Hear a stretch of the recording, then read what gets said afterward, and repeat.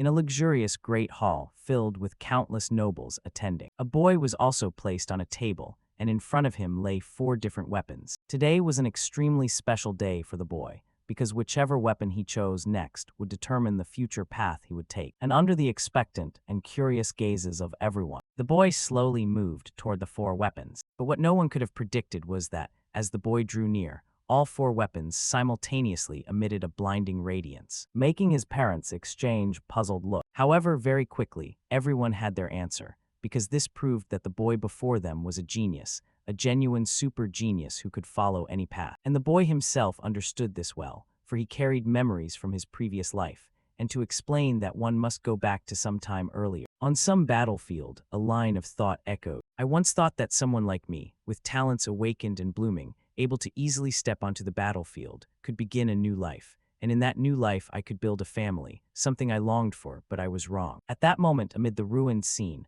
a voice of admiration rang out, truly resilient. It's been a long time since someone made me swing my sword more than 10 times. Are you that famous Arik who blooms on the battlefield, a talent in full rise? At that moment, in his gaze, before him stood a young warrior, though his left arm had been severed, and he was breathing heavily from blood loss and exhaustion. Hearing the man's words, Arik secretly thought to himself that he knew the man. He had never thought he would be glad about this. Thinking this, Arik forced himself to prop up his sword, looked up at his opponent and greeted him. Haha, it is an honor to be recognized by you, Duke Thurman. This young warrior is from the Drenic Empire, Arik. And seeing that the youth knew his name, Duke Thurman showed a flash of surprise and asked again, Haha, you know my name. Yes, who hasn't heard of your renown? One of the 6 hexagonal knights of the Altan Empire.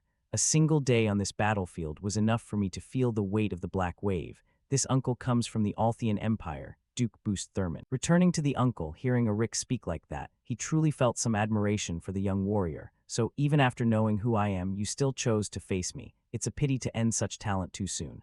Tell me, do you wish to surrender? He offered Arik a chance. But in response to this golden opportunity, Arik merely glanced aside and shook his head. It was already clear. I was born on the battlefield, so I will die here. Having said that, Arik lifted the sword planted in the ground and swung it hard, shaking the air violently. The gust was so strong it sent nearby objects flying outward, leaving an empty patch of ground around them. Turning back to Thurman, looking at Arik's face now, he said quietly, though I can still see the regret in your eyes, you would become a formidable rival if you had grown a bit more. However, if that is your wish, then I hope in your next life you can let go of those regrets. As he spoke, he began to cloak his sword in an aura and lunged directly at the young warrior. Thus, after several sword strokes, the outcome of the battle was decided. My mother is a young widow, a war refugee. She left me in this chaotic world when I was still small, then breathed her last. Everyone knows what becomes of an orphaned child. At that time, Arik lived a wandering life on the battlefield, a lonely life merely to survive. He would do anything to stay alive. At 14, Arik was sent to his first battlefield, and there his talent awakened. The mana core in his heart elevated his movement and senses to levels previously incomparable. At that time, a superior spoke to Arik. Commander Arik, I intend to recommend you for the upcoming special knight appointment. With your talent, joining the Empire's 5 hexagonal knights would no longer be impossible. Hearing his superior, Arik couldn't help but smile.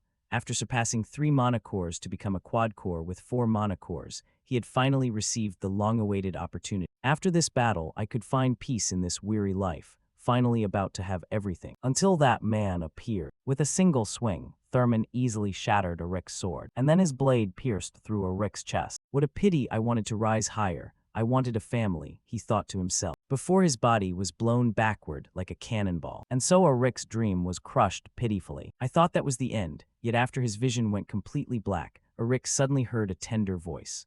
Oh, our little Dane is awake, haha, such a good boy, not a tear in sight. How bright and beautiful these eyes are. This child is truly a gift from God. A beautiful woman with blonde hair gently touched the small hand before her and spoke affectionately. Beside her, the man wore a similar expression and laughed. Haha, the boy really is a great gift from God. Only then did Arik suddenly realize his condition. What a child. What are they talking about? He thought, his face showing utter bewilderment as he flailed his arms wildly. As if sensing his fear, the man smiled, reached out, lifted him up, and said, Arik, you must become an excellent merchant and follow my path. Your father. The man's name was Arkin Sagria. But as soon as he heard this, Lady Lily Saugers immediately snatched little Dane from his arms and shouted, What are you saying? Dane will become an excellent assassin. Seeing his wife speak thus, Arkin's face turned embarrassed. Darling, come on, why again? Let the youngest become an assassin. That's awful. If he's a man, he should use a spear. Using the spear is the most perfect and beautiful martial art, Arkin said with a touch of fantasy on his face. However, Lady Lily immediately brushed that idea aside. I told you, being an assassin is better than being a merchant. The boy can hide in the shadows and kill targets unnoticed. That's cooler, she shouted. In summary, that's how it was. I thought it was over, but I was reborn. Moreover, I was reborn in the Althian Empire, my enemy, as the youngest son of a count. And recently my new parents have been arguing heatedly about my future. Surely, because I was born late, they want me to inherit their line more, Dane thought to himself. Back to the young couple after arguing without result, Arkin said, then let's do this. We'll teach him both. Of course, Dane will certainly be an assassin, Lady Lily laughed. Dane, become a merchant. Merchants are the best, Uncle Arkin coaxed. He will become an assassin, Lady Lily reminded once more. And while they were still bickering, the coachman at the front turned and called back, sir, we've arrived. Hearing this, Arkin was a little startled. He hadn't realized time had passed so quickly. What, already arrived? Now Lily, take my hand. Oh my, what if people in the city see us, the lady said, embarrassed. Come on, I just want to hold my wife's hand. What's wrong with that? All right, be careful now. As he spoke, he reached out to help his wife down, causing Dane in Lady Lily's arms to receive a face full of couple PDA. What an eyesore, he thought. Then after scanning the surroundings, Dane's eyes betrayed his excitement. Oh my, it seems Dane is very happy to be home, right? Look how happy the boy is. Yes, if this is my home, it will be easier for my talent to take flight. He smiled, thinking of a new beginning. Time quickly passed, 2 months later. By then little Dane began babbling a few words, making Lady Lily overjoyed. Oh my Dane is babbling now, and responding to her, the protagonist's mouth kept moving like a jumping shrimp. For him, the experience was somewhat novel, so I'm babbling now. This really is a new experience. Because during my time wandering far from home, I rarely interacted with children. The few children I met were injured, bandaged and crying with nowhere to go. Many mourned their parents and then slowly starved and vanished. Compared to that, the Sagar's household was wealthy and fortunate. I won't starve here, the protagonist thought happily, having been reincarnated into easy mode rather than that hellish mode. And just then his old man, Count Sagars, burst through the door. Haha, Dane, look at this. This is a spear. How about it, Dane? Long and beautiful, right? Uncle boasted, seemingly trying to instill merchant ideas into Dane early on, and at this display Dane could only offer an embarrassed smile. The man is my father, the kingdom's strongest level 6 merchant, Arkin Sagar. He looked gentle, but he was a heroic warrior known as the Blue Tempest. As for Lady Lily, seeing her husband show off a weapon to their beautiful new son, she snatched the spear and scolded, really, how can you bring something sharp into our son's room? Responding, Arkin's tone went weak. I just wanted Dane to see it. I told you already, don't do that. If you keep doing that, I'll teach our son basic stealth techniques from childhood, Lady Lily said coldly, making her husband break into a sweat. Lady Lily had once been the kingdom's top assassin. Back to Arkin, though a bit afraid of his wife, he still puffed up and said, come on, who doesn't do that these days?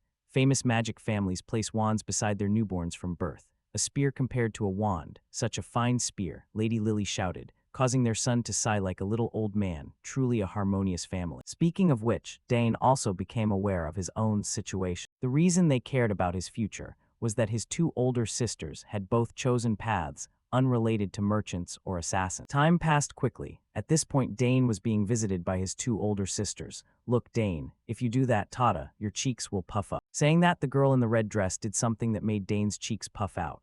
After she finished, the sister was overjoyed. Look, Dane, so cute. Oh my cheeks, Dane shouted inwardly, clenching both fists in frustration but unable to do anything. Looking at the red-dressed sister, Dane quickly remembered who she was. Arabella Sagars, gifted in magic. Arabella followed the path of magic from a young age and at 12 was already a level 3 mage. Since the highest mage rank is level 9, she was a prodigy to have surpassed the entry level so young. Thinking that, Arabella put her hand to her little brother's cheek and coaxed Dane, do you want to learn magic with me later? I'm tired of studying alone every day. Hey, stop teasing, Dane barked inward. Meanwhile, the other sister spoke up. Summoning is good too. Hearing this, Dane turned his eyes to observe the sister in blue and thought. Claire Sagars, Claire is a skilled summoner. She learned summoning at 7 and can now control 2 summons at once. At first I thought she didn't like me, but it felt more like jealousy at having a younger sibling. She also became less guarded around me. At that moment, through Dane's eyes, Claire timidly tapped his nose with her index finger, then quickly withdrew her hand, after which Claire gave Arabella a puzzled look. Why is it so soft? Right, hee hee, Arabella echoed. Next, Claire playfully turned to her little brother and said, Dane, if you have a summoning talent, it'd be so fun. I'll teach you later. The sister smiled, and faced with these offers, Dane could only force a hollow laugh inwardly. Haha. Everyone wants to teach me their skill. My father is a level 6 merchant. My mother is a former assassin who once tried to assassinate the king. My eldest sister is a prodigy mage, while my second sister is also a prodigy summoner. The Sagar's Count family is truly a perfect noble household, exactly the ideal family I had imagined. So what meaning is revenge in this life? Although my death was tragic, it happened on the battlefield. Vowing to take revenge on those who defeated me sounds ridiculous, Dane thought bitterly. It seemed he decided to put revenge aside for now. Back to the story, soon he was roused by the arguing ahead. Spear techniques, choose the spear, Arkin shouted. Stealth and assassination are more useful, Lady Lily reminded. At the same time, the two sisters and Arabella and Claire voiced their opinions. No, magic is the trend now, summoning is good too. Seeing them debate his future like that, Dane sat quietly and couldn't help but smile faintly. I've always wanted a home. Fortunately, I was born here. Thinking that, the argument grew louder, giving him a headache. Truly a harmonious family. Right, Dane wondered to himself. Speaking of the Sagars family, the Sagars have a very special ritual, the selection ritual. When children in the family turn 1 year old, many objects are laid out on a table before them. People will predict the child's future based on the object they pick. And today is Dane's first birthday. Today's the young master's first birthday, someone said, and the person beside them gasped. The young master is one already. Time flies. The young ladies became summoners and mages, right? I wonder what the young master Dane will choose, people said curiously. We'll know after the ritual, now hurry inside, some uncle said with a laugh. Next, inside the great hall, everyone quickly gathered to wait and see what Dane would choose. At this moment, the little lord was placed sitting on the table, and before him were 4 items representing the 4 directions, from left to right. A spear, a golden plate, a small pouch, and a short dagger. Looking at these items, the distinguished guests around them hushed and whispered, "Oh, the young ladies brought their items too. My, so cute. When did they grow up?" Turning to Lily, she leaned down and whispered to Dane, "Dane, just pick whatever you like." Hearing his mother say that, the male lead's eyes showed a flicker of thought. Sigh, what should I do? Surely everyone hopes I'll pick their item. On this side, Count Arkin looked at his son with a smile, as if victory were certain. Little Dane will be drawn to Longvi for sure. Longvi is a spearhead forged from rare Durkin ore. When infused with mana, it becomes as heavy and sharp as its wielder's mana, a mystical mana spear. It's the spear I've used my whole life. Choose your father's spear, Dane. Meanwhile, Lady Lily had already clasped her hands in prayer. The boy is far too handsome to be an assassin, but Dane will pick the dagger, of course. The dagger Lady Lily placed on the table is called Black Fang, forged from Ethrin ore, gathering all the world's elements. It can hold and combine various poisons. Over here, Arabella stared at her brother with a confident smile.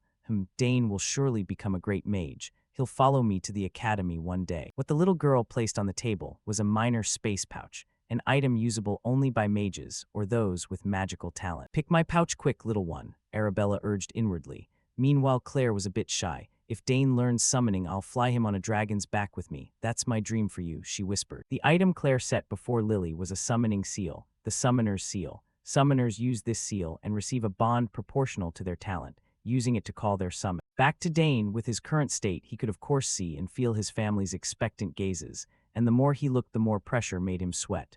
Oh no, why do I feel like I can hear all their thoughts? Thinking that, the little old man sighed heavily from pressure. So troublesome, but can't avoid it. Which item should I take? Right, watch everyone's expressions and pick accordingly, he thought, then slowly crawled forward, deciding to leave his future to other people's faces. Seeing him move, the crowd grew excited. Oh, the boy is choosing. That's it, Dane, pick what you want. If possible, choose something long and sturdy, Arkin called, but was immediately cut off by Lady Lily. No, short and sharp is better. And that pouch is my favorite. Remember, I showed it to you. Right, Dane, come summon with me. The coaxing voices rose, frying our young hero's brain, pressure before even choosing. Then, as Dane approached the 4 items, for some reason all 4 emitted a dazzling radiance, making his face go dazed for a few seconds. What's happening? Wait a sec. Behind them, the young couple didn't understand either. What's going on? Lady Lily asked. I don't know either. Arkin shook his head. On this side, the guests grew more excited at the sight. Did you see? All 4 items are reacting. Oh my, how can this be? Looks like the young master is an all-around prodigy, someone remarked. Meanwhile, Dane beamed. Haha, I was skilled on the battlefield, but this life is on another level entirely. Back to Sister Arabella. Faced with this situation, she could only turn to her father and ask, Father, what do we do? Nothing like this has happened before, right? I can't even believe it, Arkin replied. Then the young couple looked at each other and agreed on an opinion. Then let's all four of us teach the boy, shall we? Hearing this, the two older sisters stared blankly at their parents. Huh, all of us. Out front, Dane burst into a huge, delighted laugh. Time flew by. 6 years later, during some training session, the sounds of clashing weapons rang out constantly. And now Dane was sparring with his father Arkin, watching his son block his attack. Arkin nodded in satisfaction and said, "Well done, Dane. You've completely mastered the techniques I taught you." "Thank you, father," Dane quickly replied. Seeing that, the uncle ruffled his head and laughed heartily. Very good, truly my son." At that moment, in the distance, a man dressed like a butler carried a spear over and announced, "Sir, I have brought it." "All right, perfect timing," Arkin shouted as if remembering something, while Dane was clueless. "Father, this is," he asked. "That's right, this is your birthday present. I meant to give it at the party, but I wanted to give it to you earlier. Here, take it. I've been preparing this for 2 years. It's a spear made by a famous craftsman in the capital. Happy early birthday, Dane," he said as he handed the protagonist the spear, and beamed a very joyful smile. Seeing his new weapon, the hero tossed his training spear aside and rushed to inspect his birthday gift. "Thank you, father. I'll use it well," he promised. Only after inspecting the spear closely did he realize how wonderful it was. Absolutely superb. The black shaft and silver spearhead blended beautifully. "It's also light," Dane marveled inwardly, while Arkin asked how it felt. "So do you like it?" "Yes, I love it," Dane said with a smile. "That's good. I had them make it to your build, so get used to it." Hearing his father, Dane couldn't stop grinning and kept swinging the spear in delight. Arkin suddenly asked, "Dane, do you know how a spear and a sword differ?" At the question, the boy paused, thought a moment, and answered, "Well, the spear's length keeps enemies from closing in, and the smaller contact area increases attack efficiency." Hearing that, Arkin nodded. "Exactly, but at a certain level it's harder than using a sword. That's the spear's basic problem. To hit an opponent you must keep a minimum distance. But don't worry, every weapon has its strengths. Even the sword, considered perfect, has weaknesses in some situations." "Yes, I've remembered," the boy nodded. "Since you have a new spear, I'll show you something interesting," Arabella said as she began spinning her spear like a fan, creating a gusting pressure all around. "So this is the mana of a level 6 spearman. Just the mana radiating is overwhelming," Dane thought to himself. Then in his sight, Arkin suddenly closed his eyes. He spun, stepped a foot forward. Then he gripped the spear with both hands and thrust forward with all his might. At the spearhead, the air twisted into a swirling vortex, which left the protagonist gaping. "Amazing, just stab the spear forward," she said. Turning to Arkin, he retracted his spear and explained, "The reason space here warped is because I released mana in my body and thrust the spear at the same time. This is a core-optimized technique, focusing mana at a point." Hearing that, Dane added, "Yes, I also heard the sisters say I could surpass my physical limits. As core count increases, the limits expand." Saying that, Dane recalled that in his previous life, he had 4 cores. Across from him, unaware of Dane's thoughts, Uncle Arkin boasted, "That's right, you learn fast. Your father has 6 mana cores." 6, Dane exclaimed in shock, but reassured himself. "If I hadn't died, I'd probably reach that level." Turning to Arkin, who patted Dane's shoulder and said, "Why don't you try it? Use your new spear and see." Hearing that, he replied, "Yes, father." "Relax your mind, forget your thoughts, and just thrust the spear forward." Taking his father's advice, he immediately answered, "Yes, sir." In his previous life, after realizing his sword talent, he lost interest in the spear and only used it as a backup. All right, time to go all out. Thinking so, he squeezed his eyes shut to focus his mind. Seeing him like that, Arkin was pleased and thought, posture looks solid. It took me 7 years to master this technique, but with Dane's talent, who knows how quickly he'll pick it up." Just as he thought that, Arkin's eyes suddenly widened, because in his sight, the moment Dane thrust the spear forward, the space developed cracks like glass about to shatter. "Dane, how did you do that?" "Haha, I'm astonished," Uncle chuckled. And Dane didn't hide anything, saying his thoughts aloud. "When I thrust the spear, I focused mana at a point and channeled it into the spearhead, and when the force reached the tip, I cut off the flow." Hearing his son, Uncle grew even more amazed. "Wait, you channeled mana into the spear and then cut the flow. Dane, have you created a mana core?" "Yes, while reading a book on core creation, I practiced and luckily succeeded," he boasted. "Actually, with knowledge from my past life, making a mana core wasn't too hard.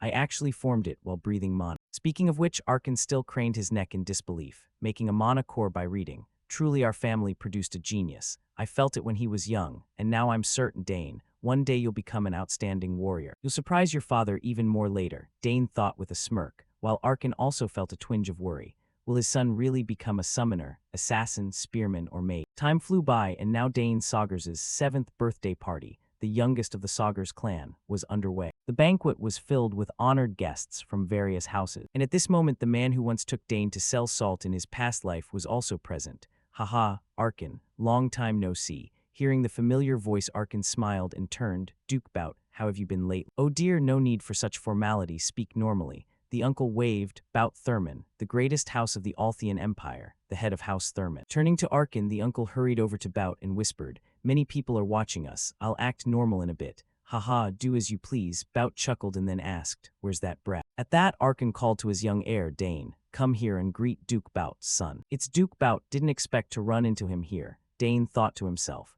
recalling the face of the man who defeated him in his past life. Then when he was brought before Bout, the uncle nodded and said, so it's this kid, Dane, the son you always brag about, eh? Responding calmly, Dane greeted, my name is Dane Saugers, outwardly polite as ever, but inside the brat felt some irritation. Can't hold back my anger when I see him. It's an honor to meet you, Duke Thurman, Dane said, bowing slightly in a polite greeting. Seeing that, Uncle Bout burst into hearty laughter. Your son is well behaved. Seems the boy never gives you trouble. So he learned spear techniques like you, huh? Indeed, Arkin admitted, and at the same time a little girl approached. In front of the group, she politely greeted, greetings, Baron Saugers. My name is Layla Thermion. It's an honor to meet you. This red-haired girl is Layla Thermion, the youngest daughter of Duke Thermion. Setting that aside, after the two kids came to greet them, the two fathers sent them off. Then, as if remembering something, Arkin asked, how is your lady lately? Bout's face turned melancholy and he said, I've tried everything, but there's been no progress. You've done enough, but surely your lady will get better. Arkin offered some consolation. But Bout knew that was just soothing words and also warned, if I suddenly disappear, please understand. I'll have to use a spell to return quickly to the capital. So where's that boy, Dane? As he spoke, the uncle scanned the area and generously praised the protagonist. This kid's clever. I'd like to talk with him more. I don't know either. I don't see Layla anywhere, Arkin replied. Just then, when Duke Bout glanced out the window, he suddenly noticed that at some point, the two kids had slipped out into the garden together and were smiling. Looks like the two are bored of the party already. Speaking of Layla, while walking in the garden with Dane, she suddenly smiled and confessed, actually, I don't like following my father everywhere, but I'm glad I came with him this time. After saying that, she stared at Dane, a little thoughtful. Under the moonlight, he looks even more handsome. Across from her, Dane heard this and smiled. That's good. Our territory is a very beautiful and peaceful place, he said with a grin. But his answer seemed to stir some unpleasant memories for Layla. It's true. There's always something going on at Thermion. Nobles visit my father every day. Sometimes even the royal family shows up. Every time that happens, I have to go greet them. I hate it. I prefer simple clothes and fencing more, Layla said in frustration. Seems like all the noble greetings tire a child out. Though Dane didn't pay much attention, what caught him was Layla's hobby. Oh ho, so she uses a sword too, the boy thought in surprise. Turning back to Layla, feeling a bit self-conscious, she asked, how about you? I like both places, not as lively as the capital. But I look forward to spear training every day, Dane admitted, which left Layla slightly surprised. Spear, huh? She blurted out, then quickly remembered Dane's status and nodded. Ah, right, I forgot Baron Saugers' nickname is the Blue Tempest. I've heard my father say how talented he is. Saying that, Layla paused a beat and asked Dane, so you want to join the academy too? In response, Dane just barely shook his head. No, I don't train spear for that reason. Then why isn't training meant to get into the academy? It's hard to get accepted, you know, Layla hurriedly said. At this, Dane sheepishly scratched his cheek and replied, well, I train so that when I get in, I'll do even better. Back to Layla, his answer genuinely stunned her for a few seconds. Huh. But what if you fail, then try again? Dane shrugged, saying if I still fail, I'll take it as a sign it's not for me. He scratched his head. His carefree attitude made Layla worry on his behalf. I don't buy that. Aren't you afraid of letting the family down? Not really, Dane muttered. Hearing that, Layla felt a pang of envy toward Dane. So jealous, our family sees failure as shameful. Oh well, forget what I said, she waved it off. Seeing Layla acting like a little old man, Dane felt pressure leak onto him too. I didn't know I'd worry about such things, he thought, then sighed and asked, why are you like that? You seem really skilled. Hearing this from Dane, Layla's eyes sparkled with delight and she hurriedly asked, really? Then could you watch my sword technique? Your sword technique, Dane asked in surprise. That's right, Layla smiled, and seeing her eager look, though a bit reluctant, Dane had to agree. Fine then, but only for a little while. Layla couldn't contain her excitement at his agreement and immediately asked, great, where's your training ground? Follow me, should be fine for a bit, he wondered to himself. Time passed quickly as the scene cut to the training yard, where he often sparred with his father. Now with a sword in her hand, Layla began to demonstrate her sword technique for him. Each cut and thrust and powerful motion was displayed before Dane. Even a prodigy like him nodded in appreciation after watching. Wow, her offense into defense is very fluid, and her timing is spot on. But after a while, the rhythm grew a bit chaotic. Dane stroked his chin, watching with puzzled eyes. Right after finishing her display, without even a moment to rest, Layla eagerly turned to Dane and asked, "So, amazing, really a treat to watch." "Really?" Layla asked happily, and seeing her expectant posture, Dane felt a little awkward and talked to himself. Maybe I should tell her, thinking that. Dane offered a pointer. "Yes, but starting from the third stance you tend to overstep by half a pace. As I recall, the other stances are fine. Because you overstep half a pace, the following cuts veer off slightly." The more Dane spoke, the wider Layla's eyes grew. In the end, she was completely stunned by Dane's words. Was I too blunt? Dane wondered, awkwardly apologizing. "Sorry if I upset." "It's been ages since I've seen swordwork like that," Layla replied. As Dane's critique wounded her pride, she resolved to show the brat what's what. "Oh, is that so? I haven't even shown my full skill yet," she thought, gripping herself and starting to swing the sword again. Until her foot caught and she missed a beat. She tumbled forward and crashed into Dane in an embrace. "Thank you so much, Dane." Dane was a bit flustered now. "Hey, what are you doing? I haven't finished speaking." Layla replied, "You've really got an eye for detail, spotting my mistake all this time. Thank you. I'll remember it for sure," she said as she cheekily rubbed her face against Dane's, which made the young general very awkward. "You're smothering me, and put that sword away, will you?" Dane hurriedly pushed her off. "Oh my, sorry." Layla cried out, then looked at Dane with an expression full of delight. She suddenly hugged him. The young general muttered as he straightened his clothes. At the same time, as if their disappearance had worried the servants, calls of searching rang out. "Young Master Dane, where are you, Miss Layla?" Hearing that, Layla snapped back to attention and looked over. "Seems they're looking for us." "Let's go back," Dane replied. And when they saw them returning, the servants breathed a sigh of relief. "Oh, there you are. Where did you two go? We've been looking all this time." Cut to the main hall, and now the most important part of the celebration was about to begin, as Lady Lily handed him a small wooden box and said, "Happy 7th birthday. Congratulations on getting your first monocore. Happy birthday, Dane." "Thank you, parents," he replied softly. And when he opened the gift from Lady Lily, he was a bit surprised. This is a badge with the Sagar's crest, the same ones the older kids always brag about. Beside him, Lady Lily smiled. "Keep it safe, Dane. This badge will be proof of your honor and status." As soon as she finished, the guests around them nodded and congratulated him. "Happy birthday, young Master Dane. The youngest son is finally recognized as a Sagar. You'll grow up to be as capable as the Baron." Hearing this, Dane couldn't help but smile. "It's the first time I've been cheered like this," he thought happily. But at that moment, the entire hall suddenly shook violently, like an earthquake. The noise, "What's happening? Damn, an intruder." Everyone panicked. Meanwhile, Dane, seeing the change, quickly looked to his father, who, as if he'd expected this, sighed helplessly. "Stay calm. No need to panic." "Here we go again. I thought today we'd have peace. Can you guess who's coming, Dane?" Lady Lily said with amusement. And as if remembering something, the young general's eyes widened. "No way," he thought, and very quickly, a blinding pillar of light slowly formed in the ceiling above the hall, causing the nobles below to recoil in panic. "What's that?" someone shouted. And through everyone's gaze, from inside that light, a red figure leapt out. "Check the time, my sister isn't late, is she?" Sister Arabella said with a smile. Seeing her, the guest's eyes widened. "It's Miss Arabella, isn't it? Did the lady just use instant teleportation?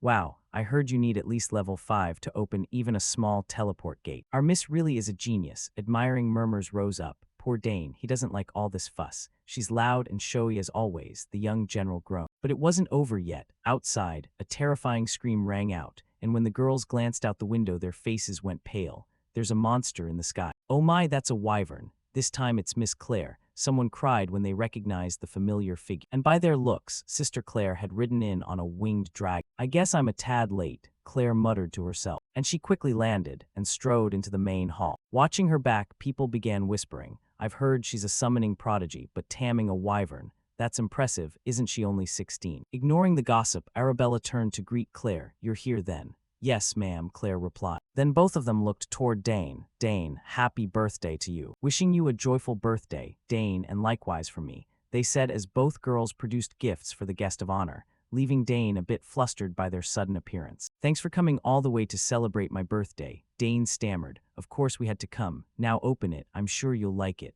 Arabella said with a smile. Meanwhile, Uncle Arkin was so moved seeing his two daughters that tears sprang to his eyes. Only a letter for father's birthday, yet they brought gifts for the youngest. he said in mock reproach, making his wife chuckle. Back to Dane, when he opened Arabella's gift, he found a ring inside. But even at a glance, Dane noticed something odd. Sis, isn't this a space pouch? Dane said, looking at Arabella with puzzled eyes because its shape was unusual, and Arabella proudly replied, exactly. I designed it myself. The spatial magic is applied at the highest tier. Well, my professor made it though.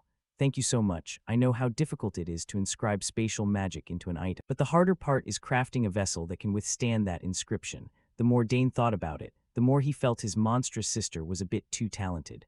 Unaware of his thoughts, Arabella snatched the ring and offered, hold out your hand, let me put it on for you. Just so you know, I've encoded your gene into it already, so no one else can use it. It's one of a kind, Arabella added. Hearing Arabella, Lady Lily hurried over, peering and exclaiming, wow, judging by the faint mana trace, it's embedded with a top-tier magic stone. Arabella also took the moment to explain the function. If you infuse a bit of mana into the ring, it creates a pocket space, so you won't have to fumble opening and closing a bag all the time. No matter how dense-headed someone is, Dane understood how terrifyingly valuable this item was. Such a thing. Thank you so much, Dane stammered as he looked at the ring on his hand. It's an item only the wealthy use in battle, like noble commanders or archmages. I never thought I'd get to use one, Dane marveled. Yet the surprise didn't stop there. When Dane tried channeling mana into the ring, the space on his hand immediately churned, as if about to form a pocket dimension. Don't tell me. You can open a pocket space even faster than me. Wow, you're really a genius, Dane. Arabella said in amazement, you're truly amazing.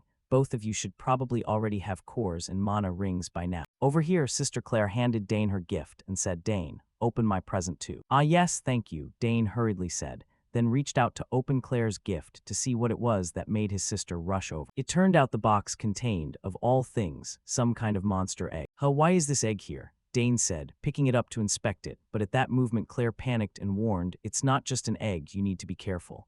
Hearing that, Dane furrowed his brow and asked, huh, then what is it? Around them others also turned to look at the egg in curiosity, and Claire then whispered into Dane's ear, it's a Zerma. I once tried summoning a Decoron, and this showed up. I don't know what kind of summoned beast will hatch, but everyone in the world knows how valuable it is. Hearing that, Dane's eyes widened with alarm as he stared at the egg. Right, I've heard of it too. Zerma are different from summoned beasts. They're another kind of entity.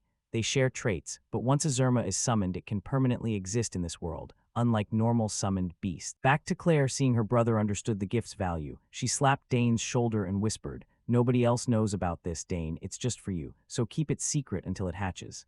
Yes, definitely, Dane said with a bright smile. Meanwhile, Arabella, annoyed at their whispering, shouted, hey, why are you two whispering so long? Not caring about the scold, Claire continued instructing Dane, I don't even know when it'll hatch. So remember to feed it mana once each morning, and once each evening so it can accept you as its master. Yes, I will, Dane nodded in affirmation. Haha, look at these wonderful gifts, it's great you returned. The ladies really did well, Lady Lily said smiling. Yes, mother, it's really great, Dane replied. At that moment, Uncle Arkin finally cleared his throat to remind them, all right, princesses, while I'm glad you returned even though you said you couldn't, shouldn't you greet your parents? Hearing the reminder, Arabella suddenly realized they were there. Oh no, father, have you been well? I focused so much on giving Dane his gift, I'm sorry. Haha, it's fine, Uncle said with a smile. After checking both daughters over, he nodded. You seem healthy enough, traveling all that way just to see your youngest, make sure you rest well. Yes, father, they all chorused. Meanwhile, little Layla at the back watched the family reunion with a gaze that was strangely tinged with jealousy. And the male lead quickly noticed that look and thought, Layla, did she just leave? Why does she look so lonely? Dane wondered to himself. Time flew. The next morning while strolling about, Count Bout was mulling his own matters. She's even better than I expected. Just as the Academy's best mage predicted, a rare talent, and she pairs well with my son, the Academy's top swordsman. If the two families allied, they'd form a force even the royal family would hesitate to touch. Then no one could scheme against my family or descendants. All right, I should bring up the betrothal between our eldest children today. With that thought, Bout's steps suddenly halted for a beat, as he heard a noisy commotion coming from afar. Are they training? Who trains this early in the morning? And the one training was none other than our protagonist, Dane. Bright and early, he was already at the practice yard getting familiar with his new mount. Each thrust of his spear sliced the air with a ripping sound that echoed through the room. And following that sound, Uncle Bout came to find him. And he was a bit surprised by the scene before him. Oh, it's the youngest of the Sagar's family. Haha, what a surprise. His movements and focus don't look like a 7-year-old at all. Even his simple thrusts reach such finesse that seasoned soldiers who have fought countless battles could still learn from them. Unbelievable, I've heard rumors he showed astonishing talent when he was only one. I thought it was all hot air, but turns out it's true. The astonishment grew when the Duke watched Dane's footwork. Wait, that posture and those steps look a lot like a swordsman's too. Don't tell me he learned swordsmanship at such a young age, the uncle thought in amazement. Back to Dane, after a bout of martial display, he sheathed his spear and said coldly, I don't know who you are, but you'd better show your face instead of skulking about in there. The man hiding at the side flinched at the voice. Damn, I've been spotted. But more importantly, that set of movements felt eerily familiar. I'm sure I've seen it somewhere before. He frowned briefly, then quickly brushed it off and entered the training hall. Sorry about that, Dane. I wasn't trying to spy on you. Seeing the familiar face, Dane hurried over to greet him.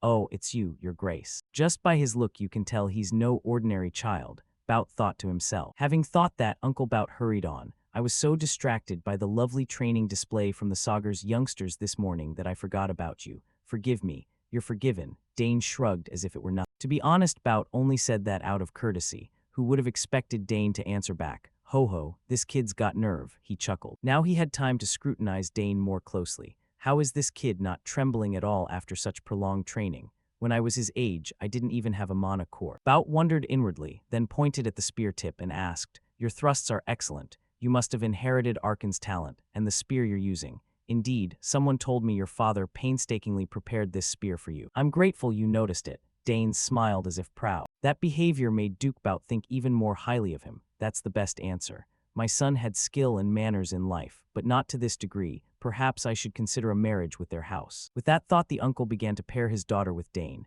and to push his plan he casually hinted, Actually, my Layla is training swordsmanship too. You're the same age, so you'd make good friends at the academy. Yes, sir, we'd get along, Dane replied with a smile. Ha ha ha, I like your straightforwardness, young man.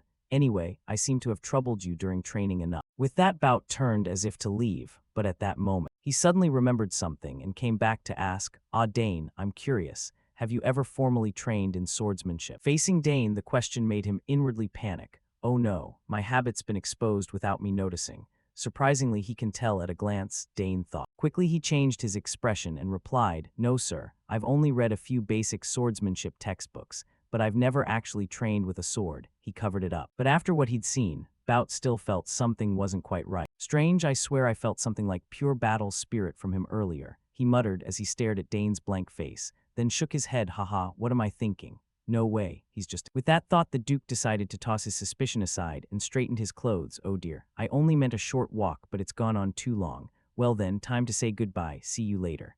Yes, your grace, safe travels, Dane bowed in farewell. Back to Bout. Before leaving, the uncle didn't forget to invite the young man. Well then, if you have a chance to visit the capital, do look me up. I must repay the hospitality I've received here at this count's castle. Because I rather like you, certainly, sir, the young lord replied, watching the burly uncle's back as he left. Dane smiled inwardly. How amusing, I wonder if he'll remember me. The man who beat me in my last life, just thinking about it fires me up. If I prepare step by step now, I can definitely do it. Bout Thermion, in this life I will surely defeat you, he told himself. Time flew after Bout left. Dane dove back into training, especially resolved to beat Bout, and only stopped when his steward Herman came to remind him, Young master, it's time to return. Startled, Dane turned and said, Herman, you've been waiting for me. It's my duty to quietly fulfill your requests. Herman said calmly, handing Dane a towel. Ah, thanks, Dane replied. Noticing how Herman could approach without drawing attention, Dane thought maybe Herman should study assassination or stealth. He seems talented at that. Thinking that, Dane took the towel, wiped the sweat from his face, and asked, How are things? Pretty busy, right? Indeed, it seems everyone is scrambling to prepare for the next banquet. And it seems other nobles have already been on the road. After all, getting over 30 noble houses to arrive on the dot is no easy task, Herman answered. Right, how are my sisters doing? Dane asked next. They opened a teleportation gate together and went to the academy, sir. They said they had no choice because midterms are coming up. Ah, what a shame, but it can't be helped. Let's head back then. Yes, young master, Herman nodded, while Dane thought to himself he should find time to look at the gifts his sisters gave him earlier. And so time flew by. After a round of feasting and welcoming nobles from various houses, Dane had to sneak out to the garden to relax a bit. Noble life is exhausting, and his schedule was busier than usual since it was his birthday. At least he found some solace resting in the garden. He glanced around and quietly admired the gardener. Those gardeners sure are skilled. I'm oddly peaceful watching these flowers. My eldest sister said that in nature flowers contain the most mana among living things. Since I have time, I should analyze the mana in these flowers, shouldn't I? So he did. Dane sat before a flower bed, closed his eyes, and began to sense. I've trained as much as I can. Even my magic and summoning haven't made significant progress. I still don't know which to focus on. Too much talent can be a headache sometimes. The fortunate young man silently complained about his own gifts. Then a soft gust burst from his palm, scattering petals all around. The mana in the flower, such a tiny bloom, yet it holds such a fierce, roaring mana flow. If someone can sense the mana in nature and convert it into their own mana, it will then settle in their body and become a magic layer. The mana-draining ability of this body is truly terrifying. I can see things others only perceive with their sixth sense. Haha. Just a slight sense in the surrounding mana actively flowed into his body like a whale sucking water. Feeling every current of energy surging inside, Dane's eyes brightened with excitement. This is it. Before I could only sense mana vaguely, now I can feel it more clearly. Cut to another corner of the garden where two boys were talking. I'm bored. Barely arrived and father's already busy chatting with other nobles. He sidelined us. Let's just show our faces and go back to our rooms like last time, the brown-haired boy said as he smashed the surrounding flowers with his stick, making his younger brother a little anxious. Can we really do that, bro? The older brother replied with no concern, even annoyed. Act like it's our birthday, who cares? Do you think the little master of the Sagar's clan cares about this sort of thing? Damn, I think we're lost again. What's the point of building such a huge garden? As they said this, they spotted Dane up ahead. Hey bro, there's someone over there, the younger brother warned. Huh, is that kid lost like us? The older brother shouted before putting on his arrogant face. Hey you, that outfit, are you a servant? Whatever. Lead us to the exit, he said haughtily. This caught Dane's attention, and when he saw the two trampling the flower beds, he rushed over and yelled, "Get out of there now, don't you see what you're stepping on?" Seeing Dane suddenly get angry, the older brother blurted confusedly, "What's with this? Why's this brat yelling at us just for trampling some grass?" Without answering, Dane fired back. "Why are you walking on the flowers instead of the path? You're ruining them, huh, little mouthy one. Do you know who I am?" The foolish older brother began to intimidate Dane with his status, not realizing he was arguing with the young master of this clan.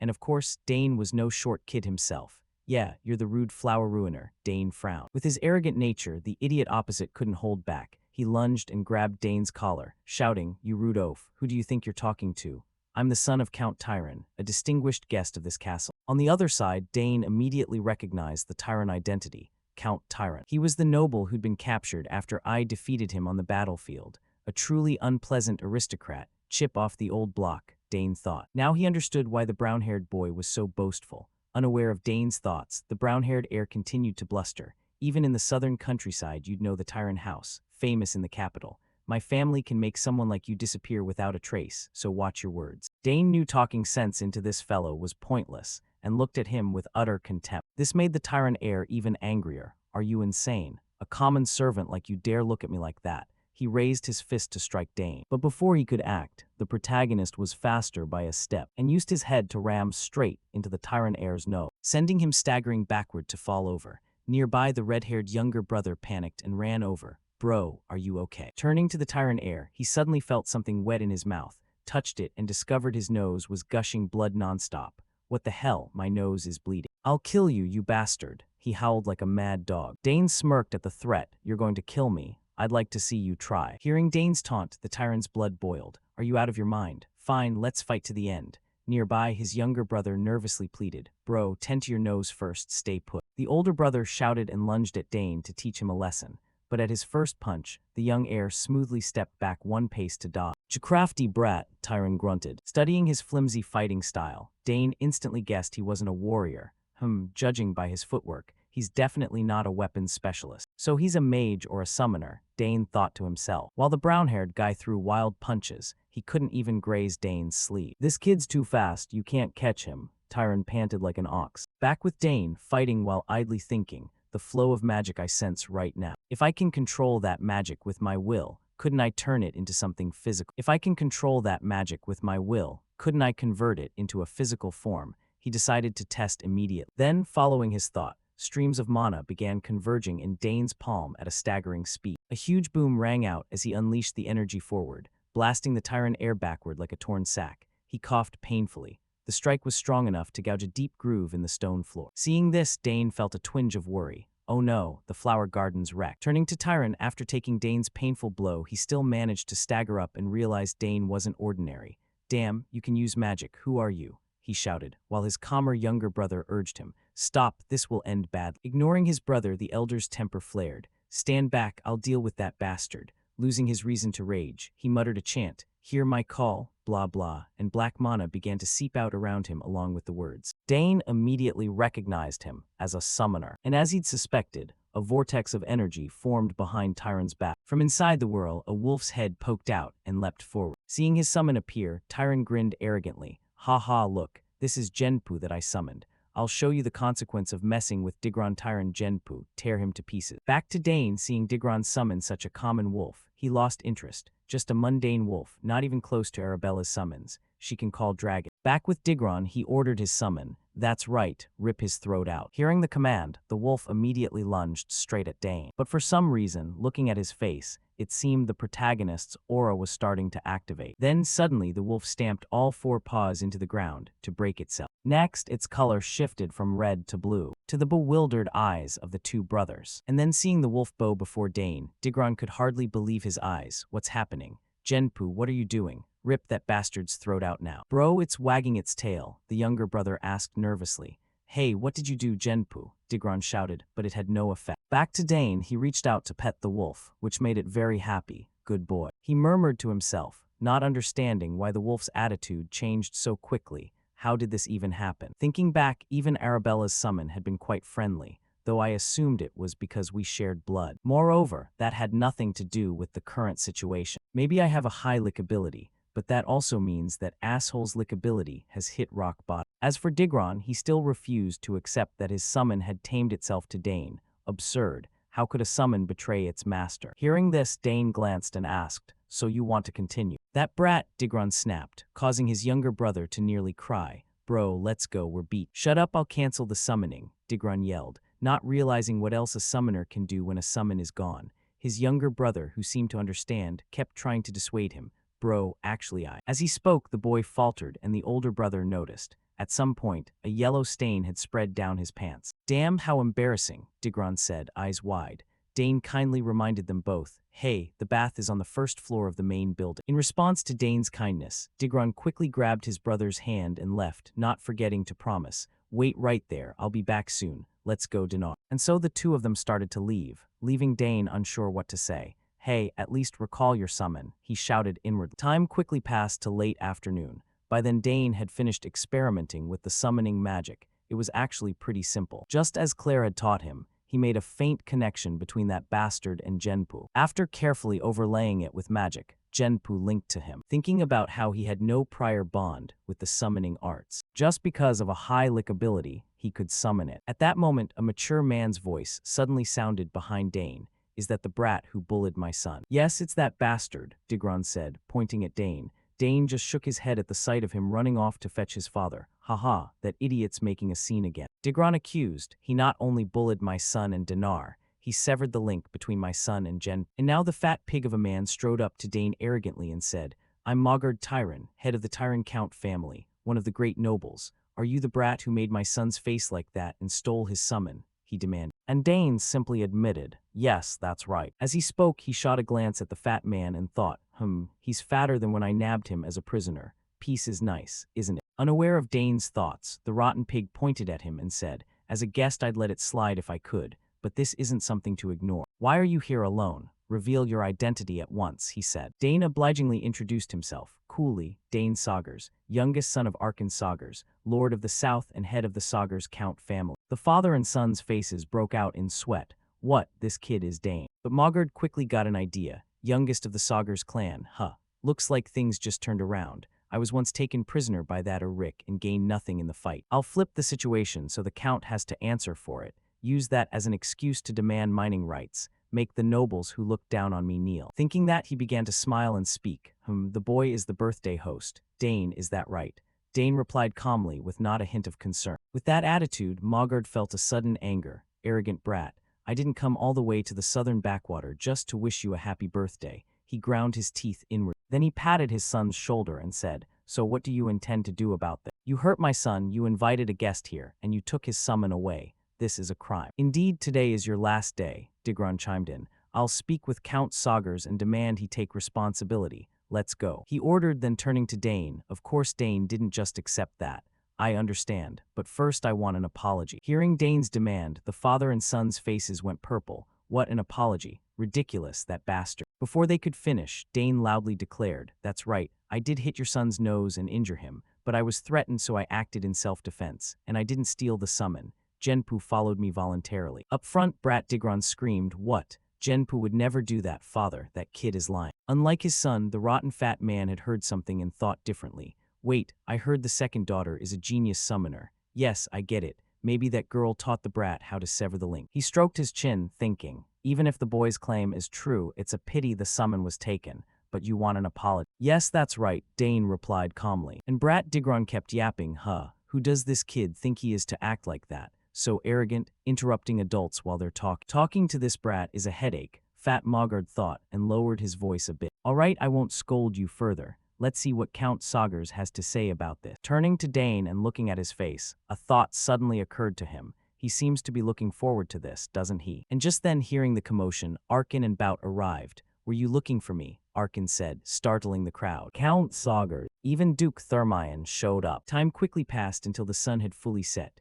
By then Digron was spinning his version of the story. My brother and I got lost in the garden, so I asked your son to guide us, blah blah blah. Over here, seeing his father calmly listen to the story, Dane admired him inwardly. Truly a father. He cares deeply for his family, but he's not the biased sort.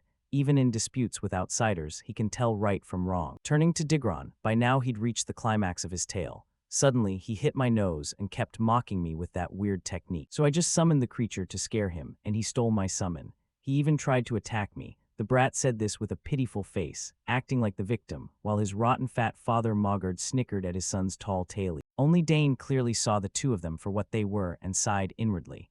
He can lie with that poker face. I really look forward to his future. Turning to Mogard, after his son finished speaking, the old man also spoke up. Count Ark. I only meant to warn the brat, but stealing someone else's summon is wrong. I can't simply let it go. In response, Arkin calmly said, we can't just hear one side of the story. I want to hear Dane's account, then assess the whole situation and decide.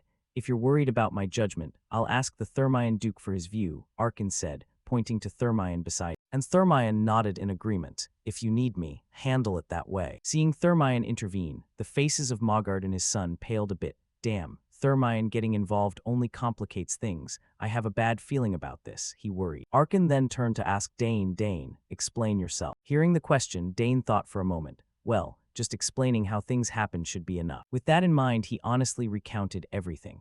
Although a bit different from exactly what happened, some of what Mogard's son said was true. However, the flower beds we took care of were trampled by him. He was the one who got angry and grabbed someone's collar. Lying, when did I do that? Brat Digron shouted upon hearing Dane's words. Meanwhile, Arkin's face bulged with veins, yet he forced himself to stay calm and said, Continue, Dane. Prompted by his father, Dane continued, and also, I clearly heard him order Genpu to kill me when he summoned it. And I didn't steal the summon. His summon ran over and saw my kindness. I've never stolen his summon, Dane said firmly. At this point, Mogard, seeing the story turn out completely different, couldn't hold back and stepped in. Nonsense. There's no way a non-summoner could take in a summon. The brat must have used some secret skill. In reply, Dane explained, No, I have an innate empathy with summons. A summon that isn't bonded to its master will accept someone like me as its owner. Funny, Mogard mocked, while Arkin, not well versed in summoning, couldn't verify the claim. Is that really possible? He asked. Yes, that's right, Dane affirmed. Back to Mogard, for his own sake, though he'd soiled his pants with worry, he still argued. Haha, he doesn't want us to believe that, right? Two completely different stories if so. Before he finished, Thermion, acting as referee, after a moment's thought proposed a solution. We should verify it with the summon. Hearing this, the faces of Mogard and his son stiffened. The Duke is intervening. Turning to Arkin upon hearing the proposal, the Count patted his son's shoulder and asked Dane, Can you prove it? Yes, father, he replied confidently. At the same time, Fat Mogard turned to look at his son, as if assessing the situation. But Digron's face had already twisted like a monkey's backside. Shit, what now? I can't summon Genpu anymore. The brat was sweating with worry, while Mogard, unaware of this, seeing his son do nothing, prodded him again. Digron, what's wrong? Summon him quickly. Father, I can't, the boy stammered. Why suddenly can't you summon him? the thing you summon several times a day, Mogard shouted. Seeing the two of them flounder, Dane smirked. Of course he can't summon now that I severed the link, he thought. He then turned to Arkin and said, Father, I'll summon him. To do that, it seems I need the sigil that he possesses. Up front, Digron snapped back. What did you say, my sigil? Unbelievable you want my sigil. Nonsense. Even using another summoner's unique sigil won't work. Responding sternly, Uncle Sagar said based on what you said, even if the boy used your sigil it might still not work. Then what's the harm in trying? Won't it prove your claim? Damn, he wasn't wrong and I can't refute it, Digron thought in panic, while Mogard, out of options, turned to his son. Show them your sigil a bit, Digron. But father, the boy choked out, his eyes already welling up. Hurry up, Mogard barked. With no choice, Digron reluctantly produced his personal token. A summoning sigil is uniquely coded, so no other summoner can use it. But Genpu, whom Digron summoned, was enveloped by his own mana. The sigil was merely the medium. Genpu had bonded with him and would answer his call, Dane thought. And then, before everyone's eyes, when Dane poured mana into Digron's summoning card, a swirl of energy formed, and from within it, a wolf appeared in front of Dane. It stuck out its tongue and happily licked his face. And although they'd heard Dane's claim earlier, seeing it with their own eyes left everyone openly astonished. Father, how my Genpu? Impossible, the two stammered. Amazing you say the boy never learned summoning, Bout said dumbfounded.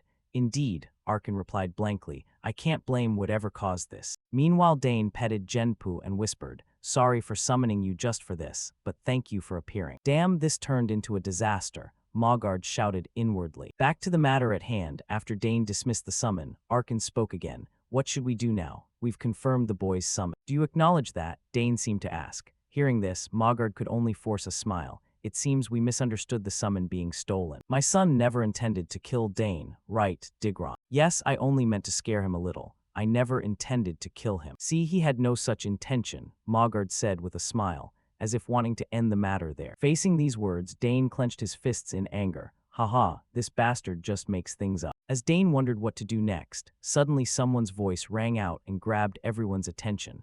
That's not how it is. At the sound, everyone turned at once and discovered that the newcomer was little Layla. Speaking of Uncle Bout, when he saw his youngest daughter suddenly appear here, his face flushed with awkwardness a bit. Layla, what are you doing here? I heard my father's voice as he passed by, the girl replied. Then Layla turned to nod to Arkin and Mogard and said, greetings to you both, Count Arkin and Count Tyrant. Ah yes, right, the fat one nodded once, a bit worried inwardly. This kid is the Duke's daughter. Ignoring his attitude, Arkin immediately focused on Layla's earlier remark and asked, what do you mean by that? Is he lying? His face showed extreme anger as he spoke. And now Layla told what she had witnessed. Actually, I accidentally overheard their conversation while I was out walking earlier. Hearing this, Digron's face went pale. What? She heard everything. He panicked inwardly. Is that true? Layla, would you mind recounting everything you heard for us? Arkin hurriedly asked. Oh yes, it happened like blah blah. The girl began to tell what she saw, which saved Dane from having to think and explain. I didn't expect this, but with him around things turned out fine. Time quickly passed. After Layla testified, the father and son had no more denials. With no choice, the rotten pig began to turn to his son. Digron, what are you standing there for? Apologize quickly. Only now did brat Digron accept reality and stammer out, I'm sorry, I was wrong. I want you to save that apology for my son, not me, Arkin said cold. Seeing that, Mogard immediately patted his son's shoulder and said, I understand. I was about to make him do that too. Digron, hurry up. Judging by his posture, he really hadn't planned to do that 3 seconds ago. Turning to Digron, he ground his teeth and strode toward Dane. Sorry, Dane. Looking at his unpleasant face, it seemed this guy wasn't remotely sincere, and of course Dane could tell. Just bowing to accept blame because there's no choice. Does it really count as an apology when a third-party witness forces it? I really didn't want to accept it, but from experience, it's more advantageous to appear magnanimous here than stubborn. With that in mind, weighing pros and cons, Dane accepted. Fine, I accept your apology. Thanks, Digron said cheerfully. Meanwhile, fat rotten Mogard breathed a sigh of relief. Phew, that was a close call. On the side, Duke Bout saw Dane accept the apology so easily and smiled to himself. I knew the boy was special. He can stubbornly refuse when the fault's obviously on the other side. Putting that aside and returning to Arkin, although his son accepted the apology, the uncle didn't plan to let this drop easily. You two can end the dispute here since Dane accepted the apology, but personally, I don't intend to let this incident slide. Your son tried to kill my son with a summoned beast. Count Arkin, no, that's not, the fat man hurriedly explained, but before he could finish, the uncle cut him off. I don't want to hear any excuses from you. Count Tyron, take your family and leave this castle, Arkin said coldly. making the fat man's face change. What do you mean? I came all this way and didn't complain. If we're kicked out now, everything's for nothing. I must stay in this castle at all costs, he screamed inwardly. And hastily he reached out to grab Arkin. Count, please forgive us. I'll do whatever you ask, just this once. In response, Arkin waved his hand once more and said again, I don't want anything from you. I'll have soldiers escort your quarters short. Let's go, your grace. Hearing this, Bout merely shook his head slightly and said, come on then, Layla. Turn back to Dane. At that moment he watched Mogard scold Digron in the rear and thought to himself, serves them right. They started it, so it's just sowing the wind and reaping the storm. Anyway, I didn't expect my father could be that terrifying when he's angry. Putting that aside as they walked, Uncle Bout suddenly asked, is it true you took him down with a mana bullet? He said, turning to look at Dane with curiosity. Yes, that's right, Dane nodded and although he'd witnessed Dane's talent, the uncle couldn't help wonder at his display. Spear skill, summoning, and now magic too, astonishing. Has history ever seen someone this gifted? Bout said, glancing at Arkin with envy, which made Arkin swell with pride. Indeed, I'm extremely proud to have such an outstanding son. Talent is one thing, but the boy is remarkably composed. Usually when kids brawl, they're irritable and stubborn about proving themselves, but Dane wasn't like that. I have no doubt your son will grow into a steady man, Thermion observed calmly. Though thrilled inside, Arkin soberly added, it's still too early to say. We must wait until the boy matures to know for sure. Saying that, the uncle turned to Layla gratefully. Today's matter was settled thanks to you. Without your testimony, things could have gone the other way. Back with Bout, hearing this, he began to catch the cue. Oh ho, he's seeing Layla's good side, if that's the case. This duke hadn't forgotten his plan to pair Dane with Layla, so he suggested with a grin, haha. She simply repeated what happened. So why don't we discuss a marriage between the two? He said as if haggling at a market stall, which made Arkin gulp. Don't tell me he wants Dane to marry his daughter. So the uncle started dodging. Oh my, the sun's setting and it's nearly time for the banquet. I'll go ahead and prepare, Arkin said,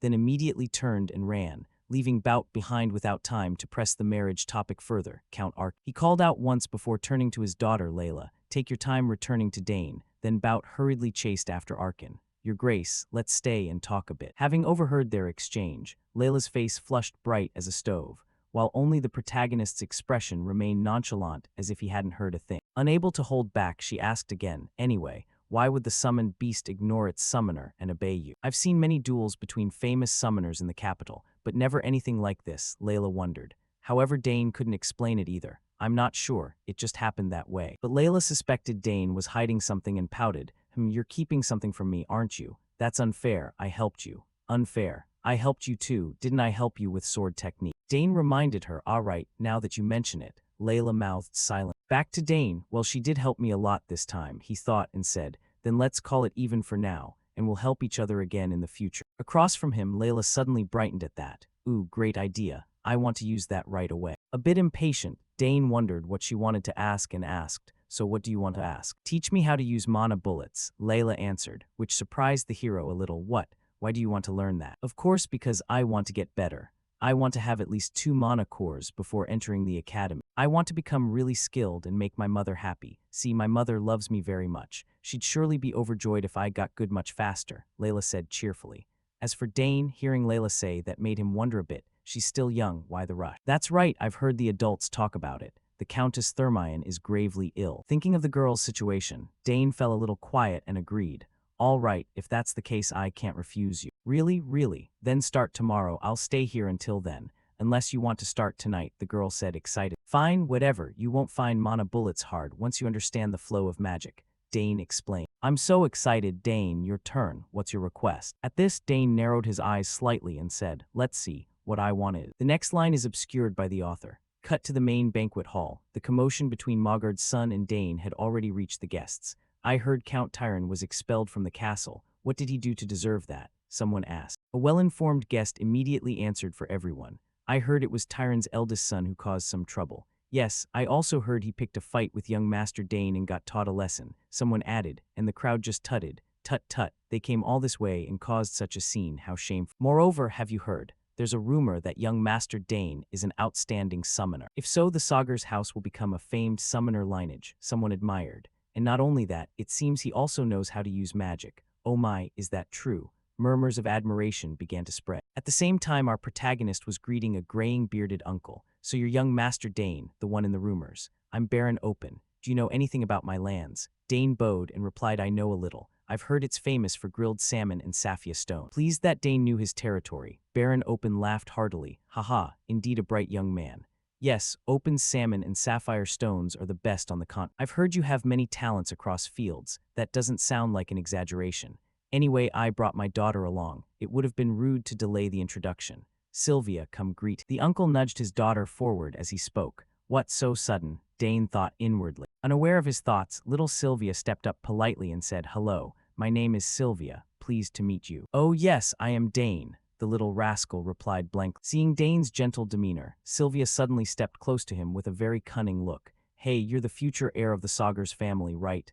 I'm not sure about that, Dane stammered. Don't play dumb, I heard you're very talented in many fields. Please look after me. After all, it's quite possible we'll become family in the future, the bold girl said, grabbing Dane's hand and making him back away in a bit of a panic. Yes, please look after me too. Why are kids so straightforward these days? Dane wondered. Just then Layla's voice rang out beside them. Dane, so you're here. She then noticed Sylvia holding Dane's hand. She stared and turned to the protagonist to demand, Who is this? Ah well, she is, Dane stammered, unable to find the word. So Sylvia proactively introduced herself. Allow me to introduce myself, my lady. I am Sylvia Open, the eldest daughter of Baron Open. Turning to Layla, it was as if someone had stolen her prized toy. She didn't give Sylvia a friendly look at all. Oh, is that so? It's a pleasure to meet you, the girl said, but her expression didn't match her words at all. Next, as both of them smiled with narrowed eyes while observing each other, Dane felt a cold chill run down his spine. Oh boy, that familiar killing intent. Girls are truly terrifying, he thought tremulously, remembering his two sisters fighting with each other. Setting that aside after the formal greetings, Layla grabbed Dane's wrist and said, Excuse me, I'm borrowing Dane for a moment. We have an appointment, right, Dane? She said while glaring at him, emphasizing the word appointment so that Dane didn't dare say no. Ah, right, you're right. Sorry, Sylvia, let's talk later. Sylvia realized Layla was claiming ownership, but in her current position, the girl could only give a strained smile. Ah yes, how unfortunate. The two of them left Sylvia behind. HMPH, you're basically calling him a bad guy, aren't you? How dare she try to steal him? Layla thought while glancing at Sylvia with a look of extreme wariness, while the protagonist instinctively gulped. The Duke's beloved daughter, who holds power over 10,000 people, second only to the Emperor. Compared to the Baron's daughter from the east, those two really don't get along, do they? Dane thought to himself. Next, after heading outside, Layla asked him softly, How do you two know each other? Is she the one you're going to be engaged to? The straightforward question made Dane wave his hands in surprise. Engaged? No, nothing like that. We were just greeting each other. Really? Layla asked happily. Of course it's true, Dane replied, wondering why her expression suddenly turned so cheerful. Time passed quickly. Scene changed to some old ruins. Looking at the vast courtyard before them, Dane introduced it. Look, we're here. This is a secret place that only I know about. Seeing this, Layla's eyes widened. Wow, who knew a place like this existed? That's right, we won't be bothered by anyone here, Dane affirmed confidently. As they walked further in, seeing the giant vines and the foliage covering the area, Layla became even more excited. Wow, this is amazing. I had no idea such a place existed. No one will know what we're doing here. Returning to Dane once they arrived, he got straight to the point. That's right, this is a very suitable place for training. By the way, have you ever felt mana before? Hearing the question, Layla thought for a few seconds and replied, A little maybe, not enough to create a mana center, but I've tried to absorb mana by breathing it in. At this, the protagonist's face began to scrunch up. So you haven't reached the eruption stage yet. He felt a bit puzzled. He had taught himself this on the battlefield and assumed the Duke's house would have taught her. Thinking this, since he had agreed to guide Layla, Dane began to direct her. Let's start with something simple first. First, you must feel the mana you are absorbing into your body. Feel it inside my body, Layla asked in return. Dane nodded in confirmation. Exactly. If you want to release mana from your body, you must first learn to control the mana inside. The important part is visualization. Close your eyes and imagine the mana swirling inside. Visualize mana circulating in your body like blood through your veins, Dane explained calmly, but Layla began to break into a sweat. All right, I'll do as you say, the girl said through gritted teeth, an expression that the protagonist immediately read. I can clearly see she doesn't get it. Thinking this, Dane offered some encouragement. This is the prerequisite for being able to use mana. It's a very basic step. I know you can do it. Then, following Dane's explanation, Layla closed her eyes tightly to focus her spirit on sensing the mana within her body. After a while, however, the girl opened her eyes and said awkwardly, Dane, it's not working. Our protagonist wasn't too surprised. Even if it's basic, it's only your first try. Try to focus it again. Next, Layla tried again, while the two children were helping each other. They didn't know that Arkin had silently followed them to this place. The place he thought wouldn't be discovered actually couldn't escape Arkin's eye. Looking at his son guiding Layla's training, Arkin's eyes showed amusement. Oh ho, despite being so young, my son already knows how to teach others. He's really grown up, he muttered. Suddenly, Duke Boost's voice rang out from behind, making Arkin jump.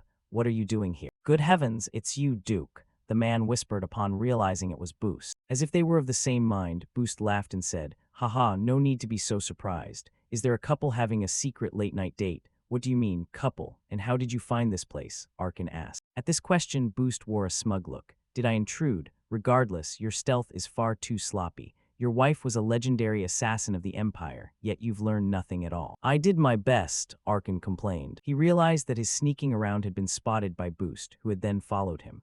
Boost offered his friend some advice. If the master of the estate is seen peeking at others' business, people will talk, old friend. Hearing this, Arkin blurted out, peeking, I'm just following my son. Oh, you too, I'm following my daughter, the man said with a laugh. This made Arkin sigh. I have no right to say this, but you are truly a hopeless father. Setting that aside, since they were two of a kind, they both began to watch the pair ahead with interest. Did you just find them? Let me see too. Then, as they watched, Dane held his hand out before him and channeled mana into his spatial ring, which immediately caused a ring of green light to appear. Seeing this, Layla's eyes lit up and she asked, You have a spatial pouch like that? Ah, yes. My sister made it by hand and gave it to me as a birthday gift, Dane explained. Hearing this, the girl's face went blank. Oh my god, I'm so jealous. My brothers haven't paid any attention to me since they left for the academy. She then noticed Dane pulling a mirror out from the spatial ring and asked in confusion, But why a mirror? I bought it because I needed it, Dane replied. What, really? Layla asked back. Seeing her confusion, Dane explained quickly. It's easier to visualize something in your head if you're looking at a mirror rather than just using your imagination. Is that so? Layla said, dazed, having heard this knowledge for the first time. Yes, now stand in front of the mirror and look at your whole body, Dane said with a nod. Hearing this, Layla moved forward curiously. All right, let me try. With that, Layla looked at herself in the mirror and closed her eyes, sensing the energy within her body. Looking at her form, Dane nodded. She's quite serious about this. As for the two fathers hiding in the distance, even as fools they realized one thing. It seems Layla has taken a liking to your son, Boost remarked. Is it that obvious? Arkin asked back. Of course, she isn't usually this open. Those words made Arkin a bit surprised. Did something happen? She seems like such a bright child. At this question, Boost's expression turned a bit somber. She only looks that way on the outside. I'm not sure about the inside. After her brothers left for the academy, her mother has been bedridden, so she couldn't be by the girl's side like before. That made it hard for her to open her heart to others. So that's how it is. Arkin looked at his close friend in confusion. But if you understand her situation so well, why do you act so coldly toward your own daughter? At this question, Duke Boost's face showed contemplation. Do you realize? I have my reasons. When I raised my sons, I gave them a lot of attention, and they were spoiled as they grew up. Hearing this, Arkin hurriedly reminded him. Hey, don't group Layla with them, she'll be hurt. No wonder the girl asked Dane for help, Arkin complained. You're as nagging as ever, Boost grumbled. What, since when am I like that? Arkin blurted out. Setting that aside, Boost looked at Arkin expectantly. Tell me, will you send your son to the capital? If so, do you think it would be all right for him to stay at the Duke's estate? Turning back to Arkin, he looked toward his son ahead. Guided by Dane, Layla had successfully sensed mana. I did it. I succeeded, right? The girl said happily. Yes, you did well, Dane praised with a nod. Seeing the two children like that, Arkin broke into a smile and said, I've let Dane decide for himself, just like Arabella and Claire. However, if Dane wants to go to the capital, I will certainly do as you say. Oh, it would be great if you stopped by too, Boost suggested cheerfully. What, you want to bicker with me all day? Arkin shouted. You've gotten sharper, haven't you? Boost clicked his tongue when his intention was seen through. While they were bickering, they didn't know that. Their conversation was being observed by Lady Lily from behind. She had followed both of them to this place without them knowing. I was wondering where those two had gone. But why are they acting so disgracefully? She said with a chuckle. Truly, love for one's children has a strange influence on them. I'll just pretend I didn't see anything. Time passed quickly, and after instructing little Layla on how to sense the mana within her body, the two of them promptly left the ancient ruins. As they walked, Layla did not forget to thank him. Thank you, Dane. You truly are a genius. I've heard many people call me a genius before, but compared to you, I'm not that talented at all. Layla marveled at having witnessed what a true genius looked like. Meanwhile, hearing her words, Dane turned to encourage her. This is only the beginning. You will surely become even stronger. As he spoke, the boy glanced left and right as if searching for someone, thinking to himself, those two have quietly slipped away. It seemed Dane had realized he was being watched by the two fathers. Returning to Layla, who was unaware of this, she looked at him and asked, "Will you be coming to the academy too? That is where all the geniuses of the Empire gather," she said, her eyes gleaming with expectation. However, Dane didn't seem to notice her look, simply shrugging nonchalantly. "Well, I don't know yet. Is it really necessary to go? I can train on my own to become stronger." Hearing this, as if unable to contain herself any longer, Layla turned to knock some sense into him. "You dummy, education isn't everything. That is the place where you establish your noble circle. You have to go if you want to form connections while you're still young," Layla shouted. Turning back to Dane, seeing his friend presenting herself like a little old lady, he could only scratch his cheek sheepishly. Haha, for a 7-year-old, she knows quite a bit about how the world works. Thinking this, although he knew Layla had his best interests at heart, Dane's answer remained unchanged. "I know, but currently I have no interest in attending the academy. There's a mountain of books I still haven't read in the library, and I still have much to learn from my parents." Layla, hearing this, did not give up her persuasion. "That's true, but don't you want to play with other children? I heard your older sisters have all joined the academy." "She's certainly persistent," Dane thought to himself and nodded in agreement. "I'll consider it later if I feel like going." "Then you must tell me if you decide to go," Layla reminded him hurriedly. "All right, I will," Dane replied. Attempting to entice the protagonist, Layla began to make promises. "When you come to the capital, you must visit my house and watch me practice too." "Promise?" "Certainly, I'll send you a letter if I come to the capital," the little rascal affirmed with a firm tone. Layla, remembering something, turned and asked, "By the way, Dane, when are you going to tell me what your request is?" "I'll tell you when I come to the capital," Dane said with a smile. "What?" Layla exclaimed in surprise. Time passed quickly, and the days of celebration for Dane's birthday finally came to an end. At that moment, Duke Boost's carriage departed from the Sagar's estate. "We're heading out now," they called out. Watching the carriage pull away, Dane looked at the small box with a beautiful pattern in his hand and recalled a memory from earlier. This was the gift Duke Boost had given him before leaving. "What is this, sir?" Dane had asked. "It's a birthday gift for you. I hope you like it," Boost had replied with a laugh. Just by looking at the pattern on the top, Dane could tell it was something incredibly expensive. Turning back to the memory of Boost, the man had explained more specifically. "The symbol of our Thurman family is vengeance, the sword, and the blacksmith. The history of the Thurman house began with our ancestor, a blacksmith. Thanks to him, our family possesses the finest forge in the empire. No, it should be called the finest forge on the entire continent. All the weapons created by the Thurman family that have led the empire were made at that forge," Boost said proudly, without needing much of an introduction. With the knowledge from his past life, Dane understood this perfectly. "Yes, I know. That place has every type of ore and every kind of weapon and mystical artifact forged on the continent. This symbol is used to identify those with honor and skill," Dane thought to himself. And just as he predicted, Thurman then explained the function of the item.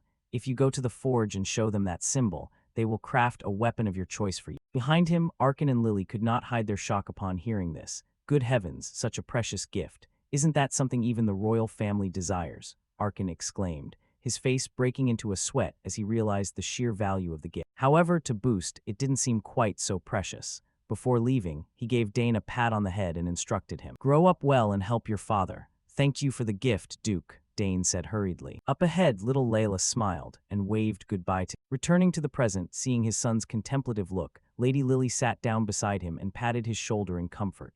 "Are you sad to say goodbye to her, Dane?" Hearing his mother, Dane shared with a touch of sadness. "Yes, I am. She was my first friend. When you go to the capital, you'll see her again. Become even more handsome and give her a shock," Lady Lily said excitedly. Turning to Dane, hearing this, he began to pull himself together. He couldn't stay here forever. He would see her again when he visited the capital.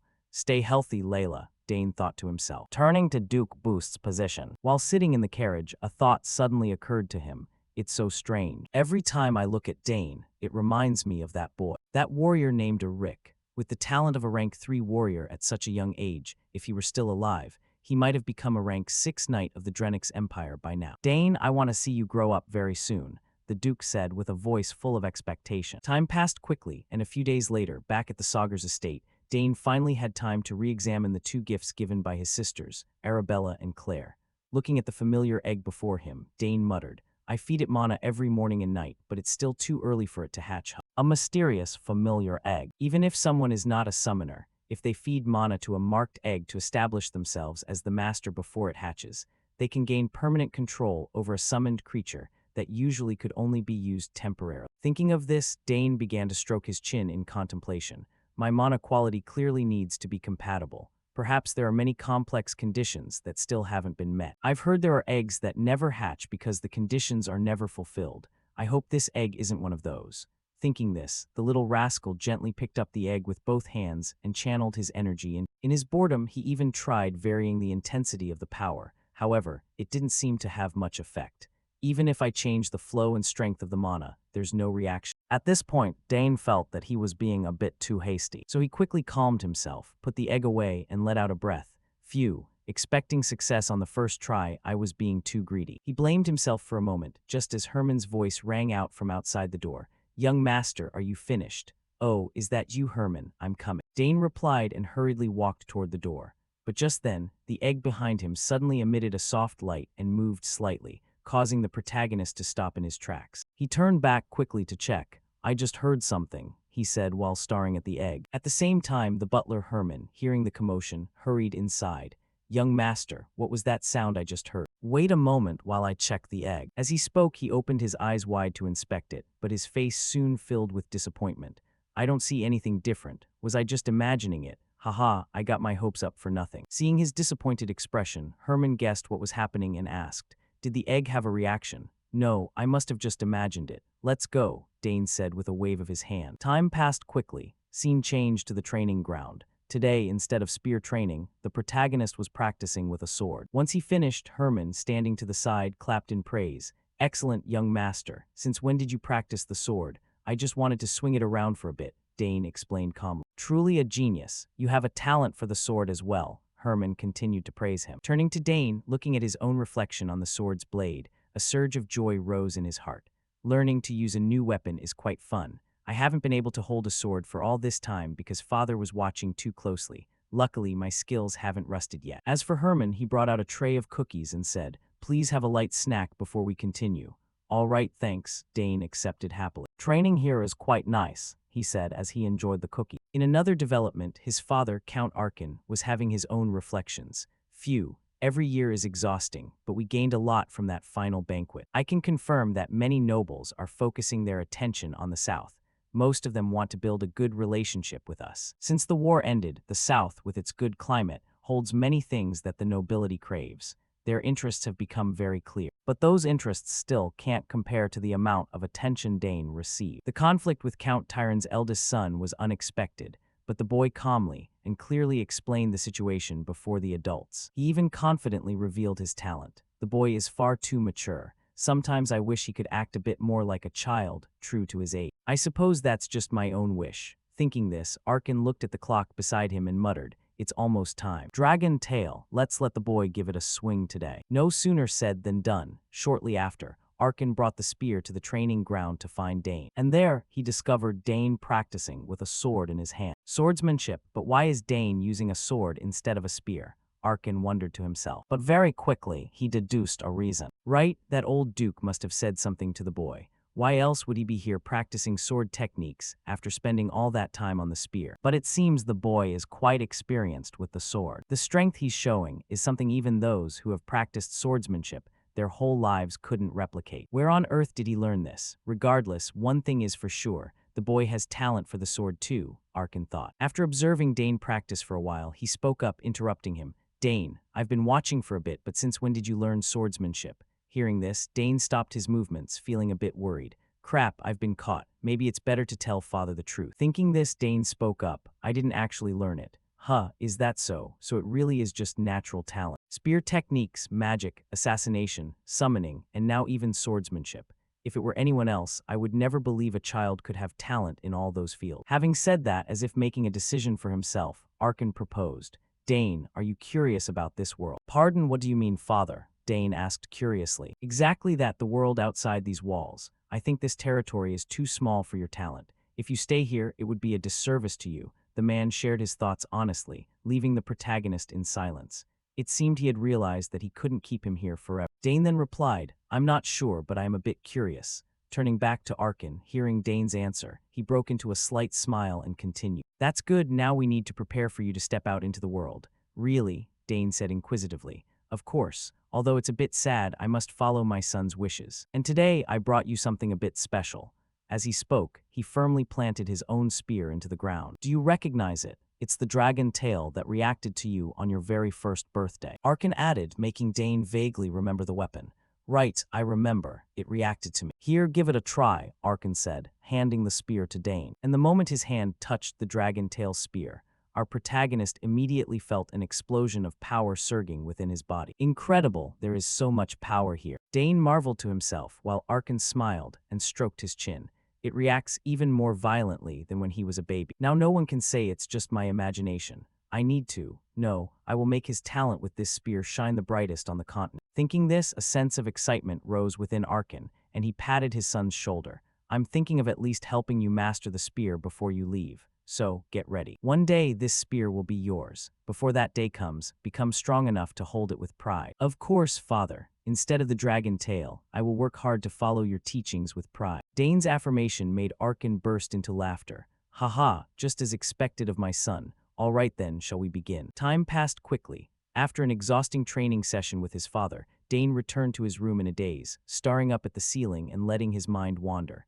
The outside world. "I've always been curious about it. Even during the days I spent on the battlefield in my past life as a Rick, all I knew was war. Cleaning the camp, maintaining weapons, eating tasteless food, and heading back to the battlefield. The only escape was for the war to end or to die on the field. There were only those two ways. I couldn't even imagine what life outside the battlefield would be like. But as Dane, the situation is completely different. I don't know how my talents will be used. How will the world receive me? Or what can I do in this world? But I have the opportunity to go anywhere and do anything. For a moment, I just wanted to stay here and enjoy the warmth of this place. But thanks to Father's words, my mind has changed." "All right, it's time to step outside," Dane blurted out, and his words were overheard by Lady Lily, who had just arrived. "So you've made your decision, son." She spoke up, making Dane startle slightly. "Mother, since when were you here? Don't worry. So you were so deep in thought that you didn't even hear your mother knock." She smiled gently at her son's focus. "Ah, is that so?" Dane said bashfully. Lady Lily, not minding Dane's distraction, asked, "That's right. I heard from your father that you'd be lost in thought. So are you curious about the world outside our territory?" At this question, the protagonist's expression changed, and he lowered his head slightly. "Yes. Father said it would be a waste of my talent to stay here, and after thinking for a while, I'm curious about the outside world too." "I'm sorry, Mother," he said, sounding as if he had done something wrong. At this, Lady Lily sat down and gently stroked him in comfort. "There's no need to apologize, Dane, but your sisters aren't here anymore, and if you leave too," Dane stammered. "I'm fine. Your mother understands you, Dane. I know how great your talent is. Even if you didn't want to, the outside world would eventually call for you anyway. It would be wonderful if you could stay with me longer, but what kind of world would allow that? So go and do what you want to do, Dane." Over on this side, faced with his parents' advice, Dane finally became more resolute in his thoughts, but he didn't forget to affirm, "Yes, Mother. Even if I leave this home, I will still return to visit often and tell you everything I've seen in the world." "Thank you, my son. Well then, it seems I also need to prepare to send you out into the world, just like your father," she said calmly. "Pardon, prepare. Meaning what?" Dane asked back in confusion. "I was planning to teach you reconnaissance and take it slowly from there, but it looks like you'll have to learn how to set and avoid traps now too," Lady Lily said with a laugh. It seemed she had been waiting for this day for a long time, while only Dane felt his idle days were coming to an end. "Oh boy, I have to take special lessons from Mother too. And skills for disposing of corpses as well. Ah, that's right, you also need to learn the structure of the human body," Lily added.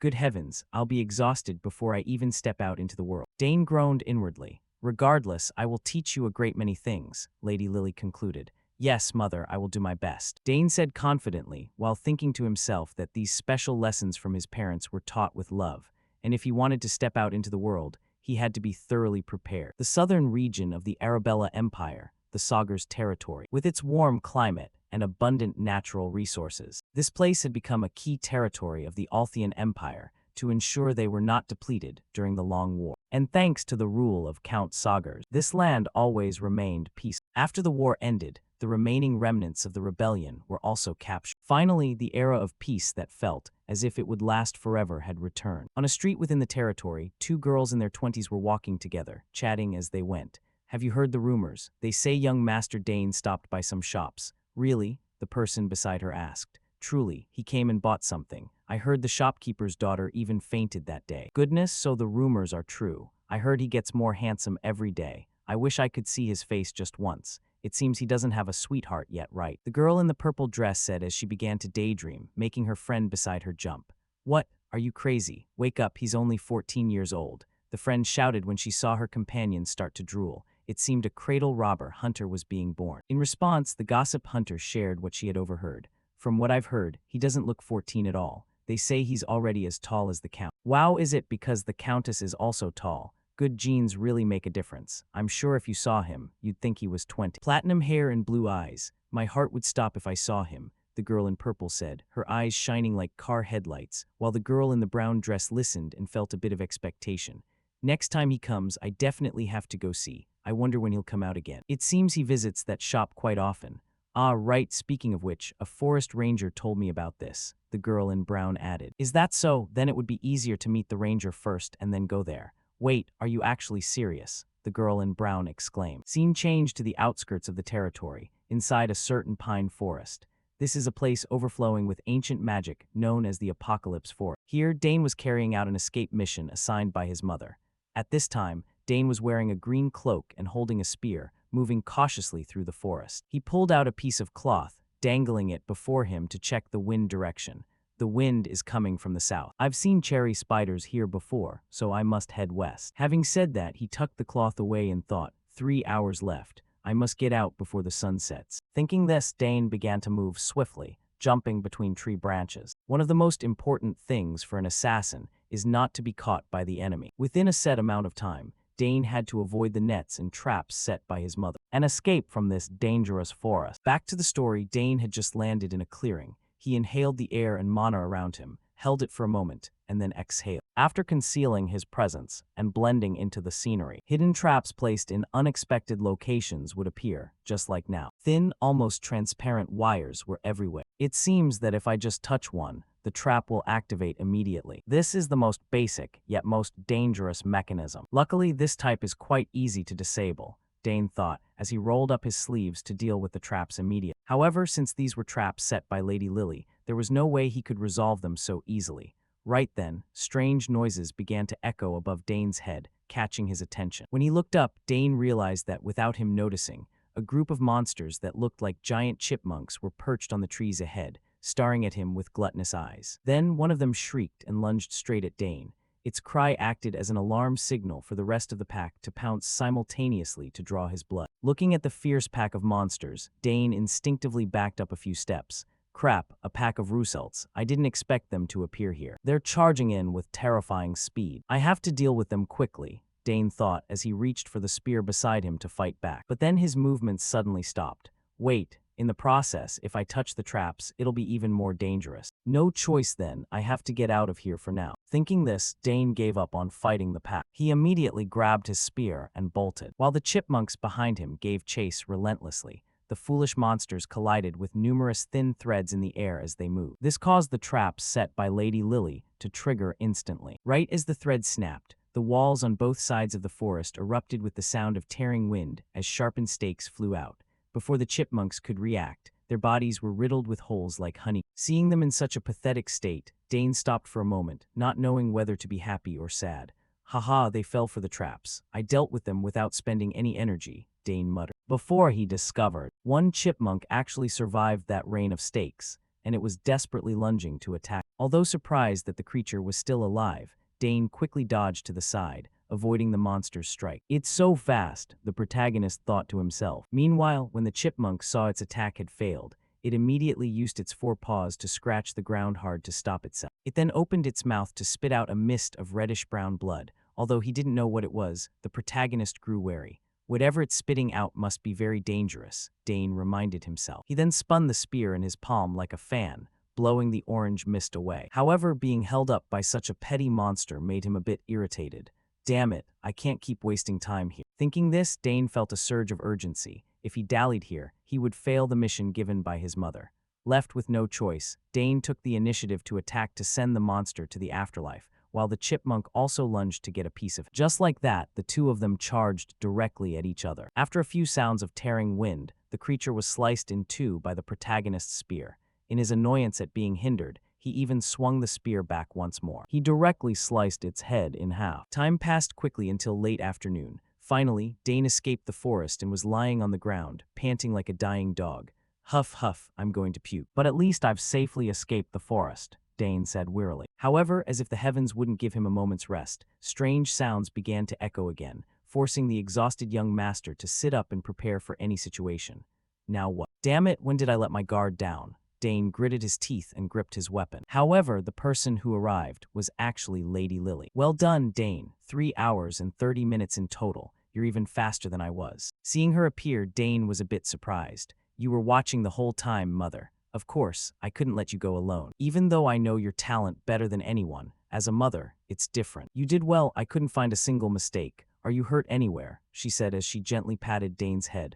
I'm fine, he replied. My goodness, at this rate, you'll be recruited as an assassin, the lady remarked, making Dane offer only a wry smile. Next, Lily pulled the dagger from her sleeve, the one used in the selection ritual when Dane was 1 year old. Here, take this. It seems it suits you better than me now. Looking at the dagger, the protagonist's eyes flashed with surprise. This is Mother's dagger, Black Horn. Can I really have it? Dane asked. Lady Lily nodded. Of course, I don't use it anymore anyway. Black Horn was crafted from mystical ethereal ore, the kind that absorbs the elements of all things. If you wish, you can even store every kind of poison in existence within it, Lily introduced. Without her saying more, Dane already knew the function of the dagger by heart. I even know it can absorb toxins and use them, he thought. He quickly took the dagger. Thank you, Mother. I will keep it well, he said hurriedly, making Lady Lily happy. Thank you, Dane. Shall we head back? I guess that's everything Mother had to teach me, Dane thought. However, just as they were about to return, a blood-curdling scream suddenly rang out from within the forest, causing the surrounding birds to fly up in terror. Both Lily and Dane froze. Mother, did you hear that? Dane asked with a frown. Yes, it seems someone is in the forest. Let's go, Dane. Yes, he replied hurriedly, and both of them ran toward the sound. Time passed quickly. Scene changed to the auxiliary tower of the Saugers family. In a certain room, an old man with white hair and a beard suddenly woke up with a look of terror, as if he had just had a nightmare. A few seconds later, he calmed down enough to scan his surroundings. Where am I? I remember I was eating mushrooms in the forest. Hearing his voice, Dane entered the room carrying a cup of tea. So you're awake. The detoxification process is still ongoing. Don't move too quickly. Seeing Dane enter, the old man wondered about his identity. Detoxification, did you save me? That's right, you ate red-capped mushrooms. Luckily we found you in time, Dane said calmly. However, at the mention of red-capped mushrooms, the old man's face turned pale. So those were red-capped mushrooms. In response, Dane handed him a cup. They're poisonous. If we had been any later, you would have been a corpse. Here, drink some water. Thank you, the old man said, reaching out for the cup. He immediately drained it. Looking at his appearance, Dane began to speculate. There's a Nixian Magic Tower badge on his belt. He's no ordinary person. Without Black Horn, even I wouldn't have been able to save this old man. Back to the old man. After drinking, he asked, Thank you. So where am I? You are in the auxiliary tower of the Saugers family, Dane said with a shrug. Because the Saugers family was famous, the old man guessed where he was, but it gave him a headache. So not only am I lost in the south, but I ate poisonous mushrooms and ended up. Unaware of his thoughts, Dane saw his complexion improving and said, Just rest. I've informed my father. He will come to see you soon. Your father, then you are? The old man asked. Dane nodded. That's right. I am the youngest son of Count Saugers, Dane Saugers. Hearing this, the old man remembered something and stroked his beard. Haha, is that so? You are Arabella's brother, the genius all the magic towers have their eyes on. But how did you find me? He asked with interest. Dane saw no reason to hide it. Actually, I was training with my mother in the forest. What, in that crazy forest? The old man shouted in shock, remembering his own painful memories there. Even as a rank 8 mage, I got lost and my mana flow reversed while casting spells, causing me to collapse. Thinking of this, the old man looked in disbelief. Seriously, that forest is full of ancient energy and traps. That's right, that forest is our family estate. It's extremely dangerous for outsiders, and since the energy there is different from what modern mages use, it's best not to go there. You were in critical condition from the mushrooms too, Dane explained, helping the man understand. So that's how it was. I almost died there, he remarked, before realizing something very serious. Wait, does that mean this boy is strong enough to train inside that forest? Thinking of this, he instinctively asked, Were you also the one who made the antidote? Yes, that's right, Dane admitted. This astonished the old man even more because Dane looked so young, just an adolescent. yet he had crafted an antidote requiring vast knowledge and precise skill. Haha, how can such a family exist in this world? Besides two genius daughters, even the youngest son is. If this were still wartime, the Sagar's family might have become the most powerful noble house in the Althian Empire. After finishing his thought, the old man laughed and said, "Haha, I told you quite a lot, didn't I?" "That is indeed true, sir," Dane replied with a nod, and this unconventional answer made the old man fall silent, thinking to himself that this kid was quite bold before pausing for a few seconds and continuing, "Let's see, I should repay those debts. But first, allow me to introduce myself. I am Sidring Gauss. Not long ago, I was the master of the Nixian Magic Tower. If there is anything you want, just say the word, for I have everything in this world, except for the things I don't have," Sidrin said arrogantly. He must be talking about subspaces. Many mages can live without a house by placing everything into a subspace. Dane thought to himself before asking to be sure. "Oh, is that really true?" Dane spoke calmly, looking as if he didn't care at all. This once again caused the old man Sidrin to stall, thinking, "What is this? I told him I was the master of a magic tower. Any normal person would be shocked or show me some respect. Yet this brat remains as steady as a rock." Thinking of this as if afraid Dane didn't understand the value of his words, the old man gesticulated wildly to explain, "You will never have another opportunity like this in your life. There's no need to be modest. If you want something, just tell me." Hearing this, Dane began to frown slightly, as if contemplating his reward. This expression brought a triumphant smile to the old man's face. However, Dane's next words immediately made that smile vanish. "I'll take some time to think about what I want and tell you later." Hearing this answer, even a man with one foot in the grave couldn't hold back his anger, thinking, he really doesn't care at all. What kind of creature is this kid? Since he was finished here, Dane promptly prepared to leave, saying, "Well then, you should rest up and get well," as he quickly made his way out of the room. He left behind a bewildered Sidrain, who still hadn't fully grasped the situation. "Haha, he's the first person to ever treat me like that." The old man laughed foolishly to himself before making an important decision. "I intended to stay for a day or two and then leave, but I guess I won't. I need to stay here to investigate this interesting young fellow more closely." Time passed quickly. Scene changed to the training ground. Now, after finishing his practice and while resting, Dane told Herman about how he had found Sidrin in the forest, and upon learning the man's identity, Herman couldn't hide his shock, exclaiming, "The master of a magic tower. He must be extraordinary in the field of magic." "Certainly, from what I've heard, he is a rank 8 mage," Dane said with a nod. "Rank 8, that's even higher than Lady Arabella." Herman asked in return. "Well, that's true if it's indeed the case," Dane replied, and hearing this, Herman's voice grew excited. "Young master, that means a very powerful person owes you a debt. Magic towers function like independent territories on this continent, almost like their own nation." He remarked in awe, while Dane himself found his luck hard to believe, thinking, who would have imagined he was such a high-profile figure? Back to Herman, after congratulating his young master, the man began to wonder, "But I wonder what the master of a magic tower was doing wandering in the forest like that." In the distance, Dane spoke his thoughts while practicing his sword. "That isn't an ordinary forest. Mages consider it a forbidden woods, calling it the Apocalypse Forest." Hearing the name, the butler understood a part of how terrifying it was without further explanation and clicked his tongue. "If that place is the Apocalypse Forest, then even mages would face a trial there. It's thanks to you that he survived, young master." Instead of answering, the protagonist looked at the sword in his hand for a moment and spoke up. "Herman, bring me a new sword. All the ones I'm using are too short and light." Hearing Dane's complaint, Herman startled and looked back at the swords on the rack, saying, "So that's how it is. All of those are damaged swords the Count brought back from the war, no wonder. I will prepare a longsword so you can practice tomorrow." Seeing that he wouldn't get a new sword immediately, Dane accepted it. "Thank you. Then I'll finish today's practice with this one." Having said that, he remembered the gift Count Boost had given him years ago, thinking, "Now that I think about it, I have that too, the insignia Duke Thurman gave me." 7 years have already passed since that day. If I ever have the chance to go to the capital, I must definitely pay him a visit. Next, after completing the day's training, Dane met his father, Arkin, on the way back to his room. "It seems you practiced very hard today." "Yes, father. I thought you had business to attend to, you're back early," Dane said in surprise. "Things finished faster than I expected, and I had a reason to return home in a hurry," Arkin said with a smile, and Dane immediately guessed why his father was in such a rush.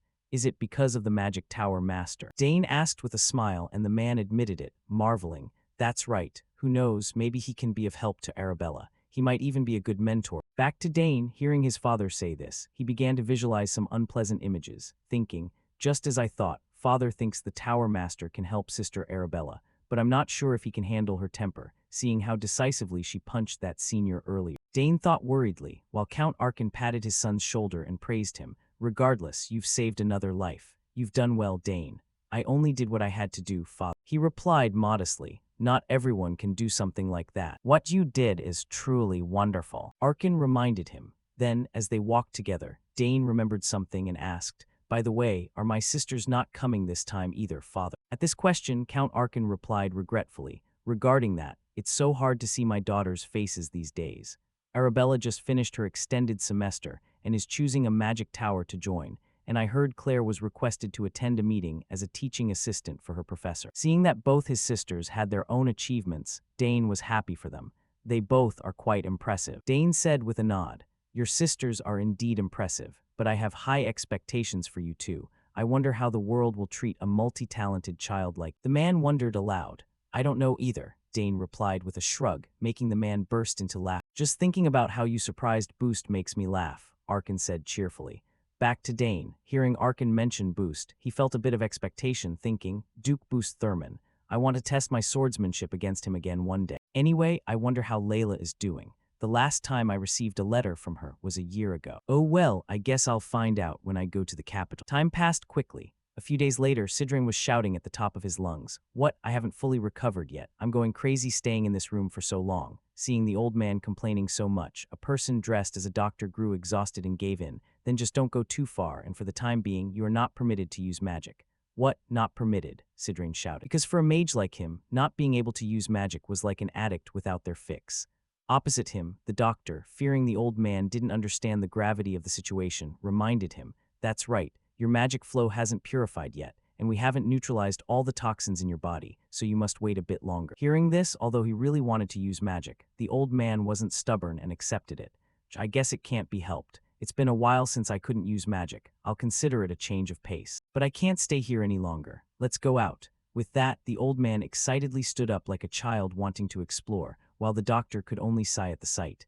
You don't even know your way around. Ignoring him, Sidran slammed the door, leaving the doctor with a sense of worry that if the old man caused trouble, he would be the one punished. He spoke to himself. Scene changed to a corner of the territory. Some maids were gathered together gossiping. Mages only fall into two categories, a genius on the left and a madman on the right. Listen, he's walked up and down every floor in the house dozens of times, and now he's been staring at the flowers in the backyard for hours. But isn't he supposed to be the strongest among mages? If so, then what? He must be crazy. Lady Arabella needs to live a normal life, but as they gossiped for some reason, the old man Sidran was indeed sitting and staring at the carefully tended roses before him, wondering to himself, I'm really curious who created this garden. I didn't expect these flowers to have such extraordinary magic. While the old man wondered, Dane approached and greeted him. I stopped by to see how you were but couldn't find you, so you were here. Hearing the familiar voice, Sidran turned and replied, Haha, did you think I had run off somewhere? He explained, that's right, that is actually what I was hopping for, Dane said with a smile.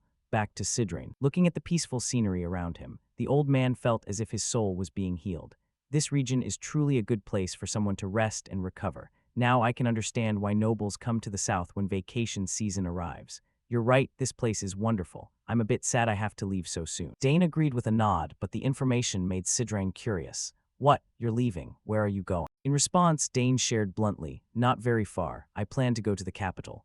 Oh, the capital. Then you must be planning to go to the academy. And your sisters are also at the academy, right? That's right. They'll have an easy life there. Dane said with a laugh, while Sidran began to observe Dane with curiosity, thinking, his sisters are famous for being exceptionally talented, so I wonder how talented this boy is. Should I try testing him? He thought. The curiosity took hold of the old man's mind, and he couldn't help but use his sensory ability, enveloping Dane's body, and immediately discovered that the boy's body contained an incredible source of energy. This caused him to break into a cold sweat, thinking, good heavens, what is this dense mana? His mana is unbelievably concentrated. If mages consider the geniuses of his age group to be streams, then this boy is a violent waterfall. Such a large amount of mana would normally be unstable enough to erupt, but how? Back to Dane, how could the old man's probing escape his eyes? He reminded him, don't you think it's a bit rude to evaluate someone's magic without their permission? Dane said irritably, making the old man scratch his head sheepishly. Ah, you noticed. You have skills. I apologize, I was very thoughtless. Then the old man began to scream inside his mind. There's no way I can believe something so absurd. Can someone who possesses mana as concentrated as this boy actually exist? He spoke while looking at Dane as if he were an alien, leaving the protagonist confused about why he was so shocked. Back to Sidrain, after focusing on Dane for a bit longer, the old man was shocked once again. Wait a minute, why don't I see any magic circles? With that density, I should be seeing them. This led the old man to a terrifying deduction. No way. Does this kid have 2 mana cores? To verify his theory, he immediately asked Dane, how did you create your mana core? Looking at the man's expression, which looked like a rabid dog about to bite, Dane asked, is there a problem? Of course there is. You have such an insane amount of mana, yet you still want to hold a spear. And you possess a type of magic that only requires a core without needing circles. Do you really want to throw away the greatest talent ever known? The old man shouted. It seemed he couldn't ignore such a terrifying magic talent that refused to study magic properly. Dane shrugged and said, then why not just use both? Back to the old man. Hearing Dane's answer, Sidrain's teeth began to chatter, while his face crumpled and he pulled at his hair, thinking, this is maddening, so frustrating. Where should I even begin explaining? Next, to knock some sense into the boy, Sidrain took a deep breath and explained slowly, do you know why the lifespan of a magic swordsman is so short? They are powerful because they possess both a mana core and magic circles simultaneously. However, they hinder each other, and when they collide, a problem arises. That is the law of nature. Mana compressed in the core is transferred to the magic circles, and those circles cannot withstand the collision and will explode. The old man spoke with total seriousness, making Dane, though he hadn't experienced it, begin to sweat, thinking, well, I've researched this quite a bit, but is it really impossible? He asked himself inwardly. Back to Sidrain. At this point, the old man was so angry he wouldn't even look at Dane. Such wasted talent, what a total waste. Seeing the old man's irritation, Herman asked, is it not possible to use magic without circles?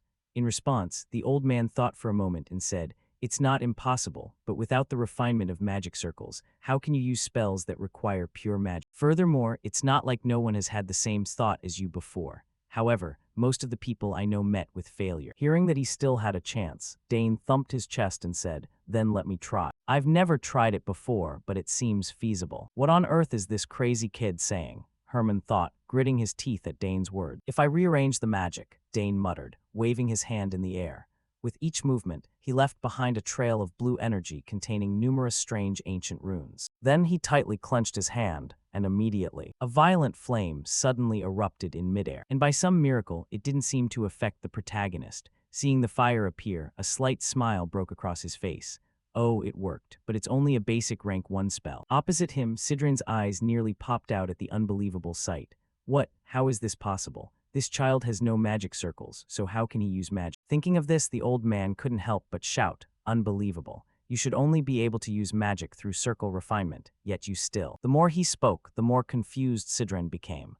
Dane simply waved his hand and created a protective barrier. He then voiced his theory. My sister Arabella said my affinity for magic is very high. Perhaps that's the reason. Hearing this, Sidrain still found it hard to believe. Ha, even so. Is this what commoners say when they describe inimitable talent? So-called natural-born talent. Sidrain thought to himself, feeling for the first time what it was like to be an ordinary person looking at a true genius. Unaware of his thoughts, Dane himself was a bit surprised. It actually worked on the first try, so it is possible to use magic without circles. Now I understand. The boy nodded to himself, while Sidrain's face opposite him was so dazed he could hardly stand.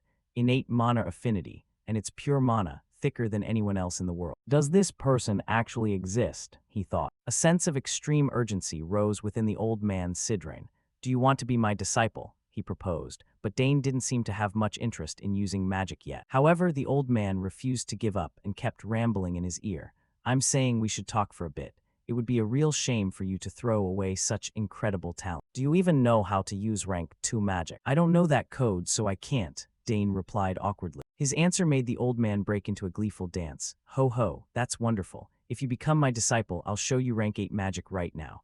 Without waiting for the old man to finish, Dane rejected him with a cold face. No, thanks, I'm not interested. Seeing himself a former master of a magic tower and a rank 8 mage, being rejected repeatedly by a mere brat, Sidrain's anger finally reached its boiling point. His eyes turned completely white as he gnashed his teeth like a rabid dog in need of a shot. Fortunately, before he could lunge and take a bite out of Dane, Count Arkin's cheerful voice rang out. Haha, I didn't realize you had grown so close to my son. Father. Dane greeted him as his father approached. So son, what were you two discussing? Arkin asked, to which Dane replied irritably. Oh, he keeps demanding that I become his disciple, but I refused. A disciple, huh? Arkin spoke while giving Sidrain a meaningful look. making the old man turn to Arkin in embarrassment to plead his case since he couldn't convince Dane. Well, Count Arkin, your son possesses the talent of a truly great mage.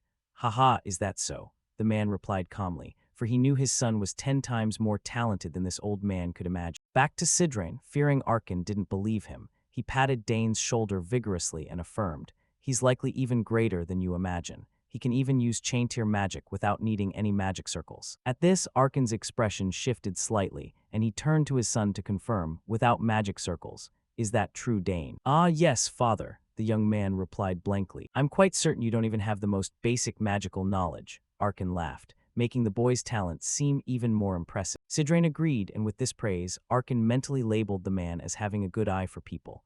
As expected of a former Magic Tower master, you immediately recognized my son's talent.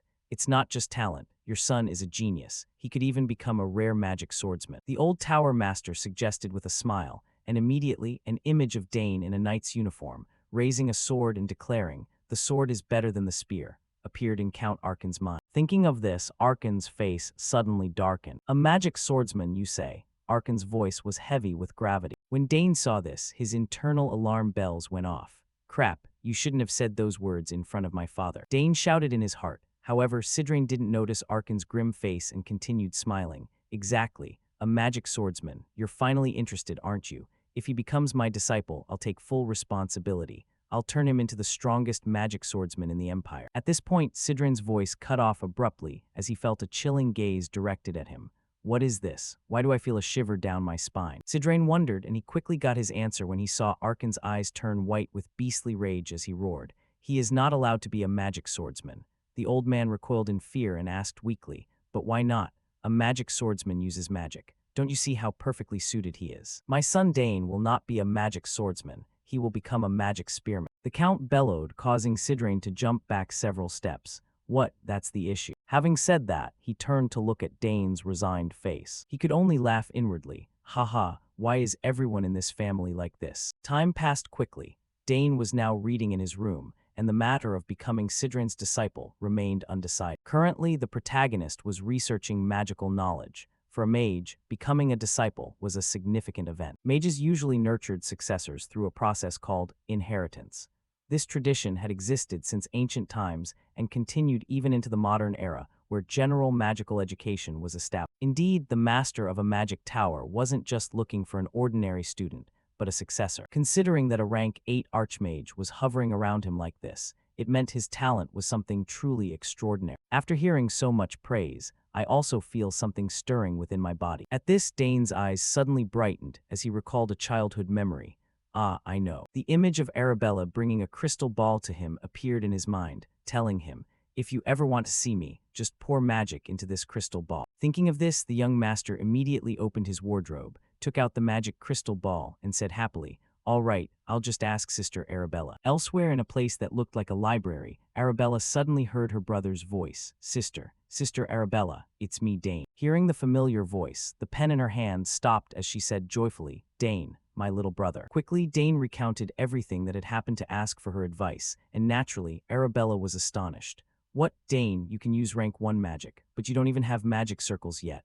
Well, it's true I don't, but I can still use it. He shrugged, leaving her to offer a wry smile. I knew you were a genius, but I didn't think you'd be this good. Back to Dane, he continued. Magic circles only function to purify and circulate mana. Maybe it's because my mana is already pure. On the other end, Arabella nodded. That sounds reasonable. I have a way to test it. Dane, I'll send you a magic stone through the transport device in your room. Just pour a little mana into it, okay? Understood, Dane replied happily. He marveled at his luck in having such a sister. Eldest sister is so good to me. Mana has always made me curious. Advice from a rank 6 mage was incredibly useful. On the other end, Arabella reminded him, speaking of which, if you can already use magic, you're going to get a lot of attention at the academy. I don't want that, Dane said in fear. It's unavoidable. Talent is the most attractive thing there. Make sure to tell me if you get bullied at school. I'll deal with anyone who dares touch my brother. Arabella spoke confidently, making Dane remember something.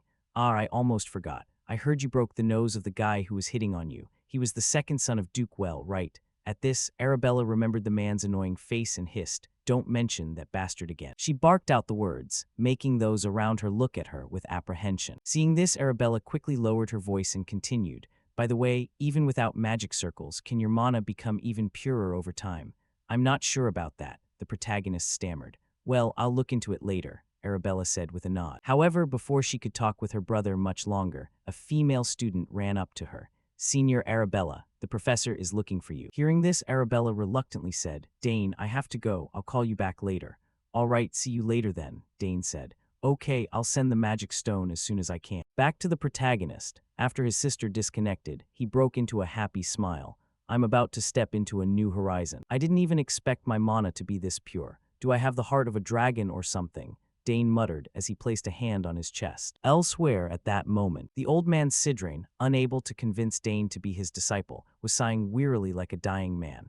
Oh, I'm going to die. I used mana to probe him, and it made my condition even worse. I plan to leave early, but I can't yet. Not until he accepts my offer. But what do I have to do to make him agree? Should I give him some magic artifacts, or the accumulated knowledge of my many lives? Sidrain asked himself, but quickly shook his head. No, that's too much. If I give them to him and he still refuses, I'll be leaving empty-handed. The more he thought, the more his head felt like it was graying. Just then, Dane's voice rang out from outside.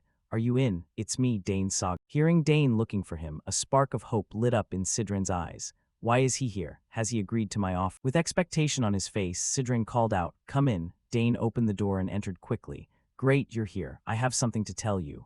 Oh, what is it? The old man said snootily, and after looking at Dane's form, he immediately imagined Dane was there to beg for discipleship and laughed. Haha, I knew it. You want to be the disciple of a great rank 8 mage like me. The old man laughed triumphantly, but Dane bluntly corrected him. No, that's not it. At this, the smile vanished from Sidrain's face as he clicked his tongue.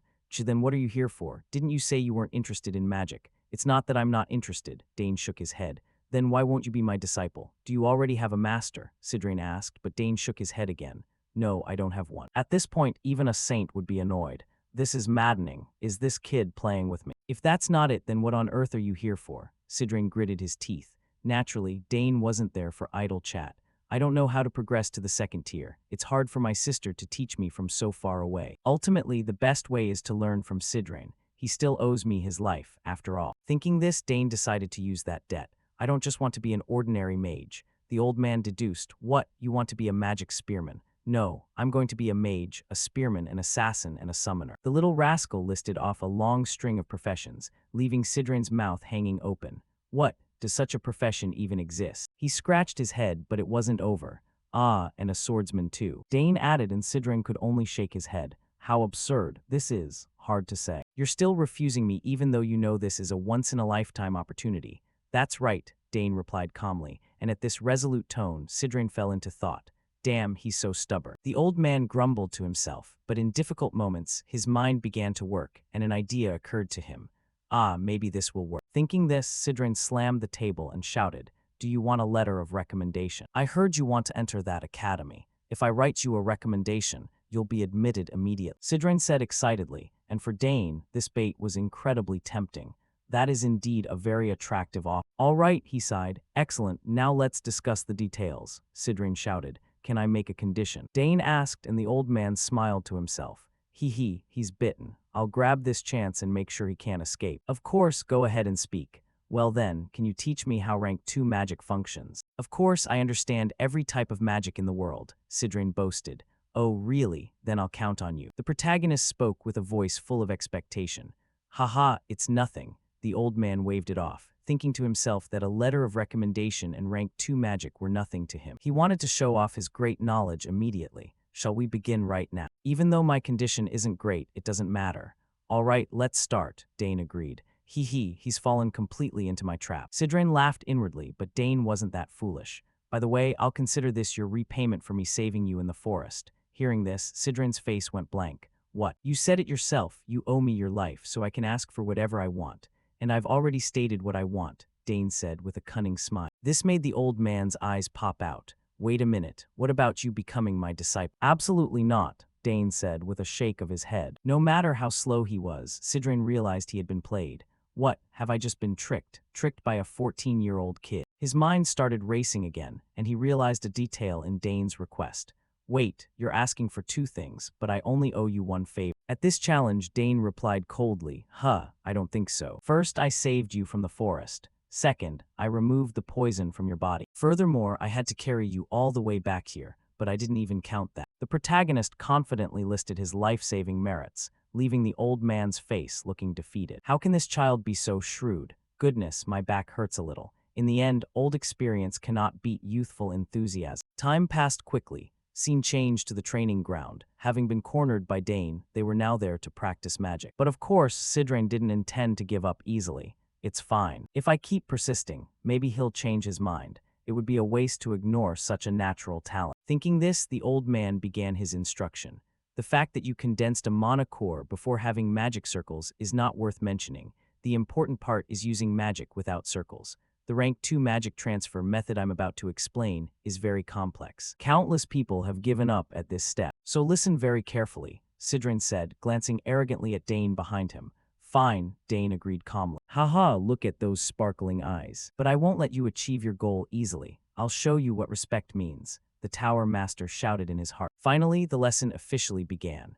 Rank 2 magic is on a completely different level from rank 1 because you have to calculate the amount of mana, the mana density in the air, and even your physical condition at the time. The reason most people give up studying magic is because it's so complex, the old man explained. Meanwhile, Dane was busy taking notes in a small notebook, and seeing his focus, Sidrain felt a bit of doubt. Well, do you understand what I'm saying? You're surely going to have to ask me to explain it in simpler terms. Imagining Dane begging him, the old man smirked and asked, That's the basic idea, do you understand? In response to those words, Dane nodded confidently. Yes, I understand now. I have much to learn, not only how magic functions, but also the things I don't yet know. Opposite him, Dane's words were completely unexpected for Sidrain, leaving the old man utterly bewildered. What, you actually understood all of that? Then tell me about the laws of how magic operates. Turning back to Dane, upon hearing the question, he continued taking notes while casually replying. The first law is coexistence. Magic power can coexist with the physical world and other sources of mana. Through coexistence, a mage uses their own magic power, along with the surrounding mana to cast spells. The second law is preservation. If magic power gathers enough physical elements, then through preservation, it can utilize magic through all different elemental attributes, and so on. As soon as Sidrain heard Dane speak, his entire body froze like a block of wood. Unbelievable. He completely understands the true nature of magic, and he's even adding his own interpretation. Most people find this subject tedious, but he doesn't seem to feel that way at all. How can someone like this even exist? The old man marveled inwardly. Then, because Dane had answered the question so excellently, he began to dive deeper into the lecture. With every rank, magic becomes exponentially more complex. Instead of explaining, I'll demonstrate it for you. Saying this, the old man paused and waved his hand to the side. This caused his arm to be enveloped in bands of blue energy, which quickly intertwined to form a grid-like symbol. Looking at this symbol, Sidrain turned to Dane and said, For example, this is rank 1 magic, which can be cast using simple laws. However, from rank 2 onward, it's different. Rank 1 simply cannot compare. Having said that, he continued to provide examples, creating larger energy bands with countless complex characters floating around. This is how rank 2 magic functions. The old man spoke calmly. Looking at the magical examples created by Sidrain, Dane felt the level of complexity had indeed risen to a different level.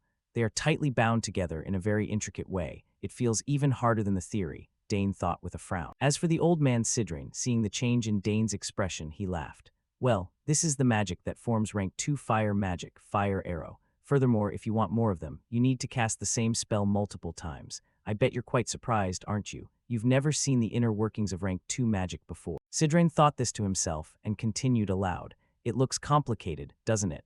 Most people take at least a year after mastering rank 1 magic before they even start using rank 2. No matter how intelligent you are, you can only understand a part of the magic. The important thing here is the law. If you can't grasp that, nothing else matters. I'll observe you for about a week and then slowly explain the technique to you, Sidrain silently planned. However, he was still slightly underestimating a genius like Dane. Should I give it a try? Dane asked, causing the old man to snap out of his thoughts.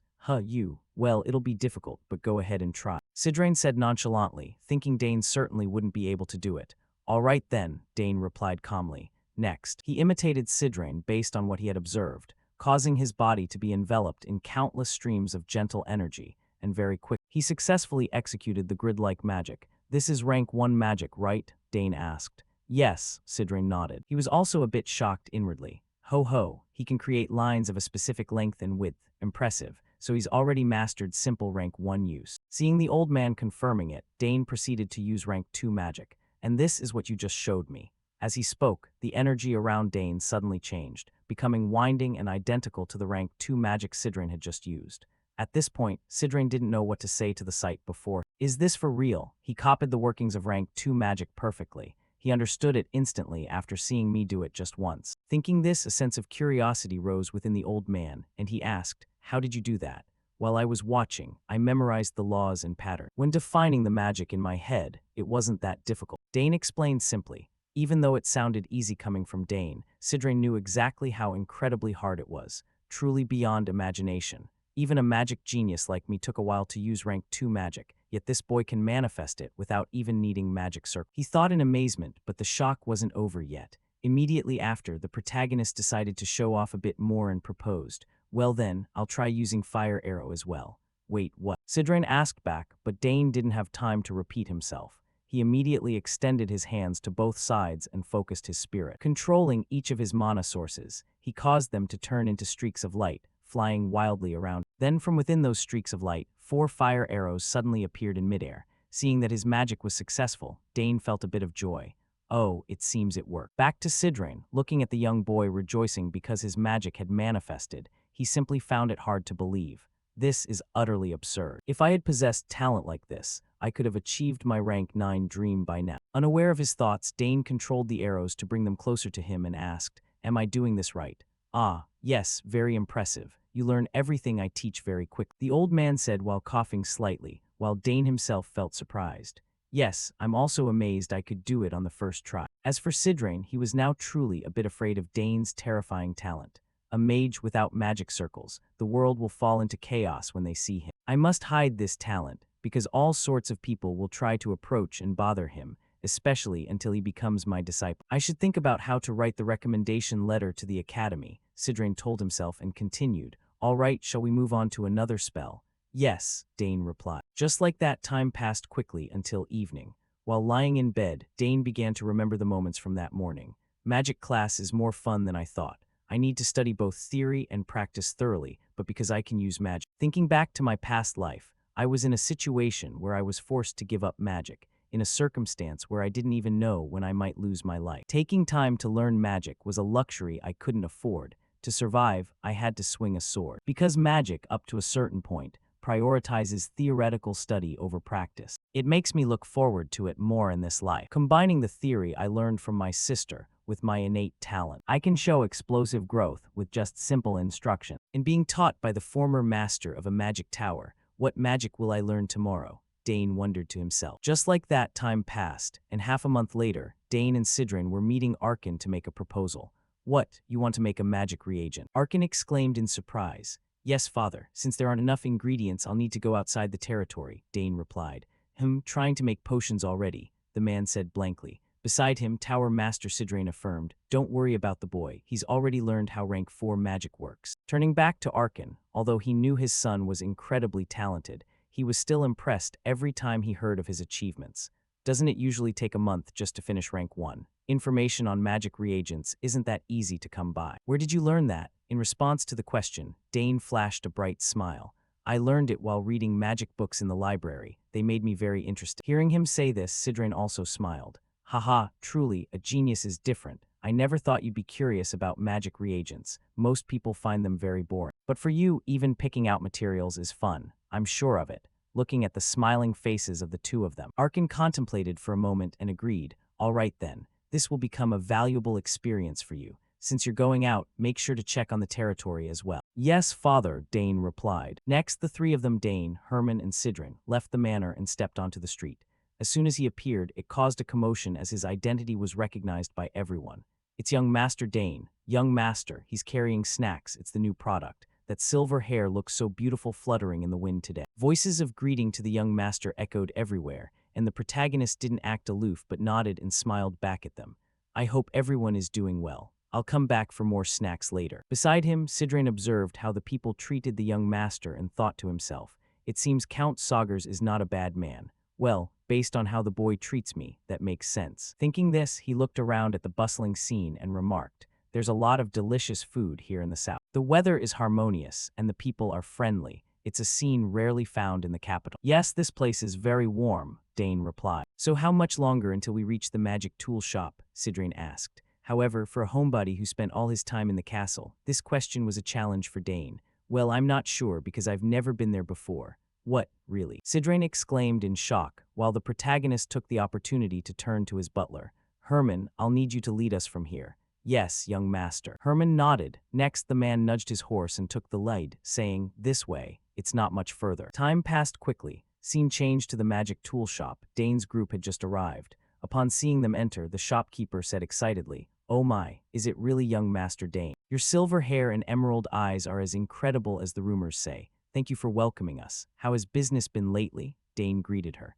Facing the question, the shopkeeper shrugged. The same as ever. Not many people in the territory come to buy magic tools. I only sell to foreigners and those interested in magic. At this point, as if recognizing Sidrine's identity, she said respectfully, I didn't expect to have the honor of meeting the former master of the Nixian Magic Tower, Lord Sidrine, in this place. Hearing the greeting, the old man smiled back, while Dane was slightly surprised. She recognized him with just a glance. I guess that makes sense, since not many people become a master of a magic tower in the Empire. Except for this old fellow. Turning back to the shopkeeper, knowing they were there for a reason, she didn't want to waste their time. Please feel free to look around the shop. If you need anything, just call me. With that, she left them to their choices. Since this is your first time at a magic tool shop, feel free to look around. I'll talk with the owner for a bit, Sidrine said. That works. Herman replied. Next, while the old man was chatting, Dane took the opportunity to observe all the different items and jars on the wooden shelves and marveled. Wow, there are so many interesting things here. And there's something strange too, a very familiar feeling, the protagonist wondered to himself. Furthermore, if I touch the magic tools, I can see their magical reaction. It must be because my magical sensitivity is quite high. Thinking this, Dane suddenly sensed a strange presence that caught his attention. What is that? There's a fairly strong reaction coming from over there. What is it? As he spoke, he looked toward where he sensed the presence. Beside him, the shopkeeper saw Dane's posture and reminded him, young master, those are just decorations. Oh, is that so? Dane muttered. Meanwhile, the old mage turned and said, why don't you come over here and look at some potion ingredients? Moon root is also very good. In response, the shopkeeper took the chance to advertise her products. That's a perfect choice. At least 50 types of potions contain moon root. These are hand-grown by me and are of excellent quality. Back to Dane, he was still bothered by the strange sensation he felt. So strange. He muttered to himself before sensing the exact location of the presence and immediately looked behind him. It turned out the entire sensation was coming from a certain stone. That's it. That stone is calling out. Thinking this, he hurriedly ran toward the stone. This made the butler Herman curious. Young master, what is it? Herman, I sense something from this stone. Dane explained. Seeing this, Herman observed the stone and shook his head. What? It just looks like an ordinary decoration. I'm not sure either, but this stone is really strange. As he spoke, he gripped the stone to inspect it, and very quickly, he had his answer. I see. The more magic I channel into it, the stronger the reaction becomes. Could it be that it only reacts to my magic? Unaware of the stone's strangeness, the shopkeeper was still introducing her wares. Your eye is quite good, Lord Sidrine. Using that as a sample is perfect. Let's see. Then give me those moon roots and some Canwell berry. May I ask what is this? Dane said as he held up the stone in his hand. Hearing the question, the shopkeeper looked at the object and said in shock, where did you get that stone? Is something wrong with it? Sidrine asked. Oh no, those are just decorative items. She waved it off. This only made Dane more confused. Decoration? No way. What kind of decoration reacts to magic? As for the shopkeeper, seeing the stone in Dane's hand made her face scrunch up. Sigh, just looking at that stone makes me annoyed. Hearing this, the old mage asked with interest, why, were you cheated by someone? The shopkeeper let out a sigh and said, a few years ago, some peddlers paid me with a large pack. When I opened it, that rock was inside. The man had already left. I didn't know what it was, so I had it appraised, but in the end, it was just a rock and nothing more. I didn't know where to put it, so I just left it there. Strange, this stone is definitely not ordinary. Dane wondered to himself, but instead of telling Sidrine, he decided to keep it to himself for now. Seeing that Dane still hadn't chosen anything, the shopkeeper suggested, young master, if you want something better, look over here. I have some very special magical artifacts. I'll show you. With that, she pulled out a roll of paper and introduced it. This is a directory roll, blah blah. Ignoring the advertisement, Dane remained focused on the stone. Even though there are many cool things here. I only want this, unaware of his thoughts. The woman continued her enthusiastic pitch. If you place it inside, it will automatically save the information you want, and you just have to call out the person's name and their card will appear.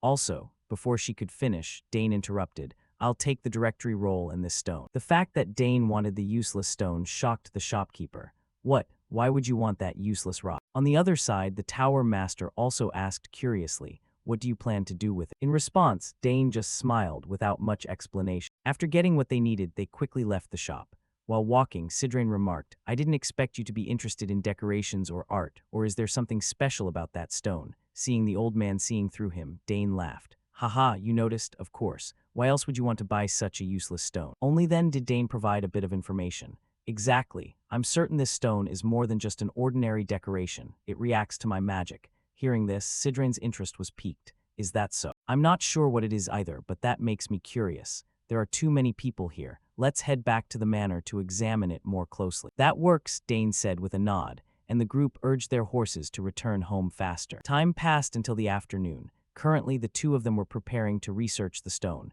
Do you know what it is? Dane asked. Are you underestimating my priceless experimental tool? With these, we'll find out what it is, even if a mage appraised it and said it was nothing special. Dane asked back. Hearing him, the old man looked a bit contemptuous. HMPH, no matter what he said, how could he compare to my tools? I poured all my money into these advanced tools. They can analyze anything you place on them. Sidrain said as he looked at the magic tool he had just pulled out from his subspace. Seeing his confidence, Dane felt a sense of expectation. Great, let's give it a try right now. All right, I'm quite excited myself. Just place the stone on here. Then channel your magic into it. As he spoke, the tower master placed the piece of stone on the star-shaped symbol. Once he channeled mana into it, the magic circles hidden within the device activated and began analyzing the item. There's something special here. Finally, I can stand tall with pride, the old man chuckled to himself. Very quickly, numerous bands of energy were shot out from within the star symbol. Looking at the ancient runes within the energy flow, Dane gasped.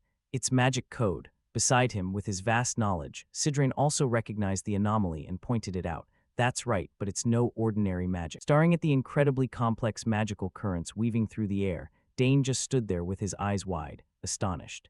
This is a spell with laws, structure, and casting methods I've never seen. It might be as complex as a 6th or even 7th tier magic. Thinking this through, part of it became clear. So the magic hidden in the stone is what manifests that spell. Dane muttered, and the old man beside him nodded and said, That's right. As you said, your magic is the key that unlocks that spell. I say that because it only reacts to your magic. Back to Dane, hearing the tower master's words, curiosity stirred in him again. So what exactly is it? What spell is hidden inside this stone? And why does it only respond to my magic? The more he thought, the more confused the protagonist became. Meanwhile, Chu Tower's master also wanted to analyze the spell. Let's see. The sealed magic inside is somewhat unfamiliar to me, but since I was the former tower master of this magic tower, I'll give it a try. Back with Dane, seeing the old man take charge personally, he asked, If you succeed, maybe I can find out why my magic differs from others. Perhaps, Sidrain nodded. In another development, in Arabella's private laboratory, she was reviewing a set of analysis reports carefully pinned to the wall, muttering that indeed it was different, clearly not like ordinary magic. A special characteristic. There's one special trait in Dane's magic that even I don't have. However, which magical domain this spell fits into wasn't in the results. Magical reagents, mana gates, arcane techniques. If it doesn't belong to those domains, then what on earth is it? It must correspond to something. She pondered deeply until suddenly, a spark of inspiration flashed in her mind. Right, there's a branch of magic that's been lost. Dane's magic might fit it. Thinking that, she hurried to check her pile of spellbooks. Where did I put them? Here they are: alchemy, divination, and spirit reading, the soul death method, and even a primitive magic codex. As she searched, her hand accidentally knocked a book and sent it flying to the floor. This is an ancient grimoire. She brushed the dust off the book. It looked untouched for ages. She recalled that a magic kingdom existed long ago and that some arts were inherited from Asen. But because it was an ancient art from 2,000 years ago, no one knew how to use it. Thinking that, Arabella let out a self-mocking laugh. What am I saying? Ancient magic disappeared 2,000 years ago. There's no way Dane's magic fits it. After laughing, her expression grew thoughtful again. Well, whatever, I've got nothing to lose. I'll try. She acted at once, directing her magic at the typewriter in front of her, and quickly. The typewriter began spitting out a sheet of paper with results. Something was appearing. After waiting for the machine to finish writing, Arabella quickly checked the results. What is it? Alchemy, divination, or hopefully not the soul death method? As she spoke, Arabella's eyes narrowed. She read a bit, and a flash of realization struck her. No way. What the hell is this? She shouted. Back with Dane's group, with Sidren's magical power, he quickly completed the unsealing. Suddenly, the stone shattered into many pieces, bringing a rare smile to the old man's face. The seal's been lifted. There's something inside. Dane frowned. Right, we'll take it out then. Sidren nodded. Then, from among the fragments of rock, the old man pulled out a very ordinary spiked bracelet. A silver bracelet, Dane asked in surprise. The old man also widened his eyes. After expecting so much, they got this scrap metal. It looked like the kind of bracelet anyone could buy at the market. Damn, we thought there'd be something special in the material, but there's nothing. Here it's this because it only reacts to your magic. Try wearing it, Sidren said as he casually tossed the bracelet to Dane. Seeing that, Dane took the bracelet and slowly slipped it onto his wrist. And just as they expected, the moment Dane finished putting it on, the bracelet suddenly emitted a soft blue light. The old man's expression changed. Oh, it's starting to react. Turning to Dane, he added, I can see some strange characters here, Sidren said, eyes wide as he observed. These tiny ant-like characters, do you know what they are? Dane asked curiously and very quickly. That's right, these characters are an ancient script that no one in the world can read. The ancient script you mentioned, Dane asked puzzled. Is it the script used by the ancient magic kingdom Archana? The old man spoke calmly, and the protagonist had heard the story of that ancient kingdom before, Archana. I'd heard Arabella mention it when I was young. She said it was an era when even the smallest item was created with magic. But then one day, that era came to an end. All that remained were some ruins and passed-down stories, and this line of magic code. As for Sidren, learning that Dane was connected to a vanished magic kingdom long ago filled his face with excitement. Haha, I knew your magic was special, but I didn't expect it to be tied to an ancient magic kingdom. No wonder I could move so freely in that forest these past few days. Dane nodded in reply. Seems so. The magic in that forest traces back to Archana, the old man said, and his desire for Dane to become his protege grew stronger. Turning back to the protagonist, after looking at the bracelet and feeling it a bit, he shook his head. But I don't sense anything else from this bracelet. In response, the former tower master admitted he didn't know much either and could only offer some advice. You can study it slowly. However, don't tell this to anyone. Yes, I will follow your orders, Dane said. Dane nodded, and then suddenly both of them heard a strange cracking noise as if something had just broken. What's that noise? They said in unison. Don't tell me that alarm sound means a monster is attacking, Sidren said anxiously. Which made sense. After all, he had been a bit careless just now, but at that moment, after checking and testing himself, Sidren found he could use mana normally again without harming his body, and with that he regained his confidence. Haha, very good, my body is almost fully recovered. I'll relax a bit. At last, I can repay the favor. Saying that, the old man grew eager to smash something in celebration and turned to Dane. What are you still doing? Go grab a spear or something. What is that? It sounds like it's coming from over there. Seeing the old man's excitement, Dane calmly explained, that sound has nothing to do with a monster. It means my big sister is trying to contact me, he said as he looked at the pendant continuously beeping in front of him, and that explanation deflated the old man's mood. What? You should have said that from the start. Haha, there's no way a monster would appear in this area. Now if you'll excuse me, I'll talk with my big sister for a moment. Dane replied awkwardly, then immediately contacted his sister Arabella. Hello, sis, are you there? On the other end, Arabella was a little annoyed that her younger brother finally picked up so late. Dane, why did you take so long to answer? Sorry, sis, did you call me for something? Dane asked. Hearing that, Arabella got to the point. While I was analyzing your magic site. Sensing something, she paused and asked, wait, is there someone beside you? Before he could answer, Dane seemed to guess and replied, don't tell me you also realized my magic is ancient magic. What? How did you figure that out? Arabella exclaimed. After he explained everything, Arabella finally understood. Ah, so that's it. When you and Lord Sidren were analyzing a stone, you deduced it came from an ancient magic kingdom, and you said the stone only reacted to your magic. Yes, that's right. Dane nodded. Sidren, hearing that Arabella had identified Dane's magic as ancient magic, clenched his teeth. She deduced it just from analyzing the boy's magic. I knew she was a genius, but she's even more talented than I imagined. He thought to himself, turning back to Arabella now that everything was clear. She asked anxiously, does anyone else know about this? No, Dane answered. Good, Dane, listen carefully to me, Arabella said, and Sidren also listened. You must keep this secret. If you reveal it now, you won't be able to bear the consequences, Dane. At mention of the old man, he cleared his throat. Ahem, Miss Arabella, I've heard quite a bit about you from Dane.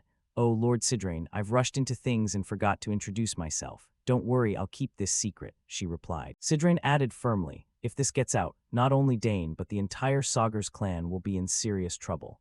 Indeed, he immediately grasped the matter at hand. Arabella cheerfully asked. Will this conversation be recorded? He asked. No, once the call ends, it will automatically disappear. Good, no one wants stray evidence. Besides, I plan to return to the Magic Tower to investigate this matter further. Sidrain added, thank you for helping us. No need, Miss Arabella. I did it out of duty as a mage. He waved it off. The old man waved his hand then, as if remembering, asked, Ah, while we were talking I heard you're looking to join a magic tower, right? Have you decided which tower to join? Regarding Arabella, hearing this she understood Sidrain's meaning.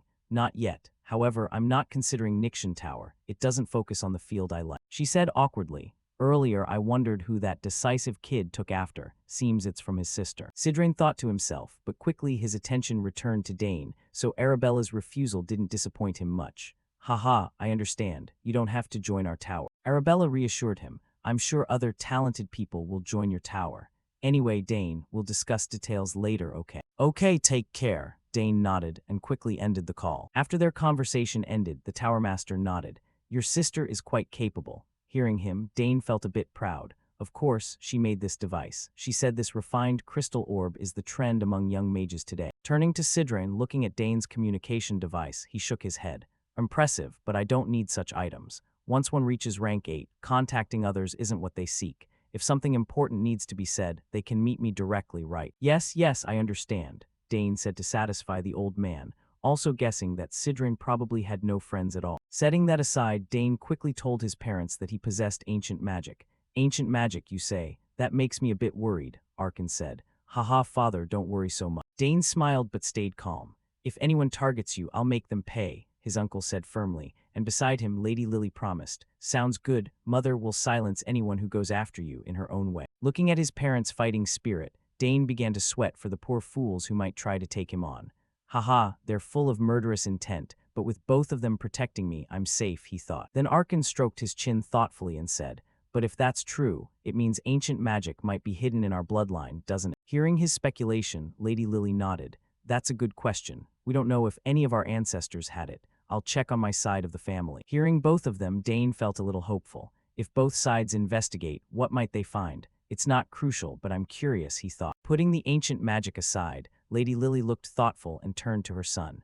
Anyway, it seems you've already crossed more than one boundary. Dane, if you stay here, that will hinder your development. You should consider moving to the capital to live starting now, she said. Dane looked a bit flustered. The capital? He asked blankly. Uncle Arkan nodded. Yes, you know they only accept students who are at least 14 into the academy. And now you're old enough. Honestly, I wanted to keep you here another year or two before sending you, but it seems there's nothing left here for you to learn. Turning to Lady Lily, seeing Dane's worry, she took his hand gently and advised, Dane, if you choose this path, you can leave whenever you want. Hearing that, the protagonist was a little surprised and thought he hadn't expected them to agree so readily. Dane, you'll do well. Go and fulfill your talent as you wish. Arkan laughed, and with his parents' encouragement, the protagonist no longer hesitated. Yes, I understand what you mean. I'll prepare to enroll in the academy. That's a good choice, Arkan nodded. Good, it's time for me to level up again, the protagonist told himself. Time passed quickly. Dane told Sidrain his plans. Oh, so that's your choice, Sidrain asked. Yes, though earlier than I expected, Dane said. You made a very good choice. Staying here would only limit your talent and be a waste. Also, a piece of advice. Don't immediately reveal too much of your talent. Although the academy welcomes talent, not everyone thinks that way. The old mage said seriously, and with his 2 lifetimes of experience, Dane understood part of it. Indeed, Arabella had warned him before. She'd faced others insulting her. Turning back to Sidrain, ordinary kids won't keep up, but the Thermion clan is another story. The old man nodded, which made Dane recall the girl Layla. Ah, right, come to think of it, I told her I'd visit if I went to the capital. If I don't visit her, she'll be disappointed.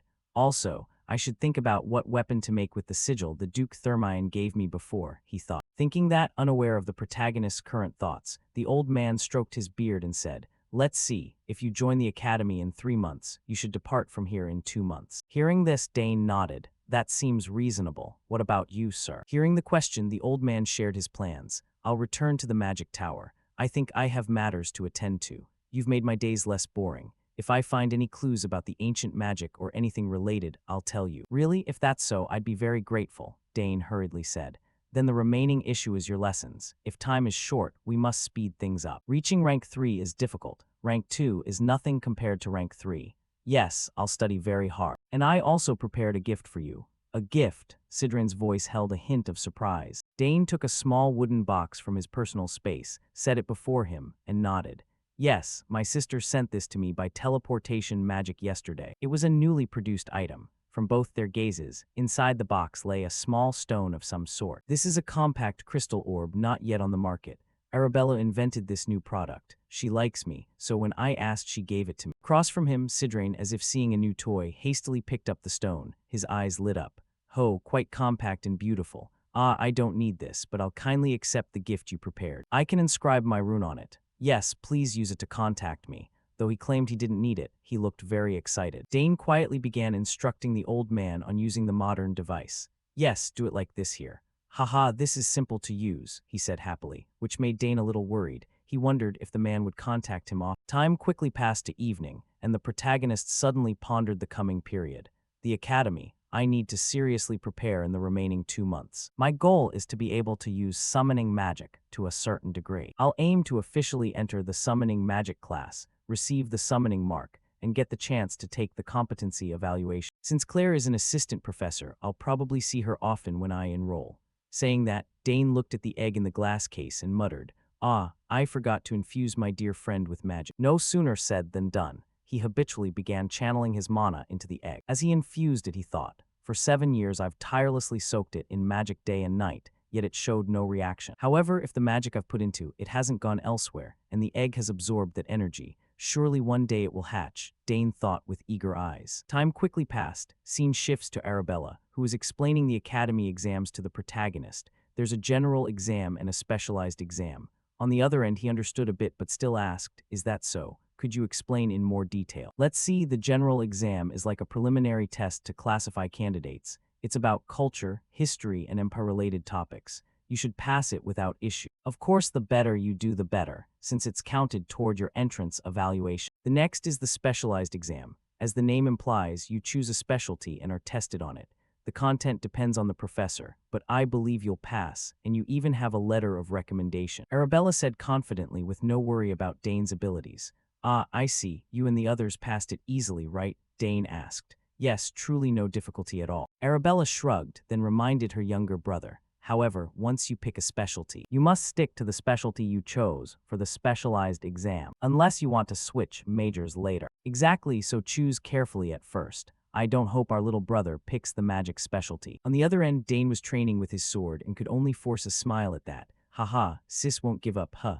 All right, I'll think about it. So if I want to change majors after enrolling, is transferring the only way? He asked. Usually yes, unless you graduate and start over. Of course you can attend other specialty classes, but typically from year 3 on, advanced specialty courses won't accept students from other majors. Arabella explained slowly, and with that info Dane fell a bit pensive and said nothing for a moment. So I'll have to pick a single specialty to pursue, then. On the other end, as if remembering something, Arabella immediately reminded him, Oh right, there's an elective specialty program for talented students like you, Dane. They have that too. Sounds interesting, Dane exclaimed, but that path isn't exactly a walk in the park. Not at all, Arabella warned her little brother, and unless you plan to intentionally fail, nobody really signs up. Arabella shook her head. Why's that? Dane asked curiously. Because up until now, no one has passed that exam. Oh, is that so? The protagonist nodded, and hearing his tone, Arabella paused mid-step and worriedly asked, Don't tell me you're thinking of trying it out. No way, sis. Sir Sidrain is here. I'll call you back later. Dane denied it and cut the call, and at that moment, Arabella felt a twinge of regret. Did I push him too hard?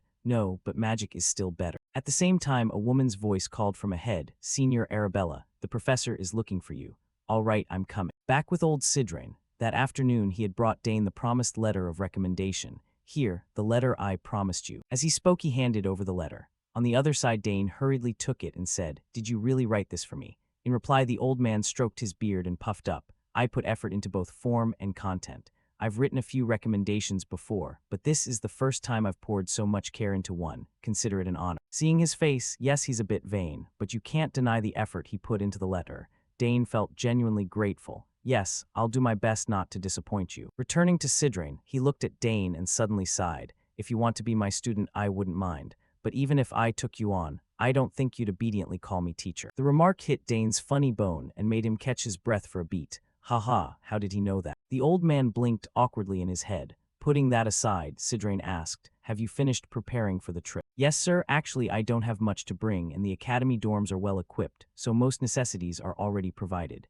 Hearing this, the old man smirked and shook his head, sharing some experience. The facilities are good, but a few folks hog them. You're not the type to let that slide. Right? Haha. He said that as if the academy is just a club of rotten noble. Dane thought and twisted his mouth into a crooked smile, which Sidrain immediately caught.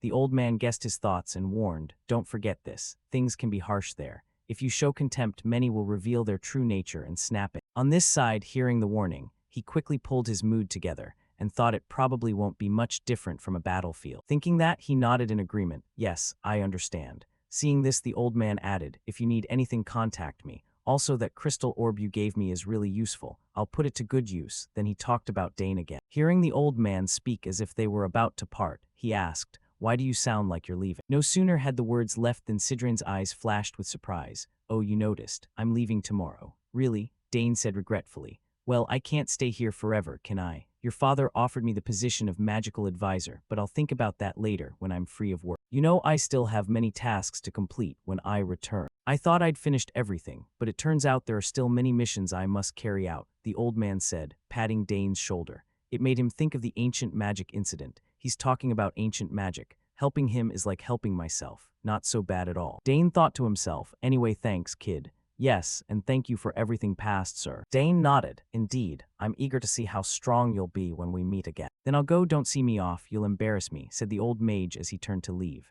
Yes, please take care, Dane replied, feeling a little wistful. Perhaps they'd grown close, so he felt sad at his departure. Time passed quickly, and one day that month Arkin and Lily talked. Sidrain has left safely, and Dane said he'd set off today, right? The uncle asked. Yes, the boy said he's all prepared. Hearing he'll leave early eased her. But surely he won't run into trouble on the road. Lady Lily fretted slightly about her son's first foray into society.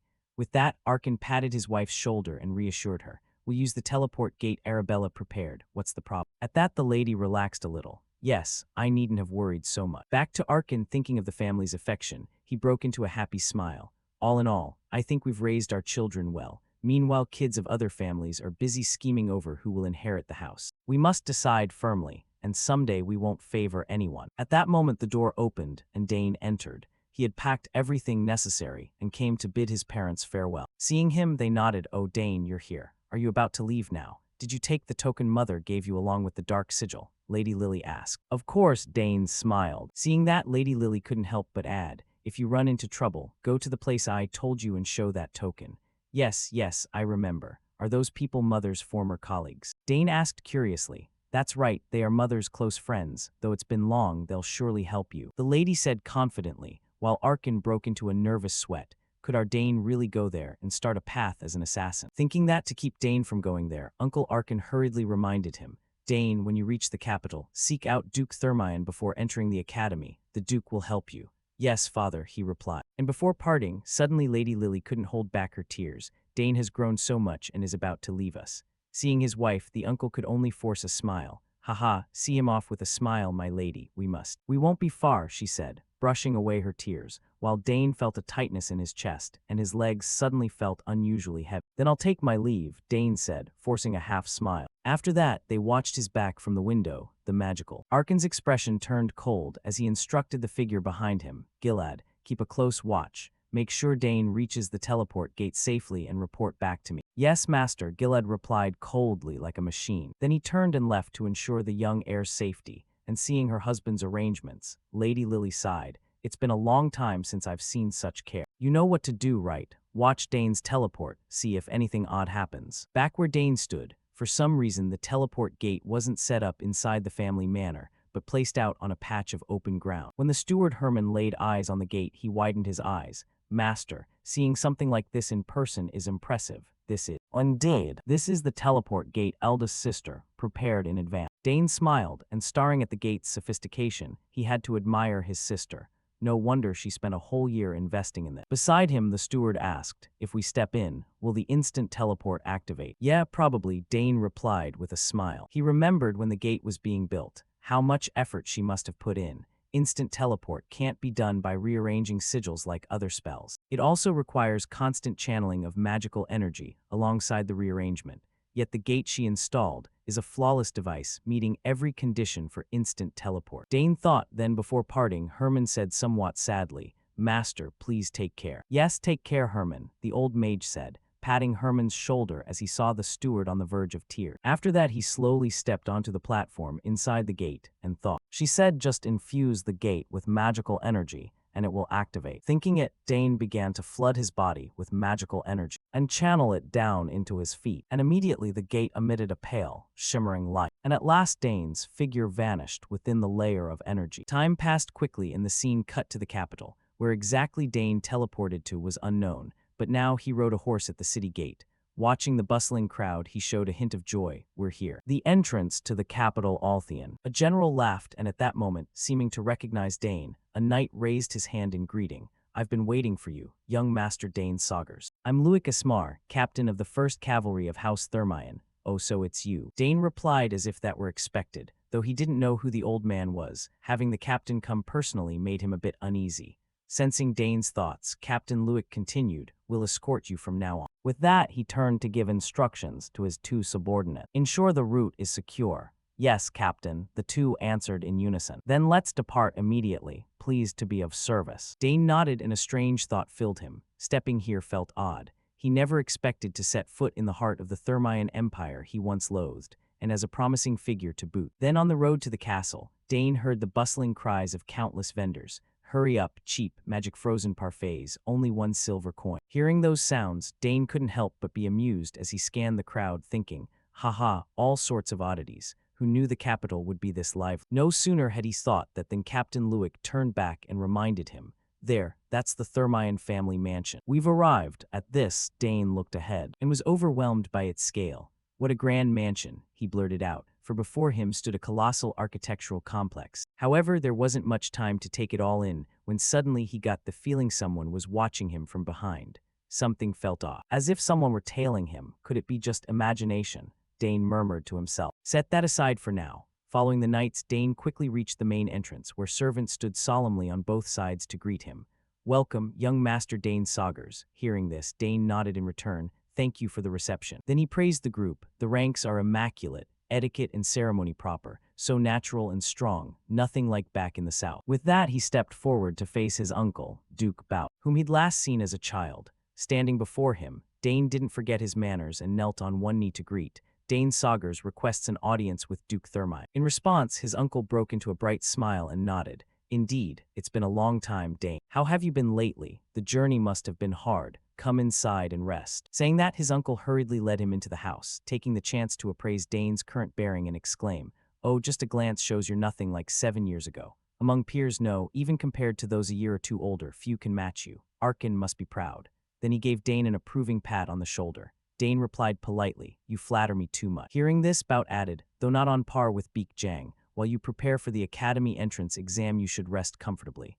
I'll arrange a personal servant for you, so tell me if you need anything." Back to Dane, grateful for his uncle's thorough arrangements. He thanked him and cheekily asked about that girl Layla. "Yes, certainly. By the way, how's Layla doing these days?" "She's fine, of course. Are you two quarreling?" His uncle chuckled, leaving Dane puzzled. What do you mean, sir?" His voice full of confusion. Bout, thinking of his daughter's recent expression, sighed heavily and shared, "Lately, whenever her name comes up, she seems unhappy. Perhaps partly due to pressure from the entrance exams. But Layla will get through it." He laughed, growing more puzzled. "What's really causing Layla's irritation?" Dane replied he'd meet Layla in person to ask, though inwardly he wondered, could it be she's hit puberty? Across from him, Bout agreed that it might be better for young people to sort it out themselves, nodding, "All right, we'll talk about it later. But don't be too harsh with it. Soon you'll understand. Now go to your room and rest at once. A servant will show you the way." Sure enough, a servant quickly arrived and led Dane to his room. Before leaving, he bowed and said, "May you rest comfortably." "All right, thank you." Dane nodded, waiting until the door had fully closed. The protagonist glanced around his room and muttered, "I'll stay here for about a week to prepare for the entrance exam. This guest room feels a bit too luxurious, doesn't it? First I'll sort my luggage, then I'll find the training area afterward." With that, he casually tossed his satchel aside, but before he could tidy his things, from inside the ward, a figure with pink hair stepped out and spoke. "I'll take you to the training grounds." "Dane, why are you only just arrived? I've been waiting for you forever." Hearing that familiar voice, Dane eagerly turned and replied happily, "Layla, long time no see. How have you been?" Unlike Dane's cheerful tone, Layla seemed a bit irritated, just as Uncle Bout had said. I'm fine, more than fine actually. But don't you have anything to say to me? She demanded, storming toward him like she intended to settle the score, causing Dane to take a few fearful steps back. Huh, what do you mean? Dane stammered, why didn't you write me? Layla shouted, and only then did Dane finally realize why his friend was so angry. He looked apologetic and explained, I meant to reply but forgot I'm sorry. A simple sorry is enough. Layla raised her voice again, twisting Dane's face with guilt. He tried to explain, I came here in person, didn't I? I was prepping to leave the family and wasn't up to much. Please forgive me this once. Layla puffed her cheeks, turned her face away and refused to look at him, making it clear she was very mad. Having no choice, Dane gritted his teeth and said, what can I do to apologize? I'll do anything you ask. Hearing this, Layla finally looked at him and asked, really? Dane reminded himself, first get out of this spot, but what does she want me to do? He thought and asked aloud, so what should I do for you? Upon hearing that, Layla immediately excitedly proposed, fine, how about a light match? A match? Dane sounded puzzled. Yeah, fight me, Layla cheerfully repeated. Though puzzled, Dane agreed with a smile, all right, let's see. From Layla's perspective, seeing his confident stance, she felt a bit smug and said, are you sure you won't regret it? I'm far stronger than before. I'm not the one who learned to channel magic from you anymore. She shared this happily, surprising Dane inwardly. His confident air suggested he'd grown a lot over the past 7 years. Then, as if remembering something, Dane asked, speaking of which, you mentioned in your letter that you won some competition. Layla's eyes brightened with pleasure at the reminder. You remembered. I won the Danter Prize held by the royal family. Ah, right, that's it, the tournament for youths under 15 in the Empire, right? Dane asked and Layla nodded. Yes, it was a high-standard competition. If you had entered, you'd likely have faced me in the final. What a shame. Hearing this, Dane felt a spark of excitement and replied that regret could now be resolved. Layla, however, sounded worried. Are you sure it's okay? You still have the entrance exam. What if you get hurt? I'll be fine, Dane waved his hand confidently, and seeing his response, Layla had no reason left to refuse. All right, it's late today. Tomorrow, as soon as we wake up, let's have our match. Time quickly passed to the next morning. The scene shifted to a spacious courtyard where, as promised, Dane and Layla had arrived to spar. But when the topic of weapons came up, Dane hesitated and asked, we're using training weapons. Layla's eyes flashed with surprise. Are you still using blunted weapons? Dane shook his head softly. No, but it's just a light match. Fine, training weapons then. No matter how skilled a warrior, you can't handle every situation. What if someone gets hurt during the duel? Dane said with earnest seriousness, making Layla sigh at his overthinking. Don't worry, the Empire's best healer works for my family, Layla explained. And what if something happens that even the healer can't fix? Dane pressed again. This left the swordswoman flustered and speechless. Seeing that, Dane added, if you want to wield a bladed weapon, you need that kind of mindset. Hearing this, Layla complained, it's just a match, why so serious? Fine, training weapons it is. She sighed in annoyance and called to the servants waiting nearby, bring the training weapons here. Yes, milady. They replied and ran off to fetch the weapons. From Dane's perspective, watching Layla now, he gave a small smile. Indeed, she had become the proud young woman people gossiped about. They said she'd soon match the stronghold set by her 2 industrious elder brothers as knights. Perhaps Duke Thermion had produced his first female head of household. No wonder that back then, unlocking mana had become such a driving force. Dane mused inwardly. Meanwhile, Layla thought similarly. Thanks to you, I learned the basics of mana control faster than my peers, and now I have 2 mana cores. Thinking that, Layla glanced at Dane and said, I've waited a long time for this. If I win, will you be upset? At that moment, a servant brought 2 training weapons. Milady, the weapons are here. Ah, thanks. Layla nodded and casually tossed Dane a wooden spear. As soon as he had it, the protagonist swung it a few times to test its feel. Right, as a training weapon, it's fairly light. Anything wrong? On the battlefield, I'd use whatever's at hand. Dane told himself and immediately took an offensive stance. Shall we start? Seeing this, Layla gripped her sword and nodded, go ahead. And so the two locked eyes on each other. Yet neither rushed to attack.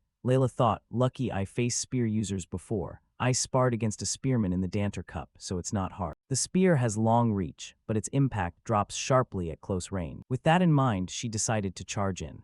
Thinking so, Layla gathered power in her legs and sped forward, like an arrow to close distance and negate Dane's reach. As she neared him, Layla thrust her sword forward fiercely. However, before the blade could touch him, his figure suddenly vanished, causing Layla's motion to halt abruptly. What just happened? Where did he vanish to all of a sudden? Layla was stunned, only to find the tip of Dane's spear resting on her hand from the side. She stared in disbelief. When were you standing there? She asked, bewildered. Beside her, Dane looked at her reproachfully. Good thing this is a training weapon. If it were real, that could have been serious. Responding to that, the pink-haired girl was still bewildered at losing so quickly. I clearly touched the blade. Turning back to Dane, as if reading his friend's displeasure, he offered again, "Come on, let's restart. The same method won't work, so move carefully." Upon hearing this, Layla unconsciously tightened her grip on the sword and reminded herself, "It's been a while, so I'm a bit nervous. All right, this time I absolutely won't yield." Thinking that, she noticed Duke Thermion watching the two of them from the balcony above, and of course, Dane also noticed his presence. He even guessed why the Duke stood there watching.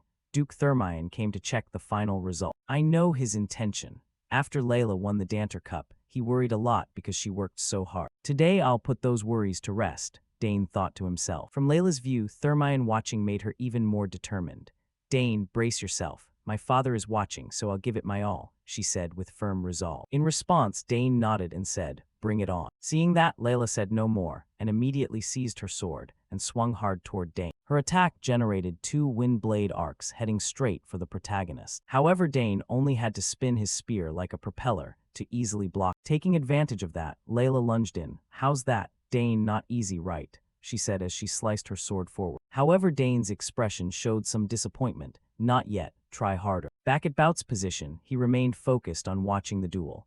Their fight was still evenly matched so far. What would happen next? But what's with this uneasy feeling? The smile that had been on Dane's face earlier had completely vanished. He now looked like a warrior about to go into battle. Back in the fight, Layla kept moving continuously, attacking Dane from every angle. But she still couldn't break through his defense. With his skill, all of Layla's sword strikes were easily parried by Dane. With no other choice, the swordswoman had to attack relentlessly to find an opening, until she noticed Dane suddenly exposing a gap at his waist. Seeing this, Layla clenched her teeth and told herself, "The opportunity's here." Acting on it, she didn't hesitate and thrust her sword toward that spot, unaware that everything had been calculated by the protagonist. As her blade shot forward, Dane slammed his spear down onto her wrist, causing the sword to fly from her hand and clatter to the ground. "Looks like I win this round too," Dane said calmly. At that moment, Uncle Bout saw the outcome and asked the knight behind him, "Lost again. What do you think, Luik? Do you think this will knock some pride out of Layla?" Hearing that, the captain of knights broke into a sweat and sighed. "So you knew about this too?" Replying, Bout's gaze never left his daughter. "Of course I knew. She showed signs even before the Danter Cup, and after winning the championship, it became fully apparent. I was planning to have a serious talk with her, but I think it'll be better if she realizes it herself." In the back, Luik agreed and said it was a very wise decision. Then the uncle turned his gaze to the protagonist and quietly asked, "What do you think? How many monocores does that kid have?" Hearing that, Luik watched Dane fighting below and guessed, "At least 3 cores. That made Bout frown a little. "I think differently, at least 2, at most 3. He muttered, prompting the captain of knights to stroke his chin in curiosity and ask, "Why do you think that?" To this, Bout looked forward and explained, "Look closely. Although his spear speed is overwhelming Layla, it's not simply because he's fast. What Layla lacks experience in is tactical movement." Back in the duel, even though Layla attacked with almost Gale-like force at close range, none of her strikes troubled Dane, to the point Layla herself couldn't believe it. "You can block everything?" She asked again, and Dane confidently told her, "I can read all your moves." Back at Bout's position, a hint of past memory flashed across his eyes. The moment Layla matured most was after the Southern inspection 7 years ago, after meeting Dane, and perhaps this time is no different. Behind them, the knight Herman, after observing Dane's ability, praised without restraint. "It's quite something. The lady won the Danter Cup, but didn't use her full power. Clearly Count Sagers trained him harshly." Hearing this, Uncle Bout almost laughed out loud. "No, you don't understand Art. Though strict, he's not the sort to train someone cruelly. Unlike me, and Dane himself doesn't need brutal training." "What do you mean by that?" Luik asked, puzzled. And to that question Bout gave a very simple answer.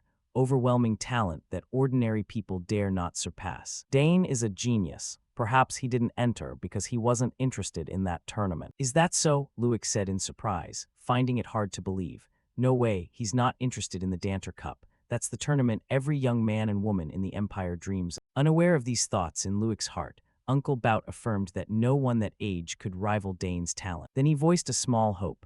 "Layla, I hope you'll recognize your shortcomings from this match. If you give up that complacency and focus on sword training, you can surpass your brothers completely." Back with Dane and Layla, their duel had ended, and once again the victory belonged to the protagonist. Indeed, Dane won so easily he didn't break a sweat, while Layla was drenched. Facing repeated defeats, whether she liked it or not, Layla had to admit defeat.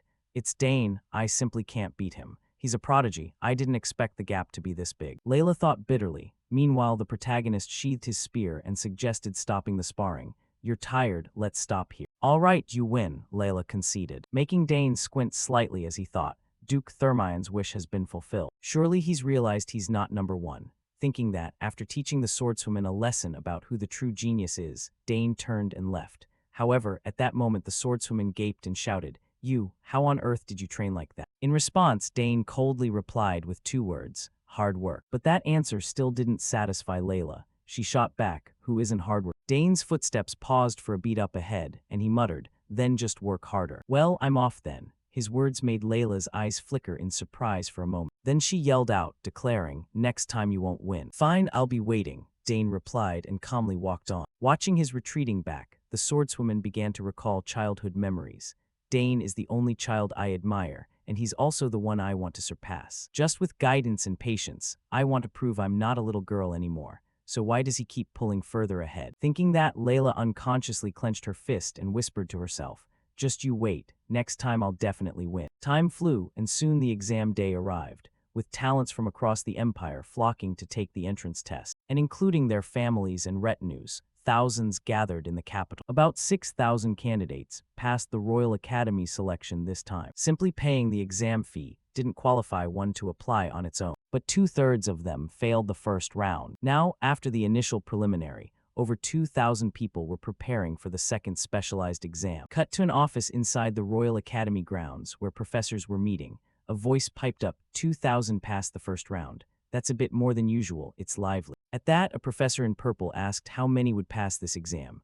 Replying, the blonde guessed at most about 200. Elsewhere, someone asked how the children in this entrance round were. Nodding, some showed potential genius. Someone answered that the first round's tally wasn't finished yet. Professor Dinabo, head of the magic department, explained this. Professor Ingrid, head of Arcana, also complained that they're still compiling results. Who will get the highest score? She said curiously, but the other professors already had opinions. The top swordsman should be Duke Thermion's daughter. Yes, she won the Danter Cup. That final was splendid. Duke Thermion raised his child well. It seems the top of the sword department is someone to look forward to, Professor Del Pinso, head of summoning, said with eager anticipation. Professor Esterand, head of the sword department, affirmed to her in a very confident tone, what's there to anticipate, it's almost certain. Indeed, with no real competition, another nodded, making the rest admire Esterand. Finally, the sword faculty has a talent like this. When will we see another one? They chatted happily when Professor Dinabo grew pensive, took a letter from the table and said calmly,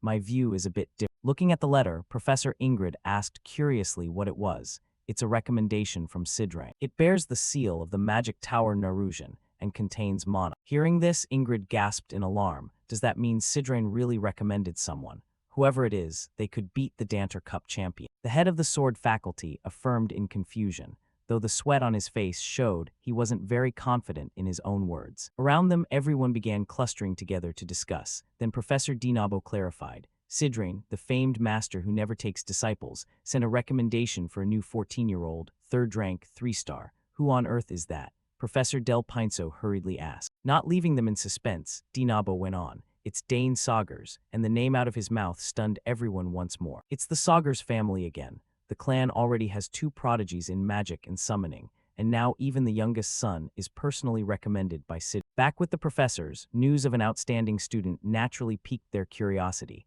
If it's the Saugers clan, it's no small thing. 2 supreme families of the continent registering at once will surely be big news. Saying that, Esterand, head of the sword faculty, recalled something and stroked his chin with interest. Wait, isn't that the family famed for military arts? If the recommendation comes from a mage, it seems Saugers might now become known for magic. As for Professor Ingrid, she couldn't help feeling regretful. Oh, I was sure he'd join the Arcana department. Responding, Uncle Dinabo laughed heartily. If he joined my department, he'd be formidable alongside Arabella. He smiled smugly and thought to himself that after all, the Royal Academy needs magic. At that moment, an assistant burst in from outside to announce the results, apologizing for interrupting. We've finished tallying the first exam. Hearing that, the group urged eagerly, oh then let's quickly see the numbers. Then a blue screen displayed the results. Sword Department 1,367, Magic 227, Summoning 152. Looking at the overwhelming number from the sword faculty, those in the meeting involuntarily swallowed. The sword department has 1,367 people. The magic department has 227. Indeed, the sword faculty shows a huge difference. Back to Esterand. After checking the screen, he said cheerfully, "Oh, unsurprisingly, the top name is from the Thermion family." Turning to Professor Dinabo, he took the chance to check too, narrowing his eyes. "Wait, Dane Saugers, I don't see that name here." Hearing that, everyone looked at each other wide-eyed. Really? What about Sidrane's recommendation? Meanwhile, Ingrid checked her list and shook her head. "Not in my department either." Out of options, a man in the meeting hastily asked the assistant who'd run in, "Hey, is there any candidate not on the list?" The assistant fumbled through her papers and hesitantly said, "About that. There's a candidate applying as a free major." And among the 2,000 examinees, Dane Saugers scored the highest in the first exam. What? Dane Saugers got first, Esterand shouted. Back where Dane was, he was still quietly reflecting on the past month. Time flies. The duel with Layla felt like it happened yesterday. Before he knew it, the first exam had passed, and results were pending. Luckily, it hadn't been too hard. He thought cheerfully, and at the same time Layla, the swordswoman, ran up to him to ask about the result. "Dane, did you get your result yet? What rank are you?" He showed her his palm and boasted, "I'm first." "Of course it's you. So annoying, I missed first place." Layla complained, then turned to ask Dane, "So how exactly did you study?" "Mostly it was the questions my sister sent," Dane replied. Meanwhile, the pink-haired girl rubbed her temples and said, "I've looked at those too, but they still seem hard. Especially military studies. What does a 14-year-old know about strategy and army management?"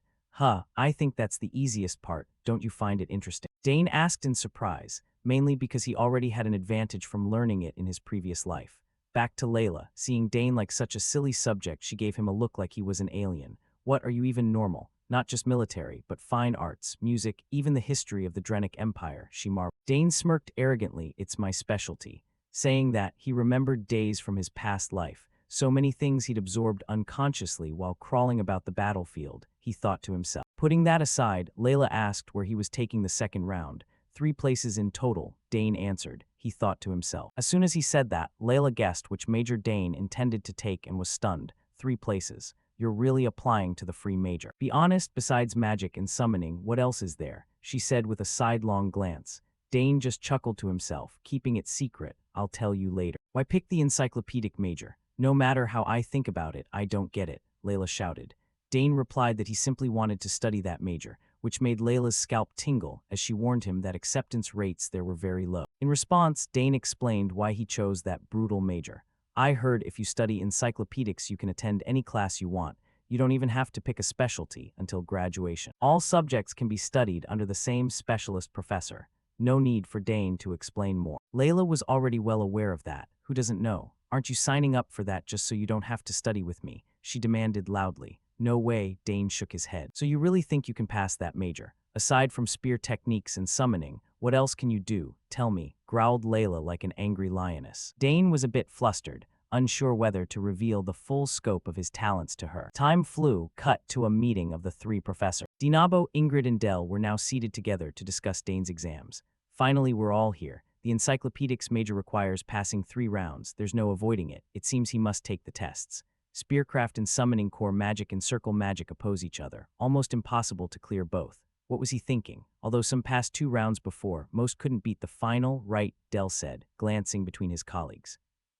Professor Dinabo nodded. Yes, better to choose one spear or summoning. Why not just register for one? Hearing this, the 2 female professors sighed. The encyclopedics major was established 200 years ago, but almost no one has ever passed it, because back then it wasn't as difficult as it is now. Hundreds of years ago was different. The academy desperately needed talent. It was a time of conquest, so every gifted person had to be put to use. If someone was talented, they were trained first. That's not the case now, so standards keep rising. Applicants must be the very best. At this, Professor Ingrid curiously complained. If that's the case, why keep this major at all, since no one signs up and no one can pass? Why not just scrap it? Professor Dinabo shook his head and explained. It's symbolic, an emblem reserved for the Empire's most outstanding talents. Professor Dell agreed. Yes, it's important, even if the major has faded and only the name remains. At the same time, Professor Dinabo produced some documents and noted that he'd investigated and found only 2 people had passed in the past 100 years.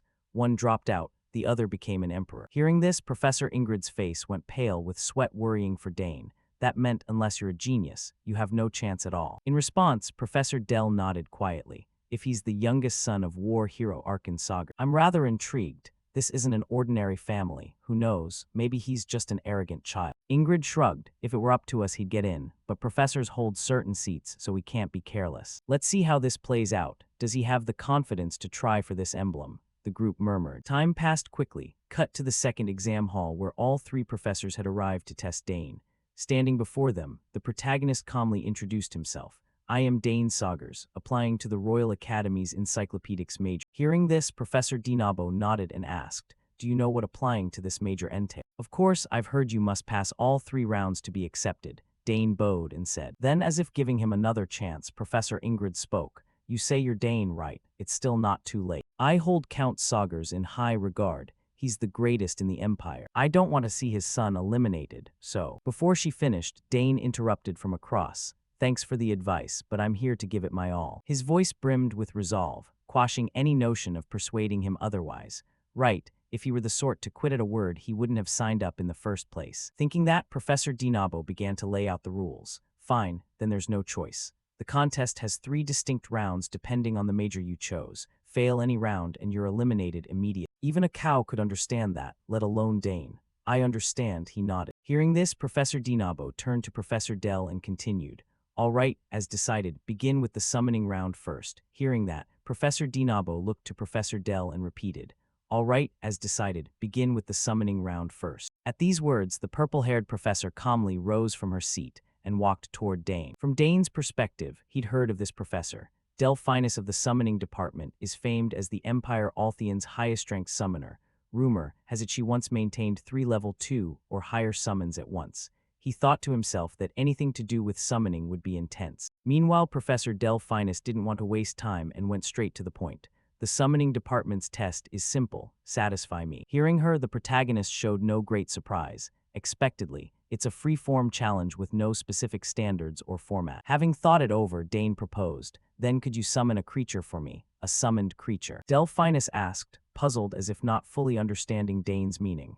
Yes, any kind will do. Dane nodded again, and at his request, the 2 observing professors nearly fell backward. What did he just say? A candidate asking the professor to perform the summoning. Ingrid exclaimed in bewilderment. Meanwhile, Professor Dinabo was sweating profusely as he tried to guess Dane's intent. What's his angle? Since there's no set format, this could be explained theoretically. By the way, he wants to see a summoned creature in person. Turning back to Professor Delphinus, after a few seconds of thoughtful silence. Though unclear about Dane's intent, she nodded and agreed to his request. Fine, bold move, but interesting. I know this is far from ordinary, so I'll keep my eyes wide open to see what happens next. Saying that, she began to murmur each incantation, and as she chanted, ribbons of energy light writhed around them. Finally, they gathered together and formed a spatial gate high up in the sky. As it appeared, a strong gust blew through, knocking some nearby observers to the ground. Paying no heed, a giant wolf's head then pushed through from inside the portal. It was a summon with a wolf's head on a humanoid body. Upon appearing, it gaped and roared, sending shockwaves of sound out. This was the berserk summon Edorak.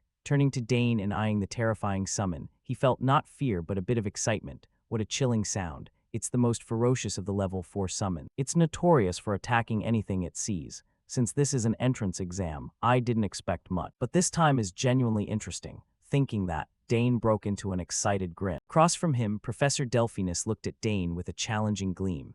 Well, I've summoned whatever I wanted. What are you going to do now? Around them, some assistant professors widened their eyes in shock and fear for Dane.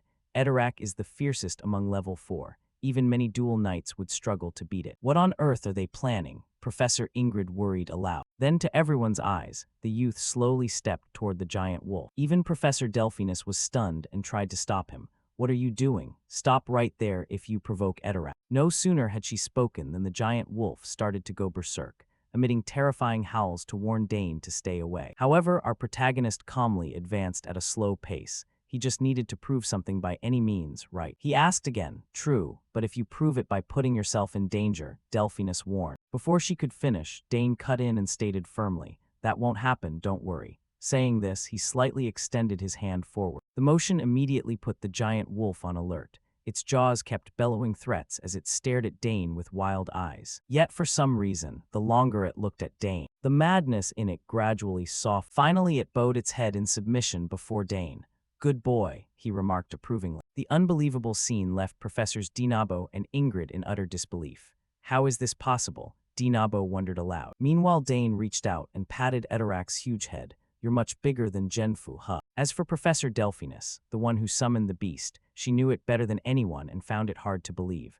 "Unbelievable, I can't believe Edorak's ferocity yielded so easily." Thinking that, she suddenly noticed a pale blue strand of energy linking to her summon. Is that the mana tether to Edorak? Its faint color meant it wasn't full obedience, but it completely erased Edorak's hostility, she whispered to herself. Of course, the other two professors could see that strand too.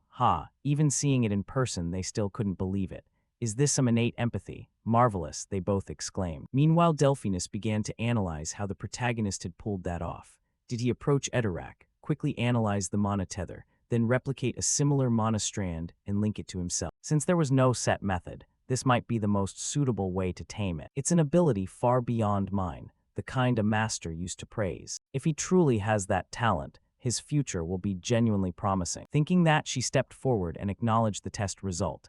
"Dane Saugers, your ability is fully confirmed. Strong courage, calm judgment, and solid basic skill. Without a doubt, you've passed the test." Beside her, Professors Dinabo and Ingrid agreed. Time flew to evening. Dane recounted his test result to Layla and she gasped. "Only 30 minutes long. Then you really are top of the class." Upon hearing that, Dane's eyes showed curiosity and he asked back, "What? I heard you were top in swordsmanship too." "No way you are the top," Layla shook her head. "Cheer up, they're throwing a party to celebrate our passing," Dane replied with a smile, but Layla couldn't hold back tears. "Don't eat, make sure you eat plenty." Saying that, she could only suffer silently. Sigh, unbelievable. Who knew there'd be such a huge gap, like an irresistible force, a natural disaster, that's the feeling. With that, she wandered off aimlessly, and seeing her dejected posture, Dane wanted to offer some comfort. But before he could, Uncle Bout stopped him. "She wants to be alone, leave her be, don't worry. Layla will get through this." Saying that, he paused and asked the protagonist, "Have you contacted your father yet?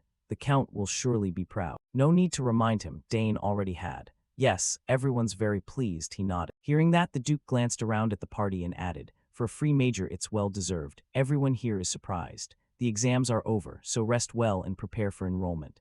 Dane didn't forget to thank him. "Yes, thanks to the Duke's care, I had a very good time." Then Bout recalled something and asked Dane, "Right, have you thought about the entrusted item for the forge?" Hearing this, Dane openly shared his thought. I'm considering a sword but have no concrete plan yet. My body is still growing, so I'm not sure what kind of sword to make. I'll think it over a bit more. This is a good opportunity." Hearing his explanation, Bout nodded as if he understood. "That's right, no need to rush, take it as it comes." At that moment, a servant beside them reminded the Duke, "Your Grace, you've got to go to the Duchess now." At this, Bout's expression changed and he became hurried. "I know, I'll go ahead." Saying that, he quickly went to see his wife, and watching his retreating back, Dane guessed the Duchess's illness was apparently ongoing. Beside him, Layla explained further to Dane, "Luckily the symptoms haven't worsened, but they haven't improved either. It's been like this for years." Turning to Dane, in this case he could only sigh inwardly. What a pity. Having never seen a family member ill, it's a feeling I can't fully understand. Should I go comfort Layla? He wondered to himself. Time flew by. 2 days later, on a morning at the Royal Academy, the students who passed the exam were gathered for the opening ceremony.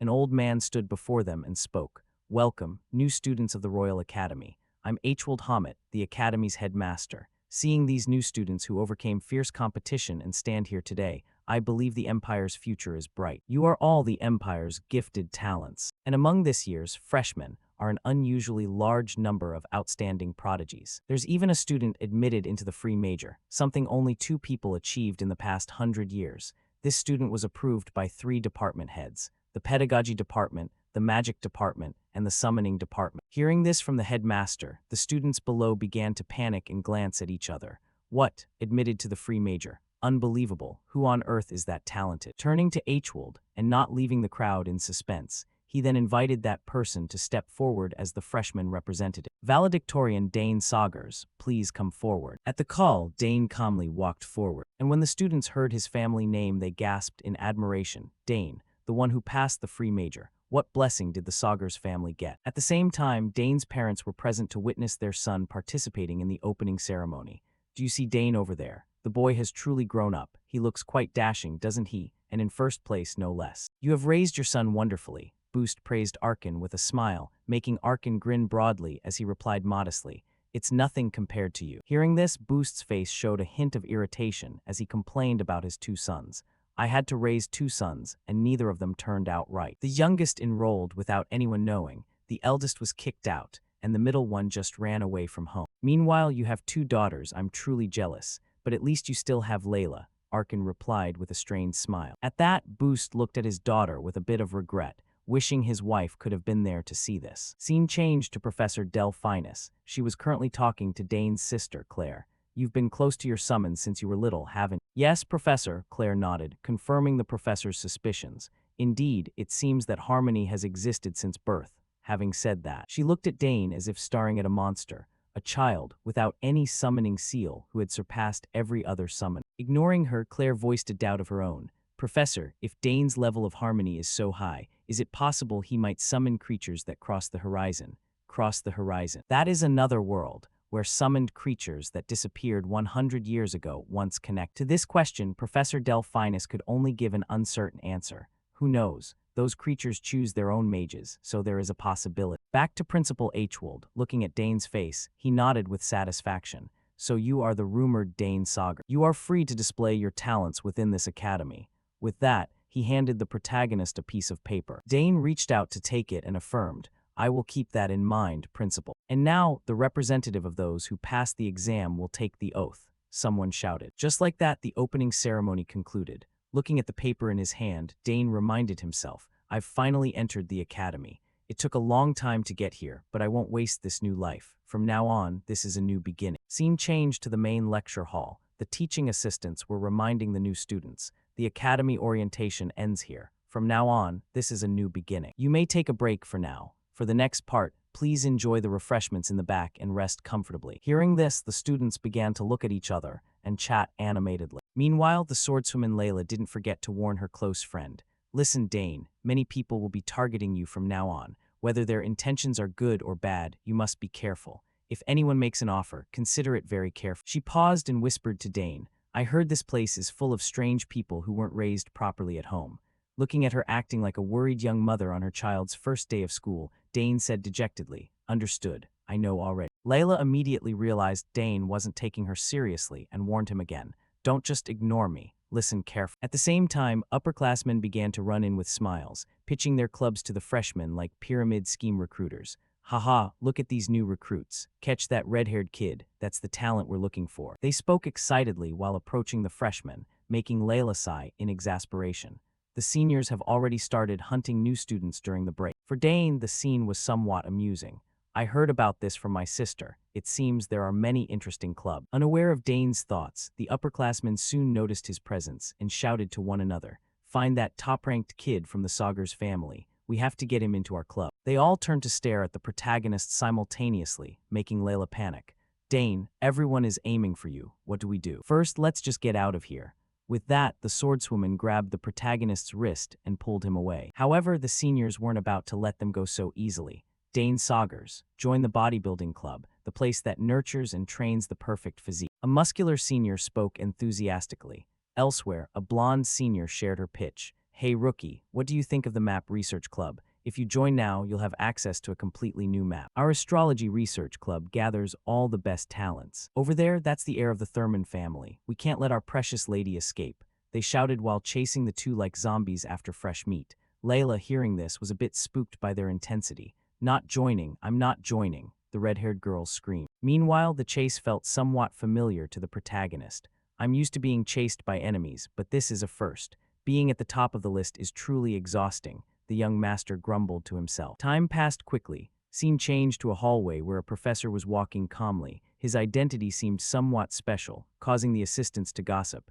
Is that Kelthas Redfield? Someone asked. The friend beside them nodded. Yes, I heard he resigned as the leader of the Imperial Knights to become a professor. Wow, such an outstanding figure has come here. But now it might be a bit troublesome. A new student in the free major after decades. Lately, life was so comfortable just writing occasional essays and getting average grades. That peaceful life is over now. I guess you'll have to prepare a curriculum now, right? Even I find it troublesome. Sounds of complaining rose up, while Professor Kelthas felt a massive headache. The orientation for new students is ending. It's an unbelievable situation. Why does it have to be the top student right now? Thinking this, he looked at Dane in front of him and asked, "You are Dane Saugers, right? You're here early." Hearing someone call him, Dane turned and bowed. "Hello, Professor. It's a pleasure to meet you." "All right, come in," he replied and quickly invited Dane into his office. Afterward, Kelthas cursed his bad luck. "I worked so hard to reach this position. I came here to rest, not to teach students. Even as a mentor, I'm already sick and tired of dealing with knights." Thinking this, he turned to Dane and asked with interest, "Why did you apply for the free major?" "Because I want to do everything I desire," Dane replied. "Have you ever thought about switching to the special major?" Kelthas suggested. "No, sir," Dane shook his head. At this answer, Kelthas's face scrunched up. "If that's the case, then I have no choice but to mentor him. Is there really no other way? If he didn't take the swordsmanship exam, it means he lacks confidence." With that thought as if a plan had formed, Kelthas continued, "Do you know anything about swordsmanship? I don't mean to offend, but since you're in the free major and I'm your professor, you need a certain level of skill with the sword." From Dane's perspective, he immediately smelled something fishy. Suddenly he's talking about swordsmanship. I don't feel like he's welcoming me at all. Dane thought with a frown and replied, "It's not that I'm uninterested in swordsmanship." Hearing this, Kelthas immediately stood up and proposed, "Very well, shall we test you right now?" "Sure," Dane accepted casually, making Kelthas unable to hide his joy, thinking, "Good, I've got him," as he said excitedly. "Then let's move to my training ground." In saying this, Kelthas had a motive. Since he had the right to evaluate students, he planned to use Dane's supposedly clumsy swordsmanship as a valid excuse to fail him and kick him out. Next, scene changed to the training room. Kelthas reminded Dane, "There are many swords here, so choose whichever one you like." "Yes, Professor." He nodded and scanned the practice swords nearby. However, seeing the disorganized state of the swords and the trash scattered on the floor, Dane was disappointed. Is the training ground really in a place like this? Even if there are no polymath students, this is a bit severe. "Oh well, I'll just pick one that fits." Thinking this, Dane picked up a sword. "Is that one enough?" Kelthas asked. "Yes, this one is sufficient," Dane affirmed. Hearing this, Kelthas began to explain the rules. "If you can land even a single strike on me with that sword, you pass. It won't be hard, as I will only move within 2 paces," he said confidently. Unaware that he was standing before a master of the blade, Dane replied calmly, "I understand." "Good, then let us begin," Kelthas said coldly. He thought for a moment. He accepted my conditions so calmly. Is he that confident? He wondered. Next, Dane gripped the sword and lunged forward to attack. First, he aimed the sword at Kelthas's waist. However, the man dodged easily, though the strike made Kelthas surprised. "Oh, that was fast. Is that how he got into the free major?" he thought. Before he knew it, the sword in Dane's hand was thrusting toward him as fast as a machine. This made the professor startle and forced him to use his own sword to parry Dane's blade back. Having done so, he gulped in worry. That was a close call, an unusual sword style. Is he some kind of sword idiot? Furthermore, that boy fights like a soldier on a battlefield, not like someone from a noble or knightly background, Kelthas thought with a frown. But before he could analyze further, Dane attacked again. The protagonist's body moved constantly, launching lightning-fast strikes from all directions. This forced the professor to work incredibly hard to block them all. The more they fought, the more difficult he found it. "I can't believe it. I'm rank 6, yet I have to focus this much. Am I really fighting a 14-year-old? He doesn't even need a handicap, but this style looks so familiar," Kelthas told himself. At this moment, he began to recall a memory from the past, from his time on the battlefield, witnessing an enemy soldier with incredibly powerful swordsmanship. It was astonishing to think the Drenic Empire had someone that brave. But that person didn't have any medals or knightly banners. Who on earth was he? Returning to the present, while Kelthas was distracted by his memories, Dane seized the opportunity and launched a strike at his flank.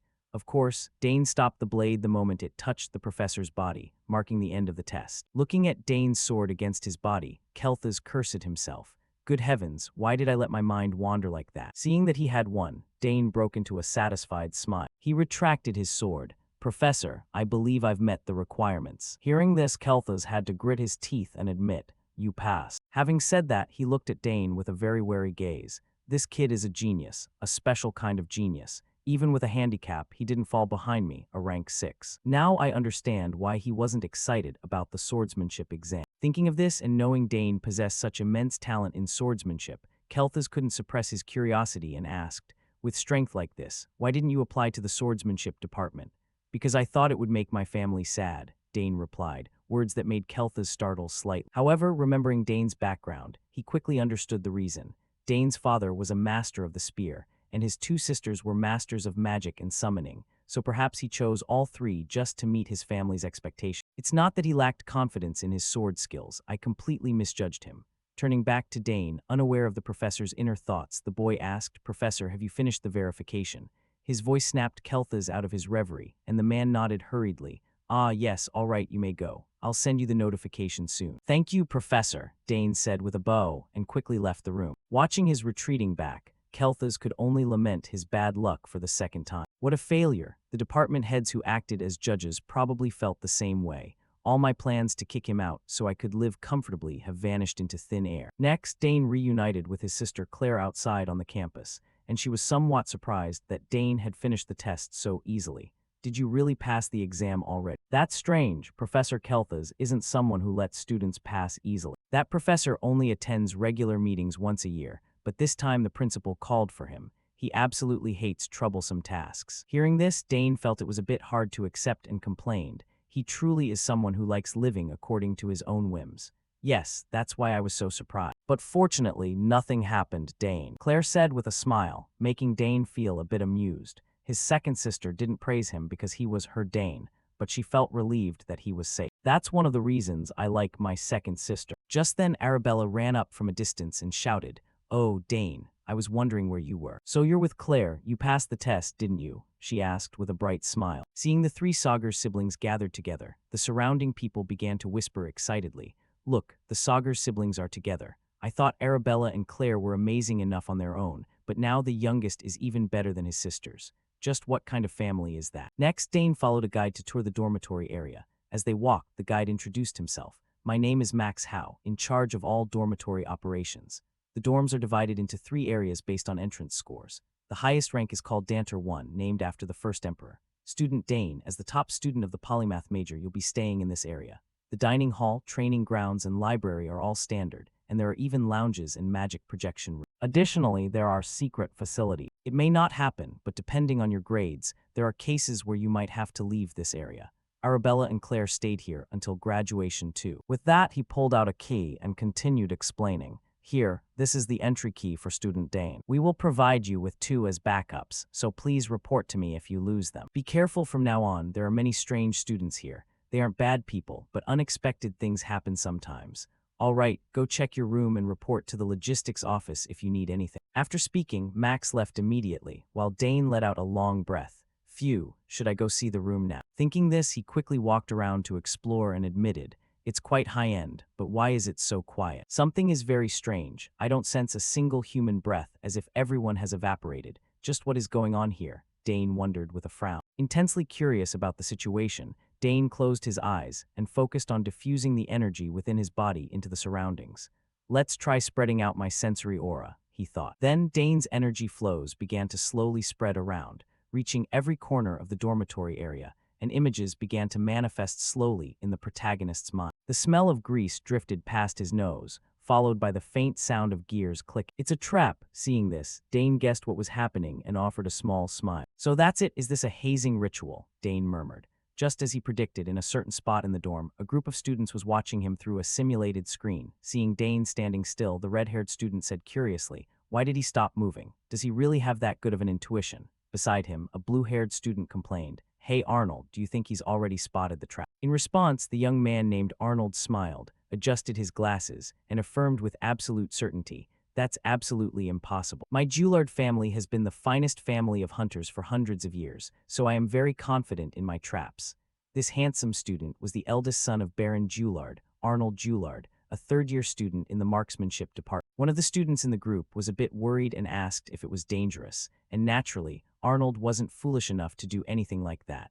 "Of course I removed everything that could cause injury. It's only enough to make him a laughingstock." Seeing there was no danger to life, the group began to grow excited, waiting to see Dane embarrassed. This first ritual is quite something to look forward to. That kid is going to look pathetic when he gets here," Arnold said mockingly. Then a worried voice asked, "Is this really okay? That's the Sagar's family." "So what? We all went through a memorable ritual, haha." "Just wait and see. He'll probably be scared to death," Arnold replied without a hint of fear. After all, for large families, the pranks of these children weren't serious enough to involve the adults. Unlike Arnold's confident posture, a girl in the group frowned and reminded him, Have you forgotten he's the top student of the polymath major? This time might be different. His sisters are both geniuses, and if he passed the polymath exam, he might be even more of a genius than them.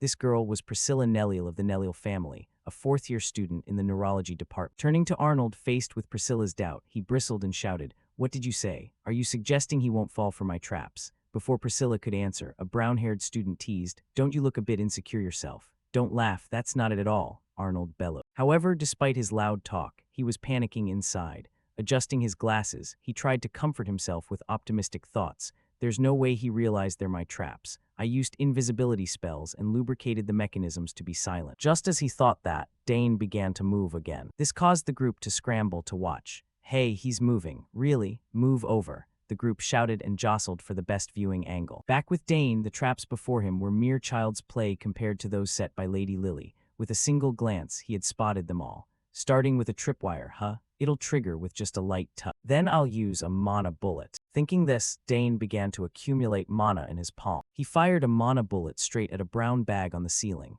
Upon being hit, the brown bag exploded. This caused the water inside to pour down like a waterfall. However, after observing the volume, Dane was a bit surprised. "Less water than I thought," he told himself. There was one thing Dane didn't predict. Immediately after, a stone tile on the floor suddenly opened, and from within, a plume of brown smoke billowed out. The stench was so foul it almost made Dane faint on the spot.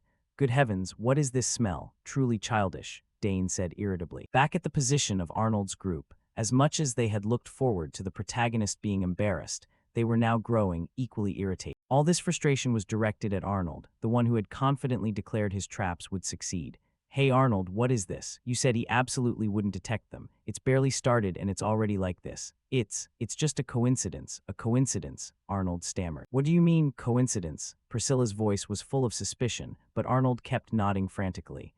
"Exactly. I went a bit too easy at the start, that's why he spotted it. Just wait, he'll definitely fall for the next one." The bespectacled boy gritted his teeth, and seeing him stake his heart and soul on that claim, his two friends nodded, choosing to trust him one more time. Maybe there was just a mistake. Let's try trusting Arnold." Hearing this, Priscilla only sighed inwardly as an invisible sense of unease began to surround her.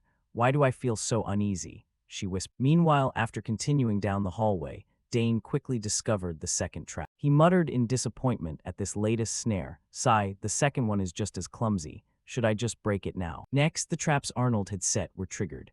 At that moment, countless boxing gloves began to fly out from all sides of the corridor, firing wildly everywhere. However, with Dane's incredibly agile movements, he dodged them easily without any difficulty. Even the stake traps, arranged with great sophistication, could do nothing against our protagonist. In the observation room, watching Dane's performance, the group of young people was stunned into silence before exclaiming in awe, just as expected of the Saugers family. Behind them, Arnold's face had turned pale upon seeing the traps he had spent so much effort on become useless against someone like the protagonist. Even his two friends in front lost all faith in him. It's like Dane knows exactly where everything is. Arnold worked so hard to hide them, yet they're being spotted this easily, they both remarked. However, Arnold felt too humiliated to give up yet. Damn it, it's too early to quit. There's no way he dodges the final trap. He gritted his teeth, making Priscilla stop and ask, "What is the final trap?" In response, the bespectacled boy didn't explain clearly, but offered a meaningful smile. You'll see." Just like that, they soon saw the final trap Arnold had prepared. Before the protagonist, a massive red dragon appeared, and not just that, but behind it stood another equally large goat-headed monster. From Dane's perspective, seeing these massive monsters suddenly appear, he deduced, are they summoned beasts? It seems they've prepared some quite strong ones. Dane praised them before realizing something was off. Wait a minute, something isn't right. As he spoke, Dane narrowed his eyes to observe, and very quickly, he discovered that the images of these monsters were slightly distorted and blurry, not quite realistic. These are just illusions, all bark and no bite. No wonder they look suspiciously strong. An ordinary student would have run away. But I don't need to avoid them at all. I just need to disrupt the mana flow and they'll vanish. Thinking this, Dane began to focus energy into the palm of his hand. Meanwhile, in the observation room, the students were stunned when Dane didn't run. "What? This guy isn't running. In fact, he looks quite relaxed. Wait, what is he doing? Is he accumulating mana?" someone cried out. These words were like a thunderclap to Arnold. His face began to drip with sweat from anxiety. Did he realize their illusions in a heartbeat? Impossible. How could that be? The more he thought, the more the worry showed on Arnold's face. Looking at his expression, Priscilla sighed. It's all over, she whispered. Back at Dane's position, once he had accumulated enough energy, he released it toward the illusions of the monster. Immediately, those illusions were shattered in an instant, as if they had never existed. Afterward, Dane smirked and said, "What nonsense. Let's see where the designer of these things is hiding." Scene changed to Arnold's group. For some reason, they suddenly ran out of the room with looks of utter panic.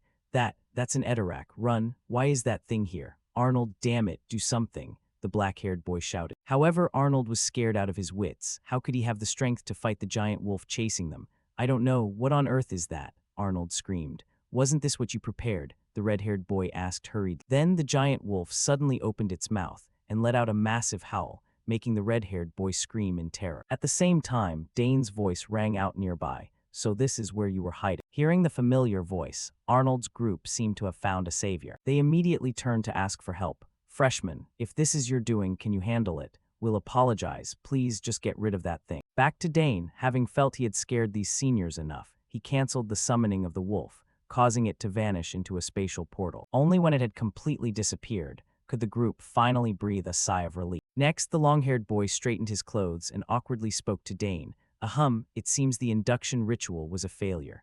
Welcome, rookie. I am Droyan Valentine, a fifth-year student in the alchemy department and the sole heir of the Marquis Valentine family. Quite a good physique and handsome, too. With sisters that beautiful, it's understandable, right?" he said as he held out his hand. Dane reached out and shook the man's hand. "Ah, yes, it's a pleasure to meet you," Dane said while thinking to himself, "What on earth is this guy talking about?" Unaware of Dane's thoughts, Droyan continued to praise him. "You're quite good at avoiding traps, so you're in the free major. I guess that's why the ritual failed." Arnold is quite disappointed. He's the heir of the famous Juillard Hunter family and the one behind all these traps. Droyan's enthusiastic advertising made Arnold incredibly embarrassed. "Damn it, why bring me into this?" he shouted. "So he's the one who designed the traps," Dane thought with a smile. Next, Droyan requested, "Hey, everyone come over and say hello."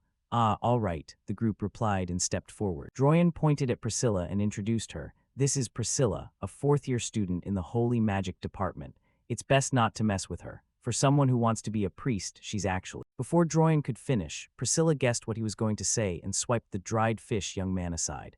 "Kind and beautiful, right? Nice to meet you. I am Priscilla Nelliel, the abandoned child of my family. Joining the Holy Magic department means I can't even dream of marriage anymore." Dane replied with a nod. "Ah, yes, I look forward to working with you." They shook hands, but immediately Priscilla's eyes went as wide as an ox's, as she felt the terrifying energy within Dane. "What is this? Why is your mana so dense? Is this really the mana level of someone our age? Unbelievable. It's impossible." Behind her, Droyan didn't quite understand why she was overreacting. "Is it that important?" he asked. "I suppose so," the red-haired boy replied. Meanwhile, Arnold was a bit annoyed. They're overreacting over a bit of dense mana. Ignoring him, the red-haired student stepped forward. "Nice to meet you, Dane. I am Skal Hespro, a second-year student in the martial arts department.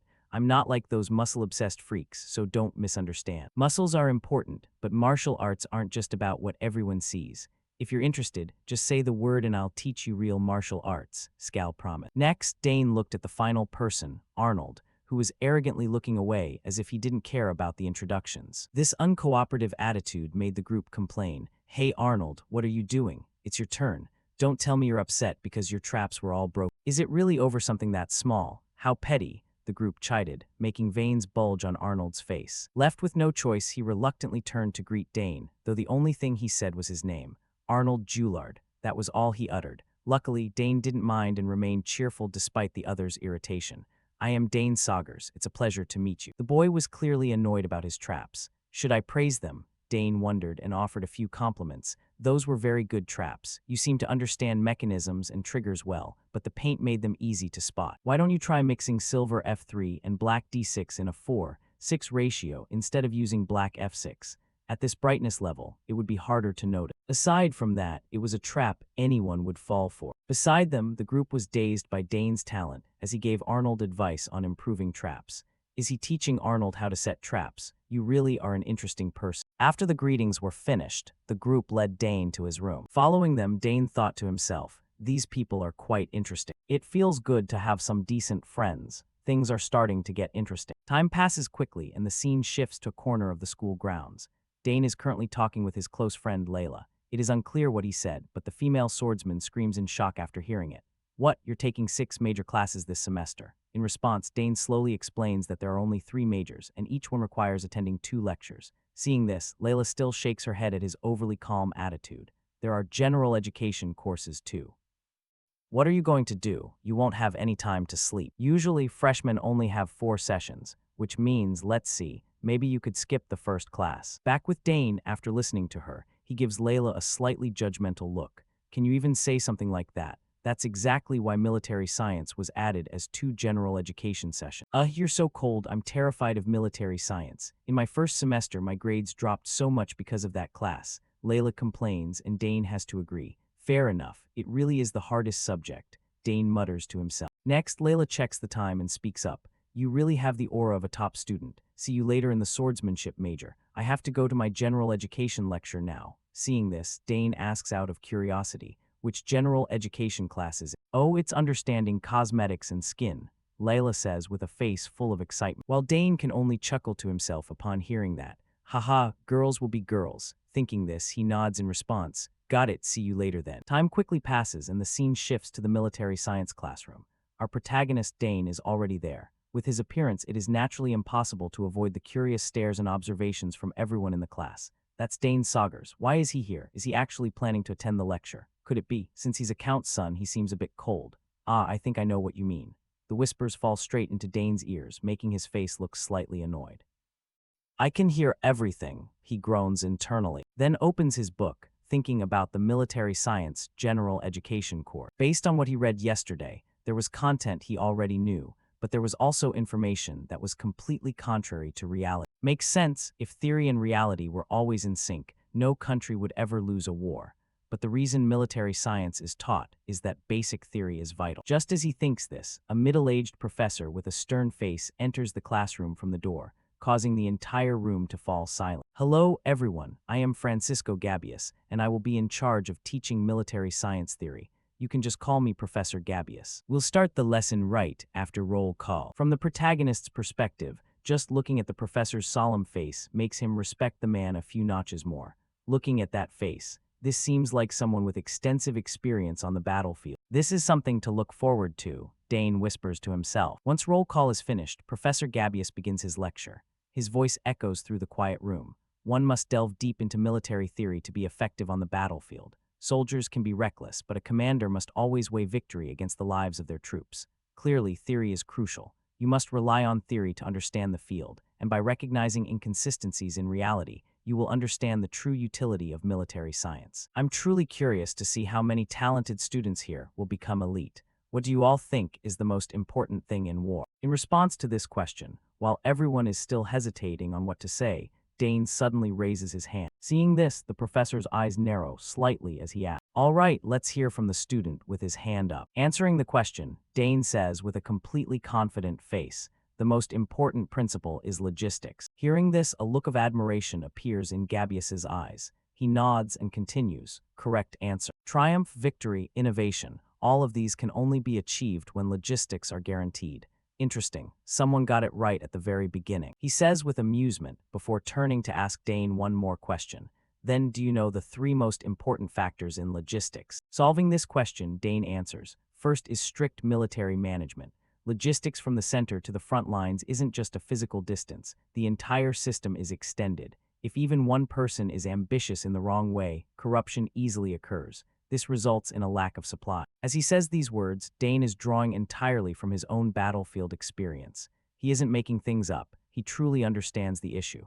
Most supply problems are caused by improper people at the intermediate stages, even if the shipment was initially sent safe. Exactly, next is, Gabius prompts. And this time, Dane is able to answer very quickly. It's the standardization of supplies. If the quantity and weight of supplied goods are standardized, mass production becomes possible. This greatly aids in rapid supply, and frontline units will maintain their strategy without losses. Hearing these words from him, the group of students in the class look at each other with wide eyes and whisper, "What is he talking about? This isn't in the book." Not just them, even Professor Gabius cannot hide the shock on his face. Then he presents the final point. This time is also the correct answer. Finally, Dane responds, "It's local production." The longer a war drags on, the more the above 2 points will be ignored, and the quality of supplies will drop. That requires soldiers on the battlefield to find ways to be self-sufficient at a minimum level. Although the quantity and quality might be quite low, it provides enough emergency food for critical moments.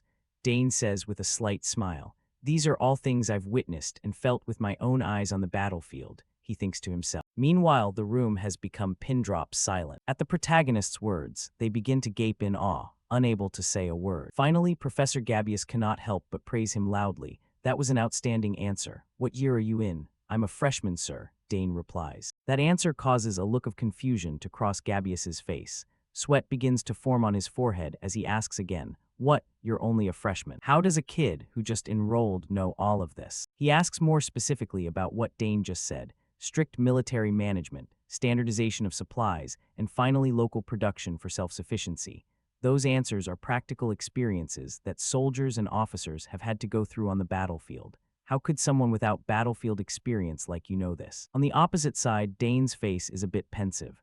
Of course, he can't say he experienced this directly, so after about 2 seconds he makes up a story. "My father often told me these things." "Your father, then what is your name?" Gabius asks curiously. "It's Dane Saugers, sir." The protagonist answers with a proud face. After hearing his family name, Gabius is completely convinced. The Saugers family. "So you're the son of the Blue Whirlwind." That explains it. If you're from the Saugers family, you must be the student who passed the liberal arts major. No wonder your level is different from the other freshmen. Thinking this and with no more doubts in his heart, he raises his voice to the whole class. "Haha, so you all heard that clearly, right? Completing the military theory portion that we will study involves exactly what student Dane Saugers just answered.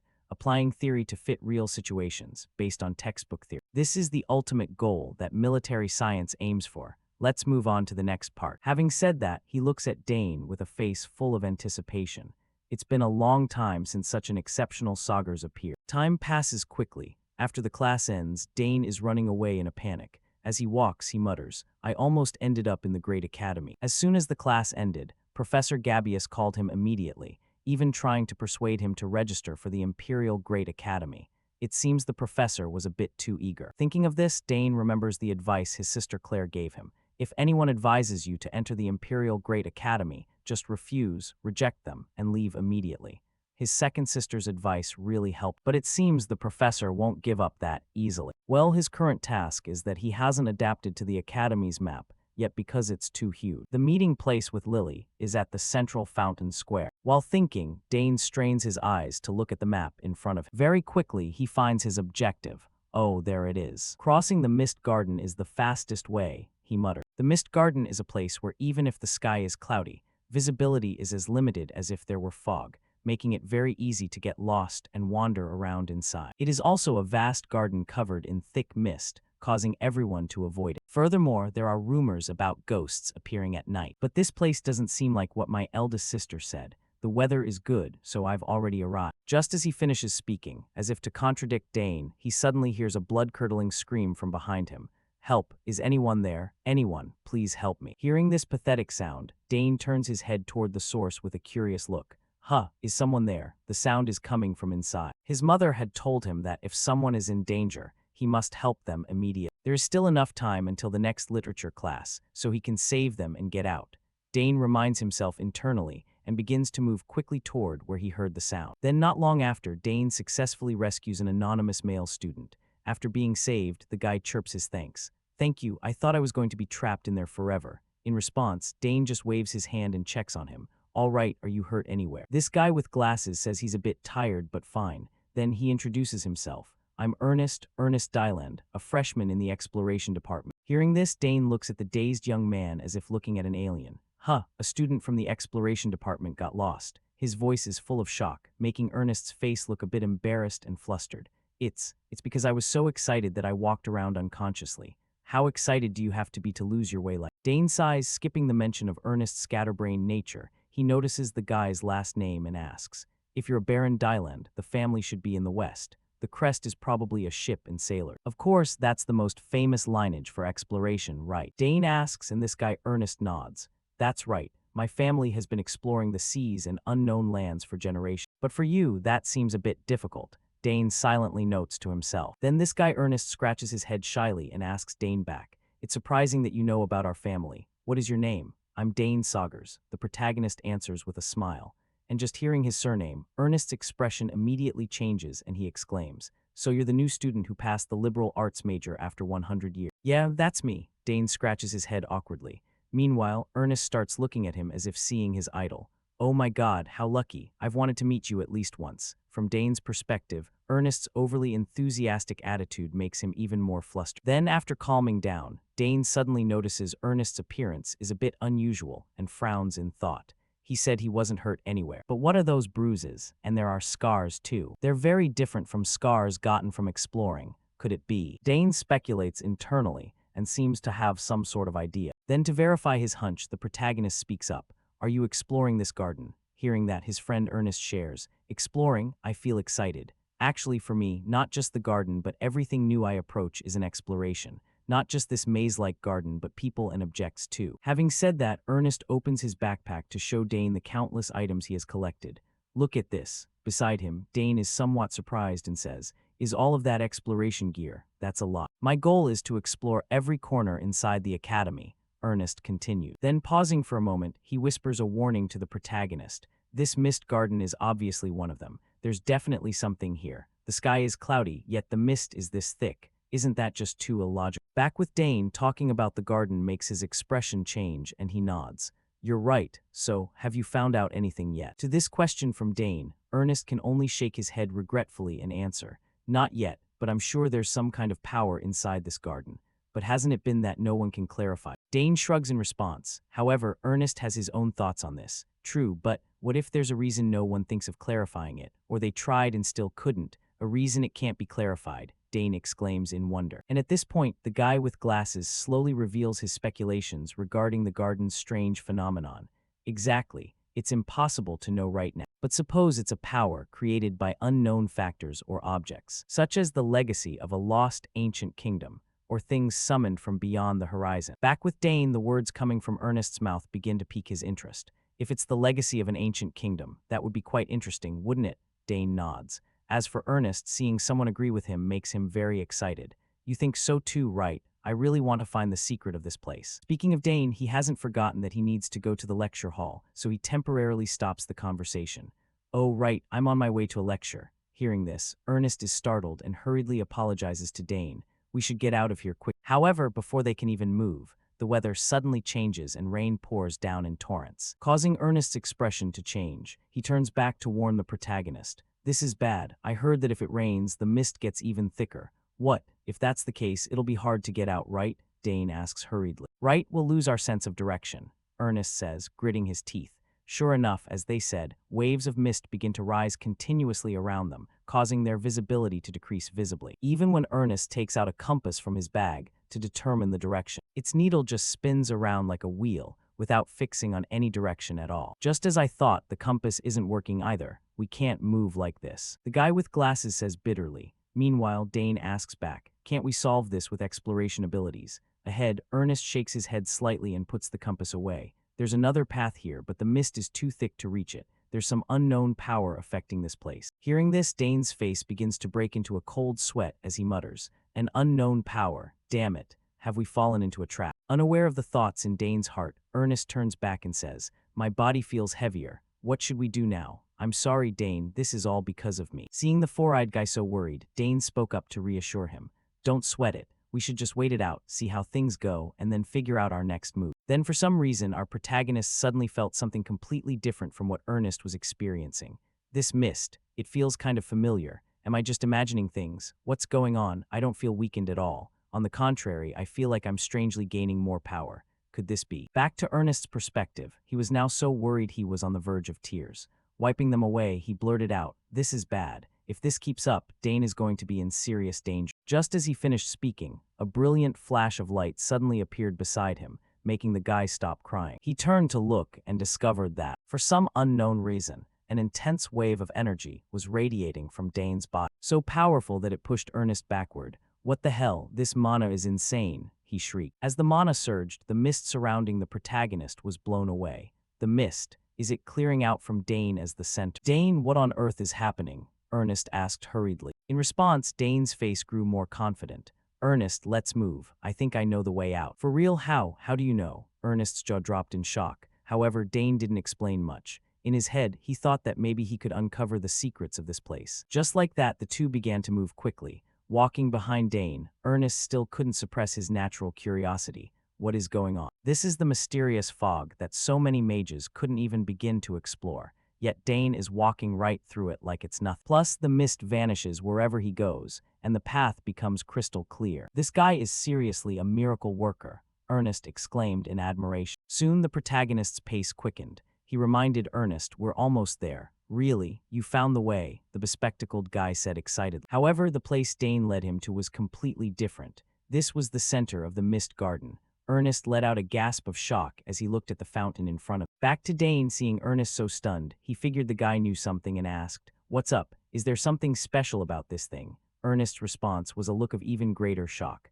"Of course, most students come to the mist garden specifically for this," he said, and then suddenly, Ernest's eyes lit up as if he realized something. "Wait, you don't know the legend of this place." As for Dane, he really didn't know a damn thing about this school, so he could only shake his head.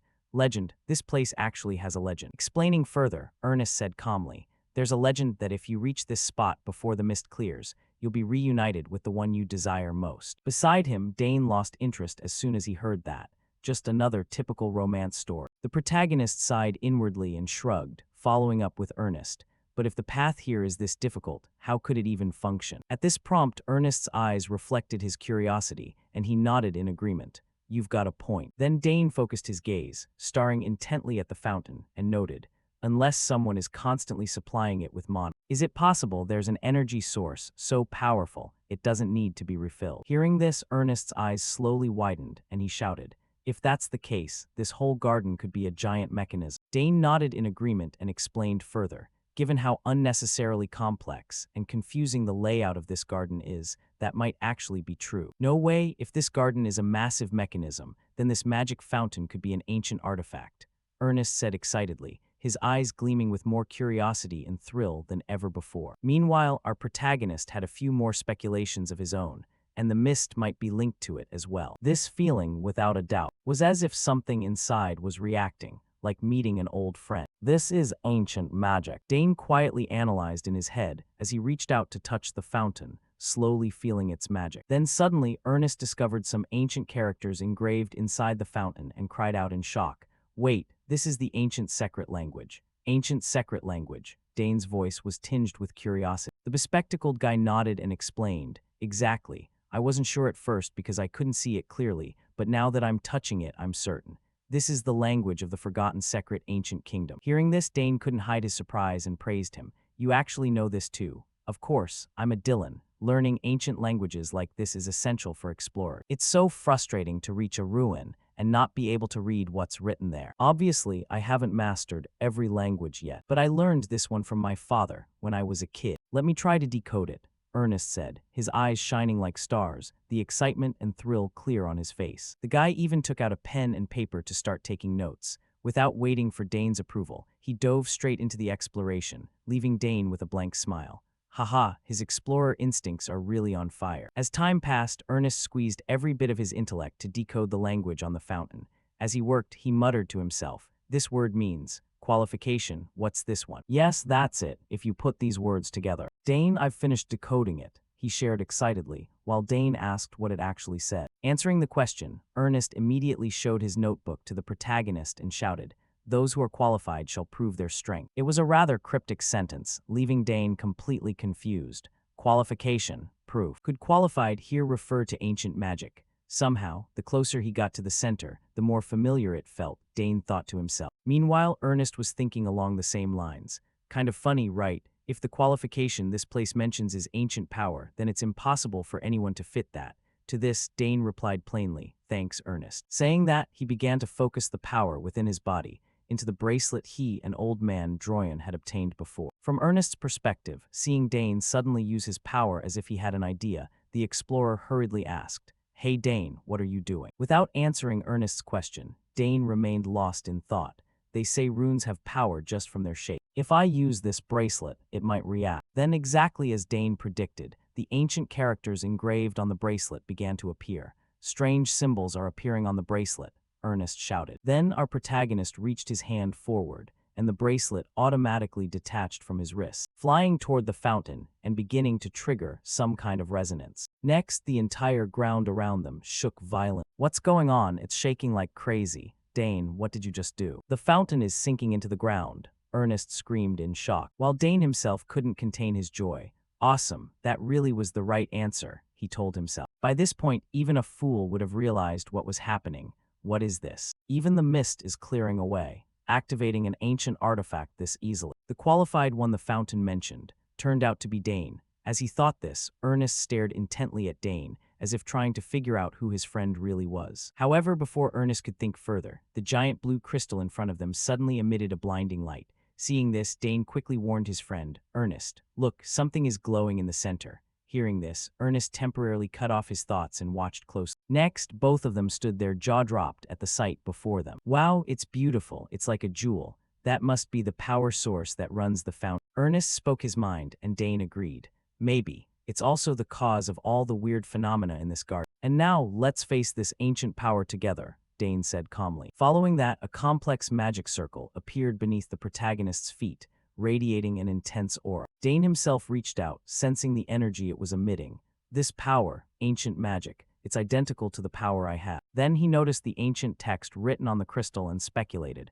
"Arcana once existed and was destroyed. This is its legacy." "This is great. I can understand the ancient language I couldn't read before. This really is the legacy of the Arcana Magic Kingdom, so I've absorbed this power," the protagonist said happily. However, just a second later, a sharp pain suddenly shot through his chest, making Dane instinctively clutch his heart. "My heart, it suddenly hurts so much. Something is happening to my heart," Dane screamed internally. Then, according to his senses, a magic circle was rapidly forming inside his heart. "Is this a magic circle?" Dane asked himself. "A core and a circle. Their roles are completely opposite. Having both is extremely rare. This combination is inefficient and can even damage the body. That's why magic swordsmen always have heart problems. That's why I didn't want to create a circle just for magic, but I never expected it to be forcibly implanted into my heart." The protagonist groaned, and the anxiety on his face was so clear that Ernest could easily notice it. He turned to ask Dane, "Are you really okay? You've been looking pale for a while now." Ernest's voice was full of concern. Seeing this, Dane didn't want him to overthink it, so he forced an awkward smile and waved his hand. "Don't worry, I'm just deep in thought." Hearing this, Ernest stayed quiet for a few seconds. Then, not wanting to pry further, he nodded. "Right, I was shocked too, but that power you absorbed, right? The mist, the ancient language. It seems like it's all connected to you." From Dane's perspective, Ernest being this curious didn't surprise him much. Ernest must have a million questions. He had witnessed everything. It's best to get a handle on the situation first, Dane thought to himself. With that in mind, he pinned all the responsibility on his sister. "I just did what my sister taught me. I don't know the details myself." "Oh, really? Well, let me know when you figure it out," Ernest said with a laugh. Dane nodded for sure. As they left the garden, Ernest thought back on everything that had happened today and shared excitedly. "My blood is pumping today. This is exactly how an explorer should feel. Dane, do you want to explore the Academy's mysteries with me? We can share any weird phenomena or mysterious places we find." "Sounds good to me," Dane replied with a smile. At the same time, he felt a bit of anticipation. Maybe there were other places containing magic like this. Then Ernest suddenly remembered something and reminded Dane. "Wait, Dane, didn't you say you had a class coming up?" Ernest's reminder startled Dane, who suddenly remembered his class. He gave Ernest a pat on the shoulder and bolted. "Right, Ernest, sorry, I'm heading out first." "See you later." "Yeah, see ya," the bespectacled guy called out with a smile. Watching Dane's figure grow smaller in the distance, he thought to himself, "He really is an interesting friend. If I keep exploring with Dane, I'm sure some amazing things will happen. I can't wait." Back to Dane, his body was currently racing forward like the wind. As he ran, Dane began to feel some differences after his body absorbed the energy from that blue crystal. Weird. Why is moving around so much easier now? Even though a circle and a core coexisted, there was no discomfort. Normally, a circle would obstruct the mana from the core, making it extremely inefficient. But now, no matter how much mana I generate, nothing feels off. No, actually, it's the opposite. The mana flows through the circle and then seems to gather back into the core. Plus, the mana in the core is even purer than before. "This is amazing. I should get in touch with my eldest sister," Dane told himself. Time passed quickly. The scene shifted to a territory located in a desert region. This was the district of Hengston. At this moment, our protagonist, along with countless students from the Royal Academy, was present here for an unclear reason. Beside Dane, his close friend Layla shared excitedly. So this is the famous Hangston district I've heard so much about. Oh, I see the entry. Right now, a massive gate stood before them. Looking at it, Layla let out a gasp of admiration. This must be the famous magic shield. A magic shield? Dane's voice was full of curiosity. Hearing that, Layla immediately realized Dane didn't know a damn thing, so she gave a cheerful explanation. It was created by Saul Hangston, a legendary mage of the Academy. This is a shield that activates once a year specifically for freshmen with magical talent. As you pass through it, the shield displays a color, depending on that person's quality and level of magic. Originally, it was a device used to detect and eliminate dark mages infiltrating the Academy. But after dark mages became extinct, it was repurposed into this. At this, Dane's face lit up with a wave of intense interest as he asked, "Which level does each color represent?" Explaining the question, Layla spoke up. "Oh, it's like this. If there is no talent, no color will appear at all. If the talent is decent, it's yellow. If the talent is significant, it's blue. And if the talent is overwhelming, it will be red." Layla explained everything very fluently, making Dane couldn't help but be impressed as he turned to praise the young girl. "You've really studied a lot." Hearing that, Layla gave a small wink and said proudly, "I want to know everything about the Academy." Then she also reminded Dane of one thing. "By the way, all of your sisters got red. So Dane, I'm going in first, okay?" After saying that, the female swordsman slowly stepped through the gate, and it was not very surprising when the gate's color turned red, proving she was an overwhelming genius. "It's red," Layla said happily. "That's truly impressive." Dane nodded in recognition. "Hee, at least I'm this good." Layla raised her hand to show off her achievement. Next, Dane couldn't help but want to check where his talent levels stood. "Then I'll give it a try too." With that, he also slowly approached the gate. Even before stepping inside, Dane had a bit of a hunch. "I'll probably get red too. Since I've absorbed ancient magic, I might even be stronger than usual." That was what he thought. However, the result provided by the gate was completely different. The color displayed on the gate wasn't red, blue, or yellow, but green. Looking at this beam of light, both of their faces became confused. Green, what's going on?" "There is no level that is green." Layla turned to Dane with wide eyes.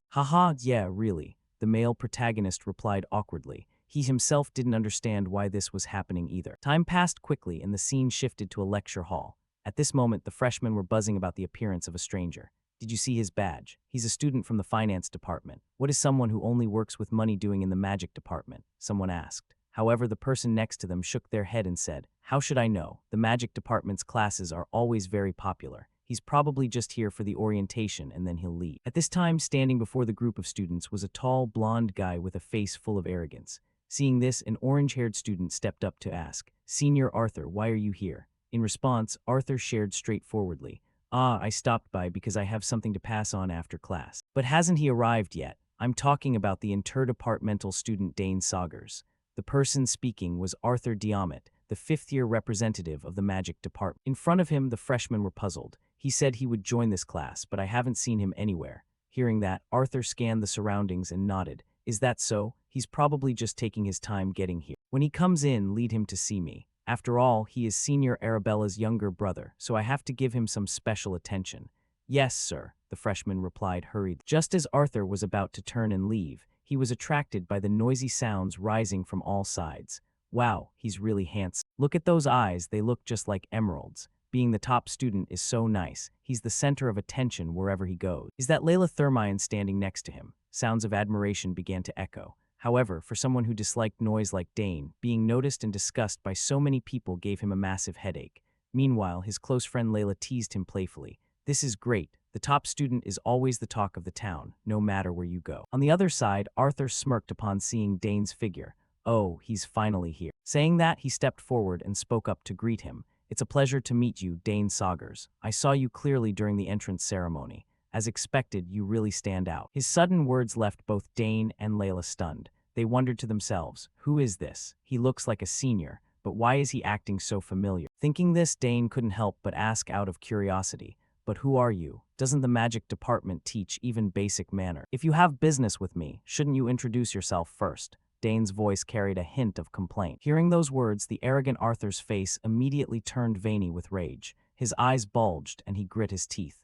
"This arrogant brat," he cursed inwardly. Not just him, but even the freshmen standing around felt the atmosphere become tense. Arthur was like a bomb that could explode at any moment. They couldn't help but worry for Dane. Did he really just talk to Senior Arthur like that? Isn't this going to become a big problem? If you offend a senior, your life at the academy is basically over. Back to Arthur, after taking a few deep breaths to try and stay calm, he spoke to Dane reproachfully. I specifically came here because you are the younger brother of a senior I respect, yet you show an arrogant attitude, not knowing your place. Have you ever considered that your behavior could affect your family's reputation? Hearing that, Dane simply replied sarcastically, I've never thought about that. From what I see, aren't you the one being rude? On the opposite side, Arthur grit his teeth once again. He said in a cold voice, Can you really not see the situation in front of you? With that, he also reminded himself, If I let this pass, my honor will be damaged. Senior Arabella will surely understand. Thinking so, he decided to teach Dane a lesson. It seems you need to be taught a thing or two, don't you?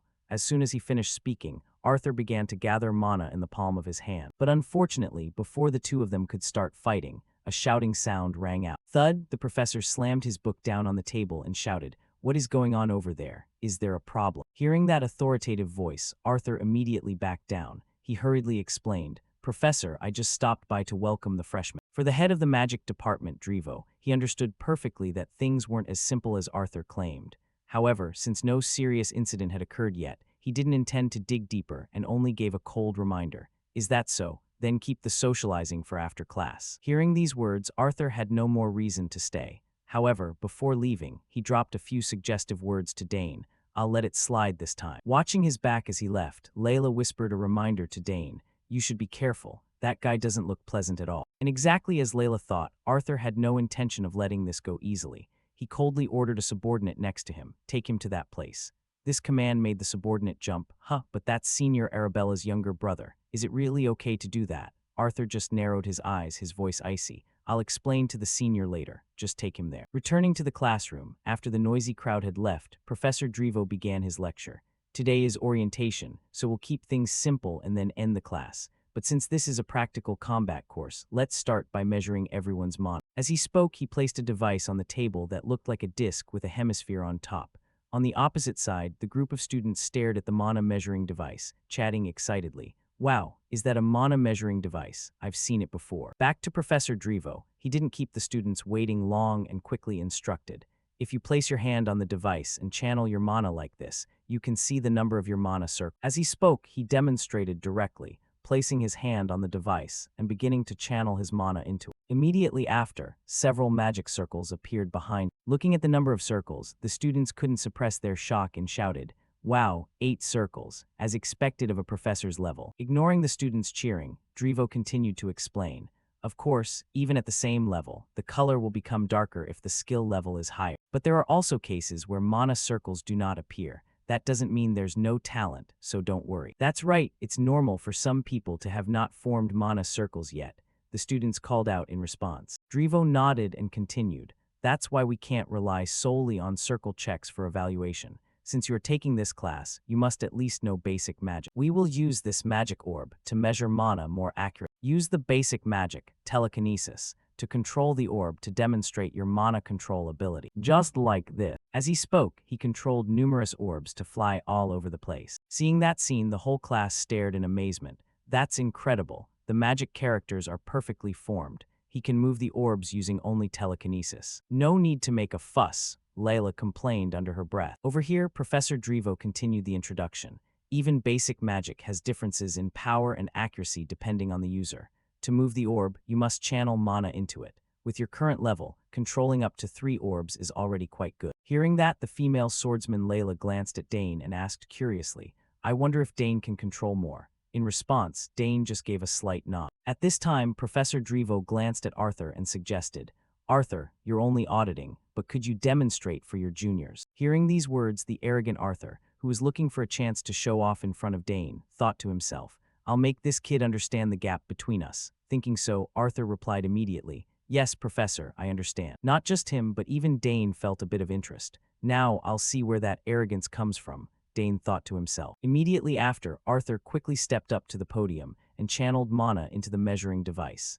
Instantly, 4 magic circles appeared behind his back. Seeing this, the freshmen couldn't help but scream like they were going crazy. As expected of Senior Arthur, he has achieved 4 circles, and the color is extremely dark too. Not to mention the freshmen, whose level was just like novices. Even Professor Drivo nodded with satisfaction. It seems you've improved even further. Hearing that, Arthur replied with a smug face, "It's all thanks to your guidance, Professor." Next, Drivo turned to the class. Normally, reaching 4 mana circles is something that happens only after graduation, but your senior has achieved it while still in school. This is truly overwhelming talent. You should all learn from him. Who knows, maybe his advice will help you develop further. These words from the professor caused a stir in the class. Meanwhile, Arthur took the opportunity to glance at Dane with a mocking look. "It's too early to be surprised, Dane Saugers. I'll show you the difference between us." With that, he began to control the blue orbs, making them fly around the classroom at extreme speed. Seeing that scene, the freshman stared jaw-dropped. He's controlling the orbs perfectly. No way, exactly how many orbs is that? But in reality, to do this, Arthur was so exhausted that the back of his shirt was soaked with sweat. Despite that, he still tried to act calm, turned to stare at Dane, and laughed provocatively.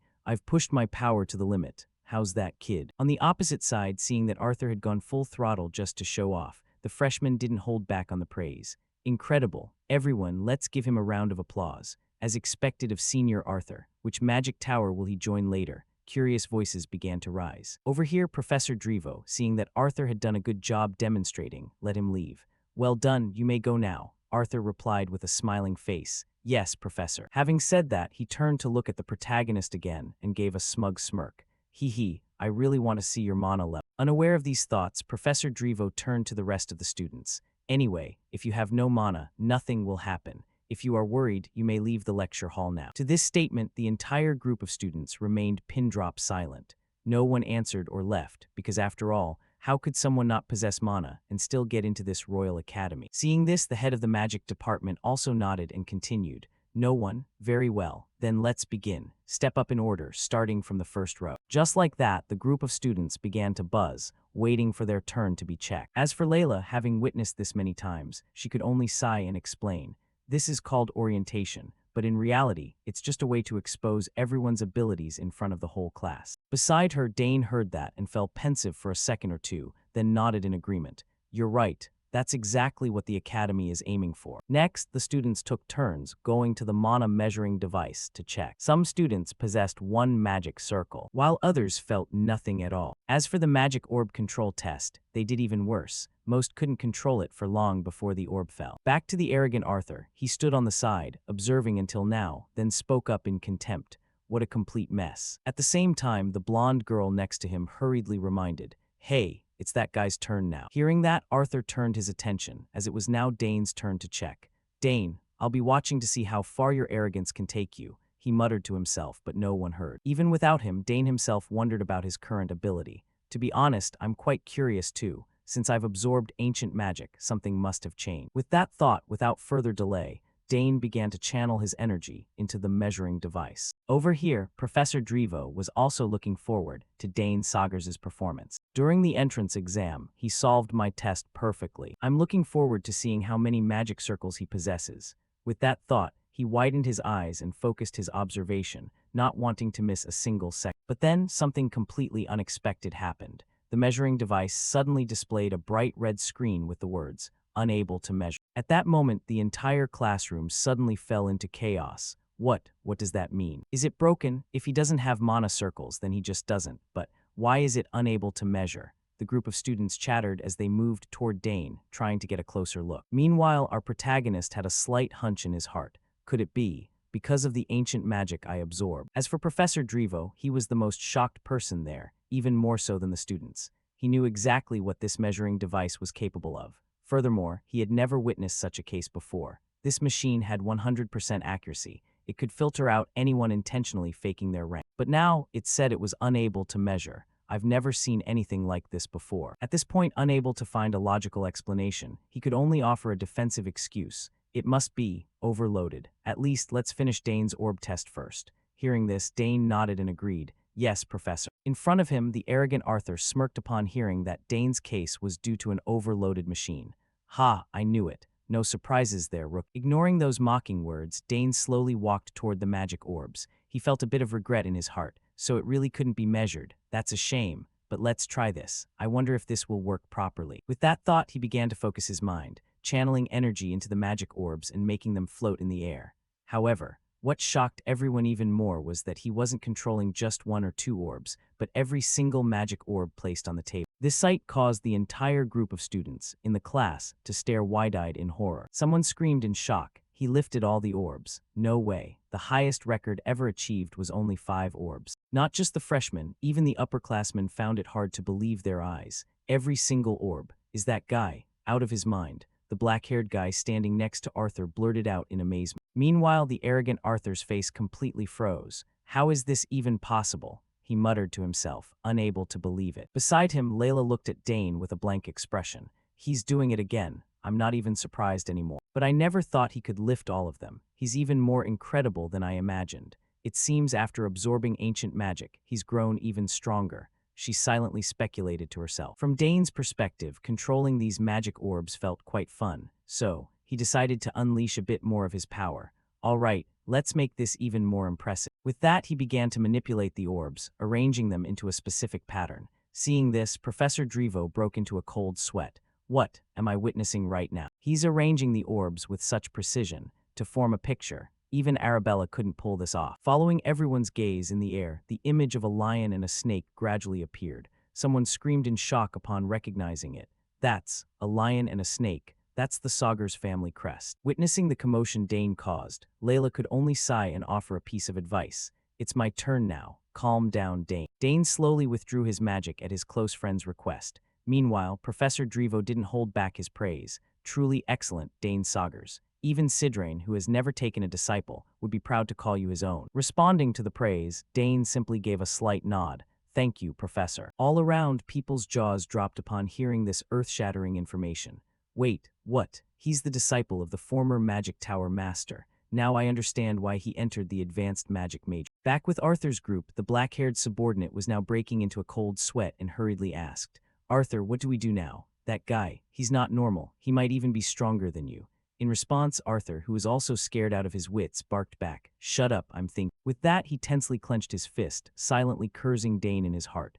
Damn it, the Sagers family is terrifying. Why are they all monsters? With that level, we need to change the plan. How frustrating, but if I pick a fight and end up being inferior in skill, I'll lose face. If I can't defeat him with skill, then I'll have to win him over another way. The arrogant Arthur silently schemed. Then, as if he had made a decision, Arthur said to his 2 companions, We need to pull him into the student council. What? The student council? The other 2 screamed, but Arthur only nodded in confirmation and explained his reasoning. Yeah, since I already have a foot in that council, it'll be easier to control him if he's under my wing. Hearing this, his 2 companions still couldn't accept the decision and tried to advise him, but he's just a freshman. The brown-haired guy spoke up. The orange-haired girl also hurriedly chimed in. Exactly. Even we wouldn't dare dream of joining it. However, Arthur was determined to pull Dane in at all costs and completely ignored his subordinate's words. It's unprecedented for a freshman to join the student council, but who cares? Rules were made to be broken, right? Trust me, if we have him, the reputation of our magic department will be known by many. With that, he smirked and thought, and of course, my own reputation and career will also soar. Ignoring him, Professor Drevo spoke with a face full of painful regret. Perfect, Dane Sagers. If I had known this beforehand, I would have competed with the other professors to ensure you joined the magic department. Hearing this, Dane remained calm and replied, I will do my best, regardless of which department I am in. Professor Drevo then turned and shouted to the other students. Did you all hear that? The students in the magic department better be more on guard. With that, he patted the protagonist on the shoulder and instructed, If you have some free time, come see me. For Dane, being able to meet freely with the head of magic was a good thing, so he agreed. Yes, Professor. Thus, when the class ended, Dane and Layla quickly left the lecture hall. As they walked, the female swordsman Layla complained, How did you do that? And why do you keep doing such unbelievable things? Dane shrugged, responding nonchalantly, Well, to be honest, I don't know either. His slightly smug tone made Layla a bit annoyed. Do you think you're so special or something? Seeing his best friend looking upset, Dane quickly diverted the conversation by praising her. But you also made 5 orbs fly up. Hearing that, Layla only muttered petulantly, You're not making me feel any better. Then she turned her head away, refusing to look at Dane anymore. Seeing her attitude, Dane could only manage an awkward smile and thought, Why does it sound like she's sulking? Before Dane could think much further, Arthur approached him with his 2 close associates and greeted him. I've witnessed your skill. I acted improperly the last time we met. Can we talk privately for a moment? Arthur's current attitude and tone left Dane unable to hide his shock. Is he completely changing his attitude after seeing my skills? Dane frowned in speculation. Immediately after, Arthur didn't beat around the bush and went straight to his request. He wanted to invite Dane to the student council. The student council was the place that decided policy and managed the academy's treasury. The members of the council were all legendary figures who possessed many unique privileges. For example, the student council could issue disciplinary punishments to students or approve departmental events. As for Dane, he had heard a bit about the student council through his genius sister Arabella. "I've heard about it from my sister. It's an incredibly powerful council, and only a few students ever get the chance to join." Dane thought as Arthur continued to try his hardest to persuade him. "What do you think? I'm planning to nominate you for that council. You've already far exceeded the entry requirements, no test needed. If you become a member of the student council, you'll automatically become part of the Dantera Society." Hearing this, Dane frowned and reminded him, "I'm already in it." Arthur obviously knew this, but he continued, "Well, that's true, but who knows if you can stay in it forever." Not only that, student council members have the right to be exempted from many other things. Hearing this, Dane found it hard to believe. Exactly how much authority do they have? Do they really have that many privileges? While Dane was wondering to himself, Arthur continued to widen his eyes, speaking like a multi-level marketer trying to lure someone in. "Are you interested in joining the council?" To this question, Dane flatly refused without hesitation. "No, I don't want to. Even if I were to join, I'd only be interested if I got in through my own merit. Besides, benefits granted for no reason usually come with a very high price." Opposite him, Arthur's two subordinates looked at each other with eyes full of shock. As for Arthur, Dane's refusal made his blood boil a little. "Do you realize what you just missed? Getting a foot into the student council is the dream of countless other students. Once you spend some time at the academy, you'll understand how amazing this offer is. Come on, think it over. An offer like this doesn't come easily." Layla, standing nearby, was fuming after seeing Arthur pester Dane over and over. "What the hell? Why is this guy so stubborn?" She complained inwardly, then quickly pulled Dane to the side. "Dane, if we die, the tarts will be gone. Hurry up." Seeing this, Dane understood that Layla was trying to bail him out and immediately agreed. "Ah, right, I almost forgot." Behind them, Arthur saw them leaving and called out in panic. "Hey, where are you going? I'm still talking." Dane only replied with a smile. "I have something more important to do, so please excuse me." Having said that, he didn't forget to silently thank his best friend. "Thanks, Layla. Your timing was perfect." Watching their backs as they left, Arthur still didn't give up. He called out loudly, "Dane, I haven't given up yet. I will convince you, Dane Saugers." Time passed quickly. At this moment, Layla was still complaining about that guy Arthur. "He really is a nuisance. It seems he really wants to pull you into the student council. If you accept that offer, it'll be a perfect stepping stone for him to turn you into his pawn." Hearing this, Dane smiled and said, "Thanks for helping me get away from him." Layla replied with an extremely annoyed face, her eyes wide. "The point is he didn't even acknowledge me. He didn't even bother to ask me a single question." "So that's why you're feeling angry," Dane said with an awkward laugh. Then Layla let out a sigh and continued, "It's probably because of your ridiculously high talent. Today's test confirmed it. So you're finally admitting it?" Dane asked with a laugh. "Well, there's no way around it." Layla shrugged in response. Then Dane asked her, "By the way, do they actually sell tarts?" Layla replied, "Of course, this is the Royal Academy. If a dessert exists in the Empire, it'll be here." Just like that, the two of them went off to buy tarts. In another development, Professor Drevo and Arthur were having a conversation. The professor asked, "Did you see Dane's talent?" "Yes, he's truly magnificent." Arthur nodded in admission. The professor burst out laughing. "Haha, compared to Arabella, he might even have the upper hand." The professor's comment left Arthur shocked, and he asked back, "Is he really at that level?" Answering this, a slight smile appeared on Drevo's face. He tilted his head slightly and said, "Magic is indeed a vague field, hard to determine. But when talking about innate magical talent, it's not impossible." Beside him, Arthur was stunned by those words. "My God, do you mean his talent has surpassed even the senior I admire?" he asked himself. Back with Professor Drevo, he seemed to notice that Arthur had some friction with Dane and advised, "About that, Arthur, just turn a blind eye to Dane. Take good care of him so he can enter the magic class." At the professor's words, Arthur's hand instinctively clenched his thigh. He thought irritably, "Everyone is like that. They're all overwhelmed by his talent." Next, despite his jealousy, Arthur shared his thoughts. "Actually, I met him after class to suggest he join the student council, but he refused." Hearing this information, the head of magic was also taken aback. What? Could he have heard something from Arabella? His talent is too great for us to lose. Thus, both of them fell into a dejected silence. However, as if thinking of something, Arthur inquired about the recommendation letter from before. Before he could finish his sentence, the professor replied with a smile, "Ah, that. It seems things didn't go very smoothly. But don't be too hasty. You still have 2 years left, don't you? Someone like you will surely be recommended by the Magic Tower before graduation. Back to Arthur's perspective, he had a bright smile on the outside, but inside he was silently cursing the professor.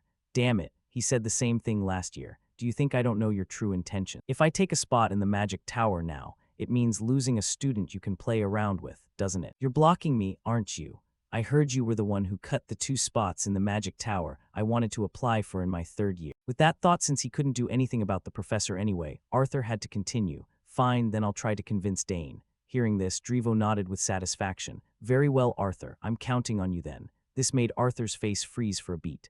Damn, my future is being held over my head by him. Whether I like it or not, I have no choice but to follow along. This damn old man, he silently cursed. Meanwhile, back with Dane, he was carrying a large bag on his shoulder and turned to ask his best friend. By the way, Layla, is the path to the cafeteria always this crowded? Why are there so many club events? To this question, the female swordsman explained. If a club has too few members or cannot prove its activity, it'll be disbanded. This is the first time I've participated in so many events like this, Dane added. Beside him, Layla glanced at the bag Dane was carrying and smiled. Well, we've won so many prizes. 20 mana-infused stones, 15 lunch coupons, 5 meal vouchers, 8 convenience store discount coupons, and a treasure map. Then Layla reached out to take the map and ask, "What's this?" Dane replied. The senior hosting said it was bought from an auction in Arkender. Hearing this, the female swordsman's eyes lit up like car headlights. Bought from an auction in Arkender. Then this must be quite valuable. Seeing her money-hungry face, Dane just gave a slight smile and thought, yeah, my father once said. The Arkender auction house specializes in collecting rare and beautiful items from all over the empire. The best appraisers in the country appraise everything and ensure only masterpieces are put up for sale. In front of him, Layla pointed at the seal of the scroll and shouted, "This is still intact." Is it a treasure map of the academy? Dane speculated, and Layla nodded in agreement. I've heard that this academy has many mysterious and secret places. With that, she threw the map back to Dane. Looking at it, he instinctively had a thought. Ernest will be thrilled to see this. The scene shifts to the main hall, a place primarily used for hosting general education lectures. And at this moment, our protagonist is standing outside the building. Gazing at the massive architecture before him, Dane couldn't help but marvel. So this is where the history of the empire is taught. Before coming here, I was tutored by the head butler, so I already know most of the material. That's a relief, Dane thought to himself. At the same time, his exploration-loving friend, Ernest, called out to him from behind, "Hey Dane, we meet again." Hearing the familiar voice, the protagonist turned to reply, "Is that you, Ernest? You're in this class too." To Dane's question, Ernest happily introduced, "This is a mandatory subject for freshmen. I figured I'd run into you here." I guess we did run into each other. How are you feeling? Is your body doing okay? Dane smiled, but the answer was a bit vague. Not much has changed. It's a bit complicated. I'll explain the details later. Oh, that's right, Ernest, I have something to tell you. Dane smiled, likely wanting to mention the treasure map he had just acquired. However, before Dane could speak, a red-haired guy leading a group of people approached Ernest to cause trouble. Hey, you're Ernest, right? Hearing this voice, Ernest's face turned to panic, which did not escape Dane's sharp eyes. He wondered to himself, what's this? Ernest's eyes just changed. He's trembling. He looks absolutely terrified. Opposite them, the reddish-brown-haired guy leading the group smiled as if the two were the best of friends. Wow, Ernest, didn't expect to see you here. It's been a while, hasn't it? For some reason, sweat began to pour down Ernest's face more and more from the tension. This made Dane think. He looks no different from a soldier suffering from psychological trauma. Then Ernest hesitantly replied, "Braun, hello." Seeing this, Braun spoke reproachfully. "If you've started classes, why didn't you let me know? I got here first." Beside them, Dane thought, are they friends? But this relationship doesn't look normal at all. He continued to watch closely as Ernest bowed his head and said, "Sorry, I didn't know." Braun stepped closer, rubbed Ernest's head, and continued, "Damn, how did you even get in here? I thought you wouldn't make it. You're always shaking like a leaf when we talk, aren't you?" "Perfect timing, I'm too lazy to go out and buy stuff, and we just happened to meet here. Go buy me a sandwich." He laughed loudly, making Ernest's face turn pale as he exclaimed, "What, right now?" For Braun, seeing Ernest refuse him caused his expression to shift slightly as he growled, "What's that? You don't want to go, Ernest?" Ernest awkwardly explained, "I'm hanging out with a friend, so it's a bit inconvenient." Turning his gaze toward Braun, the guy eyed Dane for a moment and teased, "Your friend, well, he looks pretty tough. Which department are you in? If you're hanging out with Ernest, I can already guess your skill level." His tone was filled with contempt. This sparked a flame of anger inside Dane. I don't know what family he's from, but that carefree attitude reminds me of the thugs on the battlefield. The more he thought, the darker Dane's expression became. Braun continued to mock him. This guy isn't going to answer. However, just then a teacher noticed their group and shouted, "Hey, you kids, what are you doing? Class is about to start. Get inside now." Hearing this, Braun turned to reply, "Right, we're heading in now." After speaking, he glanced back and warned Ernest, "We'll talk after class. I have a lot more to say to you. This academy is about to get interesting." With that, the red-haired guy led his pack of hounds into the classroom, leaving Ernest behind, still shaking uncontrollably with fear. Seeing his trembling arms, Dane went over and asked, "Ernest, are you okay? Who are those guys? It looks like you know them." Hearing this, Ernest tried to steady his breathing and explained, "They're from another family. Back home, they used to bully me. I knew they were studying at this academy, but this place is huge and has so many departments. I thought I wouldn't see them again. I'm sorry for dragging you into this." Ernest's tone was full of guilt, giving Dane pause. But then he followed up, "I'm fine. Let's just go to class." He looks so pale. Just how much have they been tormenting you? Thinking this to reassure Ernest a bit, Dane comforted him. "Don't worry too much. I'll stay with you." These words left Ernest unable to hide his surprise, but immediately after he shook his head in refusal. "Stay with me. There's no need. I can handle it myself." Back to Dane looking at Ernest's scrawny frame. He knew that handling it likely meant becoming a punching bag for Braun's group.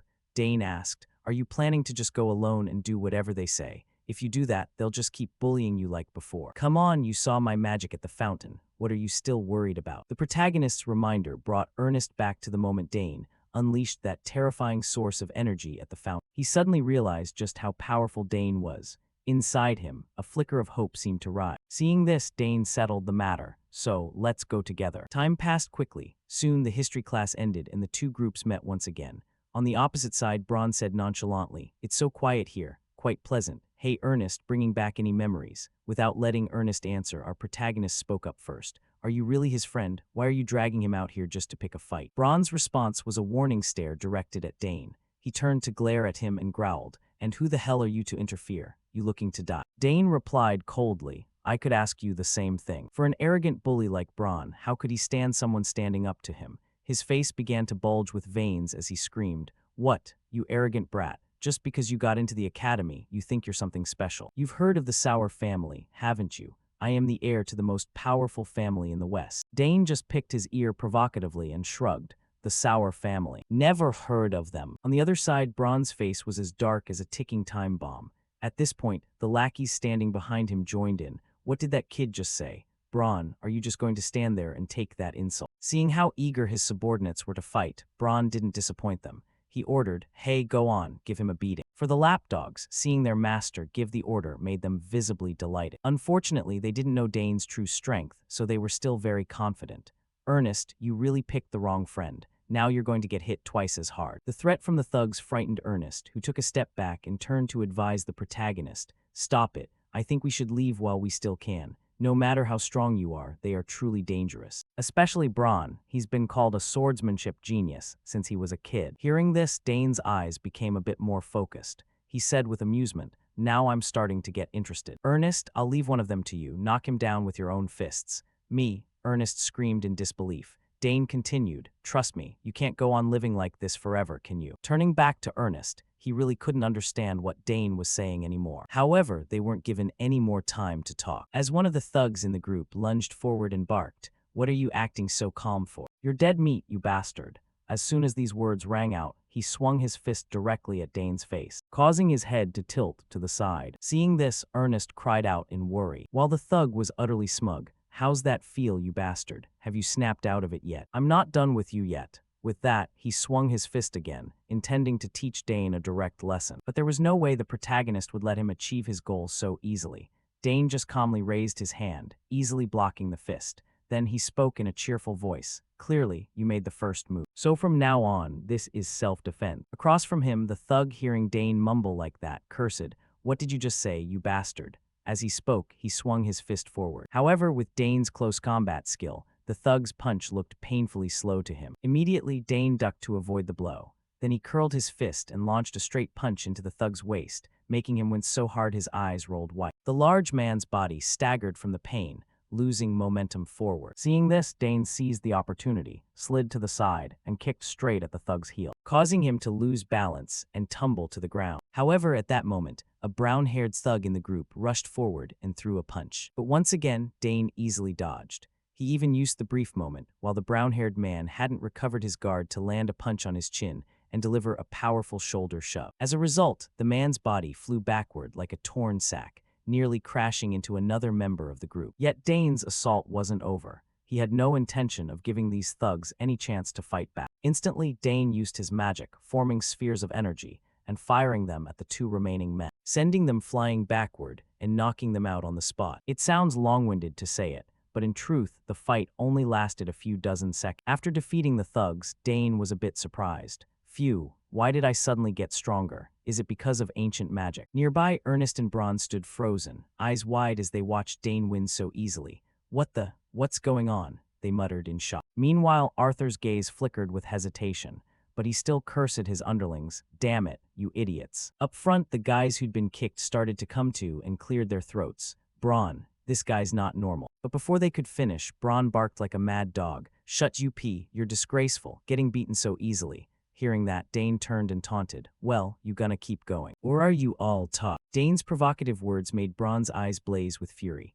He demanded, What did you just say? Behind him, another subordinate, seeing Dane's power, hurriedly warned Braun, Stop, that guy is strong. Look at how he fires magic bolts. But Braun couldn't bear the humiliation or let it end there. Coward, you gonna take shame in front of these kids. Get out of the way, let me handle this myself. As he spoke, he began to use his mana, opening a spatial gate at his side. From it, he drew out a long sword and said coldly, In a remote place like this, there's no one around, so it should be fine. You just made a big mistake, forcing me to draw my sword. Seeing this, Dane only gave a cold chuckle and praised, That sword actually looks impressive. Unlike Dane's calm, Ernest panicked. This is bad. Braun drew his sword. This could get really ugly. Watching Braun draw his weapon, Dane couldn't help but admire him inwardly. Is he stupid or unrealistically confident? This guy's reckless. Doesn't he care about Academy rules? Dane thought to himself. But Braun kept up the threats. You know, when the sky turns gloomy, a fog rolls into this area. A fog so thick no one can find the missing. Beside him, one of his underlings, who seemed to know the Academy rules, worriedly said, Braun, are you okay? What if you get expelled? In response to that well-meaning advice, Braun only shot a crazed look. He spun around and ordered, Shut you, Go beat that idiot Ernest and bring him to me. Seeing Braun's hungry glare, the underling no longer dared to object. He could only accept bitterly. Tusk, fine. With that, the two thugs lunged forward together. Meanwhile, Ernest, witnessing this, was so terrified he almost wet himself. Damn it, what should I do? Dane, if you fight Braun, what am I supposed to do? Hearing that, our protagonist remained calm and said evenly, Don't worry, those guys aren't so scary. If it's a one-on-one fight, you can win. You've explored a lot. Your lower body strength is definitely solid. So get in close and deliver one really strong strike. Ernest widened his eyes at Dane's words, unsure whether to believe. However, at that moment, Braun and his companions closed in on the two of them. You're all dead, Braun sneered. But then Dane suddenly spun and ran to the side, which drove Braun into a rage. HMPH, not letting me close the gap. So you've picked up some real combat experience lately, huh? Without answering the provocation, before leaving, Dane confidently told Ernest, Do exactly as I say. And so the two of them quickly left the area. Meanwhile, Ernest seemed to feel more confident from Dane's words. He clenched his hand and reassured himself. Right, Dane's right. I can't keep living like this. Across from him, the brown-haired thug stepped up to Ernest. He scratched his head and said disdainfully, So now you're clenching your fist. Your eyes actually have some fire. Seems friends do matter, huh? Just standing next to him seems to make you more confident. He scoffed and continued, Come on, take a few hits and leave, yeah, I'll go easy. As he spoke, he interlaced his 10 fingers to warm up. Meanwhile, sweat poured down Ernest's face. He told himself, Don't panic. Think, in this situation, what would Dane do? At that moment, a mental image flashed in Ernest's mind of Dane, dodging the black-haired thug's strike. But before he could come up with a plan, the brown-haired thug laughed loud. Then I'll just land a few punches first. Saying that, he swung a quick punch toward Ernest. However, just before that punch hit his face, Ernest immediately lowered his body and used the top of his head to absorb the blow. Then he suddenly lunged forward and unleashed a full-force punch. The person you knew, the old me, is dead. Ernest's devastating punch slammed into the thug's face, making him hurt so badly he spat saliva everywhere. Looking at the thug writhing in pain on the ground, Ernest still couldn't believe he had defeated him. Sweat streamed down his face as he shouted, I did it. Not far away, Dane heard Ernest's victory shout and teased, Braun, looks like the guy with you just went down. Hearing that, Braun panicked and cried out, "What? No way. My friend lost to such a pathetic loser,"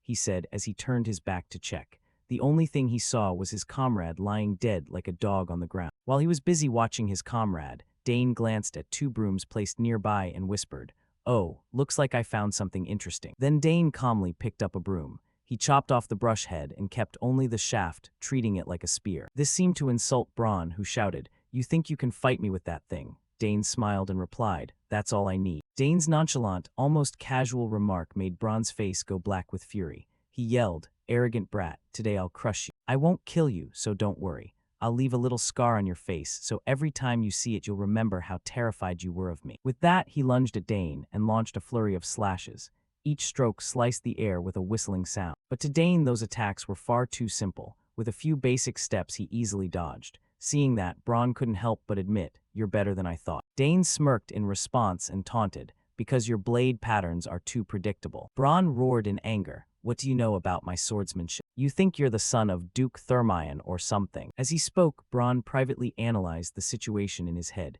He's trying to hold on by channeling mana into that staff, but it won't last much longer. Thinking that to rattle Dane, he began to hurl insults. "You're just a rat trapped in a cage. What can you do with that battered stick?" Opposite him, Dane only smiled quietly. Then Dane concentrated more mana into the shaft and thrust forward with great force. The lightning-quick thrust struck Braun square in the chest, causing his eyes to bulge in pain, and his whole body curled like a shrimp as he writhed on the ground. Just a wooden stick with that much power, the thug panicked. Ernest, the adventurer friend, watched the scene with wide eyes and stupidly said, "Amazing." He knocked Braun down with a single strike. "I knew Dane was strong, but I didn't expect him to be this strong." Ignoring those words, Dane approached Braun clutching his stomach and said, "Stand up. Once you draw your sword, you must fight to the end. My father used to say, once you draw a weapon outside of a fair duel, you must be prepared to accept all consequences." For Braun, no matter how stupid he had been, he now realized Dane was not someone simple. He thought inwardly, "Damn, this guy is on a completely different level." Then he shouted, "Who the hell are you?" Dane coldly introduced himself. Dane Saugers, eldest son of Count Saugers, first-year student in the School of Freedom. Hearing that, Braun's eyes widened because the name Dane Saugers was so familiar. Count Saugers, so you're the first person admitted into the School of Freedom in 50 years. A prodigy, the youngest scion of that family. Looks like I introduced myself a bit late, Dane whispered. Inside, Braun was crazily regretful, thinking to himself, "Damn, no wonder he's so confident. Why would someone like him hang out with that idiot Ernest?" Back to Dane, he began to consider. "So what should I do with Braun? What should I do? You drew your sword and you lost. Should I take your life?" From my perspective, this wasn't a fair fight. But since you actually drew your sword," as he spoke, Dane's gaze grew a bit colder. Killing intent began to radiate from him, making the foolish Braun's face go pale. "That bastard, he really intends to kill me." Thinking that to protect his own skin, Braun hesitated no longer. He hurriedly sat up and knelt before Dane to beg for mercy. "I'm sorry. I'm truly, truly sorry. I didn't know you were of the Saugers family. I swear I'll never do anything this stupid again."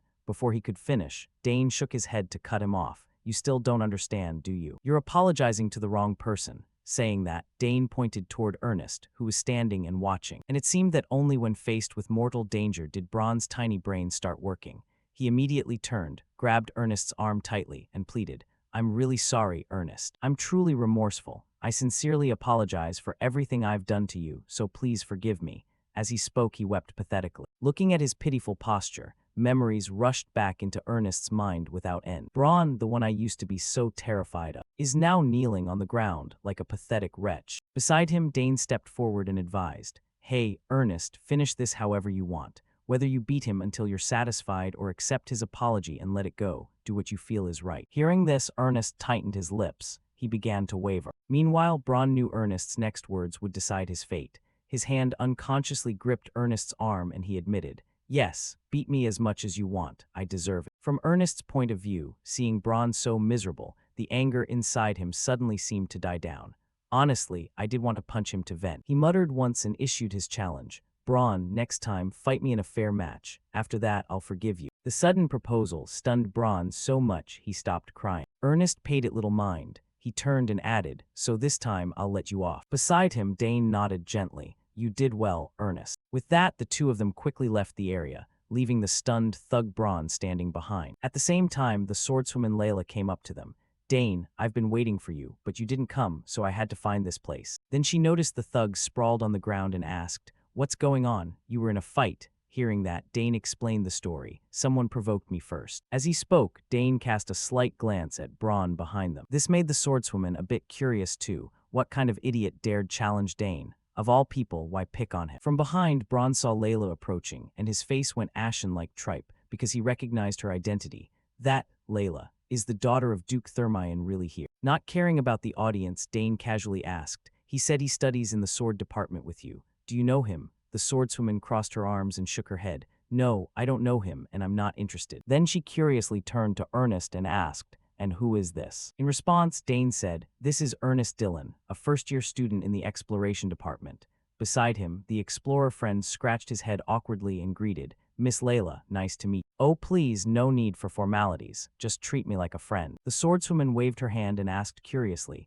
"So what do you study in exploration?" Ernest answered, "Stuff like ruins, secret sites, basically exploration." Walking between them, Dane chimed in, "His family's famous for expedition." At that, Layla's eyes lit up and she excitedly said, "Then we should show him the map we have, maybe he'll spot a clue." Dane returned a wink. "Anyway, that was my original idea in coming to find Ernest." Ernest, still a bit blank and not following, asked, "What map all of a sudden?" Dane turned and smiled. "We took part in the club event last time and got a treasure map." Hearing that, Ernest pieced it together and exclaimed in admiration, "I heard someone got a treasure map, so it was you guys." Saying that, Ernest's face brightened so much even Layla gasped and commented, "He's like a completely different person." Dane replied, "Must be obsessed with relics." Then the swordswoman suggested, "Let's find a quiet spot and examine it." After inspecting the map in his hands for a moment, Ernest's brows furrowed slightly. "This map looks complicated, doesn't it? Because it's a treasure map, you can't just glance and understand it. It doesn't show the whole academy, only points to a specific area." She pointed to somewhere on the map and asked, "What's this?" "There are a lot of strange inscriptions on the map." Dane studied it too, then shook his head. "I can read them, but the meanings don't connect. Is there some pattern?" Having read this far with no new discoveries, Layla asked, "So what do we do now?" Ernest replied, "First, we need to find out who made this map. Things like these have no standard orientation, but if we know the creator, we can roughly guess what to expect." Hearing that, Dane stroked his chin and pondered, "So cracking it right away might be a bit tough, huh?" Before our hero could finish, the explorer friend reminded them of one detail. "One thing's certain, the map isn't within the academy grounds. These architectural motifs were only used when the academy was built." At that, Layla and Dane both jolted and cried out, "So it's somewhere nearby." From Ernest's perspective, seeing their excited faces as if they'd already found treasure, he sighed and warned them.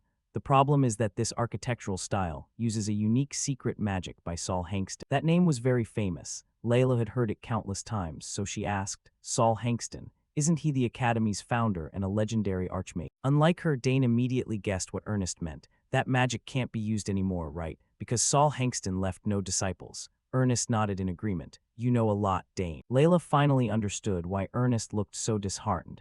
"I suspected this wouldn't be easy, but I didn't expect it to be this hard." Ernest shrugged nonchalantly. "In the end, the key is still to find out who created this map. That way we can find clues to decode the symbols and read the map." Beside them, Dane smiled and suggested, "Once we decode it, let's go treasure hunting together." His suggestion was immediately met with enthusiasm from the other two. "I'm in too. Sounds fun. Before the academy, I just worked with my family. This is my first time doing something like this." Their childlike excitement about going on a camping trip made Dane chuckle inwardly. "You two look pretty eager, huh? This could take a while, so let's investigate slowly." Hearing that, Ernest nodded. "I'll look into it more. Oh, and I'll return the map to you." As he spoke, Ernest rolled the map up and handed it back to the protagonist.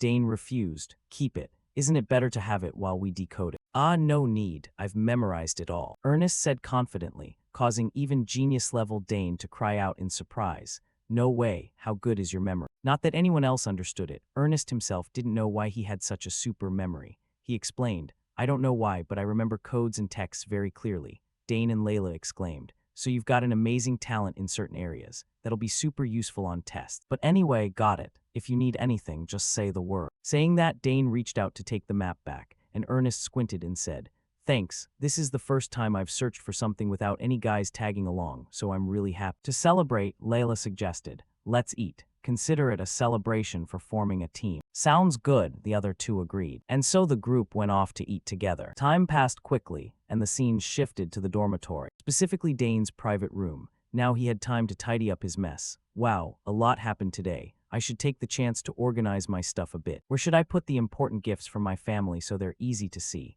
But where do I put this summoning egg? They say you shouldn't keep living creatures in subspace. Saying that, Dane scanned the room for a suitable spot for the large egg. But at that moment, the egg began shaking violently, making Dane a bit panicked. Why is this happening all of a sudden? In 7 years, this has never happened before. Is it because I moved into the academy? No way. No matter how mysterious this place is, the mana distribution here isn't much different from my room. Then it must be the ancient mana stream I absorbed in the garden. I didn't expect it to trigger the egg's reaction immediately. All right, I'll put everything into this. Maybe it will hatch today. No time to hesitate. Dane immediately placed the egg on the table and poured his mana into it.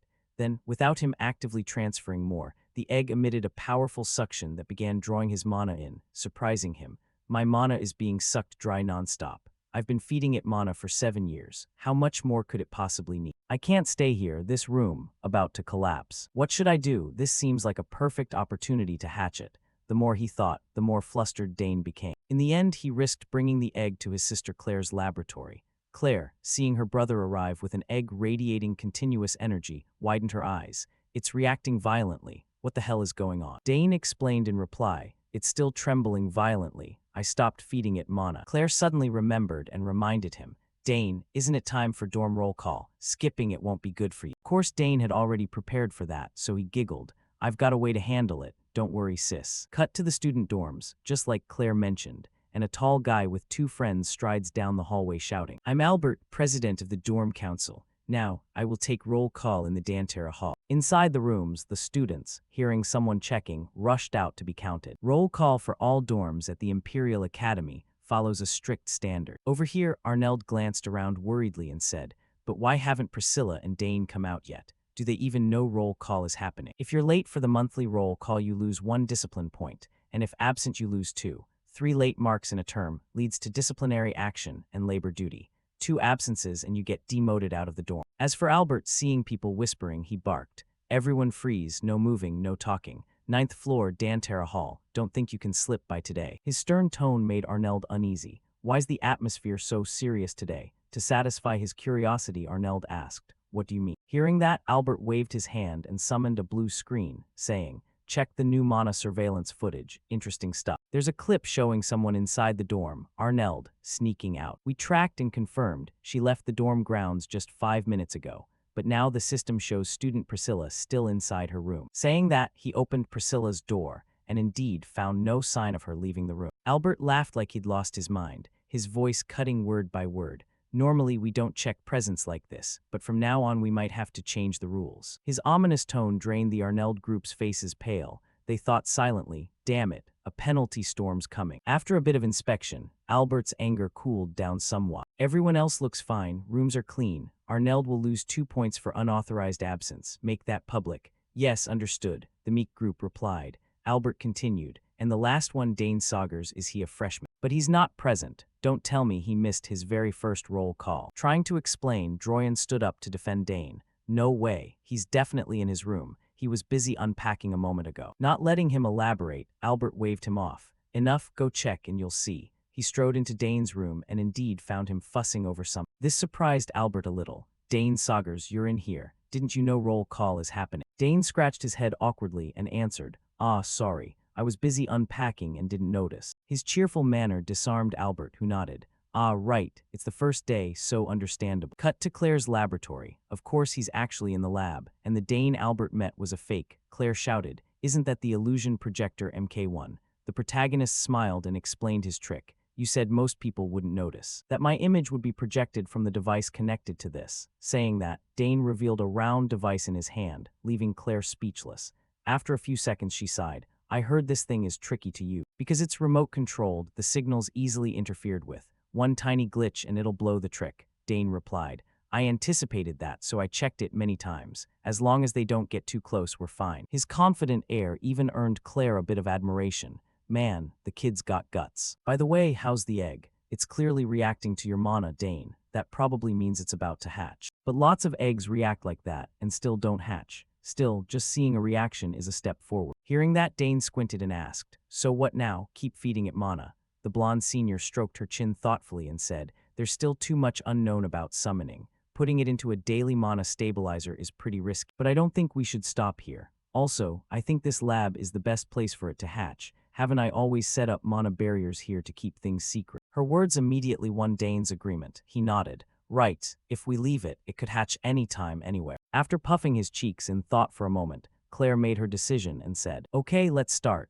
Dane, your mana is pure, but I'll attach a mana filter just to be safe." Then once again Dane began channeling his mana into the egg. This time the egg's suction was even stronger than in his room, making sweat bead all over Dane's face. Good heavens, it's still hungry. It's sucking up a mountain of mana. What on earth is inside this thing? Claire watched from the side, growing worried. She thought to herself, this is a contract beast egg. Anyone with money can buy one, but getting it to hatch is another matter entirely. The hatching conditions are a mystery. All we know is the caretaker's mana must match the creature's mana frequency, no matter what it is. What kind of talent this kid actually has. I knew he was good, but seeing it with my own eyes leaves me speechless. Just as she thought that, cracks began to appear across the egg's surface. Seeing that, Dane cried out in joy. "Sis, do you see that?" Claire's voice hurried in response. "Okay, looks like it's about to hatch, just a little more." "Great, let's see what kind of creature this is." Then, under their expectant gazes, the egg began to emit a fierce light, and finally produced a small explosion that scattered shell fragments everywhere. The blast wave blew Dane straight backward, while Claire shielded her face and stepped back a few paces. Claire rushed over to check on her brother. "Hey, are you okay?" Dane gasped and shook his head. "I'm fine, just a bit dizzy." "Oh sis, look at that." As he spoke, Dane pointed forward to where the egg had been, and now a small pale purple dragon stood there, staring at them foolishly. "A dragon!" Claire shouted, just before she watched the little dragon puff flames in every direction. "Oh my, it can breathe fire too." Dane shouted, but before he could say more, Claire shoved him forward and explained, "Don't stand there gawking, go get closer." There have been cases where a contract beast bonds with the first person it sees.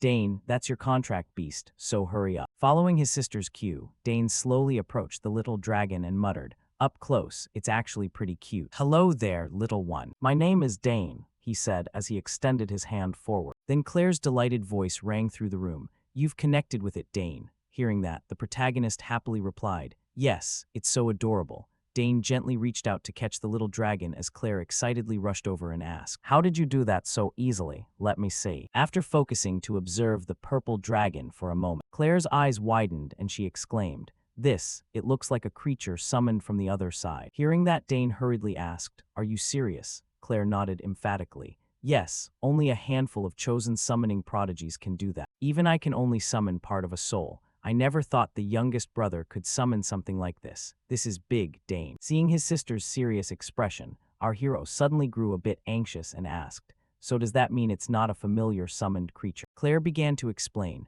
"I know all the common summonable creatures, even the larvae, but I don't know any summon that matches this little guy's traits. The closest would be a dragon, but the details are clearly different." To her observation, Dane could only smile. "It doesn't look all that special, so nobody knows what this actually is." In response, the blonde said, "We'll have to study it from now on. The problem is there's no documentation mentioning a creature like this." Dane suddenly speculated, "Could this be a new species? Why would it come to me? Might it be connected to ancient magic?" Unaware of these thoughts, Claire the summoner started tidying the mess in her room and reminded, "Right, remember to keep the eggshell safe. Some species eat their eggshell for nutrients when they hatch." "Got it, so what should I do from now on?" Dane asked, and Claire quickly handed him a list of instructions. "First, approach carefully. Try to record everything. What it likes and dislikes, how long it sleeps, whether it shows aggression, how much it grows each day, things like that, blah blah." The more Dane heard, the more overwhelmed he felt. He muttered, "Too much, but it's definitely worth it. I don't really know what it's thinking. I'm starting to feel like I have to protect this little one." Claire saw Dane's pensive face and seemed to sense his thoughts, so she said,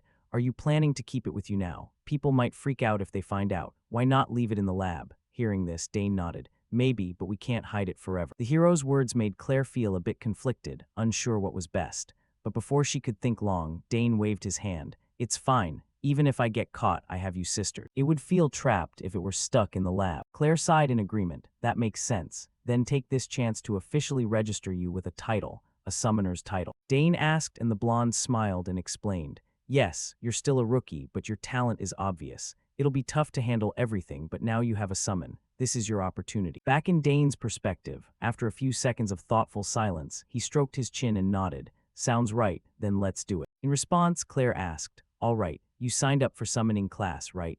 Orientation is tomorrow. Isn't Professor Tamaric Splavo leading it?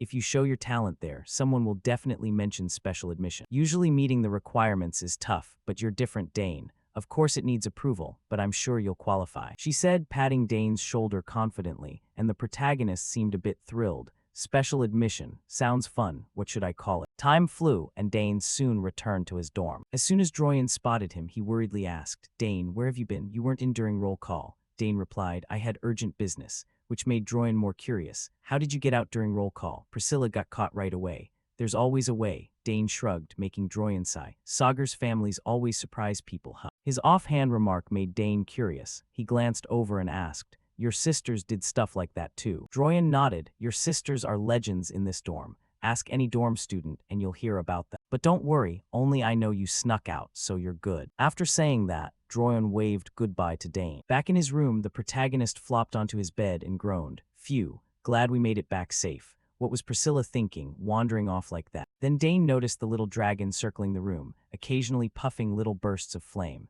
He murmured, it's so excited, but honestly, it's awesome. A memory flickered, how he'd returned to the dorm without being seen. Here it is. The secret passage my sister mentioned. The entrance was closed. This is the first way back. They surrounded the whole dorm with a mana fence. How could I break through that? First, I'll try to sense the mana flow. There has to be a weak spot. He reached out and lightly touched the barrier, feeling it. But before Dane could dismantle the barrier, the little dragon beside him began to puff flames, and immediately created a large gap in the magical fence. In short, that's how Dane got back into the dorm without the supervisors noticing. Just thinking about the little dragon's ability made Dane's heart race with excitement.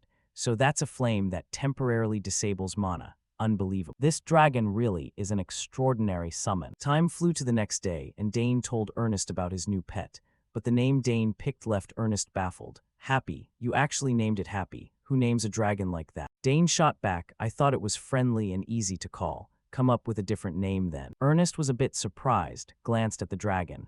Let's see, it's cute, but the name should have more weight. Seeing Ernest's serious demeanor, Dane laughed out loud. You don't have to be that serious. After a few seconds, Ernest came up with a name. Karnas. How about Karnas? Dane stopped in his tracks. He turned and nodded. Nice, what does it mean? Mysterious. Fits pretty well, right? Ernest replied. Dane was very pleased. Perfect. From now on, your name will be Karnas, he said, looking at the little dragon Karnas. Time passed quickly, cutting to the Bermuders Hall, named after the scholar Bermuders, and the venue for the summoning department's classes. By now, the group of students had quickly gathered there. In another corner, Digron, the guy who fought Dane when they were kids, was also present. He immediately recognized the protagonist, a bit shocked. That's Dane Sagar. He stole my summon. And after we were embarrassed at the banquet, my family completely collapsed in public. Now the family can only try to hang on to our city nobility status. Of all places to run into him, here. He's here for summoning class. Why did it have to be this class of all time? I have to do everything I can to avoid him. Digron reminded himself quietly, his face sweating from the stress. Just then a big guy called to him from behind. Hey, Digron, repeating the year, eh? Embarrassed, Digron turned and replied, Ah, yes, senior, right after that. The tall senior slapped Digron on the shoulder and cheerfully reassured him. Come on, it's no big deal. Everyone repeats a class once. I'm on my second time repeating this one. It's just this subject, okay? Treat it like an easy A to show up the rookies.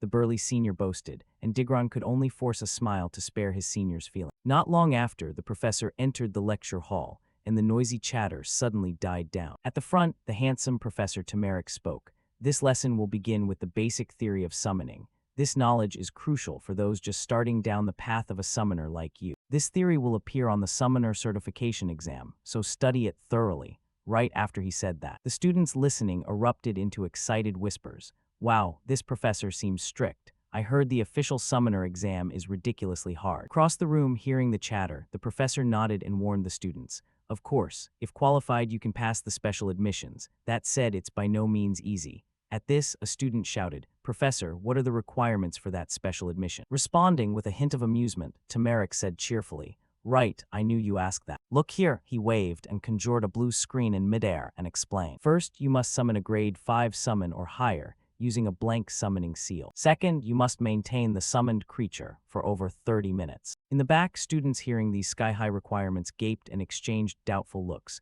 A grade 5 summon, even with a summoning seal that's still rough. Grade 7 is already insanely hard, and you have to keep it for 30 minutes. Not wanting the students to grumble further, Professor Tamaric turned back and stated the final condition.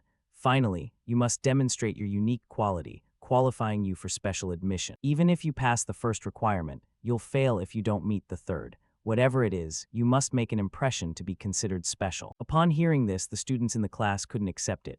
This is ridiculous. The first conditions were already hard enough, and now a subjective requirement too. Has anyone ever passed this exam? Not that they were immune. Dane even sneered at the professor's conditions. In short, the professors just pass who they like and fail who they do. Back in Tamaric's view, the student's reaction didn't surprise him. He'd seen it 100 times. Now you see why this is called the special admissions exam. Oh, and you also need recommendation letters from at least 2 experts in the field to apply. Across the room, the students fell silent, unable to say another word, looking at their bewildered faces. Tamaric smirked inwardly. Of course, I knew you'd be left speechless. Now nobody will dare try. He then glanced over at Dane and thought, Dane Saugers is it? If that cross-department student is who I think he is, then what now? I heard about his entrance exam from Professor Delphines, that he managed to form a secondary link with the grade 4 Aetherat she summoned. But until I see it with my own eyes, I won't believe it. Maybe she's connected to Count Saugers and made it up to help him. I want to verify it myself. Then Tamaric continued his lecture. Your first goal is to pass the regular test, so keep studying. If you can summon, you'll pass, but I don't think freshmen can manage it. On the other side, the students remained flustered, exchanging looks without a word. Even Digron swallowed nervously, while the protagonist's face showed suspicion. He thought to himself quietly, the new students must be really confused. They only did the theory and compatibility tests. Above them, Professor Tamaric kept smiling, taunting the students. Really, no freshman can summon. What a disappointment this year. As he spoke, he casually stole a glance at Dane. This made the protagonist's scalp tingle, he thought. He's staring at me so casually. Is he planning to test me himself? If that's the case, then, Dane decided to prove himself a bit and stood up. I can try, Professor. His declaration was immediately met with enthusiasm from the handsome professor. Oh ho, really? What's your major and name? Dane answered. I'm a first-year cross-department student, Dane Sager. I've heard about you from the head of department. They said you're exceptionally talented. Tamaric praised, and Dane waved it off. Yes, if that's how the head assessed. Returning to Tamaric's perspective, his expression stiffened slightly as he silently judged Dane from the exchange. Well, look at this kid. Usually people are either humble or full of themselves, but he answers so smoothly. With that thought, Tamaric said bluntly, there are many rumors about you, and honestly, your talent sounds absurd. That said, can you show everyone your ability right here? Well, he just called me out, Dane thought and nodded. If you want, I can do it, no problem at all. But if I prove myself, could you write a recommendation letter so I can apply for the special admissions exam? Dane's sudden request silenced the professor and every student in the lecture hall. Into complete silence. After a few seconds, Tamaric opened his mouth. You want a recommendation for the special admissions. You understand what that implies, right? Dane had just heard Tamaric explain the requirements, so how could he forget? He affirmed. It means I must demonstrate exceptionally superior talent right here. Tamaric frowned and asked, what if you can't do it? Dane shook his head. I haven't even considered that. Right after that line, veins stood out on Tamaric's face, but he forced himself to hold it in, thinking, this is way too confident. Not even Claire Saugers, his sister, would ever be this cocky. With that in mind, as if wanting to teach the brat a lesson, Tamaric cheerfully agreed. All right, come up here. If you truly meet the requirements, I'll be happy to write you a recommendation. But easier said than done. Leaving the professor aside, the other students in class started shouting like the roof was on fire.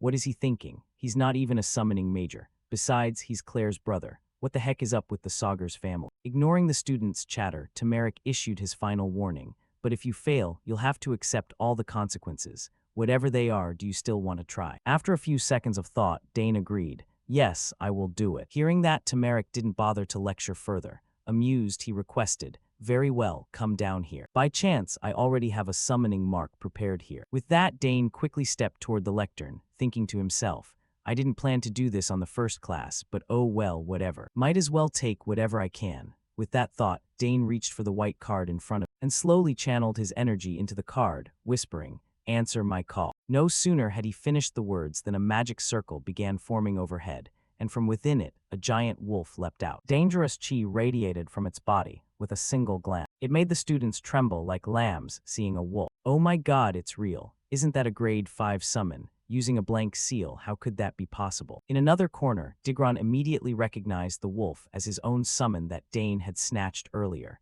That's my gen. Unaware of these thoughts, Dane confidently turned to the professor and said, Professor, I've summoned Genfu. Over here, Tamarick was still stunned by the scene, sweating and screaming inside. How did this kid do it with a blank seal? Has he just formed an official contract? Or is there something else? Even so, he's only just summoned it. There's no way he can maintain it for 30 minutes. Thinking that, Tamarick calmed slightly and said, Impressive as reported, but the second condition is not easy to overcome. Dane, not wanting to waste time, offered another option. That's true, I won't waste class time. How about I show you something else, Professor? His words made the professor's eyes curious as he asked, What, something else? The students were equally curious. They turned to each other and buzzed. What's he going to do next? The Sagar's family really is terrifying. Back to Digron's train of thought. For some reason, the young man grew anxious. God, the third condition is to demonstrate uniqueness. In the end, it all depends on the professor's judgment. If the professor is that resolute, is he really going to try it? With that, all the students turned their eyes to the protagonist,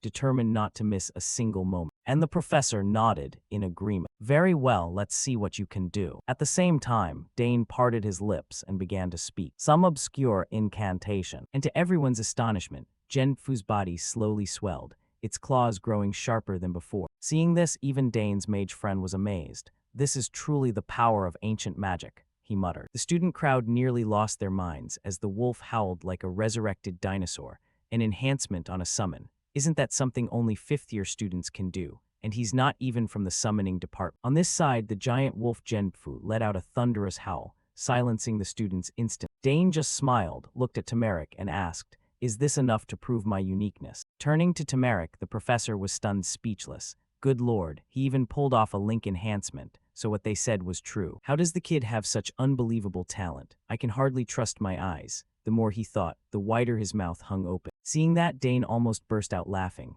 Looks like even the professor's shocked. No wonder I'm shocked too, he thought, reaching out to stroke Genfu. After a few seconds, Tamarick finally regained his composure, cleared his throat, and said, Ah, yes, this is indeed special. We'll discuss the recommendation letter later. Yes, I understand, Dane replied cheerfully, while Digron, watching from behind, swallowed nervously. He's matured since before. Truly a scary kid. In short, after the commotion, the class resumed. I could feel the professor's gaze fixed on me, but I didn't bother to react. Dane could always feel the professor's eyes on him, sometimes with that same awkwardness. I heard he's very serious. Sis will be amused to hear this. This is already part of a recommendation letter. Should I ask Professor Delfinso for the rest? Dane wondered to himself. Before long, the lesson finally ended. All right, that's all for today's class. With that, groups of students began to file out of the classroom. As they left, suddenly a voice called, Dane Sagar. Hearing his name, the protagonist turned, recognized the familiar red hair, and frowned.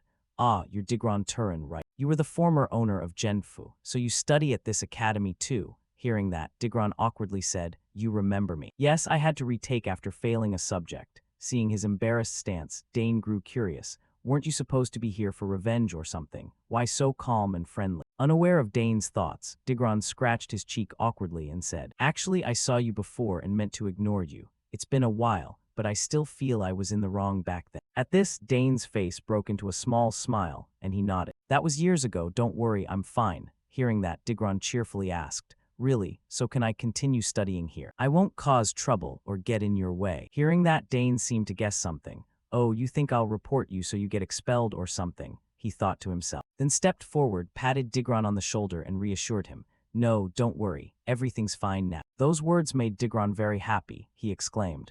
Thanks, Dane. If you need anything, just say the word. At the same time, suddenly Dane's jacket bulged outward, and something began to move inside his coat. This made Dane realize, looks like Karnas has woken up and is starting to throw a tantrum. Could it be hungry, he thought. Dane turned and asked right away, You're from the summoning department, right? Perfect timing. I need some supplies from the shop. Can you show me the way? Responding, Digron cheerfully shared, Sure thing. The place is called Hughes and Bowden. I might come here often. It's run by 2 former students who set it up after graduating, and it's been over 30 years. About the usual items, blah blah. The trend these days is blah blah. Hearing his chatty friend so happily sharing, Dane thought, He really seems remorseful, huh? No need to be hostile. At that moment, the little dragon Karnas poked its head out, peering around curiously, and Dane hurriedly warned, "Calm down, Karnas." Soon after, the two of them headed to the shop. Pale golden sunlight filtered through the trees, warming the afternoon air. Along the way, Digron turned and asked with curiosity,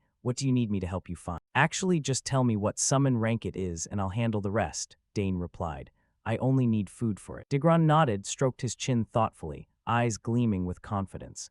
"Oh, this is my specialty. I used to be in charge of compatibility training, so this is easy peasy." "By the way, what kind of summon do you have?" Dane hesitated a bit, then answered, Yeah, a wyvern." He thought to himself, Karnas does look a bit like a wyvern, so their diets are probably similar. Hearing that, Digron suddenly shouted excitedly, "A wyvern, a rank 3 summon, seriously that big?" Seeing Digron get worked up, Dane quickly signaled for quiet, lowering his voice. "Yeah, but it's still small, so keep it secret, okay?" At the same time, the little Karnas in the black coat wriggled and made tiny chirps. Dane thought, if this leaks, we know who to blame, no one but Digron. Digron still excitedly continued, "A wyvern, huh? Soft food is best. Even small wyverns eat a lot. In about a week, they'll start eating meat."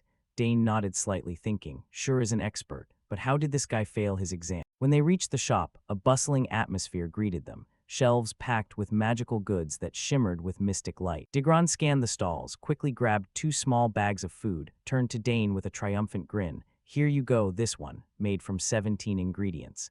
And this is a soft mix blended with milk. Take both." Dane took them, smiling brightly and gratefully. "Thanks a lot. With your help I got everything, otherwise I wouldn't have known what to do." Seeing Dane polite, Digron frowned slightly and nodded. "That's all you need. Anything else?" Dane shook his head. "That'll do for now." Digron enthusiastically suggested, "Since we're here, browse around, there's plenty of useful stuff." Sounding reasonable, Dane nodded. "All right, let's take another look around." The two strolled through the shop, which sold countless magical items, from glowing garments and vibrant support potions to shimmering 3-pronged staves. Suddenly, Dane stopped, his eyes lighting up when he spotted a magnificent magic staff before him. He exclaimed with delight, "Oh, this looks pretty cool, huh?" But at that moment, a warning voice rang out from beside him.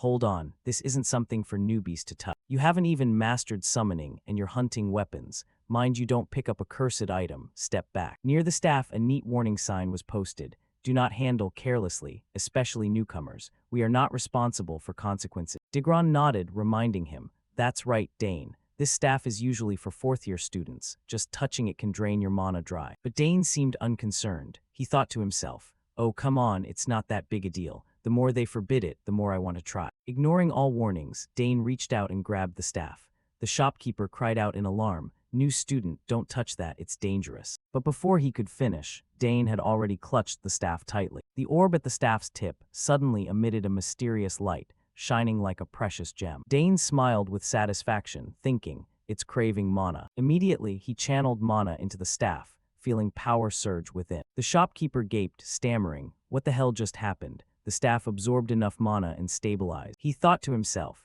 even if someone has mana, almost nobody can control this. Dane remained calm and smiled. "Not bad, is it?" Digron, standing beside him, couldn't hide his astonishment. "Dane, I knew you were skilled, but you're seriously on another level." The shopkeeper stepped forward, hands on his hips, irritated. "You're really a first year. I've never seen anyone like this." Dane replied with a light laugh. I'm Dane Saugers, younger brother of Senior Claire." At that name, the shopkeeper flinched and his tone changed. "Oh, the top student from the interdepartmental faculty. Even Claire in her first year couldn't wield this staff. I underestimated you. If you'd told me earlier, I would have advised you more carefully." Dane gave an embarrassed chuckle, thinking, their attitude flips faster than a pancake. The shopkeeper continued, "Are you planning to buy this staff?" Dane shook his head and returned the staff to its place. "Oh no. Why bother? You know how to use magic. Why not buy it? It looks troublesome and can't even hold much mana." The shopkeeper was surprised.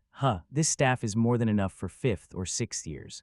Dane looked at the staff, thinking, feels like pouring a whole well into a teapot, not worth it. Finally, he said, "I'll just take the food bags." The shopkeeper muttered, "Are all Count's kids like this? Same as your sister. How is my younger sister doing?" 4th years are all eager to hold the staff, but she refused, said it didn't look cool. Dane frowned, nodded, thinking, "That's my sister for you." After thinking that, Dane said, "I'll come back if I need it later." Said that, he quickly left the shop. "Digron, let's go, we'll grab this." Afterwards, Dane and Digron paid and left. The shopkeeper watched them go, muttering, Why are geniuses all so strange? After leaving the shop, Dane found a quiet, secluded corner. He carefully set the 2 food bags he'd just bought in front of the eager little Karnas wriggling in his coat.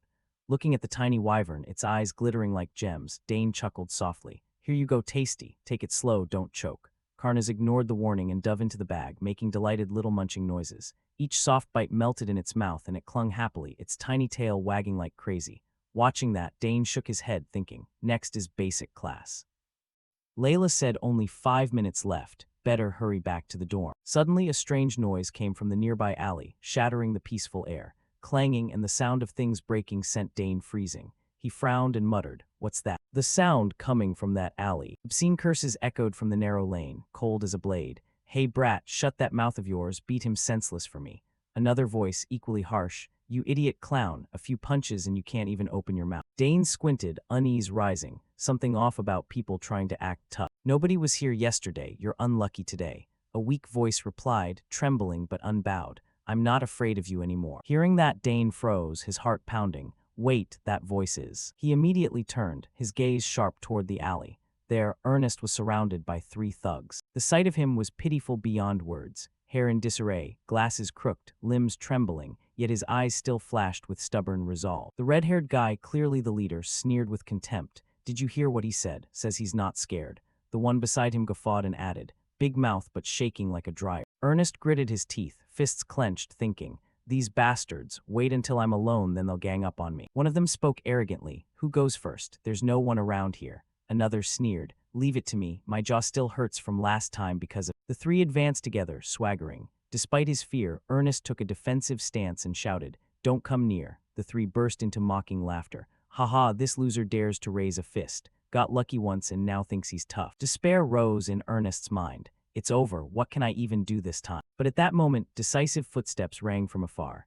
A calm, slightly sarcastic voice rose, drawing the gang's attention. "You lot again." The blonde turned his head. His eyes widened as he recognized who had appeared. He yelled, a hint of panic in his voice, "Dane Sager." Dane paid no mind to their surprise. He strolled forward with a lazy smile and waved at Ernest. "Hello there." Ernest saw Dane like a lifeline, his eyes bright, his voice trembling with emotion. "Dane." When Dane appeared, the bullies began muttering. "What's going on? You said nobody was coming." One grumbled. Another replied, "Who cares? Grab some weapons." Dane glanced at them, thinking to himself, troublesome. He looked around, thinking, there's no one else here. Right, then I'll make you taste some pain. Immediately, a surge of mana poured from Dane's body, startling the attack. In the blink of an eye, countless spears appeared in the air, aimed straight at them. Seeing that, one of them shouted, "What the hell is that? He can cast spells too." The ringleader stammered, trembling. "Isn't the Sager's family famous for martial arts?" The red-haired guy shouted in anger. "Idiot, have you forgotten? She's Arabella Sager." Beside them, Ernest also blurted out in surprise. Dane, with the spears hovering in the air aimed at the bullies, said coldly, "All right, choose. Either step back obediently, or get beaten to a pulp." Hearing that, the 3 bullies went pale, fear surging up. Immediately after, the nearby wall sprouted countless cracks as if something had pierced it. The ground suffered the same fate. The bullies were now face down on the ground, wailing in miserable pain. Ernest, still trembling, stepped closer and said, "Thank you, Dane. My hands and legs are still shaking." Dane smiled and replied, "As long as you're safe, that's fine." Then he added, "Ernest, let's train together from now on." Hearing that, Ernest rubbed his sore arm and asked in surprise, "What?" Dane answered, "You once said you wanted to beat Braun, right?" Ernest nodded, smiling wryly. "Ah, yes, that's right." Dane continued, "So I'll help you get stronger." Ernest could only smile. "Haha, I always rely on you." After that, the 2 walked across the school grounds. Dane turned and asked, "Hey, have you joined any clubs yet?" Ernest replied, "No, I've been looking but can't find an exploration or archaeology club." Dane wondered, "I thought there'd definitely be one." Ernest explained, "In our year there's a map research association. But that's a required course, not a club. I also dropped by some map analysis clubs, but they all use excuses to slack off. Really disappointing." Hearing that, Dane stroked his chin, thinking, seems most people just want an easy life. Ernest nodded in agreement, then asked, "But why did you ask about clubs? Are you going to join one?" Dane replied, "It's just that everyone's so eager to recruit freshmen, it makes me wonder if it's really that important." Ernest explained, "They say choose carefully. Once you join, you can't change for 2 years." Dane chuckled, "Rules are stricter than I thought. Picking wrong wastes 2 whole years." At that moment, the campus was full of club recruitment boards, dessert connoisseurs here, book discussion club there. Suddenly, Dane stopped walking, turned and said, "How about we start our own club?" Ernest was surprised. What kind of club?" Dane replied. "A club where anything goes." Ernest still asked, "What do you mean?" Dane explained. "I mean, we can train and explore ruins. And when we're free, gather to eat, do whatever we want, lawless and carefree. What do you think of that idea?" Ernest's eyes lit up. He hurriedly agreed. "I'm in. Going with you will definitely be fun." But before he could celebrate, he suddenly asked, will this club even get approved?" Dane confidently replied, "No problem, leave it to me." Ernest nodded. "If you say so, I believe it'll work, but why the sudden idea?" Dane smiled, "Because the club recruitment pitches are so annoying, I always have to refuse. No club excites me, so I'll just make one myself." Ernest asked next, "If I join, will I get to learn merchant arts or swordsmanship?" Dane smiled, "Of course that's a given. Who knows, you might even discover a hidden talent." Ernest beamed. "Great, we'll definitely learn a lot from each other." Then he suddenly remembered, "But I heard you need at least 3 people to form a club, right?" Dane nodded. "We've got Layla too. I'm sure she'll join." Ernest sheepishly grinned along. He continued, "Since we mentioned her, go ask her now." Cut to the club registration desk. The 3 chatted as they walked. Ernest asked, "We just submit this form here and that's it, right?" Layla, excited. "Sounds easy, hurry up and fill it out." Dane glanced at her, thinking, classic Layla. She, ditch a sweets exploration club just to come with us. Layla turned and said cheerfully, "The dessert club meets weekly to sample sweets perfect." Dane nodded. "We could do that too if you want." Arist piped up, "I love tarts, do whatever." Dane added, "If you want to meet upperclassmen, that's fine, but just follow Ernest." Hearing that, Layla looked satisfied and beamed. "Done with the form, let's go register." By now, the 3 were standing in front of the office to register the club. They filled out the club founding form and took it to a room for confirmation. Suddenly, Layla shouted, "What? The rules changed." A blonde woman pushed up her glasses and explained, "Yeah, the Academy has over 3,000 clubs now, most inactive and hard to manage. So starting this year, clubs need approval, not just reporting." Dane's expression tightened slightly and he asked, "What do we have to do for approval?" Layla sighed, "Oh great, just our luck." The blonde continued, "You need a recommendation letter from a faculty professor. Do you need me to give you the form?" Dane nodded. "Give the form to me first." He thought to himself, trouble from the start as usual. After that, the 3 left the room. Layla complained, "How are freshmen like us supposed to get a recommendation?" Ernest nodded in agreement. "Seriously, we haven't even met any professors yet." Layla added, "We can't just pick any random teacher to ask for a signature." Dane smiled. "Actually, I already have someone in mind." Layla and Ernest yelled in unison, "What? Who? We're just freshmen. They'll probably look down on us." Dane smiled confidently. "Trust me." Ernest and Layla gaped, speechless. Cut to Professor Lot Keltis's office. Dane sat presenting the plan to found the club. After a while he thought, "Damn, the professor said he'd hear us out, but why's this getting so hard?" Keltis asked, "Why have you come here?" Dane replied, "Professor, actually we want to start a club." Keltis, rather surprised, "Oh, sounds interesting. What kind of club?" Dane smiled, "A club for sword training, exploring the academy and fun adventures. But now we need approval, so we're looking for a professor's recommendation." Keltis asked, "A recommendation?" Dane nodded. "Yes, we're looking for a great professor to ask." Hearing that, Keltis stiffened slightly and thought to himself, "Looking for a professor? You came all the way here to find me and still say that. Kid, do you really think there's a better professor than me?" No sooner had the thought finished than Keltis broke into a smile and said, "Haha, isn't there a professor right here? No need to search far, I'll recommend you myself." Dane replied, "Professor, you're always busy. I'm afraid I'd be bothering you." Before he finished, Keltis cut in, "Busy how? At least I can do this. Now what do I need to do?" Dane smiled, "Really? Then please sign here, Professor." He quickly pulled the registration form out from his coat and handed it over. Keltis cheerfully took the pen and signed the form, saying, "My only student wants to start a club. Of course I'll enthusiastically support that." Dane smiled and bowed. "Thank you very much, Professor." Once he had the signature, he thought to himself how conveniently things had gone. After finishing up, he immediately rejoined Ernest and Layla. Layla shouted, "Unbelievable, we got the recommendation so fast. Are you acquainted with the professor?" Ernest interjected, "We didn't even get a word in." Holding the recommendation letter, Dane grinned. "I pretended to ask about sword techniques and luckily won his favor." Ernest nodded. "At any rate, I'm glad we succeeded." Layla slapped her chest excitedly. "So are we really starting the club now?" Dane nodded. "Now we just need to submit the application." Imagining the club being formed, Ernest went crazy with excitement. "I'm so pumped, this is going to be so much fun," Layla marveled. "I thought this would be hard, yet Dane made it as easy as pie." Dane took out a blank sheet and said, "Now we need a name to register. What should we pick?" Naming turned out to be a long story. Ernest said, "The name has to represent our image. This is important." Layla nodded. "I don't want something too childish or meaningless." The two tore their hair out, muttering what name would work. Watching them, Dane smiled faintly, thinking, they're taking this really seriously. Suddenly, he felt something wriggle inside. Glancing down, Dane muttered, "Karna's waking up now." The little dragon shifting around inside him made Dane uneasy. He whispered, "Not now, Karnas." Ernest spoke up. "Dane, have you thought of a name yet?" Dane replied, "I'm fine with anything." Layla questioned, "What? You suggested this but have no idea." She pointed at Dane's jacket. "Huh, there's a lump on your coat." About to be exposed, Dane thought inwardly, "I haven't even introduced it yet." He stammered, well, this is." Ernest's and Layla's eyes were fixed on him. Layla pressed, "What are you hiding?" Suddenly a button on Dane's jacket popped open, and a dark shape shot out. It turned out to be Karna's. The mischievous little dragon had escaped.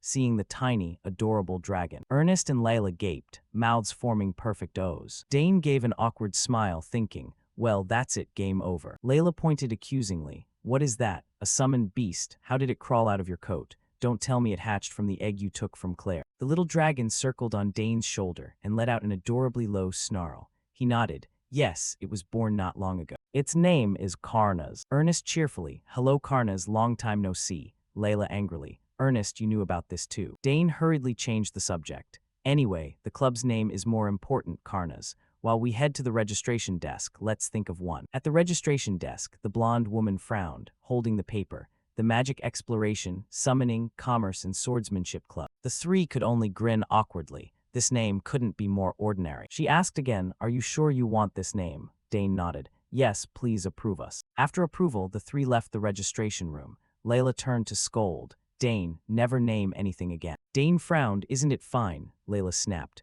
"No, it's not fine at all." Ernest hurried to placate them. "Haha, don't worry, we can always change the name later." Cut to Tamarik's office, Professor of Summoning. Someone entered and said, "Hope I'm not intruding." Tamarik replied, "Haha, not at all, Dean." "It's Delphinso." She sat and asked gently, "How have things been lately?" Tamarik answered, "There are many talented students, but I worry the faculty will be overloaded." She added, "I've heard a student stands out above the rest." Tamarik stammered, "Ah yes, that's true." He thought to himself, "News travels fast in class, huh?" Delphinso, holding a teacup, continued, "I heard your class has some interesting happenings. I won't meddle with your lessons, just curious." Tamarik answered quickly, "No, of course it's fine. You're the dean, this is normal." He set down his teacup and added, "There's a particularly noteworthy student, surprisingly above expectation." Delphinso smiled. "It must be Dane Saugers. I personally admitted." She continued, "I heard you promised to write him a recommendation, right?" Tamarik nodded. "Yes, that's right." Delphinso added, "Since the special admissions need 2 letters, I'll write the other one." Tamarik, surprised, "You'll write it yourself." She smiled. "He clearly has talent. How could I sit idly by?" Tamarik fell silent, thinking, that sly snake, she's trying to take everything. He clenched his hand and muttered, "Of course, she's always been like that. I underestimated." Delphinso asked, "Professor, is something bothering you?" Tamarik startled and quickly replied, "No, not at all." Delphinso looked him straight in the eye. "Is that all? When you finish the letter, show it to me. After all, we should be candid with each other about this." Tamarik frowned slightly, feeling nervous. That goes without saying. Having achieved her goal, Delphinso stood up. "Then I'll be taking my leave." Watching her back as she left, Tamarik grit his teeth, pensive. His hand was clenched so tightly it shook as he muttered, "Do you think I'll just sit by and let everything go your way?" She's trying to pull Dane to her side, but this time I won't let that happen. I have to win over that genius first. The scene shifts to the school grounds. Dane walked along, muttering, "Only the Empire's Foundation history class is left today, right?" Dane sighed, "There's still time. Maybe I'll go get a tart or something." Suddenly, a figure approached and called out, "Dane Saugers." Dane turned his head and saw a blonde girl he had never met. He asked, "Who are you?" She replied, "Greetings, I am a messenger from the academy. Professor Delphinso, the head of the summoning department, has summoned." She smiled, making Dane wonder as he muttered, "Wasn't it supposed to be Professor Tamarik?" He asked further, "For what reason does the head of department want to see me?" The blonde girl replied, "She only mentioned the recommendation letter. She requested that you come immediately. Shall we go now?" Dane nodded. "Ah, the recommendation letter." But in his heart, he muttered, "Summon this suddenly. Something isn't right." The Imperial Academy, the cradle of the Empire's brightest talents, where the flame of academic passion always burns bright, is renowned for its cutthroat competition that exceeds all expectations. Especially the power struggles among the professors. A department's influence determines the budget, equipment, and facilities they receive. Here, the three largest departments, swordsmanship, magic, and summoning, are always allocated the highest budgets. A professor's reputation and evaluation fluctuate accordingly, directly impacting their core responsibilities. At the office of the head of the summoning department, Delfinso gazed out the window and muttered, "I can't stay stuck in third place forever. I can't keep losing to those guys." She pondered, if that boy joins our department, we could easily overtake the magic department. The problem is Professor Keltas from the interdepartmental major. However, his sister Claire is studying here, so it'll be hard for him to refuse. As long as I pique his interest in summoning, the opportunity will come. Suddenly, a voice echoed from outside. "Professor, I have brought Dane." Delfinso replied immediately, "Come in." She smiled and spoke up. "The academy must be quite busy, isn't it, Dane? With your abilities, I'm sure many places are inviting you." Dane replied humbly, "I still have much to learn, so I am approaching everything with the mindset of a fresh." Delfinso nodded, humble indeed. A desire to learn is a very valuable attitude. "Is there any subject that particularly interests you?" Dane laughed softly. "Haha, I haven't chosen a specific subject yet. I want to do well in all of them." Delfinso nodded in approval, wanting to be well-rounded. That is truly the spirit of a new student. "You know why I called you here, right?" Dane shook his head, looking unclear. She continued, "I heard about the miraculous event in Professor Tamarik's class. You summoned Denfu and performed an enhanced link. With skills like that, how could a department head like me sit still?" She smiled. "With your capacity, you should participate in the special admission exam." Delfinso continued, "Professor Tamarik and I have agreed to write recommendation letters for you." Dane gradually understood the reason and replied, "Thank you for evaluating me so highly. Writing a recommendation for a student outside the summoning department is a first for me, but your talent is rare." Writing a recommendation for a student outside the summoning department is a first for me, but your talent is rare. Dane wondered, "Summoning?" She nodded and said truthfully, "Someone qualified for the special exam doesn't need more lessons, but for that very reason, I want to personally tutor you." Dane mused to himself, if the department head is personally making this offer, the summoning department must be quite short on talent." She continued, "Oh, that's right. Have you joined any clubs yet? If you're interested, there are many great clubs within the summoning department." He replied, "I thank you, Professor, but regarding clubs, I have already established one with a few friends." Delfinso was startled. "What, already established? The new regulations are quite strict." Dane smiled. "Yes, it wasn't easy, but fortunately Professor Keltas wrote a recommendation for us." Hearing this, Delfinso's eyes widened. She muttered, "That annoying Keltas. He never attends faculty meetings, always lazy. Yet he beat me to the punch." She clenched her fist, irritated. "He dares to ruin my plan to lead the boy into my summoning club." She calmed down and continued, "Well, congratulations on your club. When you're free, stop by my lab. There are many interesting things there." She muttered internally, "I'll cast the bait for now." Then she added, "I have some rare items like unhatched spiritual beast eggs." Hearing this, Dane was a bit shocked. He asked, "Spiritual beast egg?" She continued, "Yes, a single unhatched egg is valued at the price of an entire castle. They are that rare, so definitely stop by and see." Dane was startled, touching his jacket, thinking to himself, "Oh no, I'm already raising one." Delfinso smiled. "Don't worry about the recommendations. Professor Tamarik and I will provide them for you. If you have any questions about the exam, feel free to ask me anytime." Dane replied happily, "Thank you for your concern, Professor." She took a cookie and said, "Have some dessert while we talk. What you brought looks delicious." As she enjoyed it, she muttered, "Tamarik is probably planning to beat me to it again. I must write that letter quickly to see the look on their faces when they see it." The next day, Claire met Dane and said, "Dane, Professor Delfinso just contacted me." Dane wondered, "Contacted you?" Claire nodded, "Yes. After sending the recommendation, the Summoning Association contacted her today. They are sending an examiner to the academy immediately." Dane was startled. "They're coming that fast," he muttered. "Too fast. They clearly want to recruit me." Claire's eyes went wide. "Professor Delfinso really likes you. What did you do to make someone so difficult notice you like that?" Dane laughed it off. "I don't know, maybe just because I'm a top student." Claire continued, "Anyway, you're about to be called for the exam. Back in my day, we had to summon 3 spiritual beasts at once, maintain them, and perform an enhanced link." Dane shouted, "3 at once. This is getting serious." He muttered, "Claire passed the special exam when she was only 16. Claire went on, "Yeah, but no one knows what this exam will be like.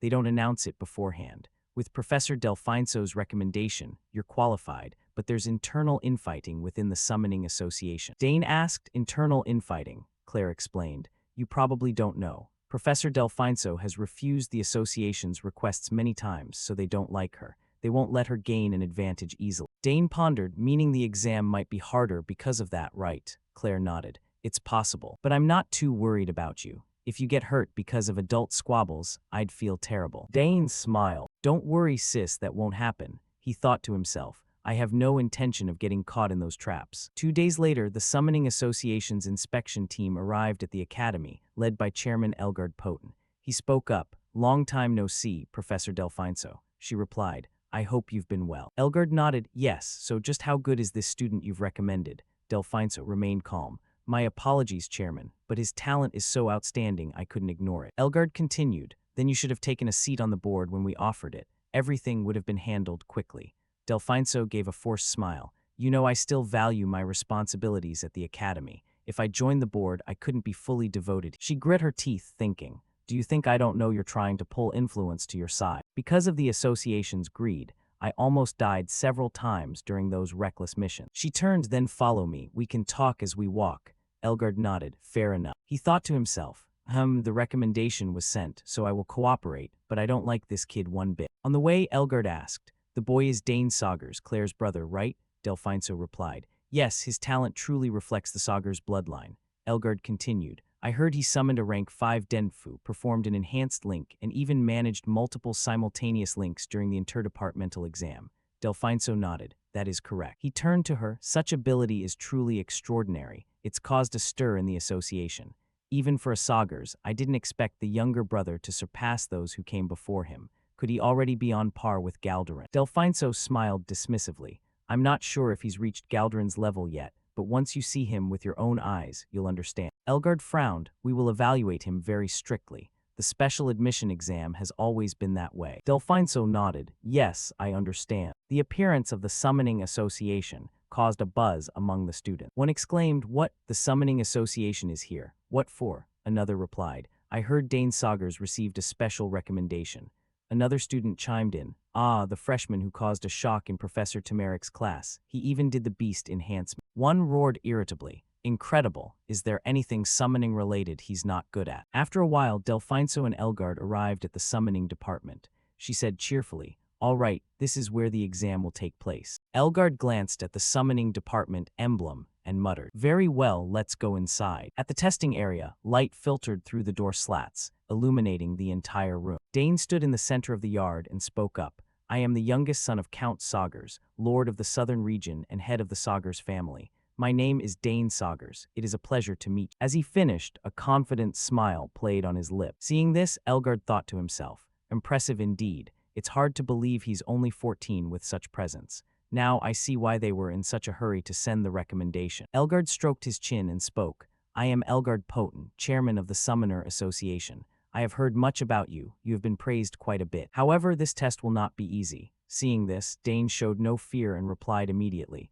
Yes, I am prepared. He thought to himself. He's pretending to be friendly, but there's nothing pleasant about this. Elgard turned to his assistants behind him and spoke. No need for more talk. Start immediately. Everyone prepare. The two behind him replied, yes, sir. Delfinso narrowed her eyes in the back and said, I wonder what kind of challenge the chairman has prepared for us. Looking at Delfinso, Elgard spoke. Whether you pass or fail will be entirely up to me, Elgard Poten. If you object, you can withdraw from the exam now. Dane replied instantly. I agree. He continued. During the exam, any form of cheating is strictly forbidden. If the exam is judged unfair, the results will be cancelled and your summoner status may be revoked. Bear that in mind. Dane replied calmly, yes, I understand. Elgard continued, good, then I shall wait to see what your special quality is. Immediately after, he raised his hand high and shouted, the test begins. The officials surrounded him. A summoning magic circle appeared in front of each person. It drew in all surrounding energy to reinforce the magic circle. Seeing this, Dane muttered, this is. Suddenly, sounds began to emit from the magic circles.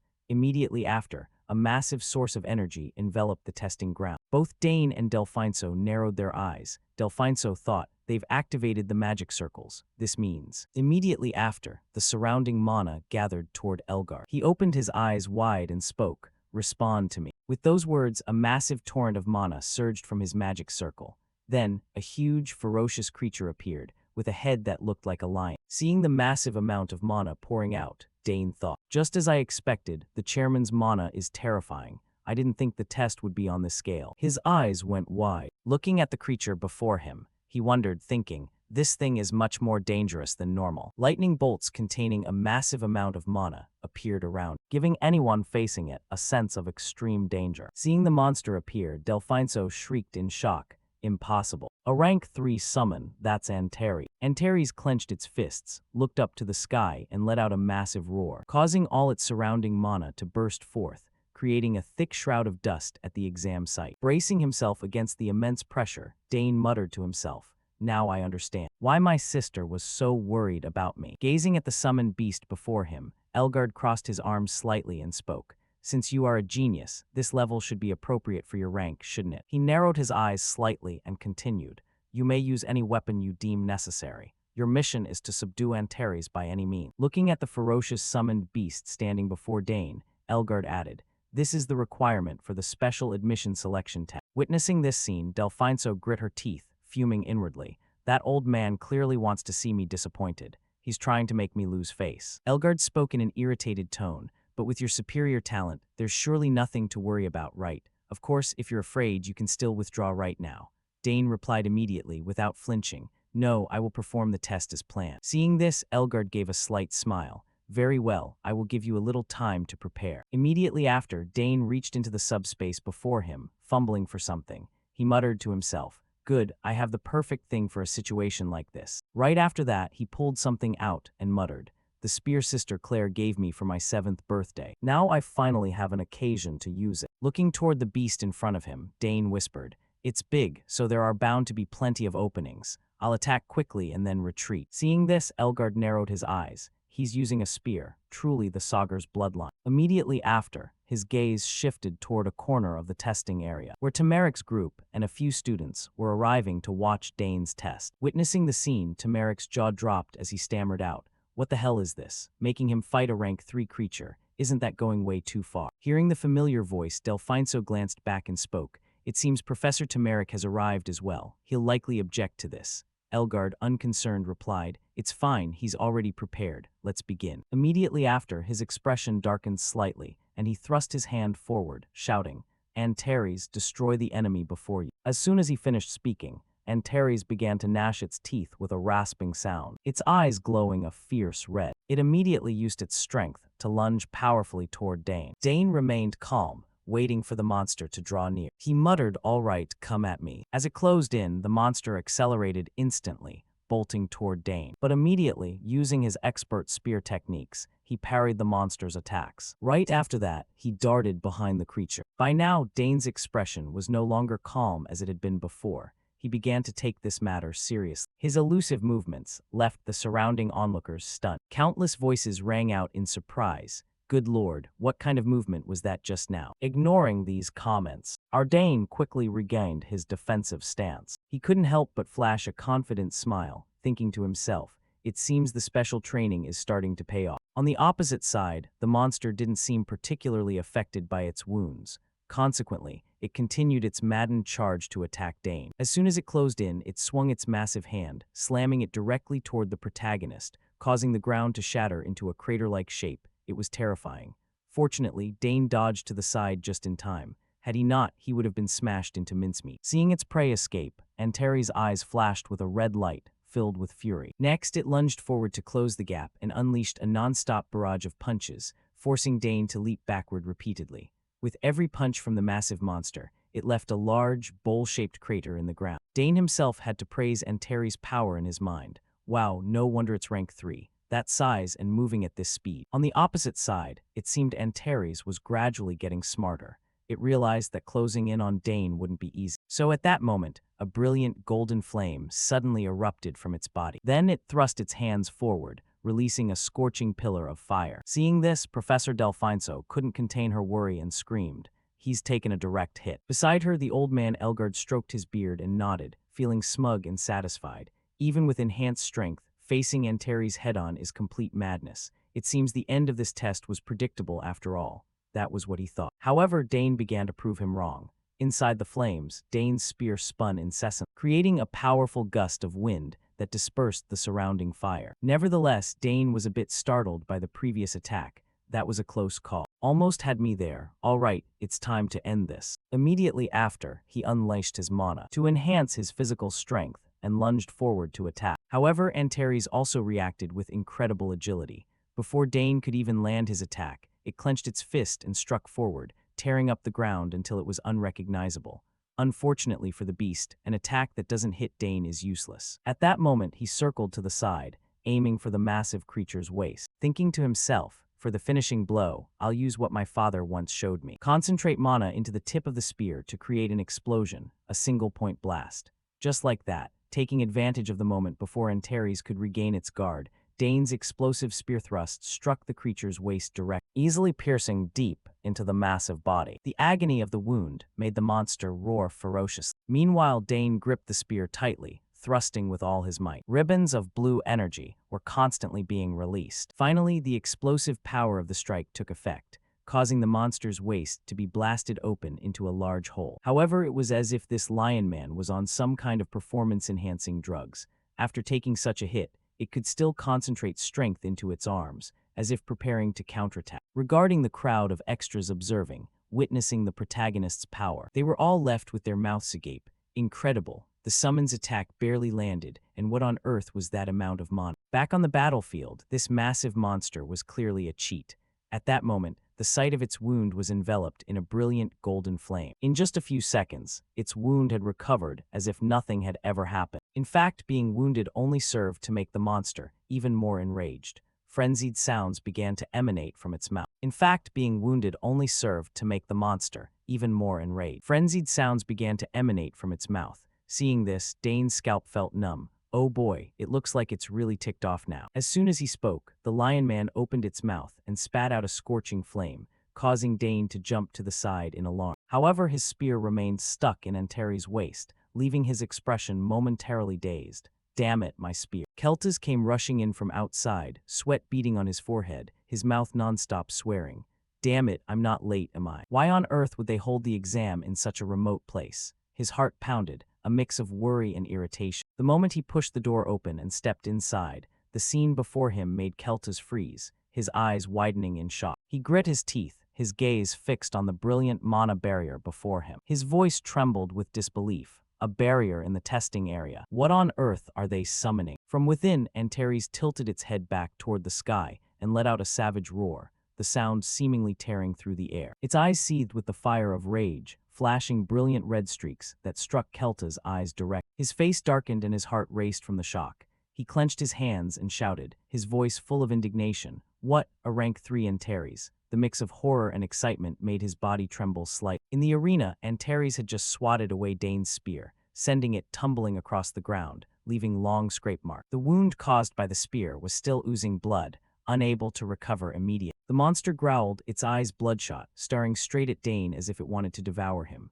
Dane stood opposite it, muttering to himself in his mind with a hint of admiration. It took a hit like that and didn't even flinch. It's certainly stubborn. He nodded, the corners of his mouth curling into a confident smile. In his head he thought, the spear won't be enough to wound it anymore. Then he flicked his hand, his eyes flashing with resolve. Sorry, father, but in the end, I'll have to use my sword. Immediately, Dane drew the sword from his hip, the blade shimmering under the mana light. He narrowed his eyes, looking straight at Antares, a confident smile on his lips. Let's start round 2. His movements left the entire gallery stunned. Elgard stroked his chin, his eyes sparkling with curiosity as he spoke up, ha ha, using a sword. Delphinso beside him nodded, her voice full of contemplation. It makes sense. This is an independent exam, so a bit of eccentricity isn't strange.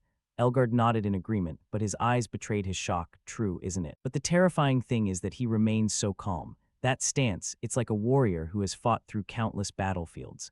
On the gallery, the crowd of students whispered, their hearts racing with excitement. Keltas stood behind them, narrowing his eyes to observe, a surge of pride mixed with curiosity in his heart. He spoke with a tone of certainty. Now we will truly see what he is capable of. In the arena, Antares charged straight at Dane, its eyes ferocious, its fists clenched to form a massive ring of fire that radiated a scorching heat.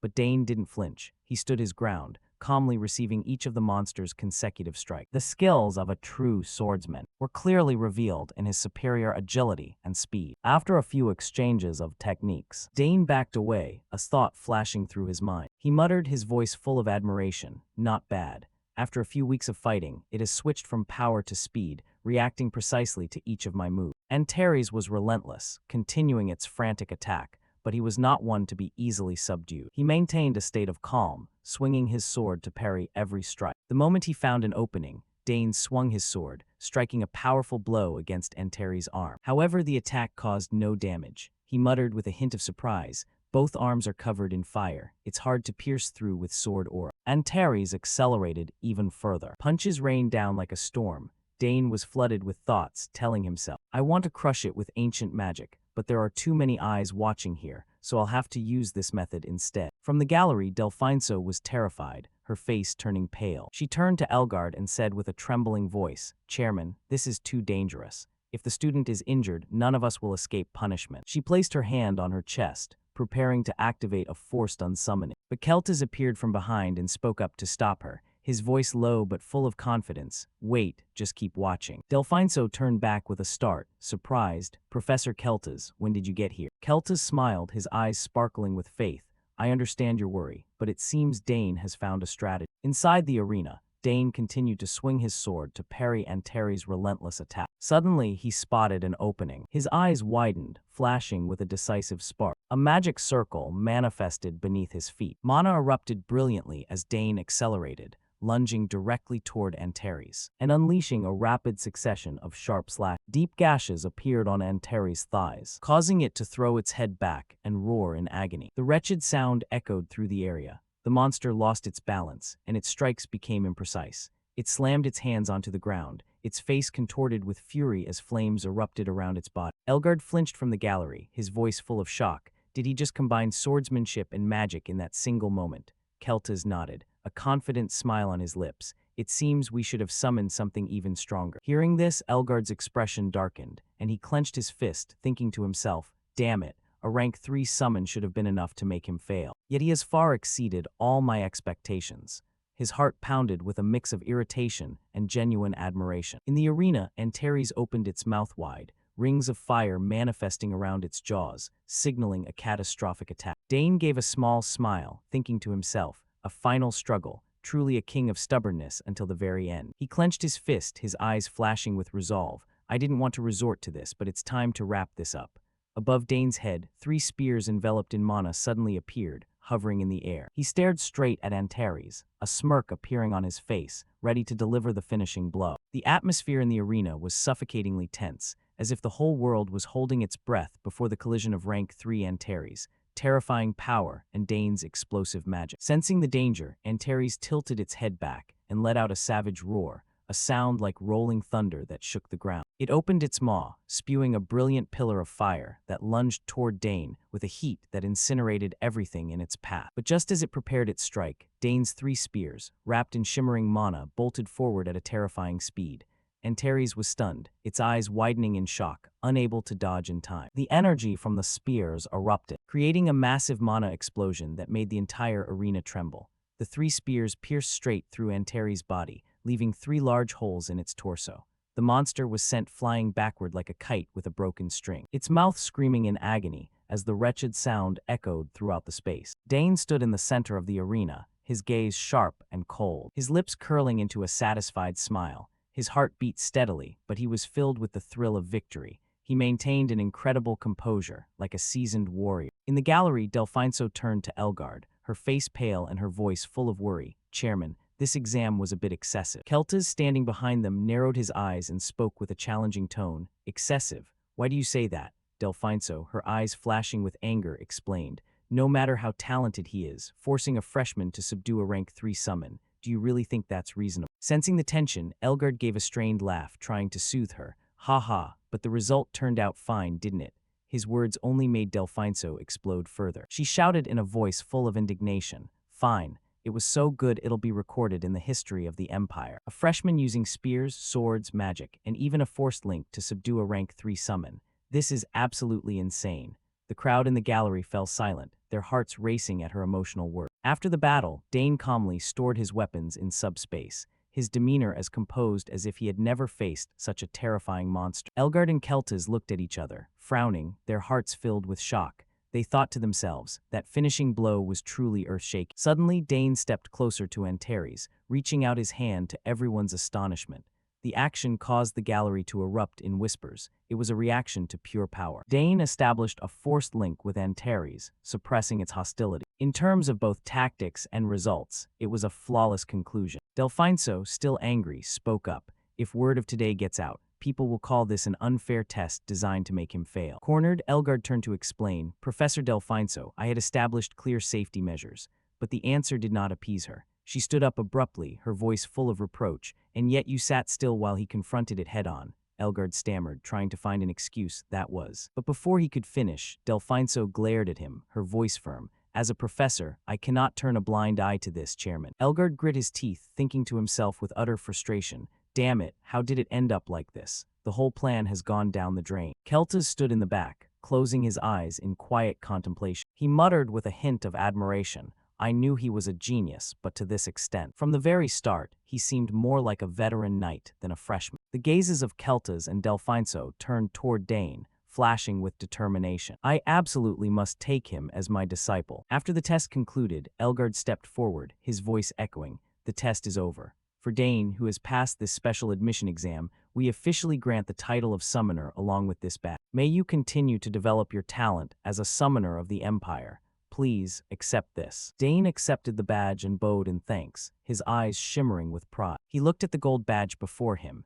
engraved with strange runes, and muttered, a gold badge is only given to those who pass the special exam. That really is cool. Holding the badge, Dane paused for a moment, then held it high. Channeling a massive amount of mana into it, he whispered, respond to my call. Instantly, mana poured from the badge, shooting straight into the air and creating a massive magic circle. From within, a tide of mana surged out, and something bolted forth, leaving everyone stunned. Elgard opened his eyes wide and shouted, what is that? In the arena, a creature with long ears and stubby legs appeared. It was a summoned beast that looked like a rabbit. The information displayed, Alterma, rank 4 summon beast, enhancement type, with the ability to significantly boost the physical stats of its summoner. Looking at the little rabbit, Dane smiled, his voice full of interest. It's got great quality, doesn't it?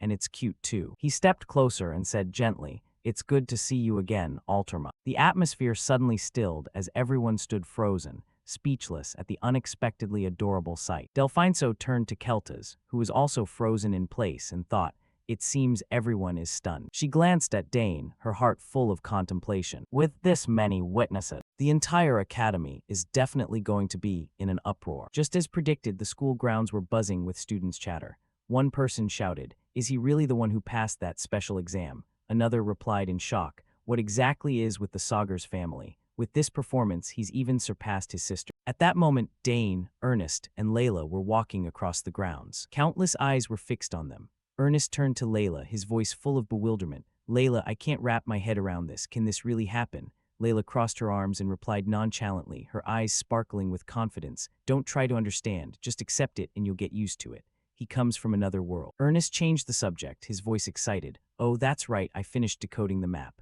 Layla was overjoyed, her eyes lighting up. Really? You're amazing. Dane added in a calm but expectant tone. Well then, once it's decoded, let's have our first club meeting. Hearing this, the whole group was thrilled. Layla was beaming. Wonderful, I was getting bored to death.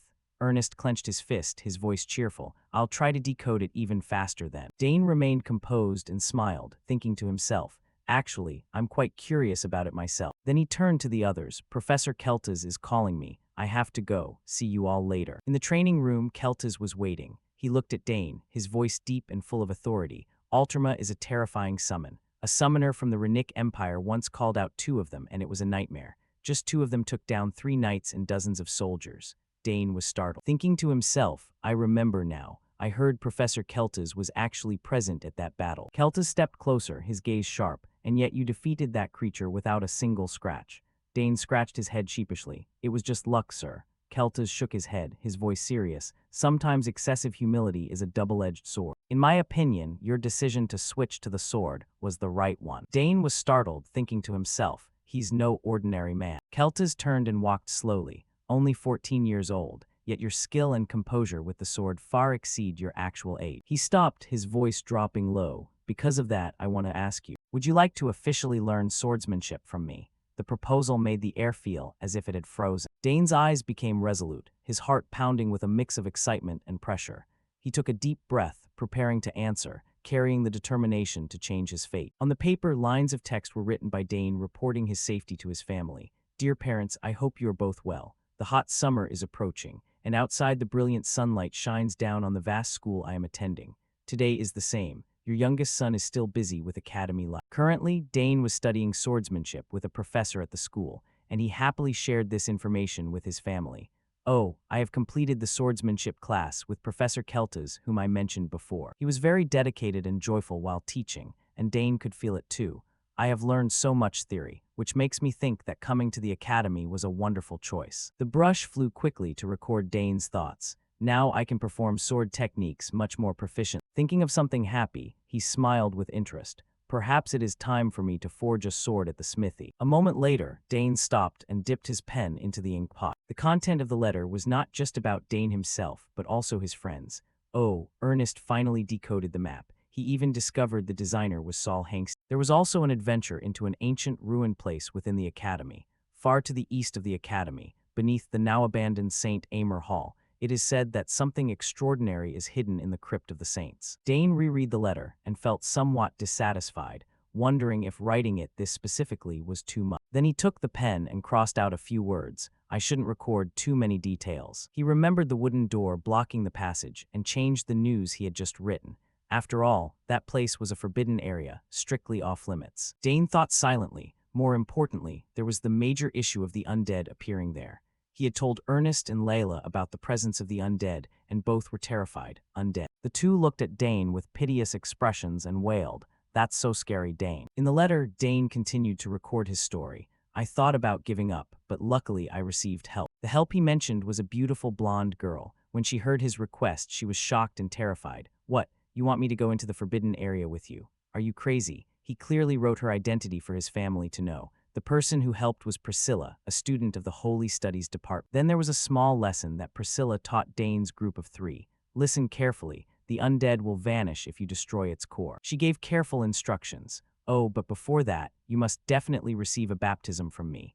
Ernest and Layla could only listen in a dazed stupor and follow her lead. Later, all 4 of them explored the crypt together, fighting the undead. Dane, break its core. Concentrate all the dense mana into one strike. Purple light flew through the air, helping everyone stop the dry bones. As expected, Priscilla's holy power was terrifying.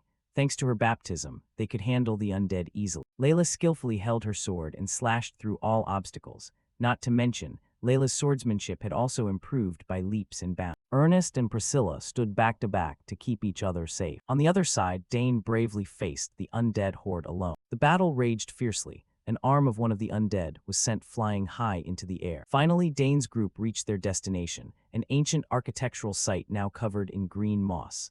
After surviving the night, they reached the underground crypt, and finally, they found the treasure. Layla followed behind and asked skeptically, "Is it really from 300 years ago?" Dane pointed ahead and answered firmly, "Yes, the treasure is right here. The treasure the Emperor once desperately craved but could neither open nor take." When they found the treasure, both he and Priscilla smiled happily. Ernest and Layla couldn't help but beam with joy. What they found was a large red gem, a treasure glowing with a brilliant, magnificent red light. Dane had to use both hands just to hold the gem. Everyone was overjoyed seeing it in his hands. Our club's first achievement brought immense happiness. The 4 of them couldn't hide their satisfaction and bliss after this trip. They stood in the middle of the crypt laughing heartily. Everyone was so excited they couldn't even sleep. Dane wrote everything down candidly on paper, and thanks to that, the whole academy was in an uproar. He also reluctantly recorded his decision. I think I should stay quiet for a while, as clear light shone into the neat and tidy room. At this point, Dane stopped to reflect for a moment. Then he still chose to tell his family the origin and history of the treasure, while regarding the true nature of the gem. Everyone will be shocked to know it was originally an ancient mana core, right? And perhaps I don't need to mention that the gem gave me an additional mana surge. Finally, he stopped writing and whispered to himself, "Yes, I will tell them directly when I have the chance." Dane leaned back in his chair and told himself, "Until then, I'll just rely on my sister." Right then, the voices of his friends echoed from outside. "Dane, what are you doing? We have to go now. There's not enough time to clean the club room." He quickly grabbed his bag and shouted back, "All right, I'm coming." Before that, he added one more sentence at the end of the letter. Oh, and after that day, Priscilla also joined the club. Dane opened the door and walked out. Waiting for him were the familiar figures of Ernest and the others. He happily declared in the letter that now the club has 4 members. Ernest glanced at Dane and urged, Dane, hurry up. Priscilla teased with a fake frown.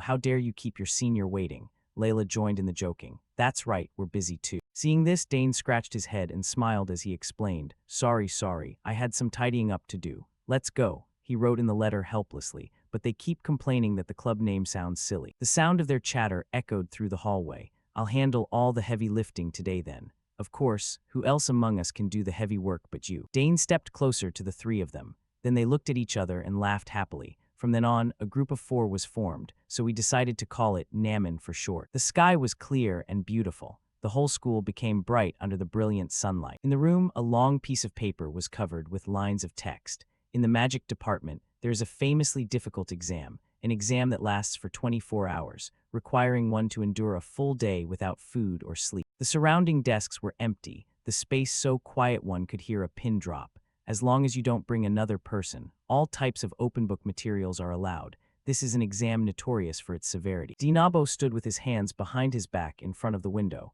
marveling that Dane had passed so easily. He calmly analyzed. He completely grasped my intention. Not only is he good at problem solving, but his ability to analyze the environment surrounding the problem is extraordinary. Dinabo folded his arms with a complex expression. I feel sorry for the other students, but this is the first time I have craved a student from another department this much. Suddenly he turned to inquire, so, how is the task I assigned going? Arthur heard this and looked at him in silence. Then he reported hesitantly, he keeps refusing the invitation to join the student council. If he joined, he wouldn't just have a title, he could even reach a pivotal position, deciding the academy's policies in the future. Hearing that, Dinabo turned back to look at the scenery, saying in a calm tone, so that's how it is. Even when I sent a fifth-year student like you, it was still unsuccessful. Dane's figure appeared in his mind. He thought with frustrated unwillingness, damn it, truly an unpredictable child. He lacks the vanity or arrogance common at this age. Every prediction was completely wrong. Dinabo looked stern and upright on the outside, but internally he had stubbornly made up his mind.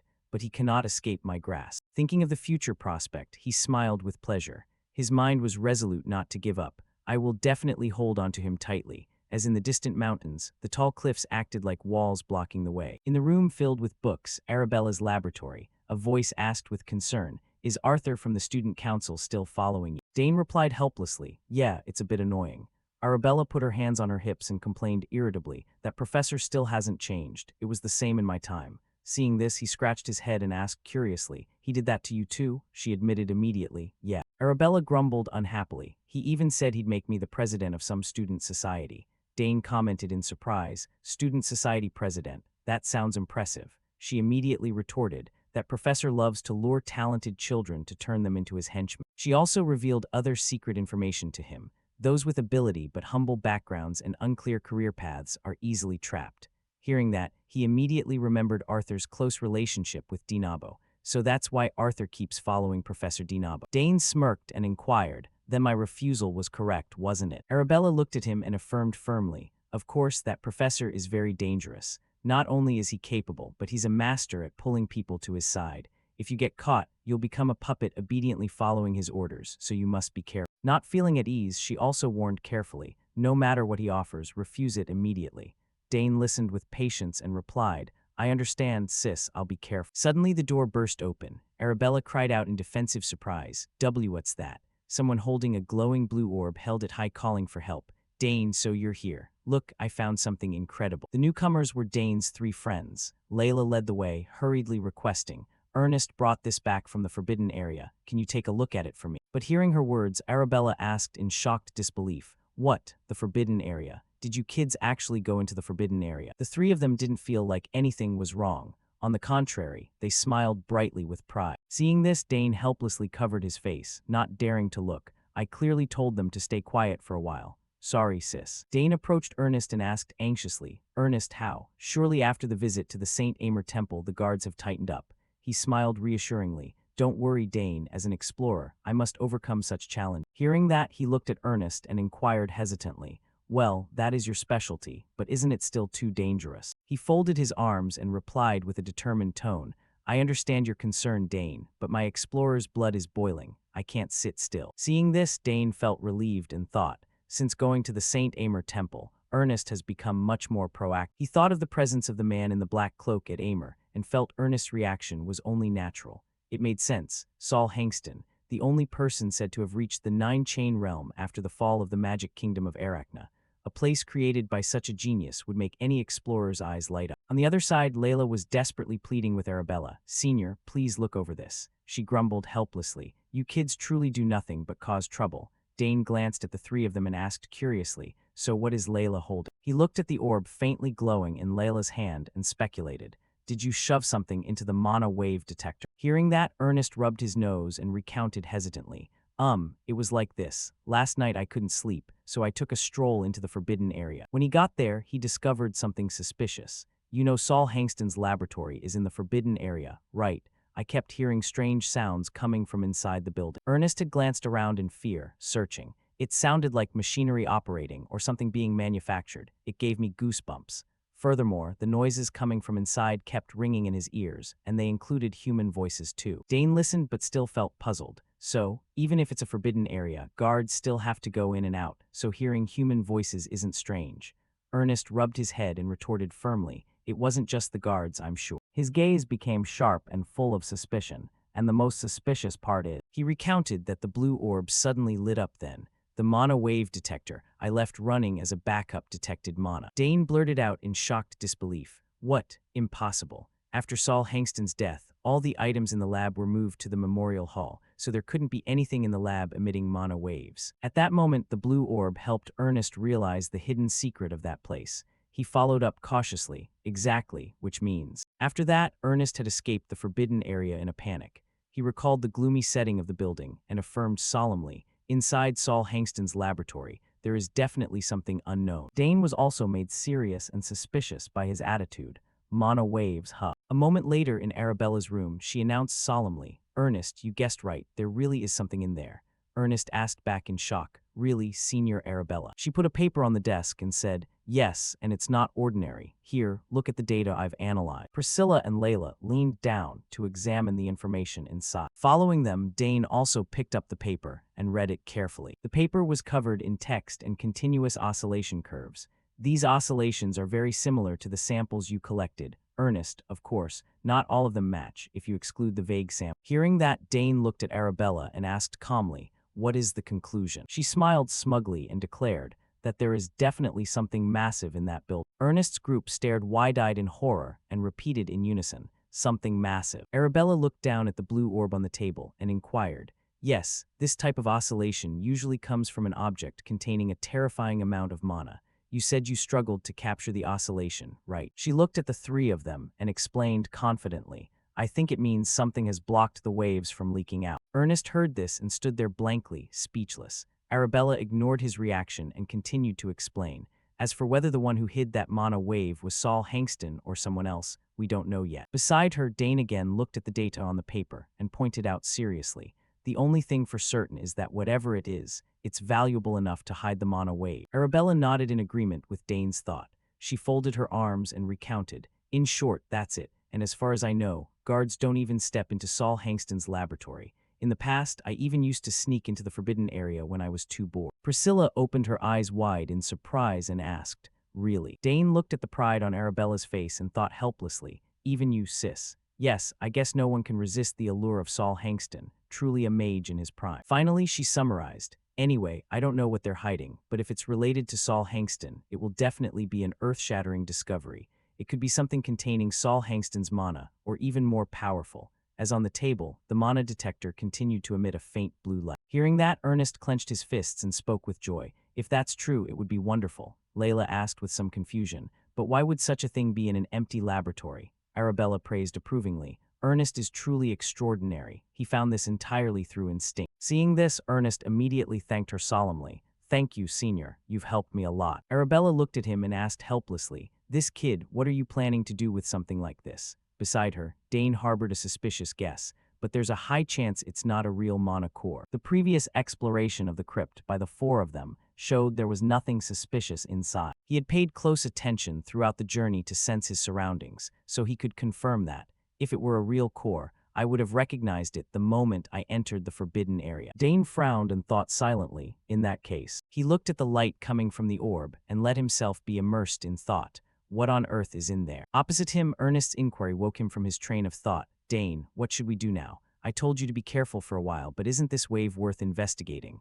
Layla also joined in to persuade him. Yeah, even if you don't go, Ernest will definitely go at any cost. He replied firmly, exact. Dane looked at the three of them and pointed out the disadvantage. We might be able to avoid surveillance somehow, but no one knows what could appear in the lab. Are you all truly confident? Layla held up 2 fingers and replied smugly, of course our club is very strong. Ernest affirmed confidently, that's right, and besides, Karnaz is with us. Priscilla folded her arms and replied firmly, I won't back down. Seeing this, Dane complained helplessly, Ernest and Layla aside, but now even Priscilla. Arabella was also at a loss for words. At this rate, we really can't stop. Immediately after, she pulled out a scroll and instructed, fine, if you won't listen, at least take this with you. Dane asked suspiciously, what is this? Arabella introduced it with a serious expression. This is a magic rune scroll. You know how to use it, right? Then she pointed at the scroll and explained how to use it to the 4 of them. If you face any danger, don't hesitate. Tear it immediately. It will instantly teleport you back here. Forced teleportation will cause a slight shock to your body and mana, but it's better than dying right. Layla wasn't intimidated at all, but instead asked with joyful excitement to confirm, are you really giving us 3 of these precious scrolls? While Priscilla expressed her gratitude, thank you, Senior Arabella. She also carefully reminded them, bear this in mind. You tend to forget that entering forbidden areas leads to suspension, and being suspended twice will certainly lead to expulsion.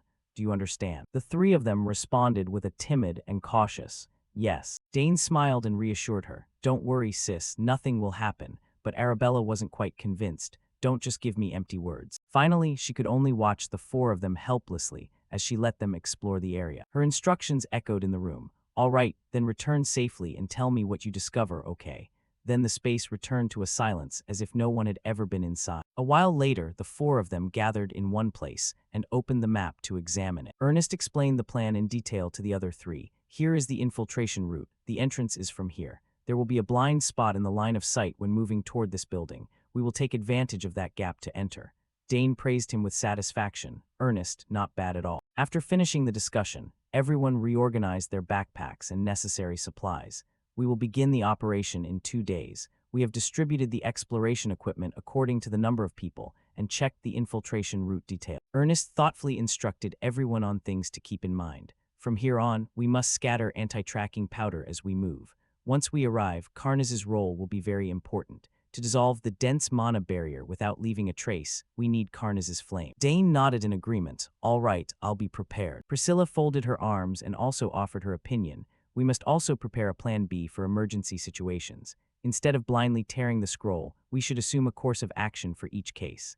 Layla agreed in surprise. That sounds reasonable, Senior Priscilla. Finally, Dane formulated the combat plan, calmly assigning roles to each person. Let's do it that way. We will arrange the combat formation like this. I will be in charge of detecting mana in the front, while Layla and Ernest will be in the back. He indicated to Priscilla, and Senior Priscilla will stand in the middle. Senior Priscilla is quite vulnerable to ambushes. She agreed without a moment's hesitation. All right, understood. Then he turned to assign a task to Ernest. Ernest, this time use a short bow instead of a staff. You've practiced a lot, so just shoot with a supportive mindset. He accepted happily. All right, just leave it to me. Dane looked at everyone and gave a serious and cautious warning. Everyone, please remember. He reminded them again of the danger of the forbidden area. The top priority is not to be detected. We don't know what is hidden in there. Ernest massaged his arm and spoke up curiously. All right, I wonder what will be in there. I'm so excited. Layla, on the other hand, prayed fearfully. I just hope it's not ghosts. Seeing that the 3 of them were in good spirits, Dane spoke up to confirm. Is everyone ready? Facing him were 3 faces without a hint of fear, only excitement. In that case, Dane signaled in a loud, positive voice, Romantic Club, let's go cause some trouble. On the high walls of the building, the soldiers stood guard with a stern exterior, but the sound of their gossip echoed around. This is so annoying. If it's like this every day, I'll die. Just a bit longer. There are 20 minutes left until the shift change. What kind of fool would dare sneak into the forbidden area like this? Just wait until they get caught. After the words ended, the space sank back into silence, the flickering firelight illuminating the figures of the guard. In a corner of the forest, Layla blurted out in surprise, why are there so many guards? While Ernest guessed in a low voice, I heard they doubled the sentries recently. Turns out it's true. It's probably because of us. Hearing that, she inquired anxiously, now what should we do, Ernest? In the darkness, the four figures groped about quiet. Then they quickly ran in one direction according to Ernest's guidance. Everyone is tired at this hour. There will be a gap. I know where the sentries are weakest. Let's go that way. On the high wall, another squad of soldiers arrived to announce, it's time for the shift change. A soldier who was standing guard looked at them and grumbled, I'm bored to death. I almost fell asleep. Another guard asked suspiciously, why are you so late? Behind the shift-changing squad, Dane's group of four darted past. The soldier, unaware of anything, was still complaining. Everyone had already dispersed. As the last person jumped to clear the wall, the whole group safely avoided the guard. But because of the momentum of that jump, a guard turned around to investigate. Seeing this, the soldier standing nearby asked in wonder, what's the matter? That guard rubbed his head and inquired, did you hear anything? The soldier replied with little concern, it was probably just the wind. The guard confirmed suspiciously, really. Luckily, that guard didn't pay it any more attention, and finally, that group of sentries left. All right then, thank you for your hard work. From the wall, the guard's confident voice echoed, ensuring that not even a mouse could slip through. Below, Dane's group of four all knelt on one knee to keep their balance. He reported calmly, good, so we have successfully infiltrated. Under the moonlight, the large building was silent, without a single sound. But now, at the stairs inside the house, a person's voice rang out as a reminder. Everyone, watch your step. We're about to see the door to the basement. A while later, Dane's group stopped in front of a tall, large door. Priscilla marveled, is it here? Thanks to Ernest, we got in quite easily. Having him lead the way was truly a wise choice. Suddenly, Dane discovered something and spoke up to stop them. Wait, is there a mana barrier here? He looked closely at the blue light surrounding the door and muttered a speculation. The closer we get to the center, the stronger it gets. Saul Hangston was truly cautious about preventing intruders. Analyzing to this point, he countered his own words. No, it's not like that. Dane went closer, touched the magic circle, and evaluated this barrier. It doesn't carry the feel of Saul Hangston's mana. He seriously observed the barrier layer and concluded, it's completely different. Layla heard this and asked in confusion, really, how can you tell? Dane explained nonchalantly. Saul Hangston lived a long time ago. This barrier looks new. Ernest stroked his chin and exposed it in disbelief, which means someone entered here before us and set up a new barrier to hide whatever is inside. Dane affirmed solemnly, correct. He looked toward the door and speculated cautiously. There might be something very dangerous hidden in there. Priscilla inquired in confusion, so now what do we do? Go back. Layla looked at her and firmly objected. We've come all this way, how can we go back? Perhaps an academy official came in, set up the defense, and then left. Ernest looked at the three and solemnly stated his thought. I think otherwise. No, this looks more like the work of an outside intruder. If the academy discovered a new relic of Saul Hangston, they would have no reason to keep it this secret. Hearing that, Layla spoke up irritably. So besides us, there's someone else aiming for this treasure, my treasure. Priscilla folded her arms and helplessly corrected her. We're here to explore, not to steal treasure. Suddenly, Dane solemnly affirmed, that's right. He looked around the architecture of the forbidden area and analyzed calmly. They are different from us. They deliberately set up a barrier to hide something. Whatever it is, if we encounter them, it will be very troublesome. Layla also sighed sadly and pointed out, if they have malicious intent, it will be hard for us to stop. But Dane smiled and expressed a positive outlook. True, this place may have become much more dangerous, but I believe in the power of the romantic club.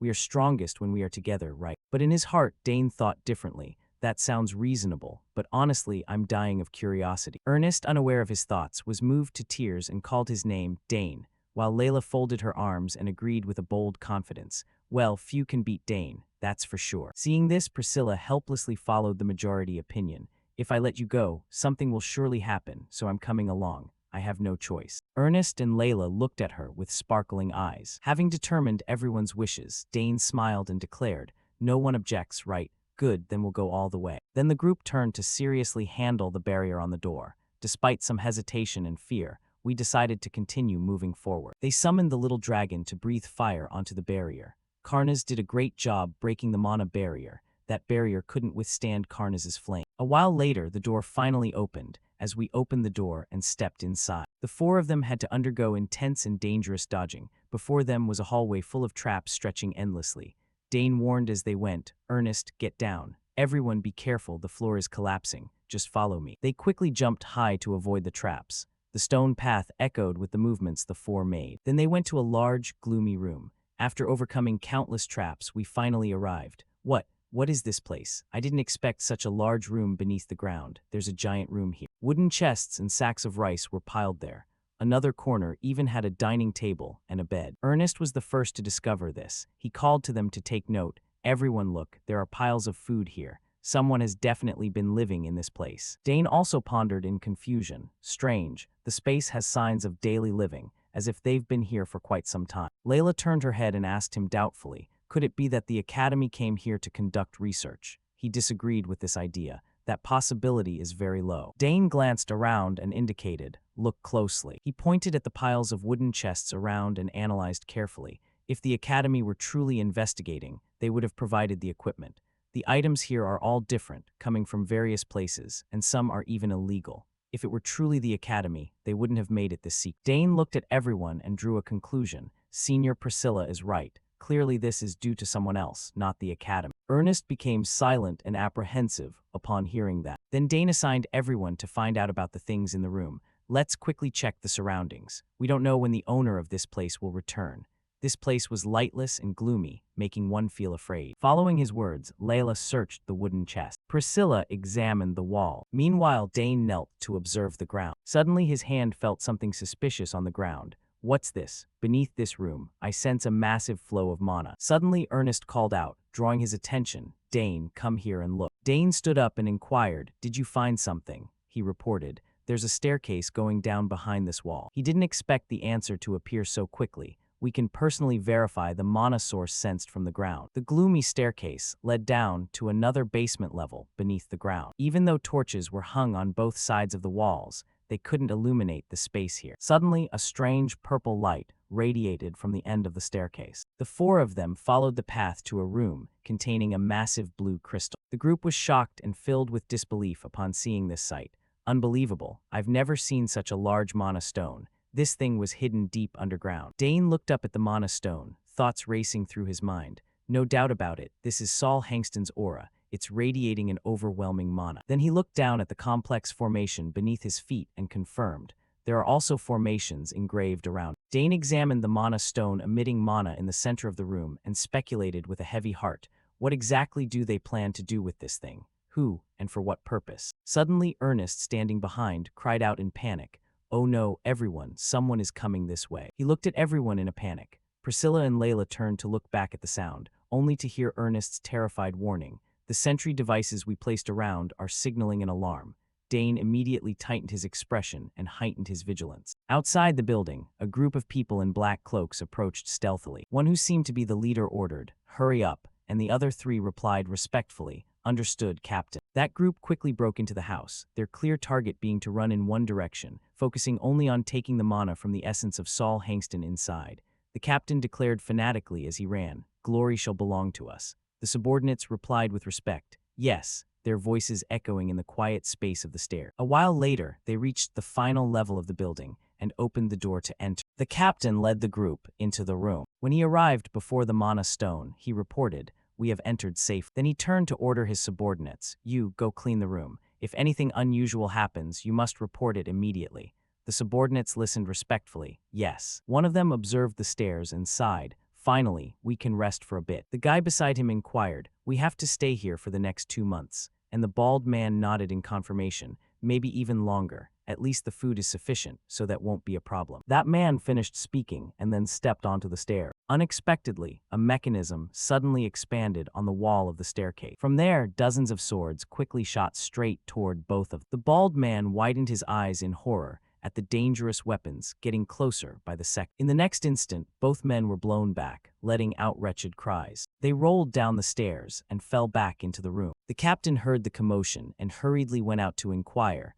"What's going on?" No one replied to him, only the sound of the door closing echoed. Then an unusual purple gas flowed in and filled the room. One subordinate who inhaled it trembled and asked in discomfort, "What gas is this?" While the one beside him stammered in horror, "Gas." Immediately he turned his head around and shouted in fear, "Captain, this is." The captain arched his back and issued a stern command, "Back off." He struggled to cover his mouth and nose, his voice strained as he warned, "This is a trap." A while later, Dane's group of four tied the cloaked men tightly together and searched their belongings. Ernest marveled in surprise, "There are more things than I thought." He picked up a paper, read through it, and concluded, "A notebook," while Layla added from the side, "A few gold coins and all sorts of junk." She pointed out curiously, "There's also something in the back pocket." as Dane stood behind, silently observing the intruder. He narrowed his eyes and thought to himself, who exactly are these people? Clearly, they were targeting Saul Hangston's Mana Stone. He looked at the four unfamiliar faces before him and guessed doubtfully, could it be they are people from the academy? Or suddenly Priscilla approached Dane holding a notebook and reported, Dane, look at these notes. They seem important, don't they? He accepted without a moment's hesitation. Yeah. Dane took the notebook and seriously read the information inside. It contained notes on a strange experiment. In the essence extraction phase, always maintain 2 extraction machines. When the progress reaches 60%, add another one. If the formation is damaged, stop immediately and reinforce it. Check the attached formation diagram. Dane repeated pensively, essence extraction, huh? Priscilla evaluated straightforwardly. That sounds really dangerous. And he agreed, yeah, extremely dangerous. Ernest also brought a long piece of paper closer for him to see. Not only that, these guys also have a map of the continent. He asked back in shocked disbelief, a map of the continent. Layla opened her eyes wide in surprise and commented, the Empire controls that extremely strictly. It's absolutely forbidden to take it out. Ernest speculated solemnly, could they be some kind of rebel group? Dane heard all this but didn't respond. He pondered silently. There are too many suspicious points. Suddenly seeing something, he widened his eyes in horror. Across from him, a strange liquid was flowing from the captain's mouth, and inside his mouth, a light was flickering. That was. Dane reached out to touch his mouth. He narrowed his eyes, his expression grave as he thought, just as I suspected. In his hand was a tiny purple tube. This is suicide poison. This reminded Dane of the knowledge his mother had taught him when he was a child. I remember learning this from mother. He glanced at the cloaked figures, thoughts racing through his mind. This thing is used by assassin guilds or secret organizations to silence members. To prevent secrets from being leaked in an emergency, they are brainwashed to commit suicide and provided with poison. What kind of organization would do something like that? Suddenly, Priscilla discovered something else in the book. She looked at everyone and noted, everyone, look at this. There's a set of regulations written here. The three of them turned to look in surprise. Immediately after, Priscilla seriously read the content inside. For a new world. The rules echoed in the quiet room. Rule 1. Security must always be put first, more important than life itself. Rule 2. We always act to change the world. The notebook was filled with dense lines of text recording cryptic rules. Rule 3. Do not investigate the identities of other members. We are one, but we are also separate individuals. Rule 4. Reading to the end, Priscilla frowned and reported, this part is the most suspicious. Dane asked doubtfully, suspicious, and she clarified, there are coordinates written here. I'm not sure of the exact location, but it's near the academy, as the Mana Stone in the center of the room acted as a light source helping the four see everything clearly. At the very bottom of the page, a specific number was written. Priscilla looked at it skeptically and inquired, 34.58. Where is that? Ernest stroked his chin and replied pensively, wait, if it's that location. Seeing this, Dane looked at him and asked, Ernest, do you know that place? He replied firmly, yes, that's the supply transport route near the back gate. Layla blurted out in shock, so they entered from there. Dane agreed with her thought. He looked at the group of cloaked men and analyzed calmly, that's highly likely. There must be someone inside the academy aiding them. After he spoke, Priscilla and Layla were both rendered speechless. Dane and Ernest fell silent as well. Then he looked at the massive Mana Stone and spoke slowly, breaking the heavy atmosphere, a secret organization trying to extract Saul Hangston's essence. What do they plan to do with it? Finally, the four agreed to return. We decided to leave quickly. The path of the staircase remained silent, flickering with purple light as if no one had ever been there. In the room, a pitch-black circle was sucking up all the intruders' belongings. Everything was gathered into the subspace for investigation. Once finished, the four looked at the assassins and reached a decision, agreeing to report to the academy leadership and the guard. However, before leaving, Dane looked at the Mana Stone and suggested, and yet, it would be such a waste to return empty-handed like this. The three of them cried out in sudden confusion, what? He narrowed his eyes and stared intently at the stone block. Then Dane made a bold request, let's take this Mana Stone with us. He looked at the Mana Stone emitting a faint light and thought to himself,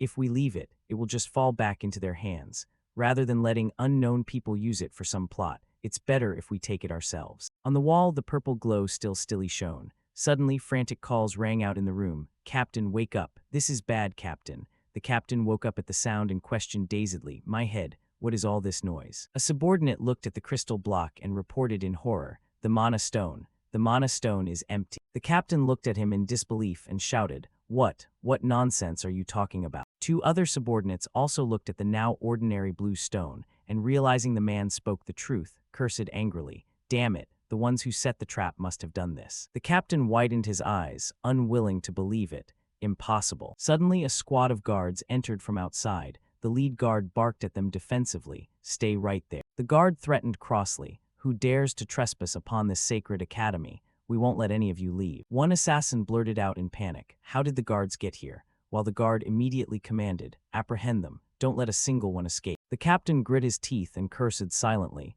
Damn it all. Immediately after, the group of guards charged with weapons to attack the assassin. Seeing the situation, he speculated resentfully. Has the organization abandoned us? His gaze drifted up to the sturdy gray fortress walls, standing out against the brilliant emerald sky and dazzling sunlight. He couldn't help but cry out, this is madness. A person slowly stepped out from the city gate, a sharp gaze scanning the area. That person sighed. After decades of peace, is this forbidden zone causing trouble again? The young blonde captain shouted with a furious face, have the intruders confessed anything? The bald subordinate under him put his hand to his chin, thought for a moment, and replied, report, not a word. Perhaps we need stronger measures. In his mind was the image of the three just captured and tied, three faces with three different expressions, anger, helplessness, and dejection, all maintaining a stubborn silence. The captain pointed toward the captives and ordered decisively, then beat them until they snap out of it.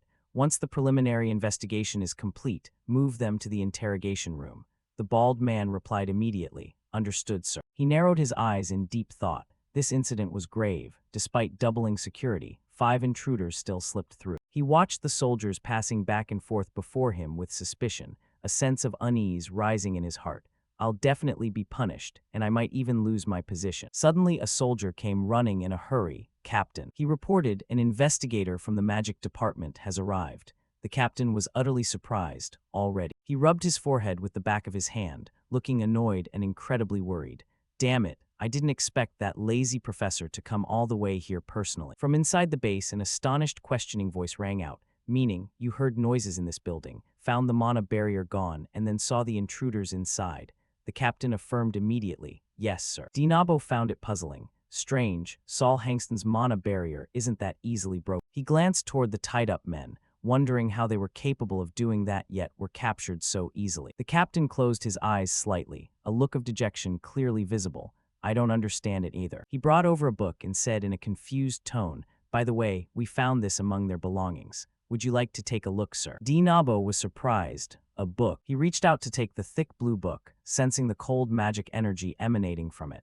Dinabo opened it carefully, turning each page slowly. After a thorough examination, he announced with a serious expression, it's sealed with magic. Only authorized personnel can open it, but someone forcibly broke the seal. The captain was shocked. What? How is that possible? Dinabo tucked the book inside his jacket with a determined look. I'll take this back for further investigation. There might be other hidden spells on it. The captain gave an embarrassed laugh, trying to remain composed. Of course, I only glanced at it, but they seem to belong to some secret organization. Dinabo frowned, his gaze turning sharp. A secret organization, huh? The captain added. We also found a massive mana stone in the basement. It's taller than a grown man. Dinabo wondered, a mana stone, but the basement was supposed to be empty. The captain was also suspicious. We find it strange, too, why a massive mana stone would be located in a forbidden zone. Dinabo parted his lips slightly, reflecting for a moment, his mind quickly connecting all the unusual details. Finally, he decided to order, lead me there, I want to see for myself. At the academy fountain, many students were actively discussing the latest topic. Did you hear? More trouble in the forbidden zone. The guards are running all over the place. Why have there been so many incidents lately? It feels so unsettled. Priscilla, standing on the porch, was troubled by what she heard.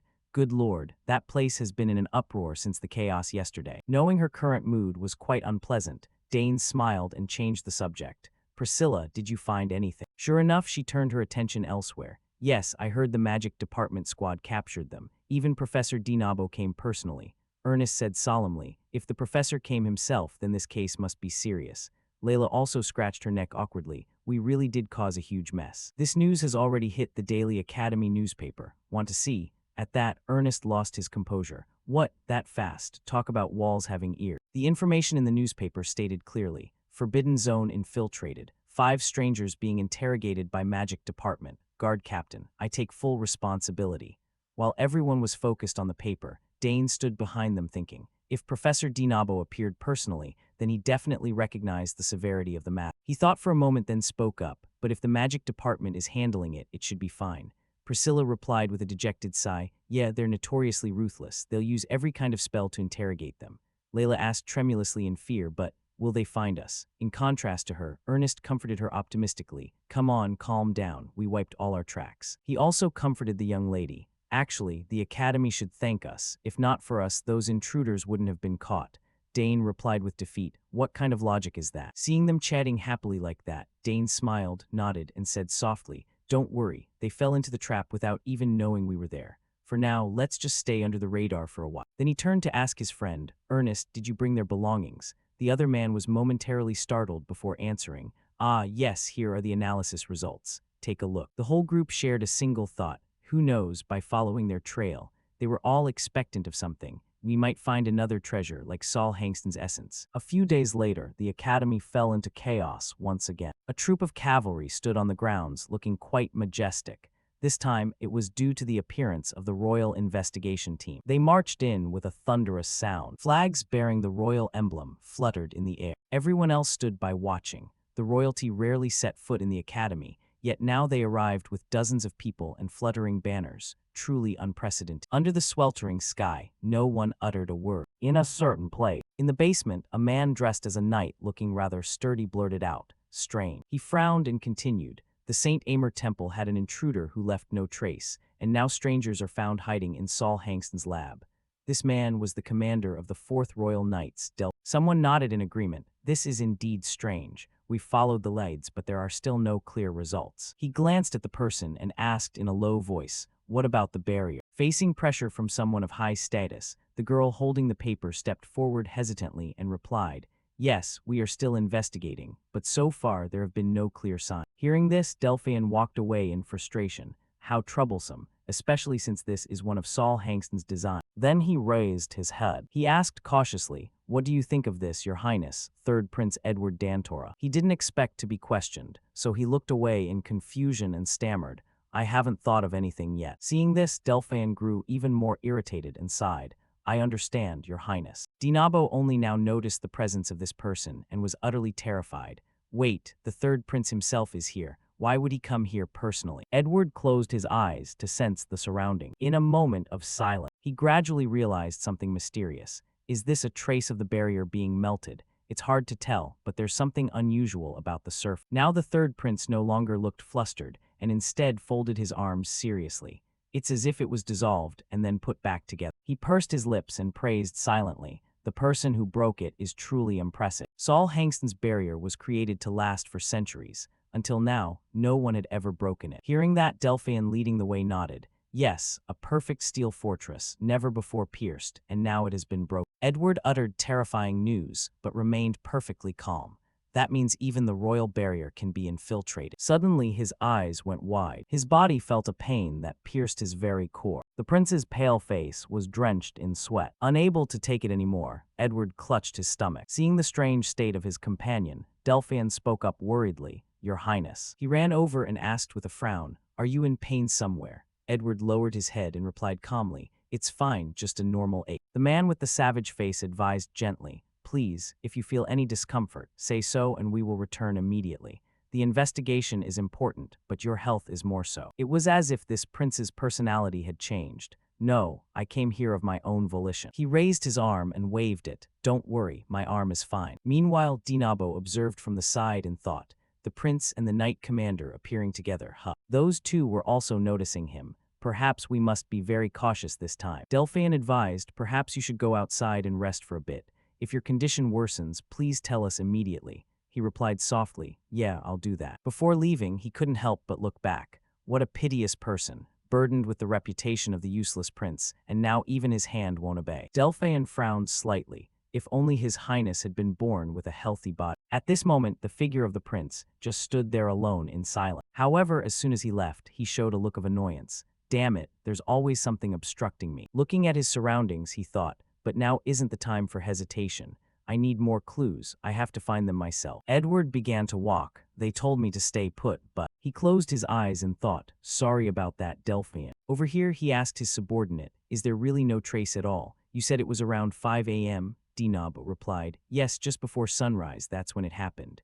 Delphian asked further, what about the mana detection spell? Nothing was detected, sir. Hearing that, he grew tense. Everything was a mess. Just then, someone ran up from the distance to announce, Captain, bad news. His Highness has disappeared. Delphian was panicked. What? Impossible. He was just here. The man recounted in confusion. It happened when the guards let their guard down for a moment. He heard this and widened his eyes in fear. You fools. Immediately, Delphian told those around him to cease all other activities. Stop the investigation and find His Highness immediately. The others also shouted solemnly, understood. He was constantly worrying. His body was already weak, and yet, why? Meanwhile, Edward was running through the forest nonstop. His pace was quick. I must make progress on this investigation at any cost. Edward looked ahead with determination, so that this time Father will have to notice me. Even if I have no talent, I will prove myself through effort. He told himself, I can't be the useless prince forever. The scene shifts to another location, Bonia Forest. Layla stands with her arms crossed, reminding him,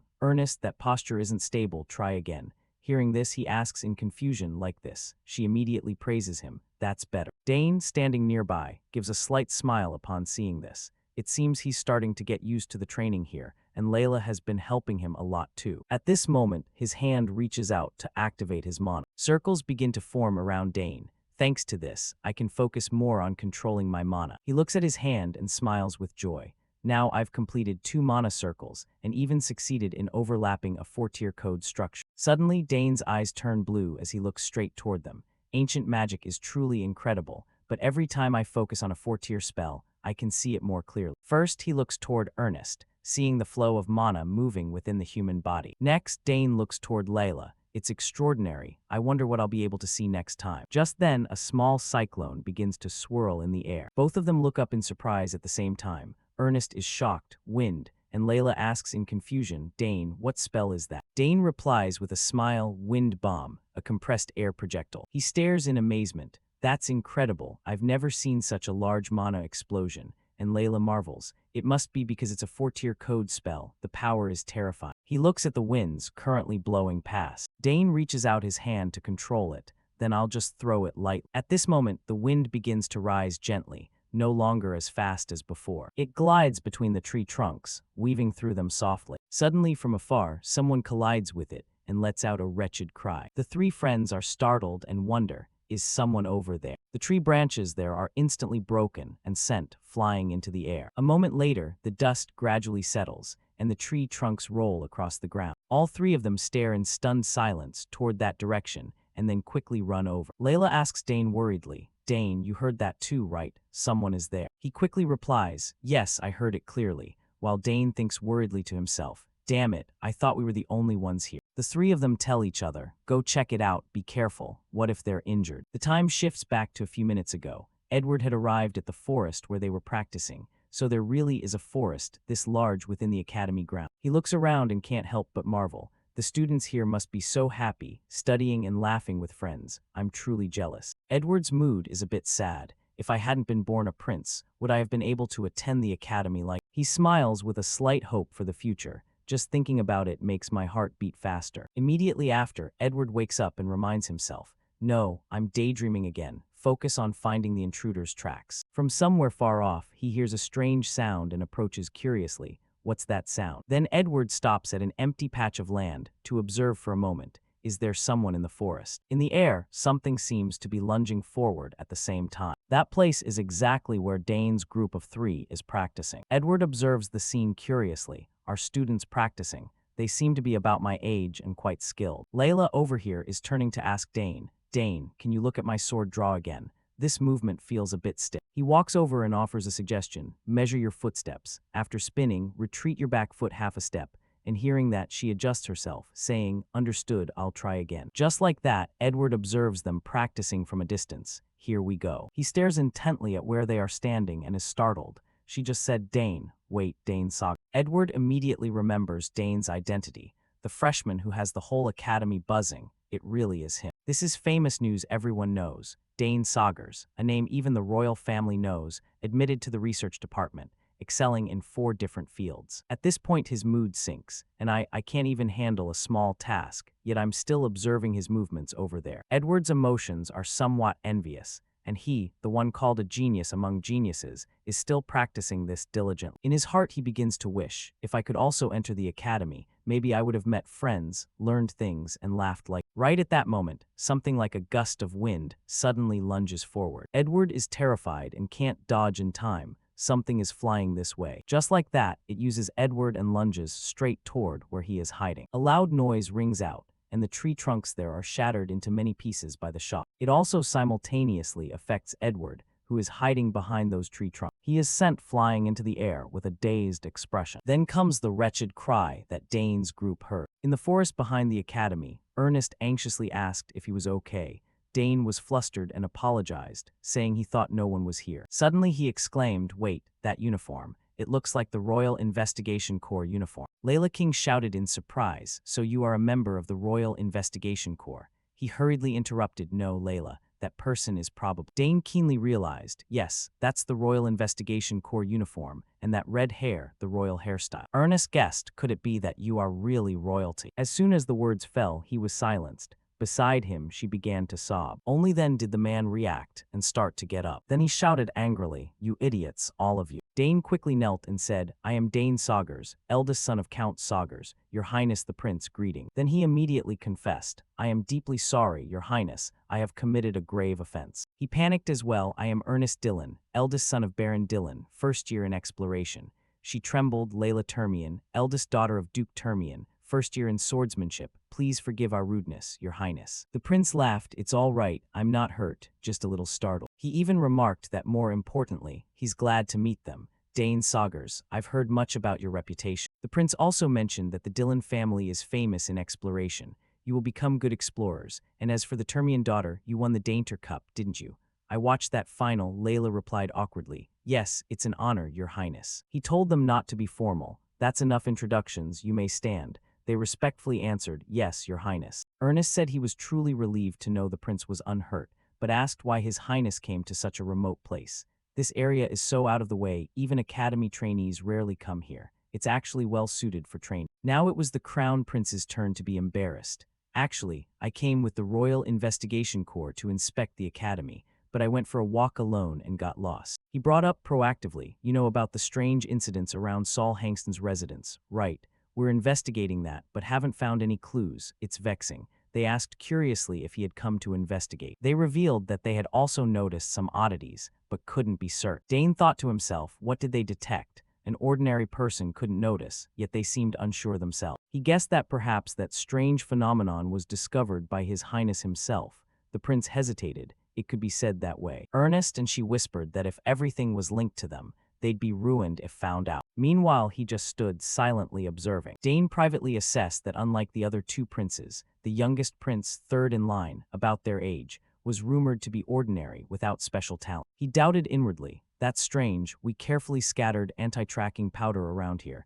yet he still found this place and noticed oddities others couldn't. He can't be ordinary. Dane speculated that perhaps the prince was hiding some special ability. The prince repeated that he was simply lost and ended up here. The academy is rather complex, so they hinted that he should return soon. The investigation corps must be searching everywhere. They seemed lost too, since this was their first time at the academy. He was embarrassed that the grounds were so large, but then made an excuse. "While I'm here, I'd like to hear you tell me about life at the academy." Ernest and Layla were surprised by his friendliness and began to tell their story. He thought inwardly that even if he is a prince, he's still just a teenager. Having been confined in the palace for so long, it's understandable he'd be curious about ordinary life. The prince asked, "So what were you doing earlier, training?" They replied, "Yes, because this place is quiet, we often use it for practice." Still, Dane remained suspicious. There was something very odd about this prince. He felt suffocated, as if a current of mana was tightening around him. He wondered whether mana could flow in that way,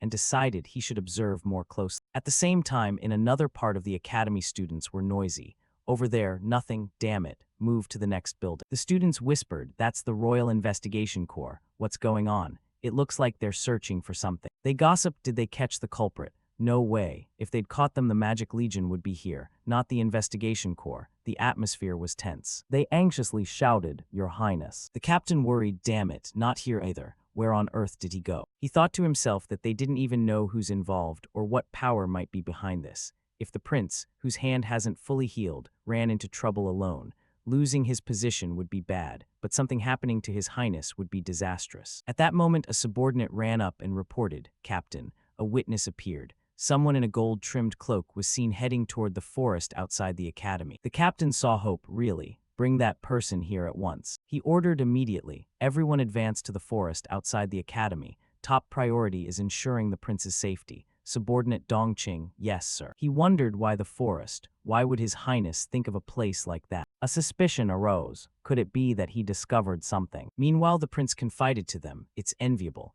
If only I weren't born into the royal family, I might have lived like an ordinary person, unbound by princely duties. Perhaps the gods truly hate me." Dane hesitated. "Your Highness, if I may, I want to ask something curious." "What is it?" Dane Saugers speak. Given permission, he spoke up. "Is your hand hurting a lot?" Such an ordinary question, but it made the prince panic. He was stunned and thought, "No, how could you know?" She looked at Dane with question marks in her eyes. "His Highness's hand, why?" The prince hurriedly covered it up. "You must be mistaken." He doubted really, but from what I saw, she frowned. "Dane, what nonsense are you talking about?" Across from them, the prince stared at Dane, worried he would press the matter. That attitude put Dane in a dilemma as well. After a moment's consideration, he let it go. "If you don't want to talk about it, fine. I intend to forget everything I saw and heard today." He wondered to himself whether this guy had truly recognized the condition of his hand. Layla grumbled, "Dane, what are you saying to His Highness? This Dane sometimes says strange things. Please forgive him." But the prince spoke up to confirm, "No, he's right." He and she froze, thinking together, what really? A silence enveloped them. After a while, the prince honestly admitted, "My right hand is like a crippled hand."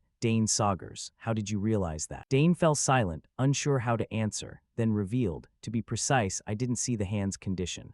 I saw the mana flow toward your hand was blocked." The prince was stunned. "What, you can see mana flow with your eye?" He said that the ability came after a lucky artifact fused with his body. He thought privately that actually it was ancient mana, but he couldn't say that out loud. He was surprised, an astonishing ability, so you can detect the true cause. Dane replied at once, "No, I can't see the deep cause, but at least right now I can tell why you feel pain. The main reason is that mana that should flow down into the hand is being blocked at the wrist and backing up. I sensed a hand that mana cannot reach, and as a result, it's gradually dying." Dane stepped closer, "Your Highness." At the same time he probed, "May I ask what happened?" When Dane asked, Edward's mood darkened a little, and after a moment he lowered his voice and began, "It started when I was about 1 year old." As he spoke, he recalled his past. When Edward was an infant, he was fine at birth, but at some point he became like this. "I could only hold eating utensils at 7. At first, when I managed a spoon, my hand shook uncontrollably. And I could only hold a pen, and write after I was over 10. Edward had to work much harder than others to write. But the most important things, no matter how hard he tried, he couldn't master. I couldn't learn swordplay, writing, all the things a prince should learn, and magic was out of the question. Just touching them made his hand tremble violently and uncontrollably. This was Edward's greatest sorrow and torment. Saying this, his eyes flashed with loss and disappointment. Edward turned his face away slightly, not daring to look directly at Dane, his voice cold and self-mocking. "I have lived like this all my life, a shameful prince who dares not let others know." After hearing his story, Dane felt some sympathy, thinking quietly that the problem had been with him since childhood, the reason he wasn't as renowned as other princes. In contrast, Layla and Ernest became flustered after hearing it, clutching their heads in panic.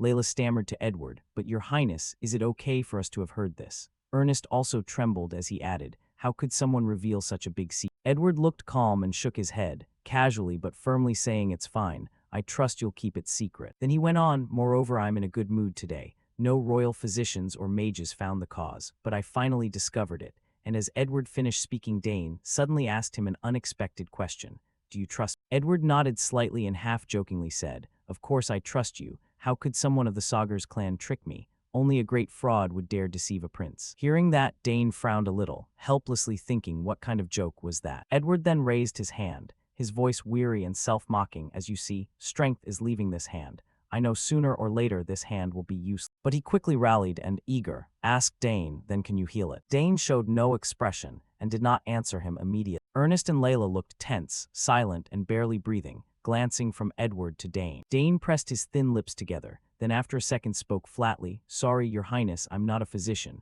Hearing that, Edward widened his eyes, stunned for a moment. Then Dane squeezed his eyes shut and reluctantly muttered a discouraged line, "This certainly won't be easy." Suddenly Dane spoke up again, seriously offering, "But if Your Highness wishes, I can try. which made Edward immediately widen his eyes and freeze. Dane still smiled brightly as he looked at him. A loud shout rang out in the deep forest, excitedly, really, then do it now. Edward scratched his head, smiling brightly and promised, if you can heal my hand, I'll do anything. Dane asked nervously, really. He then lowered his eyes slightly and said seriously, if that is your wish, I'll try to alter the mana flow. However, if I fail, you could die. Edward flinched at that, terrified, instinctively cried out, what? Dane continued, if this attempt goes wrong and harms your highness, I'll surely be executed for attempting regicide.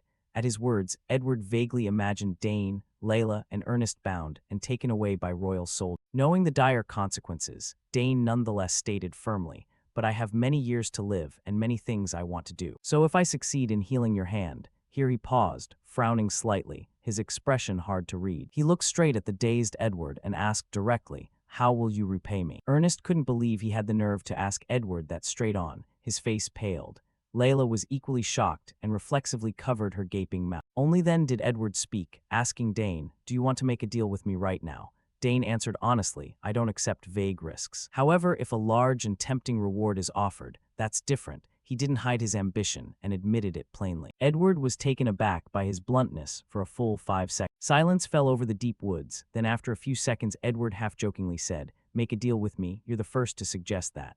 Dane replied flatly, I only see princes granting favors to seek patronage. Edward lowly offered a decisive appraisal of him, someone else, Dane Sagar. He faintly curled his lips into a small smile and praised, very well. Then he looked straight at Dane's cold face and generously negotiated, Dane Sagars, if you can heal my hand, I'll grant any request you make. And with that, he burst into a calm laugh. Dane hadn't expected him to agree so easily and asked worriedly, really, your highness? Edward held out his hand and said lightly as usual, yeah, my hand will lose function soon anyway. At worst, failure just hastens that. Then he stepped closer to Dane, patted his arm and made his promise. Go ahead and try. Even if you fail, I'll at least leave a will declaring you innocent. Dane went stiff, not sure whether to laugh or cry. Layla forced out a dry little laugh, and Ernest closed his eyes and sighed tired. Edward's other hand remained resting on Dane's arm. Finally, Dane tersely agreed, I'll try. Edward sincerely said gratefully, very well, thank you. He then placed his hand over his left chest in a gesture. Though he spoke boldly, Dane couldn't help worrying inwardly. This could be the biggest event of his life. Success would be a huge victory, failure a catastrophe. He quickly pulled himself together and resolved, then it must succeed at all costs. After thinking that, Dane told Edward first, your highness, sit comfortably and rest. He followed and replied shortly, all right. Edward sat on a stone bench, thinking to himself that he'd trained controlling mana since childhood, so he was very confident. The three of them, Dane, Ernest, and Layla, stared tensely at Edward. Tilted his head, closed his eyes, relaxed and thought, besides, I also have ancient mana within me. Dane stepped forward, knelt, and took his hand. He felt and manipulated the joints. He half-closed his eyes and whispered a warning, well then, I'll begin. Edward quickly sank into a dreamy haze. Dane began transferring nama to him, a faint blue light enveloping Edward's hand. Dane closed his eyes, trying to concentrate with all his might. The light grew brighter and brighter. At the same time, elsewhere deep in the woods, people murmured to each other, what's happening on your side? There's a sheer cliff and we can't move. A soldier came running in a panic, urgently reporting to Delphian, the captain. Many forks ahead, he grimly muttered, we're doomed, I don't have enough men to split here. Suddenly Delphian sensed something and turned around on alert. Looking at the bushes and forks, he thought in confusion, impossible, what's this feeling? He suddenly raised his hand high. Then he ordered the soldiers, everyone, hide yourself. All the soldiers drew their swords in unison. They gripped their blades tightly, as Delphian commanded them to move as quietly as possible. One soldier lightly and swiftly darted forward. He was followed by a string of other troops. They acted as softly as they could, careful not to make loud noises. When they reached the spot, they stopped. Delphian held his sword firmly and strode forward boldly. Meanwhile, Dane still held Edward's hand performing magic. Layla and Ernest beside them only dared to watch, not making a peep that might disturb things. Suddenly a strange sound cut through, and Dane and Edward slowly opened their eyes. Layla and Ernest followed suit, tensely turning to look. Delphin led his troops, scowling, and coldly demanded of the three, Dane, Layla, and Ernest,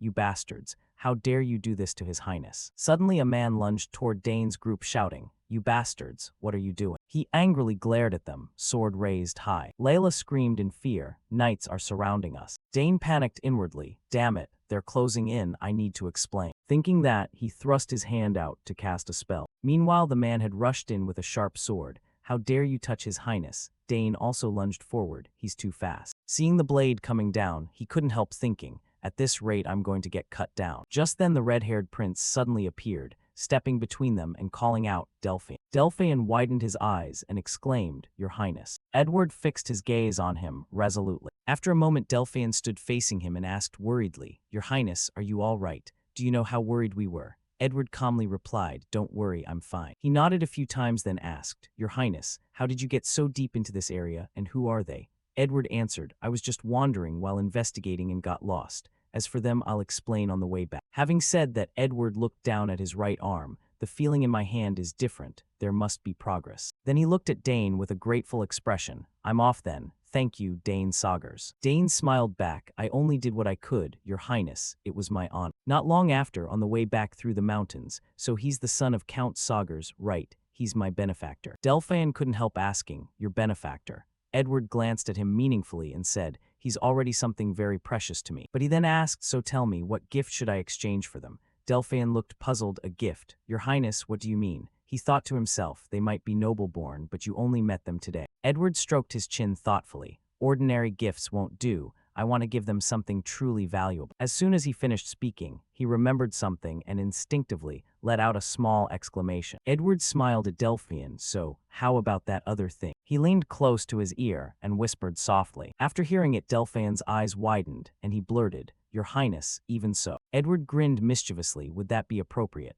While Delphin worriedly asked, "Isn't that a bit much? I thought you were just happy to make friends." He smiled and continued, "Compared to what Dane did for me, this isn't excessive. Send a messenger to the palace and bring everything immediately." Delphin resignedly accepted the order. "Understood." With everything settled, Edward hummed happily as he walked ahead. Delphin, standing behind, watched him and suddenly pondered, "On second thought, this isn't a bad idea." The image of Dane's three sprang to mind. They are the children of Count Saugers and Duke Termian, which could strengthen ties between the crown and the great houses. He also added silently that they would become a great support for His Highness. Under the blazing sun hitting the palace roofs, a week later we were invited to the royal hall, to the reception room of the annex. Edward sat in the center of the room and said, "My hand is much better, no side effects, thank you, Dane." Dane bowed slightly in reply, "Relieved, Your Highness." After that he gestured to the seat beside him and said, "Please sit." Once everyone was seated, Edward spoke again. "I've prepared a little something to show my gratitude.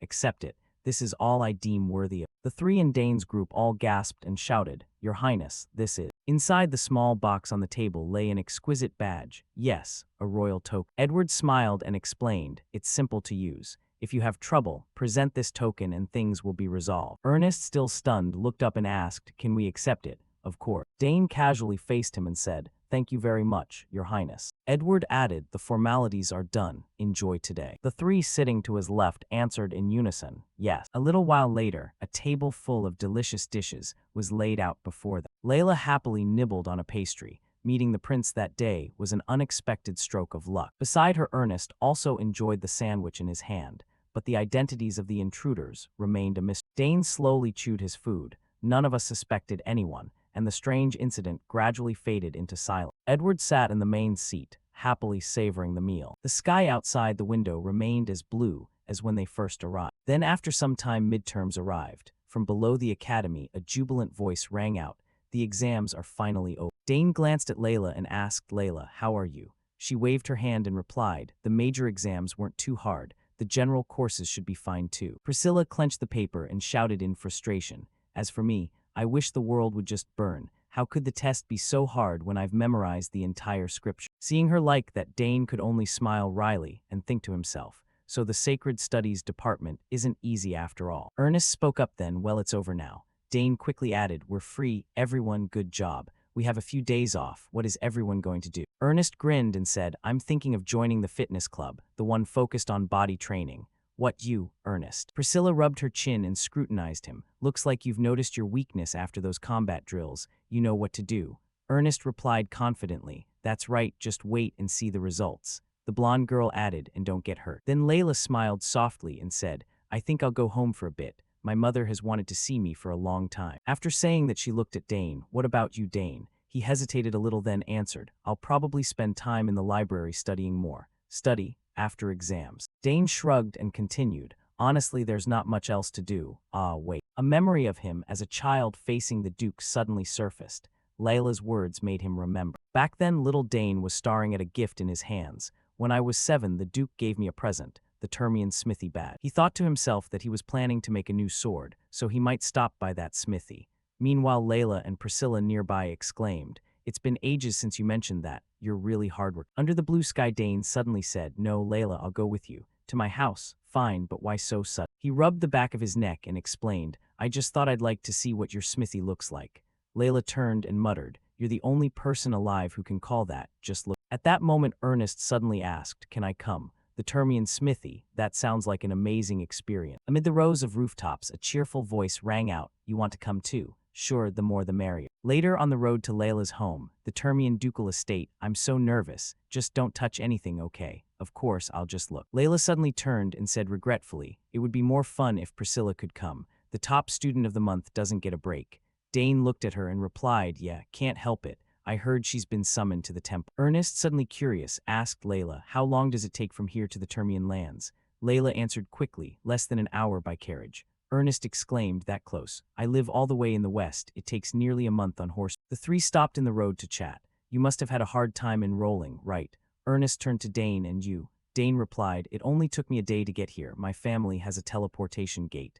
Layla screamed in surprise, a teleportation gate. She spun, hands on hips, in disbelief. You really used that to get here in a day? Dane didn't hesitate to confirm. Yeah, haven't I told you? This is the first I'm hearing. Layla suddenly remembered those two prominent golden heads and said, oh right, your sisters must use the gate too. They helped you a lot at the academy. I'm so jealous. She took a few steps forward while sighing. I wonder how my brothers are doing these days. Dane and Ernest stood behind, quietly watching. Come to think of it, she's never mentioned her siblings before. One of them suddenly asked, Layla, what are your brothers like? Today's weather is perfect for going home, Layla chatted as she walked. My eldest brother was really nice before he left for the east. He used to play with me every day. She mentioned each of them with a different expression. As for second brother, he just likes to tease me. When he annoys me, I get so mad. Dane smiled as he listened. Seems her brothers really dote on her. Ernest, overhearing this, asked curiously, does your second brother live in the manor too? Layla grimaced and waved her hand. No, he's the free-spirited type. Even she, his sister, didn't understand why one day he suddenly left home and no one knows where he is now. He said he went off to train or something, but I don't really believe it. That answer is hard to swallow for a normal person. Run away from home, really. Layla's brows knit tightly. Her tone dropped a little. Since he became a knight, he's lived away from home. I truly don't understand why he'd do that. Ernest chimed in with dramatic sympathy. So he's a young knight. Your family is full of extraordinary people. She didn't deny it. The eldest is diligent. The second is unpredictable. Dane looked at the pink-haired girl thoughtfully. Sibling disputes are common among nobility. He sensed this didn't seem to be the case in their house, but clearly the Termian family didn't come off as stiff. Perhaps there's a deeper story behind it. Before long, chatting as they walked, they arrived at their destination. Three riders suddenly approached them. The one in the middle called out, Miss, you're back. Layla recognized him, Lord Asmar. He smiled warmly and bowed politely. Long time no see, are you well? I heard you were returning, so I came at once. The great doors of the Termian estate opened wide to welcome them. Come in, everyone. The little daughter of the house ran forward. Father. The father greeted her cheerfully. You're taller than when I last saw you. How's life at the academy? She proudly boasted to her parents. It's wonderful. I study hard too. When he sees your grades, he'll be surprised. The Duke said with a sincere chuckle, ha ha, I'm looking forward to it. Then he turned his gaze to the other newcomer and said, and who do we have here, Dane? Dane stepped forward, bowed with a smile. Your Grace, it's been too long, very glad to see you again. The Duke inspected him and remarked, you look much sturdier than before. Ernest shyly introduced himself. It's an honor to meet you, Your Grace, I'm Ernest Dillon. It seemed he remembered what Layla had written in her letter. So you're the friend Layla always mentions. Our family has a few relics discovered by House Dillon. Layla, your friend? Impressive. Praising Layla's friend was effectively praising her, of course. She's your child's friend. The Duke turned and urged them inside. Don't stand out there. Come in. We've prepared a small feast to welcome you. Hearing that, the three replied in unison, really. Thank you very much, Your Grace. With Layla's eyes sparkling in excitement, he turned to lead the way. Follow me. Dane smiled eagerly and joked with her. Last time I loved your tarts. Will there be any this time? Layla grinned knowingly and signaled, I knew you'd say that, so I had them prepare strawberry tarts just for you. You'll love it. Inside, the feast they laid out was hardly small. After a hearty meal, Dane was thoroughly satisfied. It's been ages since I ate something this good. Ernest scratched his head. Now I see why Layla was so excited. Layla still had a mouthful of pastry and lamented that the seniors couldn't make it.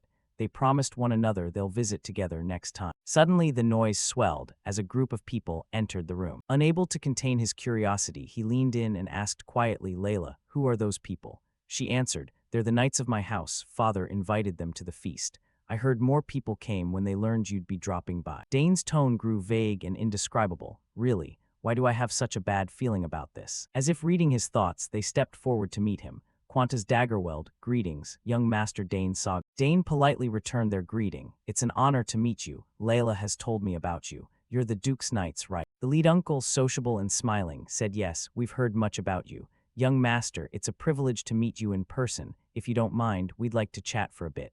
He had no reason to refuse, of course. Layla set her plate down and relayed a rumor. They've said the Termian Knight Company is one of the Empire's strongest. Aside from the royal guards, countless squires now scramble to join. The others stepped forward amicably. I've also heard the Sagar's knights are famed.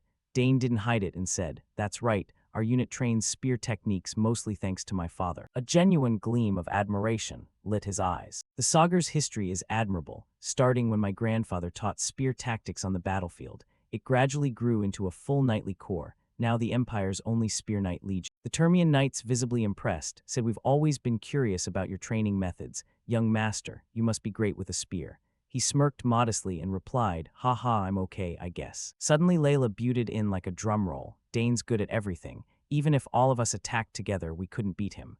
The leader looked astonished, really, miss. The others found it hard to believe too. We'd all attack together. No way. Dane felt something was off. Layla, don't say things like that. Then they straightened into ranks and spoke in unison. So then, young Master Dane. They all bowed and issued a challenge. We formally challenge you to a friendly match. Please show us a thing or two. Dane hesitated and didn't answer right away. Wait, fight here on the spot.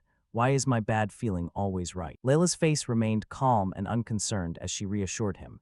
It's fine, it'll be okay. Show them what you can do, Dane. He turned to look at the eager faces of the knights. Now he was forced into a reluctant agreement. If you insist, I accept. They immediately set off for the training ground. The Termian Knights, as rumored, were nearly the best team around. Dane had to fight 5 opponents at once all by himself. Still, his spear control remained very nimble. Moreover, his footwork was incredibly agile back and forth. His posture remained steady, without any sign of fatigue. His face was intensely focused, radiating a presence beyond his years. The audience consisted of only 3 people, the Duke and the 2 friends. Nevertheless, the Duke watched the match with a face full of amazement. Dane's footsteps were steady on the ground. From the beginning, he hadn't taken a single hit. The spear in his hand knocked the swords out of the knight's hand. One by one, those who lost their weapons became the loser. The final sword was sent flying high into the air. Victory was completely decided, leaving them all in a state of shock. Dane calmly planted his spear into the ground. His face was completely triumphant, as the result was fully settled. It was as if a brilliant aura was radiating from his face. After a moment of being dazed, the Duke finally announced,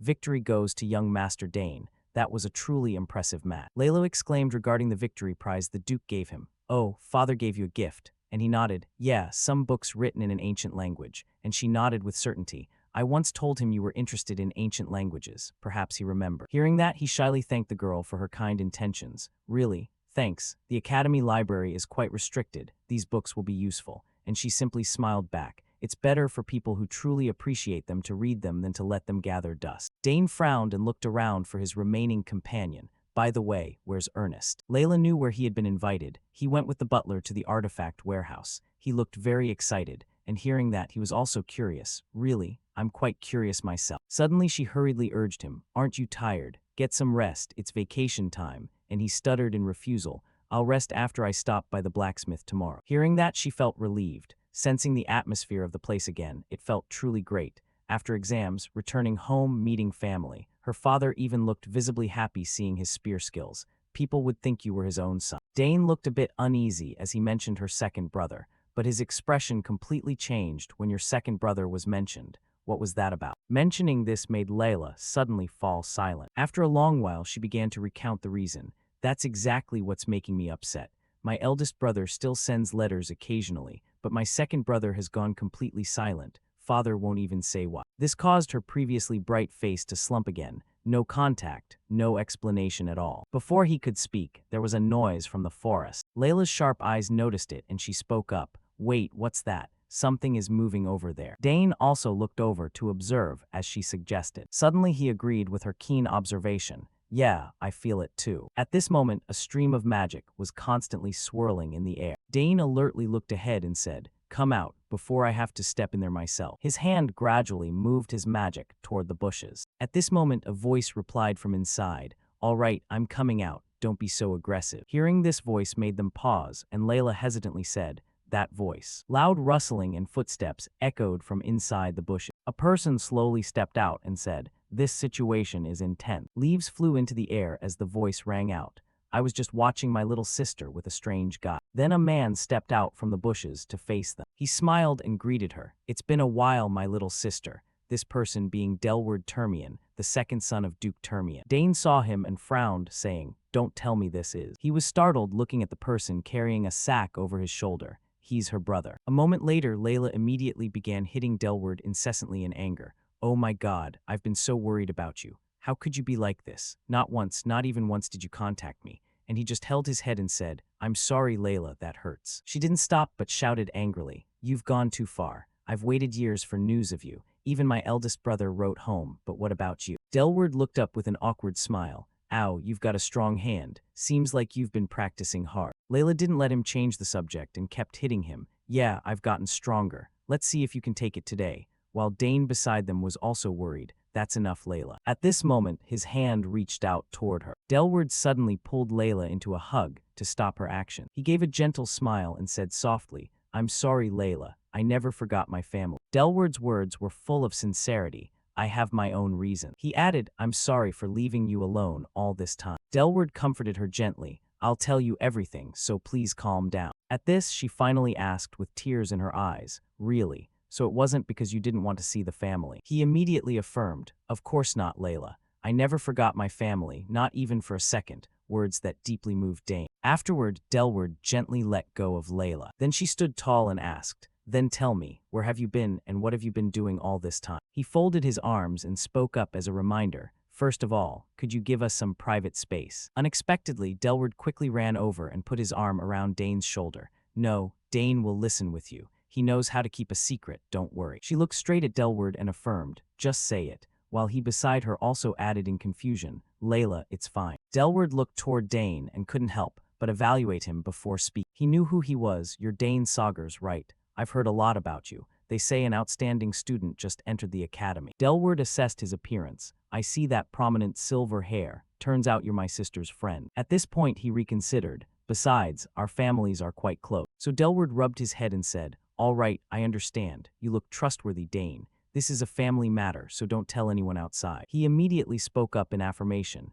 "Yes, I swear on my family's honor." Delward looked at Dane and frowned. "Good, let's move somewhere else." They went to a more deserted spot, and Delward sat on a chair and said, "Actually, all this time I've been in the Drenic Empire." Hearing this, he was startled and cried out, "The Drenic Empire?" And Layla also worriedly asked, "What? Why did you go to such a dangerous place?" He frowned and replied, "I went to find a cure for Mother." Delward continued, "She has been bedridden for too long. Since I was young, I've searched everywhere following clues about that illness." He had traveled all over until finally, those clues led to the Drenic Empire. Despite hearing that, Layla was still angry. "Even so, you sneaked into enemy territory." Dane felt worried in his heart too. "Yeah, that really is serious." She continued angrily, "You could have told everyone and gone searching together. Why did you have to go alone?" Delward smiled and replied, "At that time I had no choice. I had a chance to infiltrate the Empire, but I didn't want to put my family in danger. At least I returned safely, see, I'm fine." Hearing this, Layla lost her cool and wanted to lunge forward to punch him.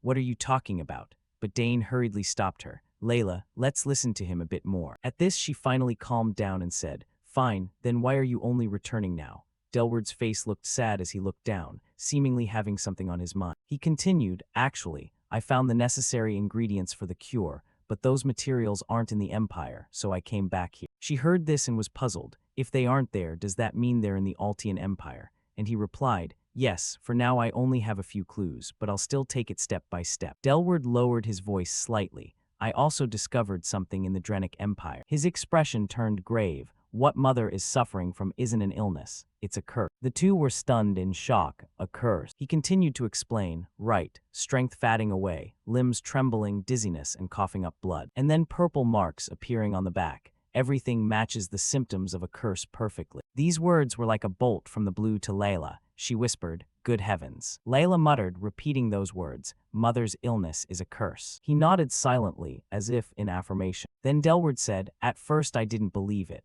A curse can't just appear naturally, which means someone deliberately cursed mother. She found it hard to understand. Who would do such a thing? And Delward replied, I'm not sure who bears a grudge against us. Honestly, our family has quite a few enemies. At this point, he held her shoulders. Layla, we can find the mastermind later. The important thing now is to break the curse. By now, she had tears in her eyes and asked, is there a way? And he replied, yes. Delward gave a slight smile. I've found both the ingredients and the ritual to perform. Most of the ingredients aren't too hard to find. He continued, they're just expensive, but still obtainable. There's only one thing that's a problem. The most important ingredient here is the tear of Roxana. Hearing this item, she asked, what is the tear of Roxana? And Delward replied, a legendary material said to be able to cleanse almost every existing curse. They say it's located in the Haverox Mountains between the two empires. The two were shocked by the location, the Haverox Mountains, and he replied, yes, rumors say it's in a ruin guarded by an ancient creature. Hearing these words, Dane couldn't help but reconsider something in his heart. He remembered that location, ancient ruins.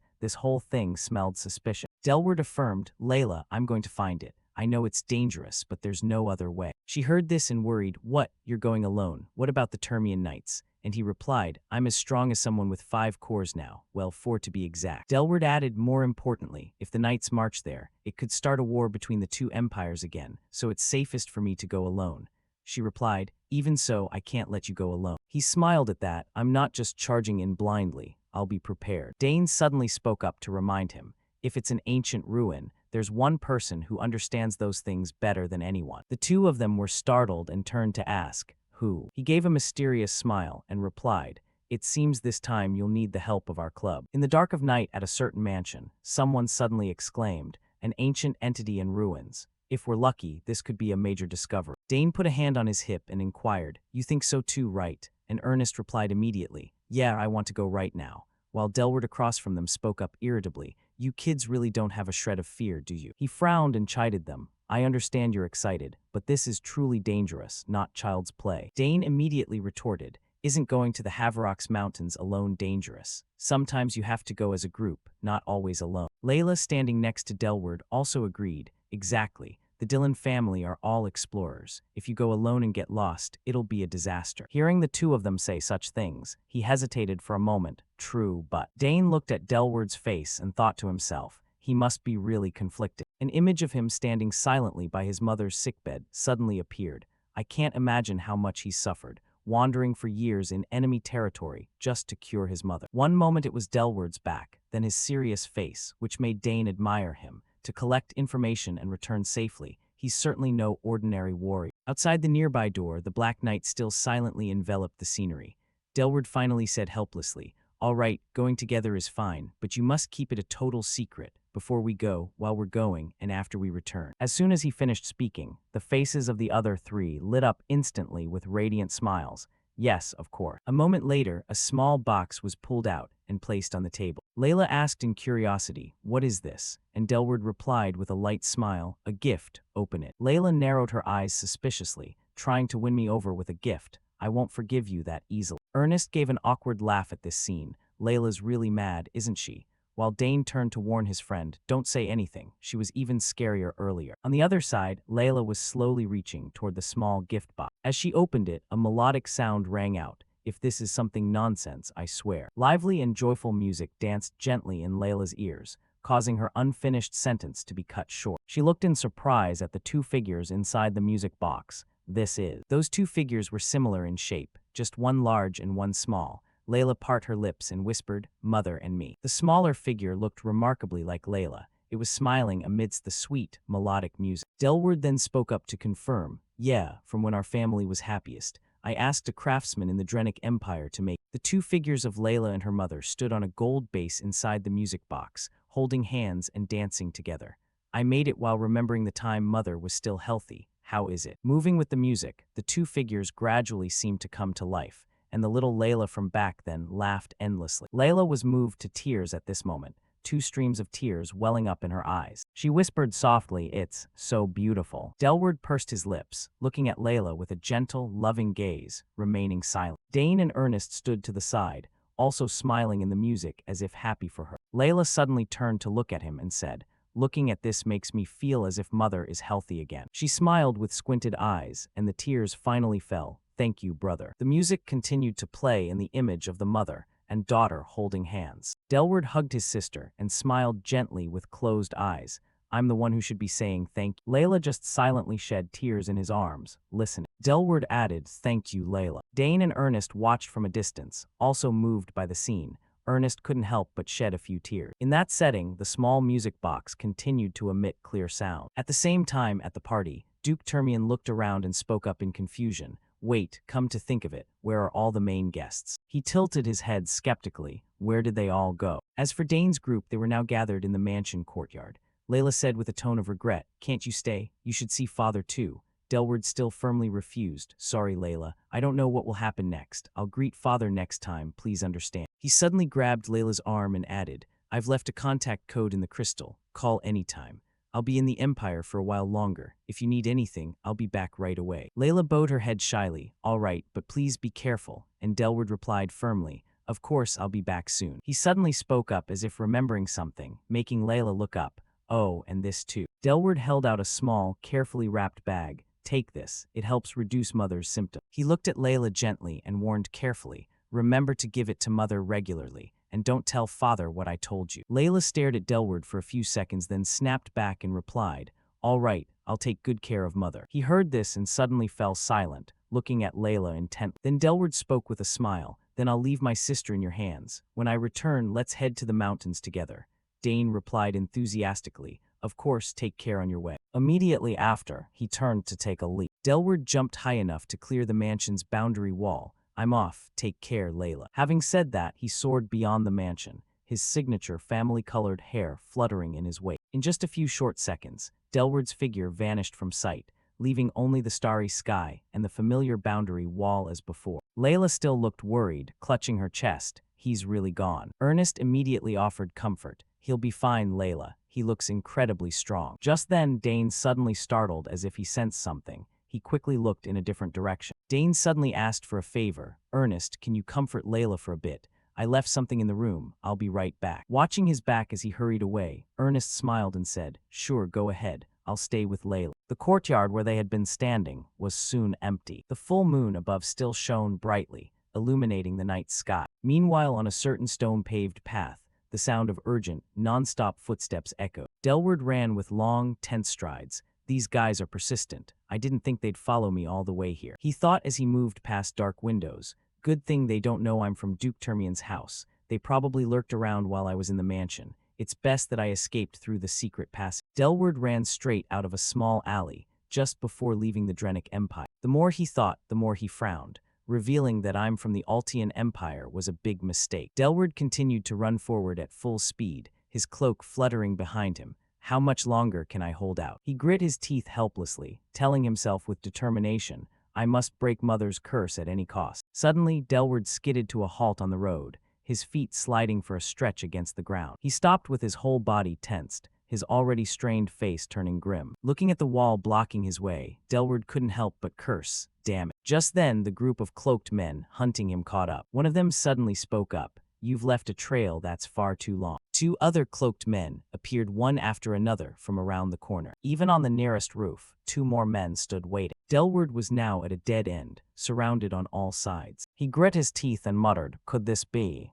The end. Delward stood surrounded by the circle of assassins. He silently observed in shock, all of them, about 10 men. The assassins slowly drew their blades. Delward assessed that they were clearly all veteran killers. He placed his hand on the hilt of his sword, calculating. If he was lucky, he might take down 2 of them. Delward grit his teeth in anger. He drew his sword, looking at the assassins, and thought, I'm sorry, Layla. I probably won't be able to keep my promise. One assassin frowned, staring intently at him. He shouted an order, kill him, and the surrounding assassins immediately lunged to attack Delward. In the blink of an eye, they appeared before him.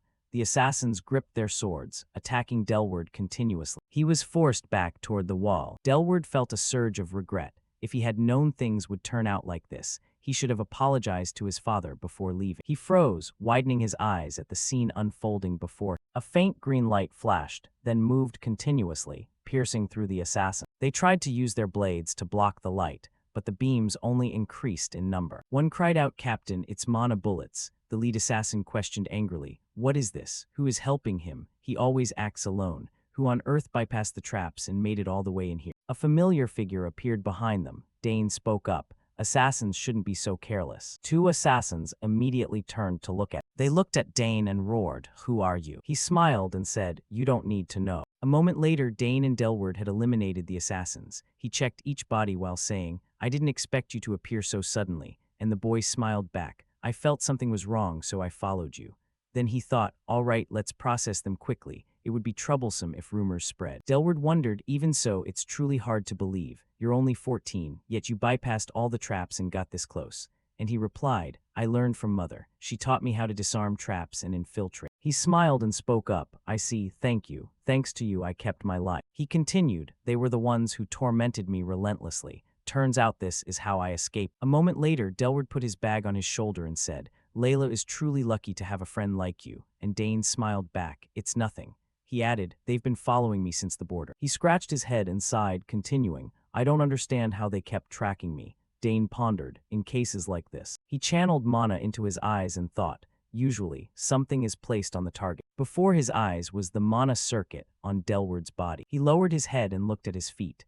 Dane looked at his right foot and saw a strange mana flow moving in a circle. He realized, here it is. Dane spoke up, I think I know the reason. Check the sole of your shoe. Delward asked while taking off his shoe, what do you mean? He said, there's a mana signal receiver attached here, and the man immediately froze. Delward looked at the light flashing on the sole and muttered, is it real? Dane explained, assassins often use this. It's so small you wouldn't notice, but its tracking capability is very strong.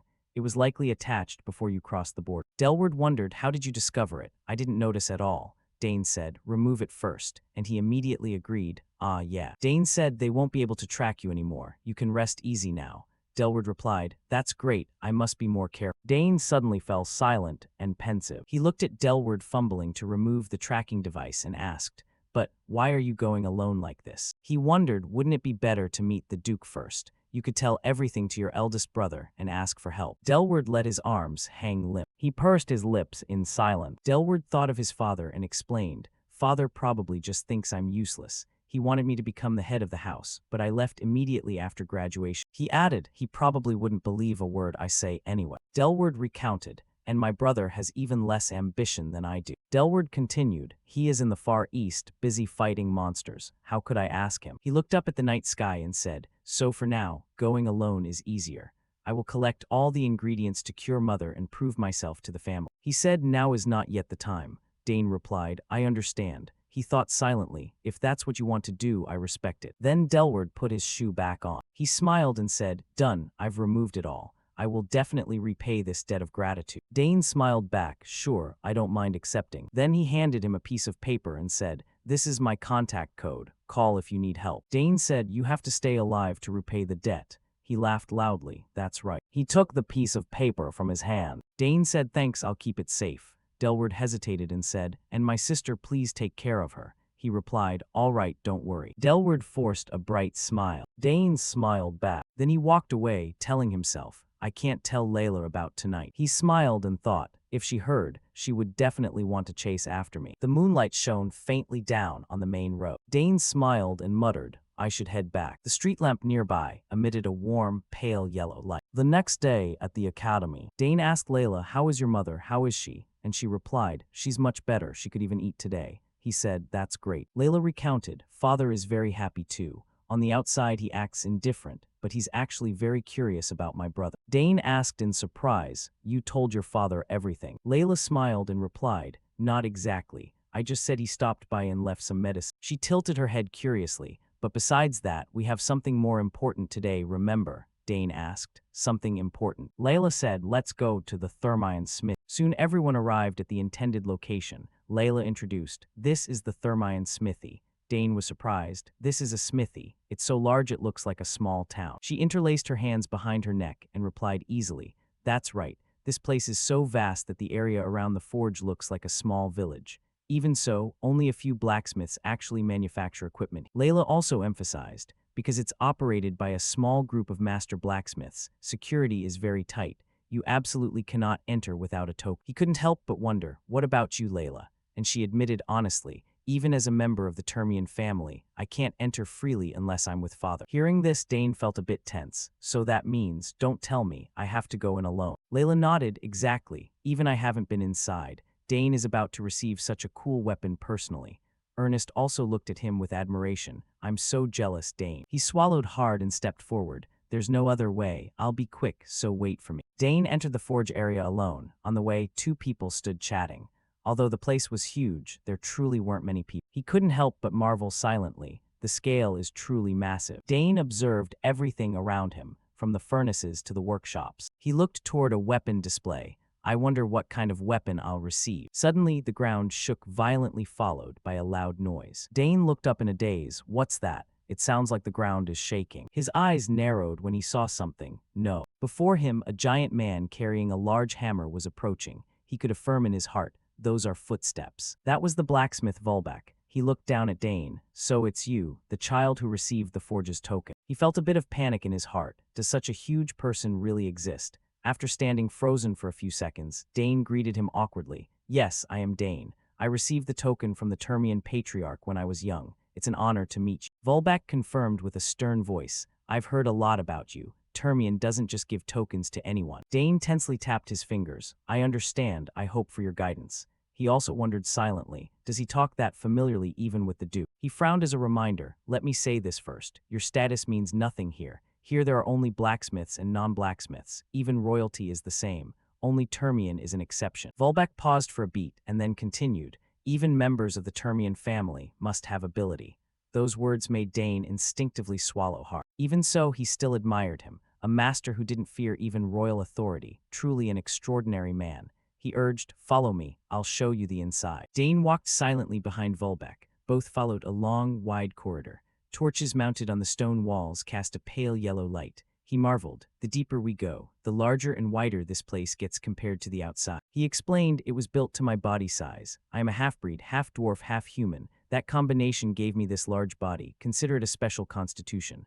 Volbek warned, "So don't say anything rude about my appearance." Dane replied without hesitation, "Of course not." He also thought, "It seems he's been through a lot." After walking a stretch, Volbek stopped and asked, "All right, boy with the token, you're here for a reason. What do you want?" Dane hesitated. "Actually, I haven't decided yet. This will be an important weapon for me, so I'll have to consider it carefully." He nodded, "Right, very wise. But from what I can see, what you want is very clear." He was curious, "What do you think I want?" Volbek pushed open a door and replied, "I can smell the metal. Just from the scent I can tell how a weapon was forged and its shape." He speculated, "You have the scent of a good spear and a good dagger on you, so what you want isn't a spear or a dagger." Dane couldn't help but be surprised. To know the weapons just by smelling, incredible and accurate. Volbek glanced at him and urged, "Come in, this is my private workshop." After entering, he placed some swords on the table. Dane also stepped closer to observe. Volbek offered a suggestion, "Since you already have a good spear and dagger, what do you think of a sword?" While asking, he also showed some care. "Is the table too high?" He shook his head. "It's fine." Dane thought carefully. "A sword, huh?" He expressed, "Right, it's one of the weapons I'm best with. It's the foundation of combat and also the most powerful type of weapon."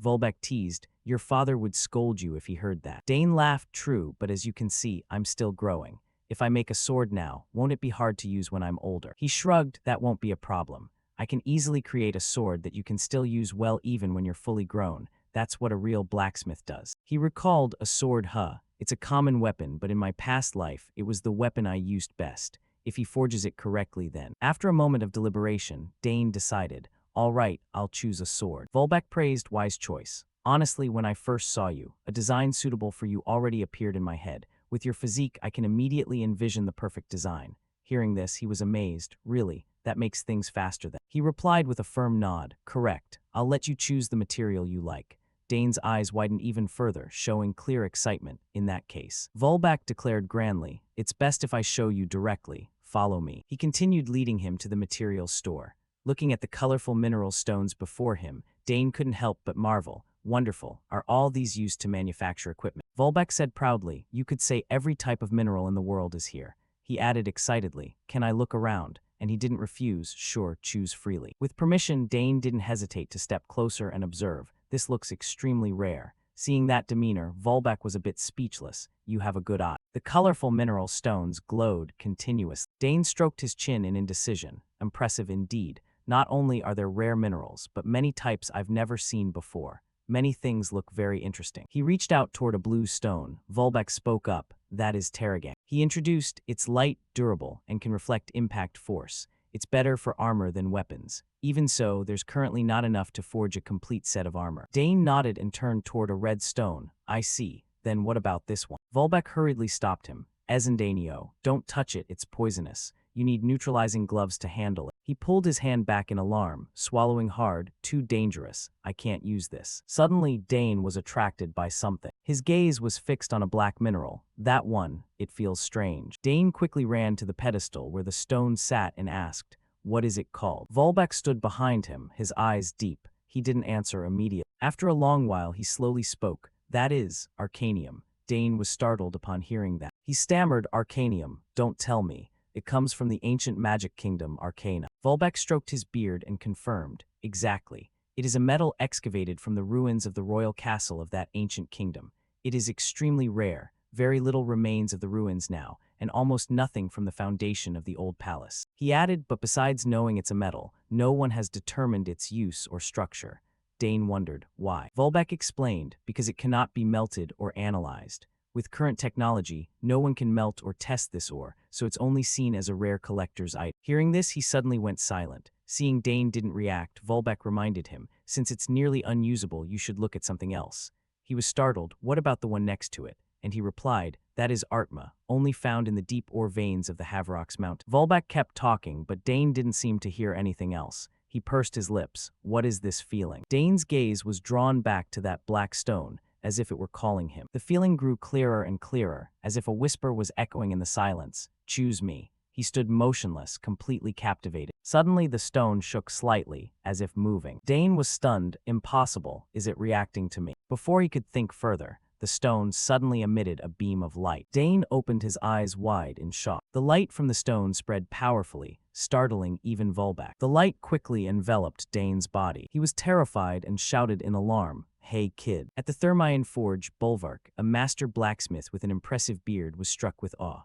What was going on? The Arcanium, a metal that had been impossible to forge until now, was actually reacting in his hands. Dane Saugers, the young man with his signature white and red hair, watched thoughtfully. It had reacted just by him looking at it. Didn't that mean it could actually be forged? Bolvark was so shocked he broke into a cold sweat. Dane's extraordinary mana sensitivity had triggered a completely unprecedented phenomenon. From the ore, Bolvark could sense a distinct metallic scent. In this state, forging it might actually be feasible. He still couldn't believe it. Arcanium was a metal that no one had ever been able to use before. While Bolvark stood there in wonder, questioning who this child really was, Dane looked purely excited, as if he had already foreseen the result. After a while, the Arcanium cooled down and returned to its original solid state. Bolvark looked at Dane and said decisively, You said you wanted to forge a sword, right? Then let's do it. I will personally forge it. Dane cheered joyfully, expressing absolute trust in Bolvark's craftsmanship. But that was the only time the Arcanium reacted. No matter how many times they tried after that, the metal refused to melt, bringing all efforts to a standstill. As the group struggled, Karnas, Dane's companion and small dragon-like creature, also appeared worried. Dane suddenly remembered. The thing that had melted the Arcanium in an instant was Karnas's brilliant flame. The terrifying heat from that flame was the key to solving the problem. Back in the present, Dane was chatting with his two friends, Ernest, the scholarly boy with glasses, and Layla, the enthusiastic pink-haired girl. He explained, we decided to seal Karnaz's flame inside an artifact. That artifact was a lantern containing Karnaz's powerful flame. With this heat source, Bulwark would be able to continue the forging process. Layla said happily, "Awesome, you've received help from Karnaz once again. A sword made of arcanium. It will surely be incredibly powerful and beautiful. That's just so romantic." Dane gave a firm nod, his eyes shining with determination and anticipation for the legendary sword about to be born. Once everything was arranged, the group decided to return to the academy, but not before heading out for lunch. Of course, the group happily made their way into town. A week later at the academy, students were buzzing in front of the bulletin board.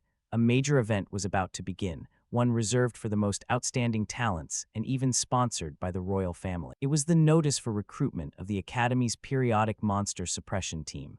The operation would take place under the command of the Fourth Night Order. With grand rewards and cutthroat competition, the event drew everyone's attention. Dane's group was also present. The entire academy was simmering with excitement over this monster suppression mission. Dane smirked. He knew that beyond the rewards, this was a royal event, a chance for everyone to prove their worth. Layla suddenly remembered something. Wait, the Fourth Night Order. She narrowed her eyes, trying to connect the dots. Isn't that the Night Order led by the man who accompanied the third prince last time? What a coincidence. Priscilla, the blonde friend from the Holy Department, confirmed. You're referring to Sir Delphian Wunt, right? Layla turned to tease her. That's right, Priscilla wasn't there at the time. Everyone went crazy over those royal gifts. Another student asked curiously, has the suppression site been announced yet? The person next to them replied, I heard from a classmate in the Holy Department that it's a ruin near the capital. Hearing the word ruins, Ernest's eyes immediately lit up. Dane noticed keenly. Your eyes changed the moment you heard ruins.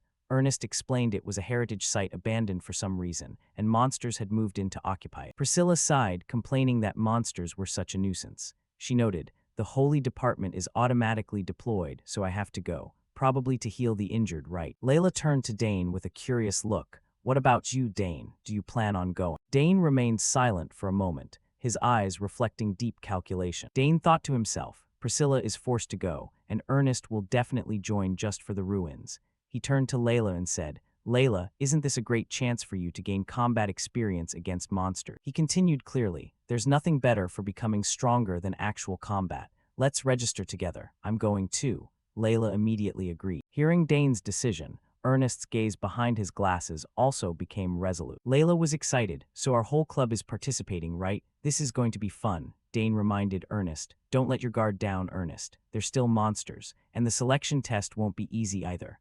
Ernest looked a bit worried but still agreed. Dane smiled confidently. He knew that even if Ernest seemed weak in combat, his knowledge and skills regarding ruins were top tier. Ernest would surely have his chance to shine. Then let's start a special training session today. The group was fired up, promising to meet after class, determined to give it their all this time. The scene shifted to a vast and magnificent hall of the academy, where students stood in neat ranks, signaling a major event was about to unfold. A few days later, the selection for the monster suppression team officially began. This was one of the Academy's biggest annual events. Students did their best to show off their abilities, hopping to catch the eye of the royal knights and the nobility. For the professors and important figures like Sir Delphian and the third prince sitting in the gallery, this was an opportunity to witness the growth of the students firsthand. Sir Delphian Wunt, the respected commander, turned to report to the third prince. Your Highness, all preparations are complete. The third prince, a powerful royal with red hair, smirked. Good, let it begin. A horn blared, officially marking the start of the grueling selection process. The academy flag was hoisted, and the announcer's voice echoed everywhere. We will now begin the selection for the monster suppression team. Instantly, the air turned electric with the excited cheers of the students. The selection was held in a large arena within the academy. The testing began with sword duels. Students lunged at each other, the sound of clashing metal ringing out incessantly. Meanwhile, in another area, mages were demonstrating their talent with colorful and powerful displays of magic. Duels using spears and other weapons were also taking place with fierce intensity. Physical tests were underway as well, where students from the combat department showcased their muscular strength in hand-to-hand combat. At the same time, the summoning department was conducting its own portion of the test, with beasts being summoned to fight. The atmosphere of the selection was incredibly tense and cutthroat on all fronts. The bracket charts were updated constantly, showing the progress of students through each elimination round. Meanwhile, in the royal meeting room, a heated argument was erupting. The department heads refused to back down, Dane Saugers must be placed in the swordsmanship department. Nonsense. With such outstanding magical talent, he clearly belongs in the magic department. All of that is meaningless. He must enter the summoning department without a doubt. Another professor praised Dane's spear skills. Have you seen that student's spear technique? Just give him a spear and he'll skewer everything. Witnessing the chaotic scene, the third prince could only shake his head, thinking that this argument would never end. He interlaced his fingers and spoke up. Everyone, please calm down. Sir Delphin just observed in silence with a grave expression. Hearing the third prince's voice, the professors immediately fell silent, and a heavy tension filled the air. The third prince said, seeing everyone argue so fiercely, it's clear he truly is an extraordinary student. Isn't that right, Sir Want? Sir Want bowed and confirmed, indeed, Your Highness. There have been students who joined 2 departments, but in history, there has never been anyone who cleared all 4 departments with the highest score. The third prince smirked, thinking to himself, truly worthy of the name Dane. He tapped his hand lightly on the table, seemingly having reached a decision. He stood up and said, even if I were to choose a department myself, this argument would not end. Therefore, I have come up with a solution. A professor asked worriedly, What would that be, Your Highness? The third prince looked directly at them, his voice full of authority. There is only one way to properly utilize his unique abilities, and that is to have him join my own unit directly. The final decision was made, putting an end to all the squabbling and opening up a completely new future for Dane. The third prince had his eye on Dane Saugers, believing that given Dane's extraordinary talent, there was only one proper way to utilize it, and that way was to have Dane join his personal unit, a move that showed he intended to turn Dane into his own pawn. The scene shifts to the day the suppression team depart. The schedule for this campaign was quite simple. They would remain at the ruins for 2 days to hunt monsters, serving both to ensure security and to test the students' skill. However, the atmosphere of this trip was rather tense. Everyone hoped that no one would lose their life. Some families had even forbidden their children from participating, as no matter how talented one might be, dying at the hands of a monster would be a total waste. Everyone seemed very stressed. Priscilla Nerial, the blonde friend in Dane's group, said that this was a real battle, and they had to be careful not to get injured, because the healing team couldn't be everywhere at once. Dane also advised his friends, saying that since they would be moving individually, he couldn't protect everyone. Therefore, everyone had to be extremely careful. Priscilla then reassured them not to be too afraid, as the Night Order would guard the students thoroughly throughout the campaign, though occasionally deaths still occurred. Her words made Ernest and Layla even more frightened, wondering if this trip would really be okay. Dane advised everyone not to overexert themselves or act alone. If things looked dangerous, they should run immediately. Everyone responded in unison. Afterward, the army began to move into position. A commander ordered everyone to assemble and move quickly to their assigned sector. Another person emphasized that they should do their best in their assigned roles and absolutely must not die.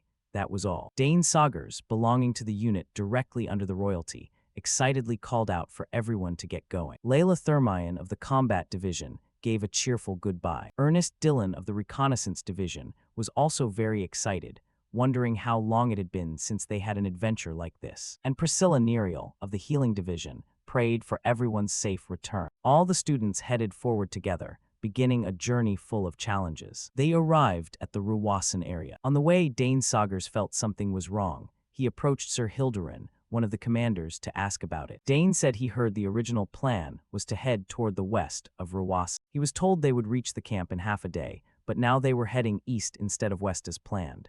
Dane questioned why the route had changed so suddenly. Dane's keen observation caught the attention of the vice commander of the 4th Royal Night Order, Royas Hilderin.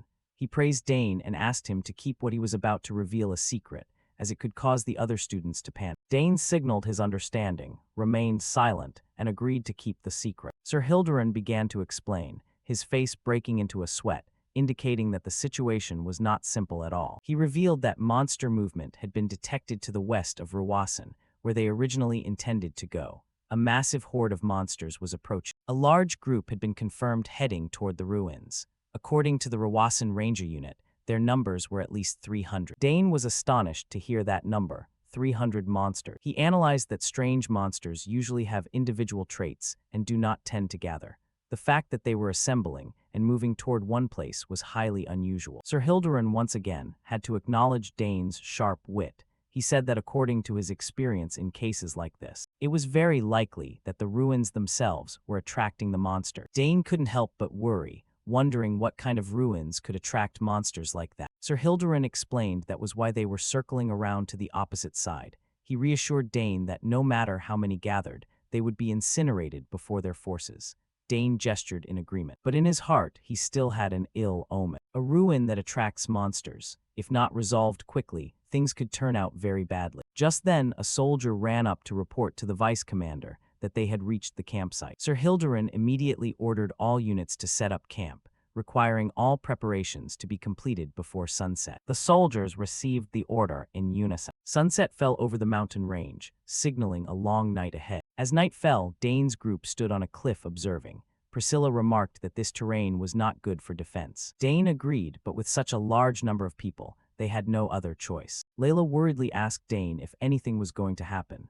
Dane replied that it was hard to say, and they should assign watch shifts carefully. Especially, they had to keep a lookout toward Rawasan, where the threat of the monster horde lay. Dane looked toward the mountains, a sense of unease rising within him. The whole group felt something chilling. Suddenly, Dane felt something squirming in his jacket. It was Karna's, his little dragon. It wanted to come out. Karna's seemed very agitated. Dane didn't understand why it was suddenly acting this way. Immediately, Karna's bolted out, circling frantically and letting out an alarm cry. This unusually violent reaction was an ill omen that caught the whole group's attention. Layla worriedly asked Dane what was happening with Karna's. Dane didn't know either, but he guessed it was sensing something. Ernest and Priscilla also noticed the abnormality. Ernest said that Karna's was in a state of high alert. There was definitely something out there, and one could not ignore the instincts of a dragon in nature. Priscilla then urged Dane to report immediately to Sir Hilderin. Dane agreed at once. Meanwhile, Karna's continued its panicked flight, its cries full of anxiety. Dane told his friends he would go report to Sir Hilderin and asked them to keep an eye on Karna's while he was gone. Everyone agreed, and Dane quickly departed. Inside the command tent, Sir Hilderin appeared skeptical upon hearing Dane's report of an attack. Dane urgently said they needed to strengthen the defenses, mobilize the magic department students to thicken the barriers, and prepare maximum countermeasures. But Sir Hilderin only told him to calm down. He dismissed Dane as being too sensitive because it was his first time camping.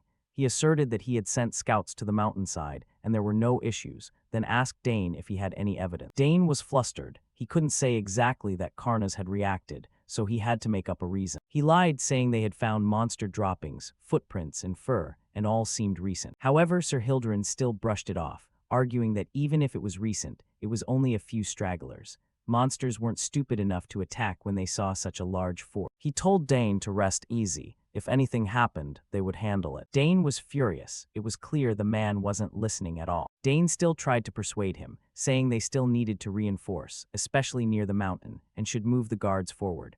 But Sir Hilderin lost his patience and shouted, telling him to stop. Sir Hilderin stood up abruptly in anger. He pointed at Dane's face and scolded that no matter how talented he was still just a student. His army was the elite of the empire. Finally, he kicked Dane out. Dane was left speechless by such arrogance. When Dane returned, Ernest angrily said the suppression mission had failed from the start. Priscilla asked Dane what they should do now. Surprisingly, Dane said this might actually be a good thing. His friends were puzzled. Dane explained with a cryptic smile that the fact they had given a warning would be a justified reason for them to act, and later their superiors wouldn't be able to deny it. Priscilla seemed to grasp Dane's intent. Ernest and Layla were panicked, asking if he wanted them to go stop it themselves. Dane's face became incredibly resolute. He asserted that they couldn't ignore even a small chance. This concerned the lives of the knights and the academy students. Dane decided he would act on his own. Suddenly, the monsters charged straight into Dane's traps. Massive chain explosions erupted, wiping out huge numbers. Wave after wave of monsters rushed forward only to be blasted back by the preset traps, preventing them from pushing any deeper. At the campsite, a soldier panicked, shouting an alarm that monsters were launching a night raid.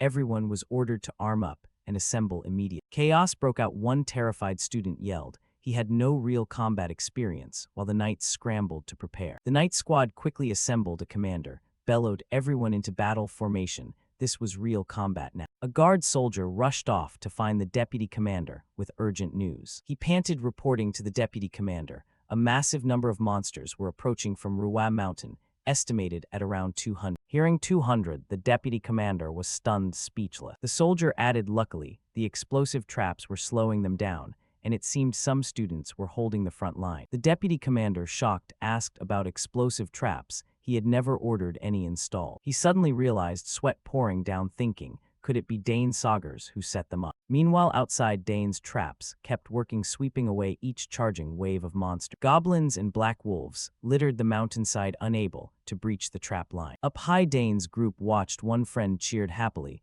The traps were working perfectly. The purple-haired girl looked down, saying, looks like the army below finally noticed their gathering forces and advanced. Layla, the pink-haired girl, snorted, see, if they'd listened to Dane from the start, things would have been better. Dane stayed serious, reminding everyone not to drop their guard. He explained the monsters just now were probably a fast-moving vanguard. The real strong ones would come later. Layla got excited, so that was just warm-up. She's ready to show the monsters her true power. Dane stood thoughtfully observing from above, his face full of contemplation. He stayed silent for a long while, seemingly analyzing something. After thinking it over, Dane felt something was seriously wrong with this attack. He noticed goblins and black wolves, two species that never cooperate, were fighting together. They attacked in organized waves, instead of the usual chaotic instinct-driven rush. Dane concluded this wasn't normal. He had a feeling something was directing them from behind, and his gut told him that something was about to appear. Just as Dane predicted, a massive dark shadow emerged, signaling the second wave. Layla and Ernest got into fighting stance, faces tense. Ernest shouted to Dane, they're coming. Far larger, more ferocious army appeared, including huge orcs roaring.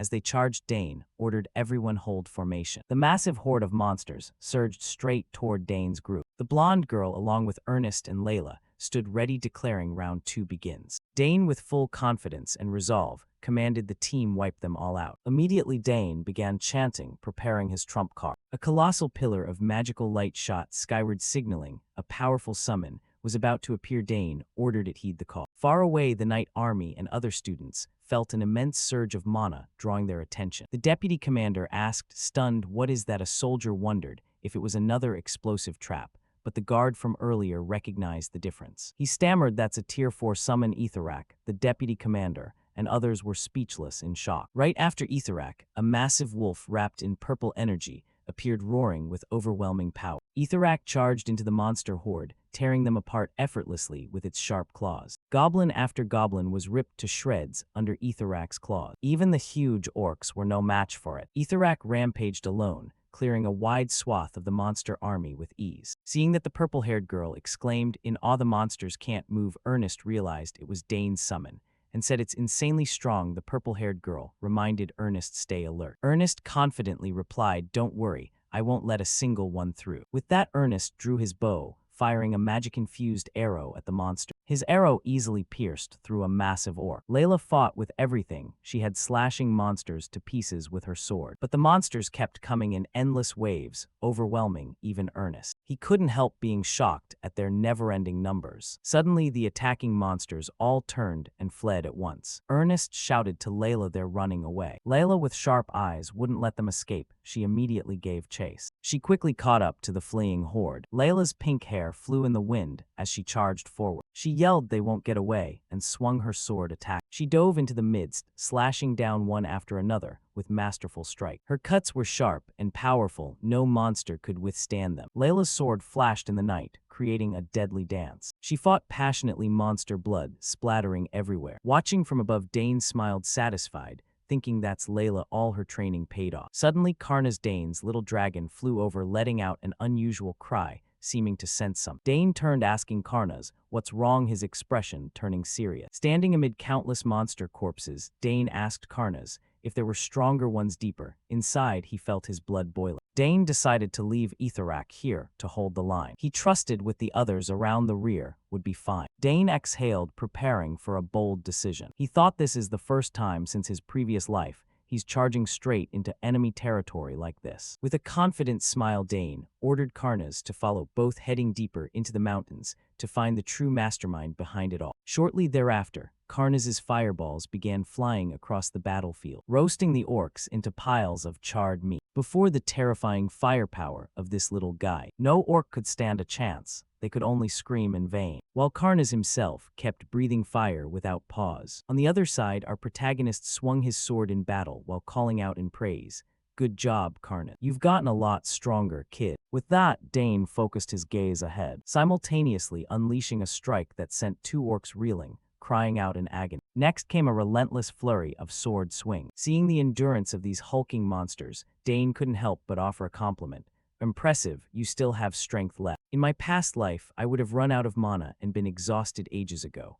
But with this body possessing ancient mana, that's no longer an issue. Having said that, he landed lightly on the ground, fixated his eyes on the red dragon ahead, and asked, "Are you the leader of this pack?" The red dragon didn't answer, but its eyes turned a deep, bloodshot red, looking absolutely livid. Seeing this, Dane declared, "Straight up then, I'll clean you up in a heartbeat." The scene shifts to the group of students. By now, the horde of monsters had been completely wiped out by them. A young soldier ran up to report to the commander. "Vice Commander, we have cleared out all the magical beasts." Hearing this, the commander was a bit surprised and asked, "Truly?" The soldier nodded vigorously. "Yes, sir. Thanks to a student named Dane who took down the Alpha. While the beasts were in chaos, the coordination between the knights and the students proved effective. Luckily, damages are only minor." After listening, Royals seemed deep in thought. He observed the monsters defeated by the student group and analyzed the situation. Doesn't this seem a bit absurd? There were as many as 200 magical beasts, 200 of them. At that scale, even mobilizing the entire Knight Order might not have been enough. Yet they were stopped by just 4 students. Furthermore, the majority were wiped out by a single person. Is this what a genius looks like? Is the word genius even enough to explain this? He grit his teeth in thought. And to clarify this, he personally sought out the protagonist shortly after. Royals greeted him. "Dane Saugers, you saved all our lives. I apologize for ignoring your warning. Without you, we surely would have been ambushed by the beasts without a chance to react. Someone would have been seriously injured, or even lost their life. But now, there are only a few minor injuries." Having said this, he placed his hand over his heart, frustrated with himself, and spoke up. "On behalf of everyone, I would like to express my gratitude to you and your teammates." On the opposite side, Dane seemed a bit surprised by this gesture, while the other 3 beamed with radiant smile. All around, people began competing to thank them. "That's right, thanks to you guys, we're alive. You saved the entire suppression team. It's truly a miracle." The soldiers raised their swords in unison, while the students applauded non-stop. Seeing himself being treated like a hero, Ernest couldn't stop grinning. "Thank you, everyone, though we didn't do it just for the praise." Layla also nodded, chiming in, "Good job, everyone." Back to Dane's perspective, he calmly replied to Royals, "This isn't my credit alone. If everyone hadn't provided reinforcements so quickly, it would have been difficult to suppress them. I'm sure the vice commander has realized it too. This whole thing wasn't normal at all." Sensing the anomaly, Royals hurriedly asked, "Are you seeing something, Dane?" Dane slowly explained what he had noticed. "That's right. The magical beasts moved with too much discipline, as if they were receiving order. Even when faced with a powerful summoned beast, they didn't flee on instinct. Above all, many different types of beasts gathered in one place without any infighting. Organizing a silent ambush like that should have been impossible." Hearing this, the vice commander recognized the danger as well. "Based on what you're saying, that's true. This suppression mission might be more dangerous than we thought." He admired Dane inwardly. To look down on a child this insightful, how shameful of me. Thinking this, he continued, "A messenger will be heading to the suppression team's headquarters soon. I will have a detailed report sent regarding this incident. Now I understand why His Highness the Prince placed you in his direct unit. I will instruct the messenger to report your achievements thoroughly." Dane smiled and thanked him. Then Royals turned to look at the whole group and asked, "That's right, you guys are a club, aren't you? What is the name of your club?" Ernest, standing nearby, replied with a smile, "Romantic. We are the Romantic Club." Royals nodded and followed up, "Romantic, that's a beautiful name. I look forward to your romantic performances in the future." Next, he began assigning tasks. "Now, let's start cleaning up the battlefield. Guards, scout the entrance in case any beasts escaped. The rest of you, gather the carcasses and incinerate." The whole group shouted in unison, "Understood." The scene shifts to the prince's location. Currently, the sound of planning echoed in the meeting room. The martial arts department must be positioned on this side. The spear department will take the front line, followed by the martial arts department joining the fray. Since Point A has a high concentration of beasts, we must surround and wipe them out in one go. A commander spoke up,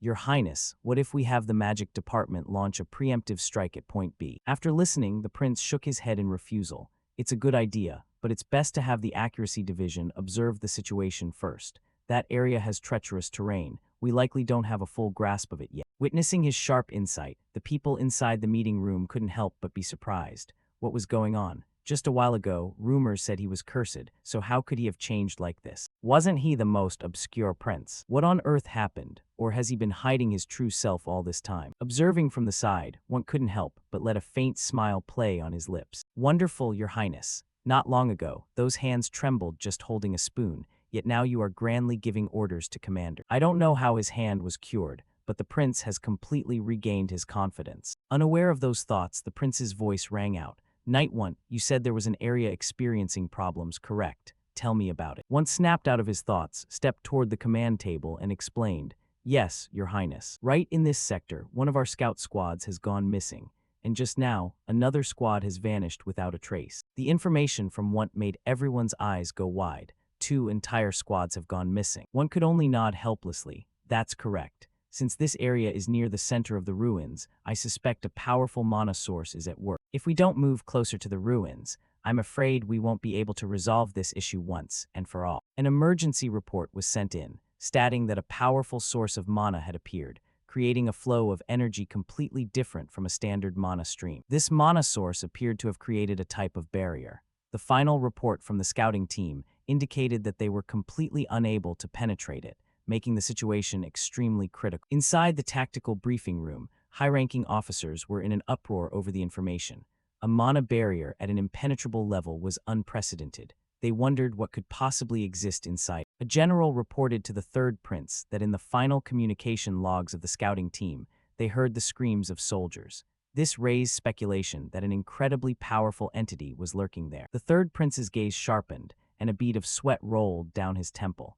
The situation was clearly far more serious than they had imagined. Referring to the tactical map, the general explained that if the information was true, it would explain why monsters were gathering in such large numbers near the ruins.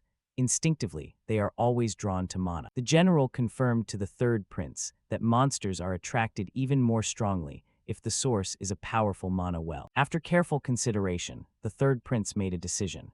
He believed there was no choice but to slowly clear the outer perimeter and then move in, as a direct breach into the center at this time was too dangerous. The other officers in the meeting room all wore expressions of tension and anxiety regarding this high-risk plan. Just then, a messenger from the Academy Cadet Escort Unit rushed in, bearing urgent information. The third prince's expression instantly shifted to one of excitement. He knew this messenger brought news regarding Dane. 2 days after the messenger arrived, the scene shifted to the third prince's command tent. The third prince joyfully welcomed Dane Saugers. He asked about Dane's condition after being injured, and Dane replied that he was perfectly fine, all thanks to the prince's help. Taking this opportunity, the third prince revealed that he was researching a royal secret art, something that even his older brothers could not complete. Dane acted surprised, saying it was the first time he had heard of it.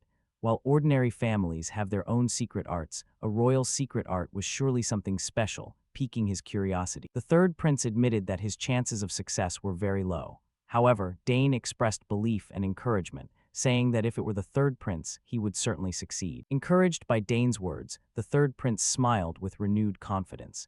He invited Dane to have some tea to relax before getting down to business. A hot cup of tea was placed on the table, steam rising from it, creating a brief moment of quiet. After a moment of relaxation, the third prince returned to the main issue.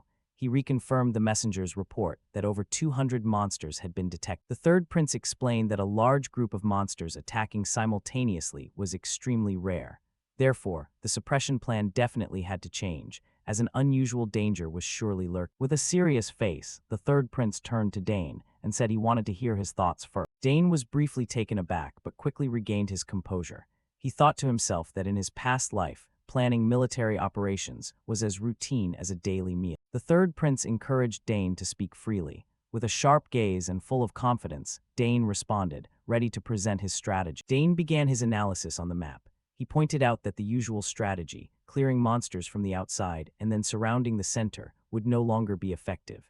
He emphasized that circumstances had changed because someone was now commanding the monsters, requiring a completely different approach. The third prince listened intently, completely convinced by Dane's sharp reasoning. He nodded and immediately asked, "Then what method do you propose?" Dane continued to explain his reasoning. He pointed out that they couldn't rely on immediate support from the royalty. Sticking to the old strategy would only lead to a prolonged war of attrition. Furthermore, they couldn't keep the Academy cadets in this conquest for too long. It would only make the situation worse. Dane pondered for a moment, his eyes flashing with decisiveness, as he was about to give the final conclusion for his strategy. After analyzing all factors on the map, Dane arrived at a bold and singular conclusion. He placed a game piece into the center of the map with conviction.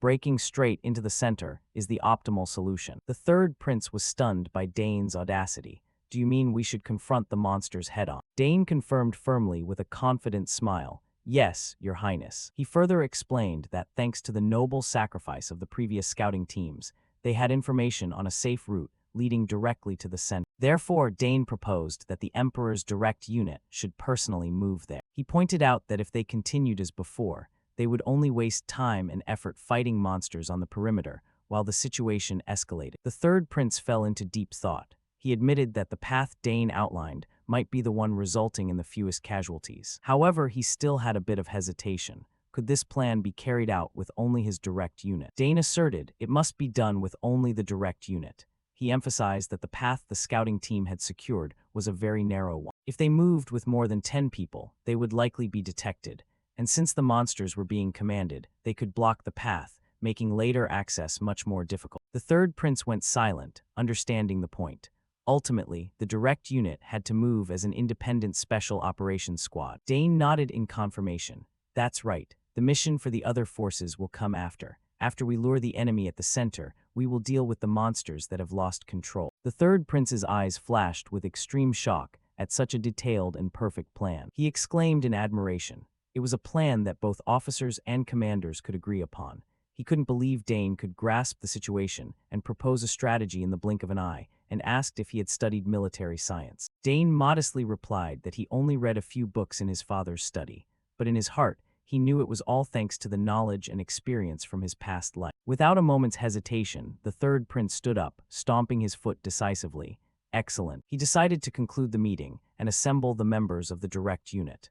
Then, he asked Dane if he had anyone to recommend who was capable enough for this mission. However, Dane interrupted, saying there was something they needed to do first. When the third prince asked what it was, Dane asserted they needed to conduct reconnaissance first. Without reconnaissance, they couldn't understand the actual situation. The third prince agreed that reconnaissance was necessary, but he also expressed concern that after 2 teams had gone missing, he wasn't sure if any soldiers would be willing to volunteer for such a dangerous task. Hearing this, Dane only smirked with confidence. It seemed he already had a solution for this problem. Dane slapped the third prince's shoulder confidently.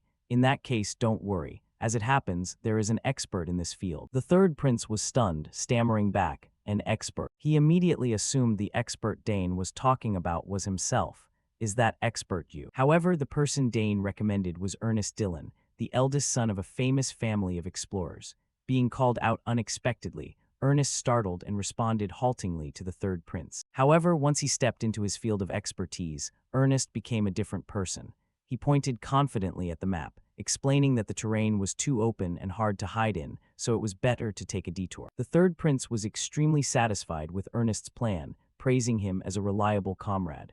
Ernest happily thanked his highness. Seeing that the third prince was satisfied, Dane thought it was time to explain the plan B he had prepared. The third prince confirmed one last time. If they fired a signal flare, would he be ready to attack immediately? He affirmed he wouldn't be late by even a second. The third prince looked at Dane and Ernest, trustingly assigning the mission to them and telling them both to return safe. After Ernest's reconnaissance plan and Dane's plan B were officially approved, the two quickly prepared to set off. The other female students also came to see them off. One girl told them to return safely and not to get hurt.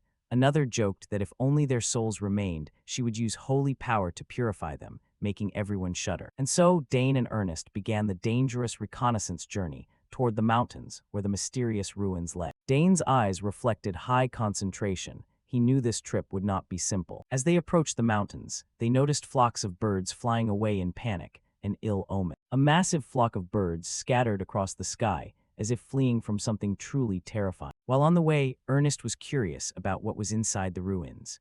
Dane reminded him that the important thing now was to find out as much detail as possible about what was at the center of the ruins. Ernest asked what to do next.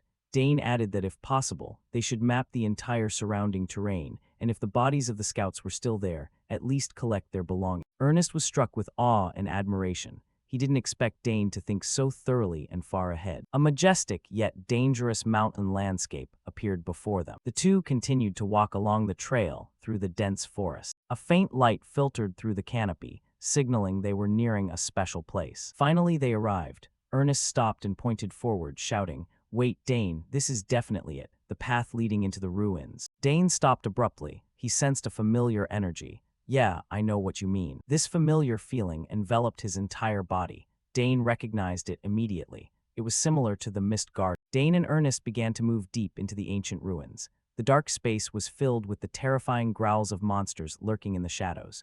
Dane reminded Ernest to be extremely careful and stay close to him. Ernest let out a sigh to regain his composure, but his eyes behind his glasses couldn't hide his anxiety at the pressure from the surrounding environment. In the hazy mist, large monsters lay sleeping. They looked like fierce beasts waiting for prey. The wheezing breath of the monsters echoed throughout the hallway, making the atmosphere even more stifling. Dane noticed the number of monsters was higher than expected. They had to walk very softly, holding their breath so as not to make any noise that might wake the creature. Ernest stopped suddenly and pointed in one direction. He realized the mana mist was blowing from that direction and suggested they follow the trail. The murky mist swirled under their feet, obscuring the rugged paths of the ruins. The deeper they went, the thicker the mist became, significantly limiting their vision. Dane noted that there was a mana core concentrated at the center of the ruins. With that ancient energy source, controlling the monsters was entirely feasible. He suspected someone was using mana indirectly, perhaps infusing it into mana stones for easy manipulation. A bright blue mana stone appeared in Dane's mind as an answer. But the biggest question was, who possessed such a massive amount of mana as to create such a vast area of mist? Suddenly, a horrific scene appeared before them. Armored figures lay scattered across the ground. Dane was stunned, his green eyes wide with shock at the tragedy before him. Ernest was about to rush over, but Dane quickly held him back. "Ernest, stop!" Dane's voice rang out decisively. Before them were corpses, the ill-fated comrades who had fallen right here in the ruins. A soldier's hand still tightly gripped a sword, showing they had fought to their last breath. The bodies were not intact, evidence of the brutality of the monsters lurking here. Dane silently identified them. They were scouts from the Academy's conquest team. Not a single person survived. Ernest bowed his head, his voice trembling. All were brutally murdered, with not a single intact corpse. He couldn't believe this tragedy had happened. Stifling the pain, Dane decided they would collect the bodies and their personal items. He asked Ernest to check the surroundings to ensure safety. Ernest nodded, trying to suppress his emotions to continue the mission, as Dane instructed. Dane quietly knelt beside a fallen soldier, solemnly praying, "Please rest in peace." His eyes lowered, a deep sadness passing through but quickly replaced by determination. He wouldn't let this sacrifice be in vain. Passing through the mist, a giant mana barrier glowing with a dark blue honeycomb structure suddenly appeared. This was the final magical boundary, separating them from the core area of the ruins. Ernest was stunned by its scale, his eyes wide with amazement. The more he observed the barrier, the more he felt the surrounding air becoming heavier. Ernest felt the mana pressure weighing down on his body, a sticky and heavy sensation found only in massive mana sources. He told himself he had to report this to Dane immediately. By now, Dane had finished collecting the remains of the scouts. Ernest called him over to examine what he had just found ahead. The two discussed their current position. Ernest believed they were very close to the center of the ruins, but it seemed some force was intentionally interfering with their senses. Ernest's face turned pale. He pantingly admitted his body was getting heavier. Now he understood why the previous scouting teams couldn't return alive under this horrific pressure. Dane was extremely surprised because he personally didn't feel any discomfort. He realized this mana pressure was what weakened the scouts, making them easy prey for the monsters without any way to resist. Ernest silently admired Dane's strength, as the pressure didn't seem to affect him at all. Ernest pointed ahead, where a giant mana barrier stood. The energy wall with blue hexagonal patterns blocked the path, radiating an authoritative aura. Based on its vast arc structure, they deduced that this barrier completely enclosed the central area of the ruin. Ernest was excited, thinking they just needed to pass through to reach the goal, but Dane expressed concern about dismantling it. If done incorrectly, all the monsters in the area would wake up. That would be a true disaster, as the monsters inside would certainly be much more ferocious, and the ones secretly controlling them would also detect the intrusion. Dane looked at Ernest solemnly, reminding him that even a small mistake would ruin the entire plan, and they would share the tragic fate of the scouts lying over there. Ernest swallowed nervously, sweat beginning to bead on his forehead. He asked in confusion, "Then what should we do now?" Dane looked at his hand, telling himself that with the ancient mana he possessed, things might take a completely different turn. Ernest cried out in panic as he saw Dane about to touch the barrier. "Dane, what are you doing?" Dane reassured his friend, "Don't worry, if my guess is correct." He continued to reach his hand forward. Dane was certain the barrier wouldn't react to him at all, as their mana sources shared a certain similarity. Dane's hand began to sink into the energy wall without meeting any resistance. Dane's body gradually passed through the energy barrier as Ernest looked on in absolute awe. A blue light enveloped Dane as he stepped fully to the other side.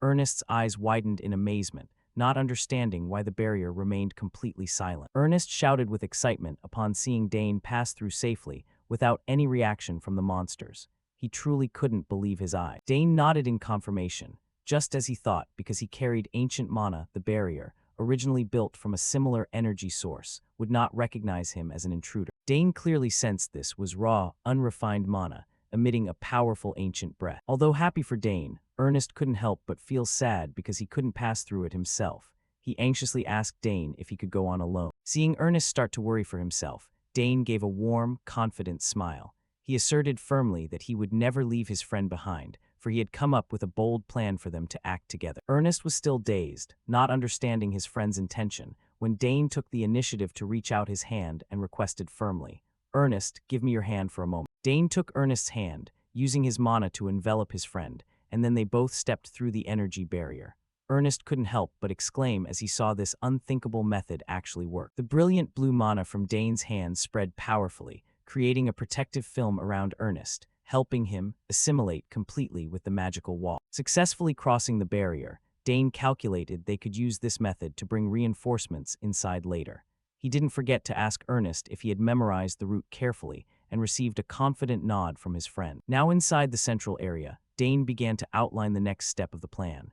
They needed to find a way to open the barrier from the inside so the conquest force could attack easily, breaking the stalemate. Dane explained that the barrier was maintained by special devices installed around it. By destroying them, the path behind would be wide open for the army to enter smoothly. Ernest completely agreed with this plan. He thought to himself that the person who built the barrier would never expect someone to be able to walk through it with just a gentle touch like Dane. A subtle smile appeared on Dane's lips. Every card the enemy held seemed to be within his calculation. Suddenly, Ernest gave a soft cheer when he saw a brilliant light shining from the end of the hallway. The final destination was likely right before their eyes. Stepping out of the narrow passage, both were stunned to realize they had set foot in the deepest part of the ancient ruins. A vast and high-pressure space opened up before them. Dane's gaze became razor-sharp. It was time to unmask the one who had laid out all these tricks and force him to show himself. The two moved cautiously across steep rock outcrops, with a dark abyss and cold underground mana streams below. Footsteps echoed softly in the vast space, amidst the thick mana-laden atmosphere of the cavern. Looking down below, Ernest felt a chill when he saw hundreds of large monsters with hideous horns lying asleep all over the cavern floor. Orcs, minotaurs, and countless other high-level creatures gathered into a massive army at the center of the ruins, creating a terrifying sight. Dane and Ernest hid behind a rock outcrop, appalled by the scale of this lair. "It's unbelievable. This place is filled with high-level monsters," Ernest whispered in horror. Dane narrowed his eyes to observe, holding his breath so as not to make even the slightest sound. He sensed another unusual presence below. A hazy mana mist enveloped the sleeping monsters, creating a terrifyingly still atmosphere right before the storm. Suddenly, steady footsteps rang out. A mysterious figure in a black cloak, leaning on a staff, slowly walked out from the darkness amidst the giant monster. Dane and Ernest quickly pulled back behind a large boulder. They only dared to peek out and observe the stranger's every move from a distance. Dane signaled Ernest to maintain absolute silence. His eyes were fixed on the mysterious figure standing tall in the middle of his monster army. The cloaked figure stood still, an authority radiating from him that made the monsters not dare to move even in their sleep. He was the one manipulating this entire tragedy. In his hand was a mana cube emitting a mystical blue light, the source of the mana mist covering the ruins.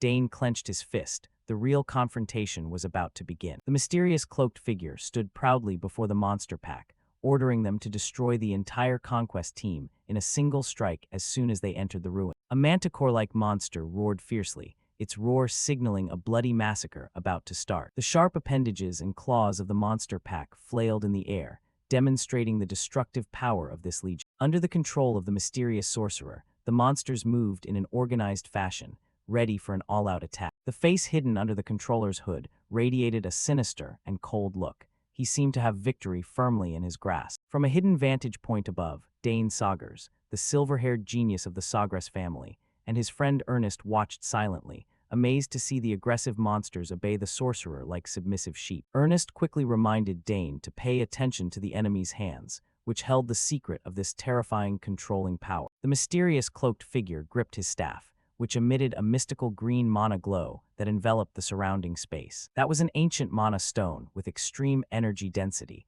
the thing directly manipulating the will of hundreds of monsters. With his genius vision, Dane Saugers realized the sorcerer was only using the stone indirectly, and had not absorbed the ancient energy into his body like he had. Quickly establishing a tactic, Dane asked Ernest to set explosive traps at the weak points of the central pillars, exactly according to the plan. The full view of the ruins appeared in a grand scale, where a series of ancient structures had now become lairs for the monsters to occupy. The thunderous footsteps of orcs and goblins echoed through the passages, showing that the enemy numbers were truly overwhelming. Once the traps were set, their final goal was to seize the mana stone to neutralize the sorcerer's controlling power. Dane explained that if the stone was lost, the monsters would fall into a state of chaos, making it easy for the conquest force to deal with them.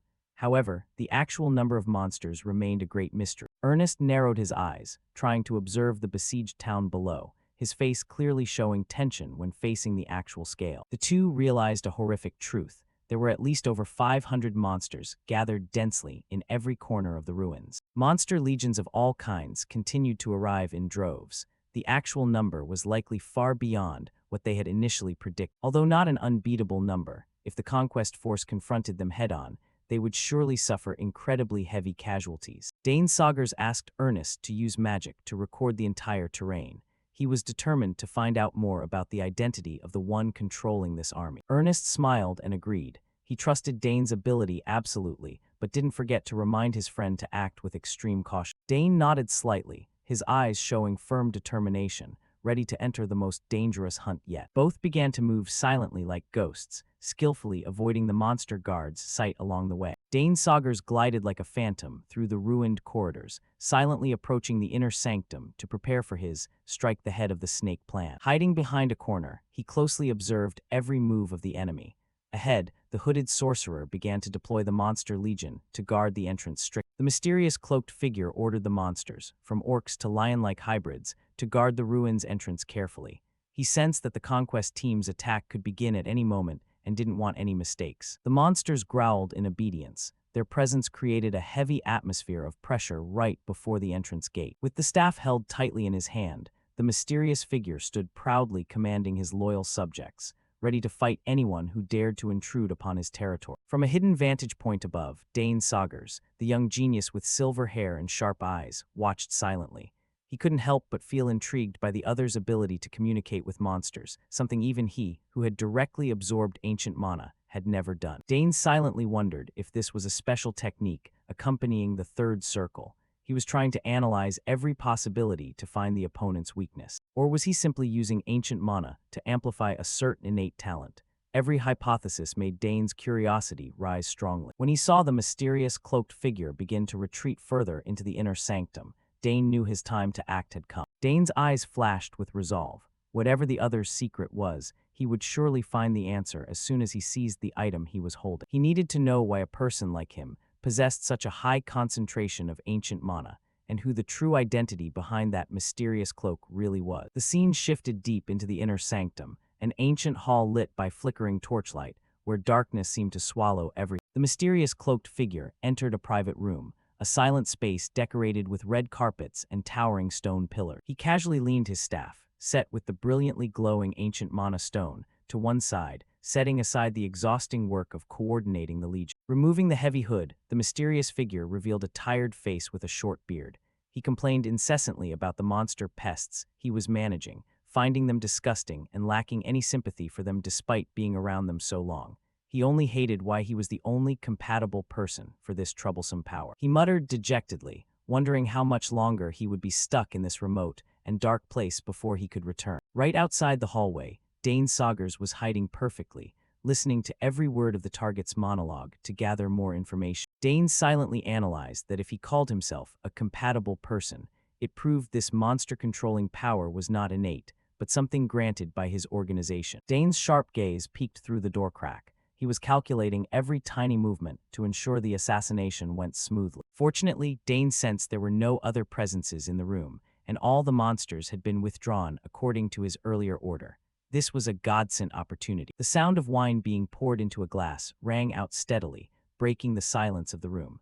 The mysterious figure was trying to enjoy a rare moment of rest. The mysterious cloaked figure tried to reassure himself by thinking this was destiny and a noble mission assigned by the organization, so he had to accept it voluntarily. But in his heart, his true fear was that illogical fellow. He was resentful when thinking of the one who hindered the plan, while also being filled with horror at the insane power he possessed. He wondered how one person could single-handedly slaughter such a massive number of monsters. The image of Dane Saugers with brilliant silver hair, brutally massacring monsters in an instant, returned vividly to the sorcerer's mind. Although he had never directly faced or seen the true face of that silver-haired genius, the rumors of a monster in human form were enough to make him shudder in fear. The monsters fell at his feet like mown grass, a horrific sight that fell outside all initial calculations of the mysterious organization. His face showed extreme worry and unease at the mention of Dane Saugers' name. He had no idea that the Reaper he feared most was now right behind him. In his heart, the mysterious cloaked figure was still haunted by the power of the famed silver-haired Saugers family. He shuddered thinking of that illogical genius, a person possessing power far beyond all his common understanding of magic. To soothe the surrounding fear, he poured another glass of wine, trying to regain his composure in the quiet room. He muttered to himself that he had to report the existence of that silver-haired guy to the organization, as this was an extremely serious threat. The sorcerer slammed the wine glass onto the table, right next to the staff set with the ancient mana stone still glowing mystically, the weapon that helped him rule the monster army. From a nearby hidden spot, Dane Saugers, the calm genius of the Saugers family with his characteristic silver hair, watched silently. He confirmed that this person was indeed the one who had ordered the monster army outside. Dane's sharp eyes didn't leave the target. He was carefully calculating every scenario for the perfect assassination. The mana stone on the staff emitted a strange attraction, seemingly resonating with the abundant ancient mana source inside Dane's body. Dane realized that, just by seizing the staff, the sorcerer would lose all control over the monster pack,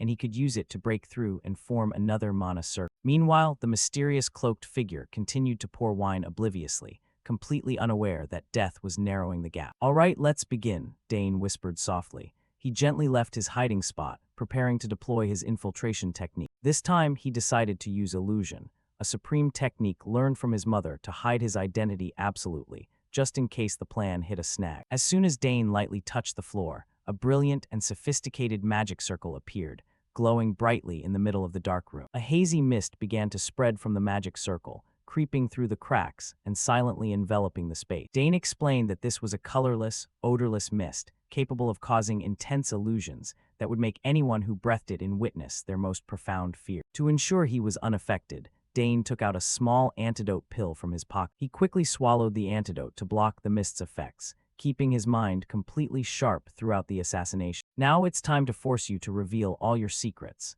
Dane coldly advanced toward the target as the illusion mist completed its task. The mysterious cloaked figure was about to drain the wine he had just poured when he suddenly felt a cold, killing intent run down his spine. He froze midway, wine spilling from the glass, as he sensed the presence of a stranger right in his room without any warning sound. The sorcerer broke into a cold sweat in terror as he turned around and saw Dane Saugers standing right behind him with eyes as cold as ice. Before he could even regain his composure to resist, a sharp blade was pressed against the mysterious figure's neck, leaving him completely paralyzed in fear. "Don't move," Dane's low voice rang out. He warned that this blade was coated with a lethal poison that would end his life instantly if he dared to move even an inch. The sorcerer trembled, a bead of sweat rolling down his pale face as he realized he was completely helpless before this terrifying youth.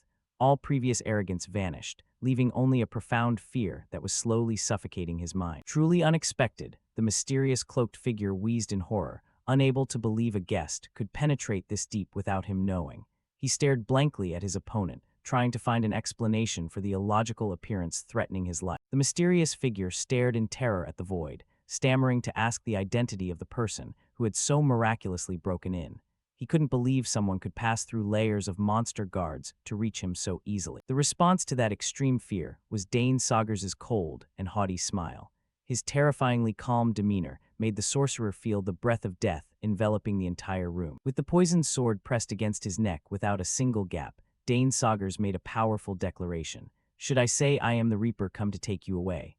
The chapter closed with the extreme horror of the monster controller when facing a true monster in human form. Asir was confused by the appearance of the one claiming to be the Reaper. Why would a high-ranking Reaper in the organization crawl to this heavily guarded place? The youth emphasized that Asir must know very well how impossible it was for someone to break in here, so don't ignore it. Asir broke into a cold sweat, his face drained of color. He had no idea how the person before him could bypass the barrier and the dense monster. Dane pressed the knife against Asir's neck, coldly reminding him not to underestimate the situation. This was no joke. His life was in his hand. Asir's hand gripped the table, his heart full of doubt. He wondered who this youth was and what method he used to sneak in here alone. Dane tilted his head to look at him, his voice dropping low and threatening. He ordered him to confess truthfully if he still wanted to keep his worthless life. Asir could only stay silent, sweat pouring down his face. The overwhelming presence of the opponent made him speechless, not daring to utter a single word of resistance. Meanwhile, Dane was secretly pleased because his voice acting and Reaper aura had fooled the man. The first step of the interrogation was a success. Dane smirked and asked if the fun could begin. The light from the magic staff flickered faintly, signaling the secrets about to be revealed. By the flickering candlelight, Dane stood tall, pressing for his true purpose. The atmosphere in the room became more suffocating and tense than ever. He questioned the reason for gathering this massive monster army. Could it be he was plotting to overthrow the Empire with the power of orcs and goblins? Facing the series of sharp questions, Asir remained as quiet as a mouse. He bowed his head, trying to stay calm, but his trembling shoulders betrayed. Dane shouted for an immediate answer. He suspected he was conducting a mad experiment or acting under someone's instruction. Hearing the word instructions, Asir paused for a trembling beat. This tiny reaction could not escape the sharp eyes of the Sagres family genius. The blade pressed closer, emitting a strange and dangerous purple mist. The heavy pressure made him feel the breath of death right behind him. Dane's eyes flashed with coldness as he noticed the opponent's reaction. In just a blink, he had grasped the fear deep in his heart. Images of the mysterious cloaked figures suddenly appeared in Dane's mind. He wondered if the organization behind him was related to those figures. He bluntly asked if he was a member of a certain secret organization. The direct question made Asir freeze, his face turning gray. He was stunned, his eyes wide in disbelief that his secret had been exposed. Panic began to take over his mind as he looked at the Reaper. Asir stared at the opponent's uniform and insignia, full of questions. He didn't understand how an outsider knew of their existence. He screamed that he would reveal nothing, even in death. But Dane remained calm, seemingly having anticipated this reaction. Dane gave a cunning smile behind his mask, looking extremely dangerous. He knew exactly how to make even the most stubborn open their mouths voluntarily. His hand slammed onto the table, creating a sharp noise that broke the silence. It was time to shift to a more brutal interrogation method. Dane leaned into Asir's ear, whispering about a proper greeting. Seeing his smile, the man could only shiver at the chill down his spine. He looked at Dane with wide, terrified eyes. Dane warned coldly that he wouldn't repeat himself, forcing him to choose between confessing or receiving a bitter end. Dane's red eyes stared directly into Asir's mind. A killing gaze made him feel as though his soul was being strangled by a terrifying entity. In his half-human, half-demon form, Dane threatened coldly. He asked if he wanted to confess everything here or experience the sensation of the dark dungeon. Asir fell to the floor, trembling as he asked where this youth came from. He couldn't believe someone had broken into this place without anyone knowing. Dane was secretly pleased that the illusion was working effectively. If he was in the same boat as the others, everything would become much easier. With the blade close, Dane ordered him to reveal his true purpose. The space was dead silent, save for Asir's terrified gasp. Dane stepped forward, each footstep sounding like a hammer hitting Asir's heart. The old man backed away in panic, stammering for the youth to stay away from him. The sound of heels clicking on the floor was full of pressure. Dane raised an eyebrow and asked if he really intended to stay silent until he died, even with a blade at his throat. Close-up of Dane's eerie eyes made even the viewer shudder.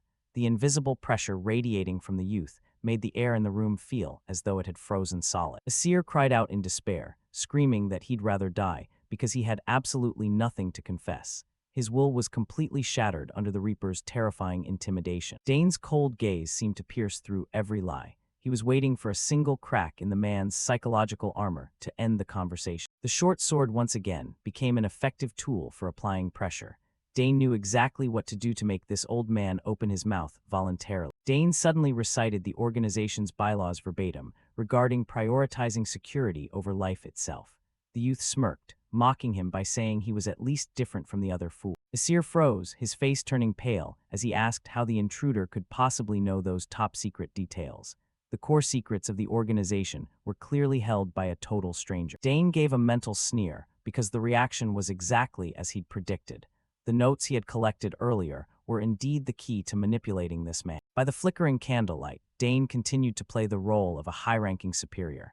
He reiterated the rules of conduct, making Asir completely believe his fake identity. Asir naively asked if this was all a trial from the organization. He thought the incident at the academy was just a trap designed to test his worth. Dane seized the opportunity, asserting that now they could finally have a proper talk. He laughed inwardly as the prey fell completely into the illusionary trap he had set. Asir's attitude flipped instantly. He felt extremely honored to receive such a challenge. His earlier terror transformed into a ridiculously blind devotion. The youth withdrew his short sword, preparing for the next step of the plan. The opponent's blind trust was now the strongest weapon in his arsenal. Dane privately judged Asir as a true fanatic and decided to play the part to the end. He feigned praise for the man for safely bypassing the dense monster. Asir prostrated himself on the ground, swearing to dedicate his entire loyalty to the organization. He declared he was ready to do anything upon receiving an order from above. A close-up of Asir's bowed head showed his total submission. He had no idea he was kneeling before the very enemy he most desired to destroy. Dane looked down with a void of expression, thinking this situation had turned out quite well for him. A fanatic would be an endless source of information if exploited correctly. Dane gave a sinister smirk, knowing for sure the prey was caught. The psychological game was over. Victory belonged to the Sagres genius from the very start. Switching to a cold tone, the youth scolded him for losing hundreds of important monsters. This was the final blow that sent Asir scrambling to compensate with classified information. Asir groveled at the feet of the man he thought was his superior, frantically apologizing because the appearance of an unidentified enemy had ruined all plans. In his role as the Reaper, Dane coldly declared that accountability would be settled later. He ordered the man to focus on finishing the current mission to redeem himself. Hearing this, Asir felt a surge of relief and quickly committed to never letting his superior down again. This old man was truly easy to fool. Dane gave a secret sneer at how his clumsy act had worked so effectively. He gave a mental wink because the prey was well and truly hooked. The youth continued to steer the conversation, demanding Asir reconfirm the true objective of the mission to test his loyalty. Asir was slightly stunned by the unexpected question. He didn't understand why a superior would ask something so obvious, but he didn't dare delay his answer. Dane raised an eyebrow, his sharp gaze reminding the man of the test. The pressure from the youth made Asir break into a cold sweat as he confessed everything. He confessed that the primary mission was to incite the monsters to cause total chaos throughout the Empire. It was a calculated and brutal plot. Additionally, they wanted to test the power limits of the magic staff he was holding and report back all the collected data. The staff emitted an eerie green light. Dane realized this was the very item that allowed a mediocre man like Asir to control a whole army of monsters. Dane pressed him on how much he actually knew about the weapon. Asir honestly admitted he was only the one chosen to use it and didn't know the specifics. The youth was inwardly surprised to learn this power wasn't innate but granted. This proved the organization behind him possessed an extremely high level of technical skill. Trembling, Asir added that this was an extremely dangerous artifact. He felt as though he was straining just to contain the energy that threatened to explode. A close-up revealed the ancient staff of the legendary Arcana Kingdom. A long-lost treasure had resurfaced in the hands of these calculating rebels. He believed that increasing chaos would help reshape the world according to the organization's desires, a mad ideology of those wishing to overthrow the order. Dane privately evaluated this as a rather mediocre and predictable plan. He kept his face cold so the old man wouldn't suspect his true identity. Through the man's words, the youth confirmed for certain that they were part of the same group as the assassins he had encountered in the Forbidden Zone. He also suspected that even Professor Denabo at the Academy was closely linked to this dark organization. Things were starting to get interesting. Dane decided he would stir up some real trouble here. He wondered how the organization's high-ups would react when they realized everything had been exposed. He feigned revealing that he had been sent by a powerful figure at the Academy who had been secretly watching Asir for a long time. Asir froze, guessing in shock that the person must be the Academy branch manager. This was a priceless piece of information that Dane had accidentally extracted. The youth nodded in confirmation, adding that the person was very satisfied and placed great expectations on him. Asir was overjoyed, moved nearly to tears. Dane secretly mocked the opponent's stupidity. Though he didn't know for sure who the spy was, the title branch manager had narrowed down the targets for him. To end the scene, the youth told Asir to close his eyes to receive a gift from the mysterious superior. The man believed it completely, his face full of eager anticipation for his reward. Asir obediently followed suit, his heart racing with the thought of a promotion. He had no clue that what was actually about to hit him was a one-way ticket to the afterlife. Asir squeezed his eyes shut, his face contorted with a mix of nerves and excitement. He held his breath for the honorary gift from his superior, oblivious to the disaster looming over him. Dane gave an enigmatic smirk as he held a rectangular white object. With half his face still in its terrifying Reaper form, he prepared to give this sinner a conclusion he'd never see coming. Dane Saugers appeared amidst the ruins after the job was done. Ernest reeled with joy the moment he saw him, relieved to see his friend in one piece without a single scratch. Dane walked up casually, not forgetting to apologize for being a bit late. The youth explained that squeezing information out of the traitor took much longer than he had initially imagined. Ernest chuckled, saying he had been waiting right there for Dane to return. The grin on his face showed just how much he trusted his friend's ability. Right then, Ernest noticed something sparkling in Dane Saugers' hand. It was a magic stone emitting a mystical green glow that looked incredibly powerful. Dane gave a subtle smile, asserting he had drained every single secret from Asir. His gaze was sharp, showing that everything was still under his control. It turned out the final gift for the traitor was anything but simple. Sir Delphin held a small box, his face turning grave as he listened to the explanation. Inside that box was paralysis poison, an extremely potent toxin. Just a small dose was enough to make any stubborn foe lie perfectly still. Looking at the box, Sir Delphin was inwardly amazed by Dane Saugers' thorough preparation. This youth wasn't just a fighter. He was incredibly cunning in using strategy against his foe. Dane coldly stated that even if the man woke up, there was no way he was escaping. With the poison's effect, he would be like a fish on a cutting board waiting to be processed. Ernest breathed a sigh of relief, saying they didn't have to worry about that guy anymore. Immediately, Dane Saugers demanded they destroy the barrier to alert the main force. However, Ernest still broke into a cold sweat. He was worried that once the barrier vanished, the monsters would lose all control and fall into their most frantic state. Dane Saugers smirked, saying that was exactly the opportunity he had been waiting for. Once their controlling will was gone, the monsters would tear each other apart until they were all wiped out. Hearing this sit on the mountain and watch the tigers fight plan, Ernest finally understood.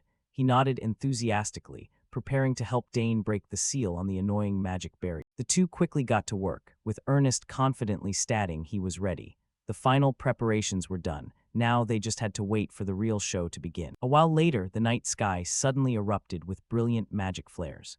The booming sounds echoed everywhere as a signal that a glorious victory for their side was near. Multicolored light danced across the air, illuminating the entire ruin. It was a spectacular sight, signaling that the dangerous mission was finally completed successfully. Exactly 6 hours after Dane Saugers and Ernest had entered the deep ruins, everything was settled. Not much time had passed, but the results were truly beyond expectation. The magic fireworks weren't just for show, they were a victory signal for the entire army. The group of knights below looked up, every one of them beaming with joy. Observing from a distance, Third Prince Edward wore a satisfied smile. He was extremely pleased to see the plan go so smoothly, exactly as he had hoped. Immediately, Edward ordered a general assault to sweep away the final remnants. Sir Delphin drew his sword and led the Fourth Knight Order, charging toward the center of the ancient ruin. The army marched forward with thunderous steps and soaring morale, terrifying the monsters. The plan to eliminate the enemy in a heartbeat was progressing much more smoothly than before. The ancient ruins became the stage for the largest sweeping operation ever seen. The old stone structures shook under the heroic footsteps of the advancing army. The battle raged fiercely as the soldiers confronted the aggressive orcs head-on. The sound of clashing weapons rang out amidst the rubble and swirling dust. A soldier shouted, urging the team to hold the formation against the enemy's pressure. No matter how crazed the monsters were, they couldn't pierce the defensive line. The commander's voice boomed over the roars, ordering the team to give it their all. The battle was intense, with everyone straining to finish off the stubborn monster. The fight at the ruins grew hotter than ever. The knights had to constantly channel their inner power, shouting to each other to pour all their mana into their weapons to withstand the horrific pressure from the blue orcs. In the midst of the fray, the red-haired girl valiantly swung her sword, cutting down enemies while clicking her tongue in observation. The monsters this time seemed much more stubborn and tanky than the previous waves, forcing her to expend significant energy. Just as she expected, the deeper they went into the ruins, the more abnormally strengthened the monsters became. Her sword swings started to feel heavier against the mounting pressure. While the warriors struggled to hold the line, Priscilla Nerial arrived just in time to support. The blonde mage quickly deployed magic circles, reassuring her teammates to hold on just a bit longer while she healed. Priscilla closed her eyes, concentrating deeply on her incantations as ancient characters flowed through the air. A gentle green light from her magic spread out, mending the wounds of the exhausted knights. The situation was critical. A commander ordered the team to focus magic fire toward the southwest. Brilliant purple light exploded, targeting a massive lion-like monster baring its fangs. The Knight Order took the command, immediately forming up to protect the mages and open a path forward. Though the orcs were as numerous as ants, they began to be pushed back under the army's coordinated assault. The power of the combined attacks made the scene more chaotic than ever. The monsters tore at each other, or were shattered under the hurricane's strength of the expeditionary force, creating a bloody spectacle. Sir Delphin once stood in the middle of the battlefield, his sharp eyes monitoring every small change. His face showed absolute resolve. He wouldn't let a single monster escape this encirclement. The commander roared mightily, ordering the soldiers to wipe out every remaining monster, allowing not a single one to survive. Sir Delphin's spirit added fuel to the fire for the already blood-pumping army. The knights charged like whirlwinds, hacking through the blue orcs without mercy. Lightning-fast sword strokes tore through the air, turning the ruins into a veritable meat grinder for the monsters who had lost their control. Sharp explosions rang out everywhere as magic collided with monster flesh. The force was strong enough to make the earth shake, with dust clouds obscuring the vision of those in the fight. A massive explosion erupted, marking the total collapse of the monster's final defensive line. Everything shook violently, indicating the sweeping operation was reaching its most successful conclusion. Ernest ran up excitedly with his bow to tell Dane Saugers that the main force had arrived in time. One look at the bespectacled youth's beaming face was enough to know he could finally breathe easy. Dane Saugers gave a faint smile, his expression perfectly calm, as if everything had gone according to plan. The youth was very satisfied that the barrier-breaking plan had worked so well. The work of clearing the scene began in a hurry. Dane and Ernest headed back to report. Both intended to meet the third prince immediately to conclude the grueling mission. Dust from the explosions still lingered around the ancient buildings of the ruins. The scene after the battle looked quite desolate, but the most important thing was that the threat had been officially removed. The houses on the cliffs were peaceful once more after the storm of magic fire. The entire ruins area seemed to be slowly recovering after the crazed monsters were wiped out by the royal army. At the center, 3rd Prince Edward Danter began his formal commendation speech. He declared that in this campaign, one person had achieved a massive feat that far surpassed all others. The knights stood solemnly as Edward praised the mysterious hero who stood at the front line. According to him, this person had blocked the monster's surprise ambush, opening the road to victory. The crowd of students couldn't help but be curious as the prince mentioned the one who bravely infiltrated the center of the ruins. Thanks to the valuable intel on enemy weaknesses this person brought back, the army's losses were significantly reduced. Edward stood high, pointing toward the person standing next to him, asserting that this youth had directly subdued the enemy in the fiercest battle. All eyes were fixed on the platform, where the hero's identity was about to be revealed. Cheers rang through the ruins as knights simultaneously raised their swords in celebration. The boisterous atmosphere of the Vindan ceremony made the air feel more heroic than ever. The soldiers shouted "Long live" in unison, their excitement spreading across the cliffs.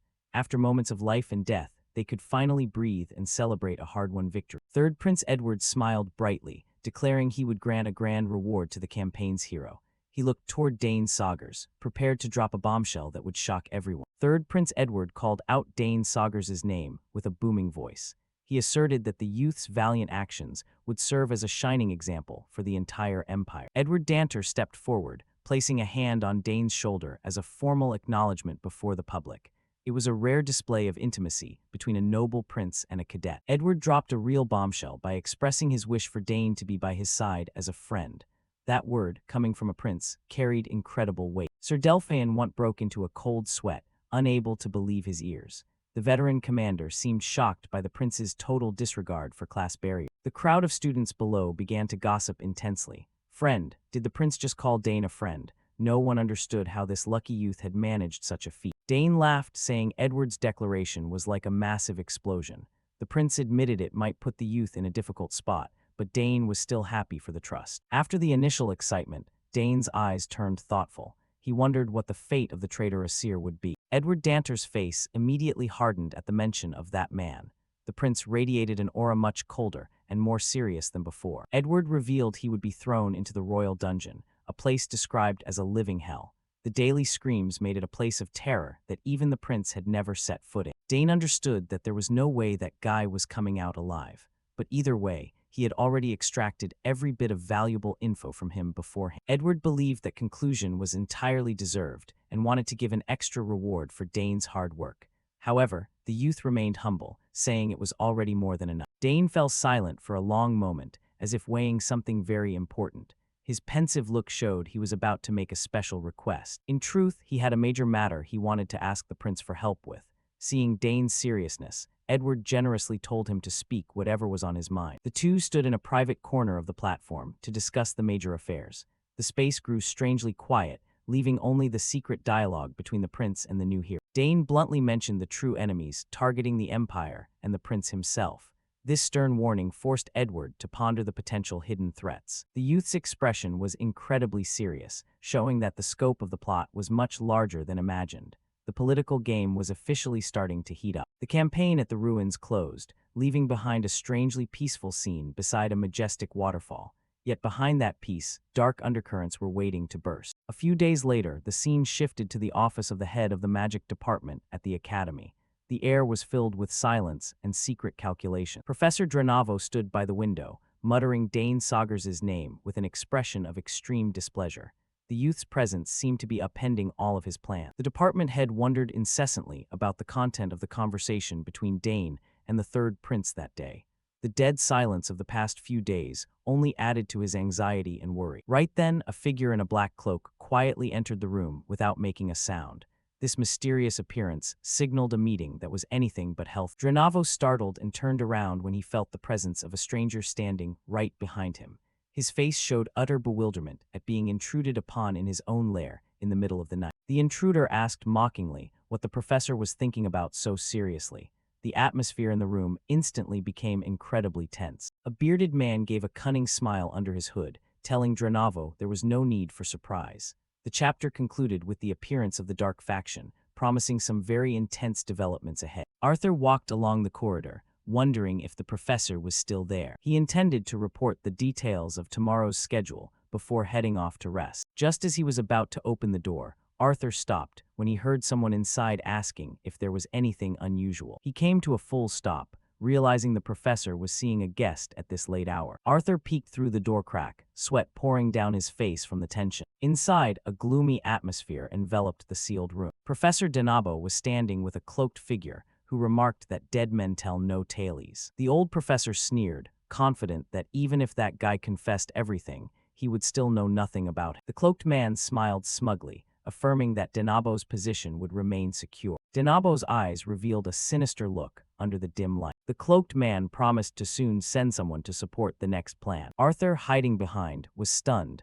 unable to believe what he had just heard. The conversation began to mention the investigation team and the recent conquest. Arthur narrowed his eyes suspiciously. It was clear they were hiding a massive secret. He began to feel a chill down his spine at the truth about the teacher he had always respected. The conversation shifted to the fact that a high-ranking figure was about to arrive to rectify the academy. Denabo clicked his tongue, dismissed it as a formality, and said they had already prepared a countermeasure. The cloaked man carefully asked again if there were any vulnerabilities. The professor flashed a smug smile, guaranteeing that neither of their positions would be shaken. Then he mentioned someone the organization was keeping a particularly close eye on. Arthur jumped when he heard the name Dane Saugers escape the old professor's mouth. The cloaked man emphasized that while Dane had achieved a great feat, he had actually ruined the organization's plans. He demanded that Denabo quickly recruit or deal with the teenager. Denabo folded his arms and nodded, promising to focus all his efforts on the new target. In their eyes, no matter how talented Dane was, dealing with him was only a matter of time. Before leaving, the cloaked man didn't forget to remind the professor about the letter of recommendation. Denabo replied generously, considering it a small gift for the help provided. He promised to soon send the official letter of recommendation to the magic tower as planned. The mysterious figure bowed and prepared to vanish into the night. A devious smile appeared on the face hidden behind the cloak. Arthur felt a surge of resentment, unable to believe the professor was using his future to trade with traitor. The office door slammed shut, ending the dark conversation. Arthur turned and ran for his life, his breath becoming rapid with fear. He understood that he had just overheard a secret that could upend the entire academy. Hurried footsteps echoed in the night. He knew he had to find Dane immediately. Arthur rushed between the silent buildings, not daring to look back even once. The scene shifts to the park, near the dormitory late at night. Under the dim yellow streetlights, Arthur was recounting the entire event to Dane's saga. He emphasized that their next target was him. Dane listened and then summarized the situation with an unusually calm demeanor. He reckoned that Denabo must be in a great hurry to have left such an elementary opening. Arthur asked worriedly if Dane would be okay if the professor found out about this. Arthur told himself he had nothing left to lose after being abandoned like a pawn by the teacher he once respected. He bitterly recounted how Professor Denabo had used the letter of recommendation as bait to turn him into unpaid slave labor. Despite his own desperation, Arthur recognized the horrific scale of this plot and sought out Dane for help. Arthur admitted that among everyone he knew, Dane was the strongest and most reliable person. Dane listened silently, his eyes showing understanding for the pain of betrayal felt by the man before. He knew that discovering his professor was a member of a treasonous organization was a massive shock to him. Dane thought to himself that this matter no longer just concerned trust, but directly impacted Arthur's future. Arthur stood in silent dejection, his solitary shadow stretching long under the dim lights of the academy. He looked at Dane imploringly, asking what he should do to escape this deadlock. Dane's eyes sharpened as he realized a golden opportunity had just presented itself. Recruiting someone as close to Denabo as Arthur would make his plan run much more smooth. Dane asserted that Denabo's power was nothing compared to the Third Prince, and exposing this plot would yield far greater benefits. Arthur was stunned as he realized Dane was suggesting he embark on an incredibly dangerous plan. Dane stepped forward and placed a hand on his shoulder, a gesture serving as a promise of absolute protection. He gave a confident smirk, declaring that he already had a perfect plan in mind. Instead of continuing to serve the devious professor, Dane suggested Arthur place his full trust in him. Dane's forceful words struck a chord with the assistant's heavily wavering psyche. Without further hesitation, Arthur affirmed he would do whatever Dane asked to reclaim justice for himself. The night passed in silence, signaling that the pieces were beginning to move on the political chessboard. 2 days later at the academy, an outward appearance of peace still hung over daily activity. In the lab, Denabo scolded Arthur harshly for his lateness.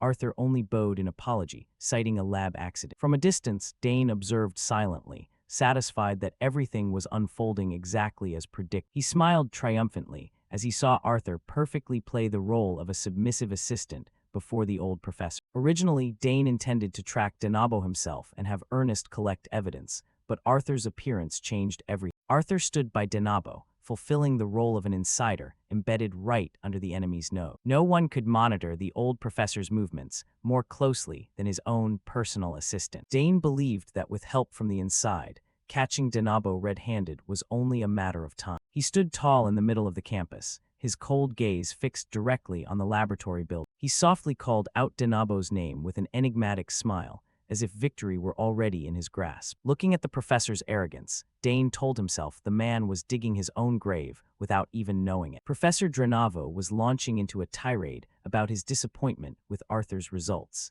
The young man could only bow in apology. He held out his hand mockingly, saying Arthur should have placed first in this conquest.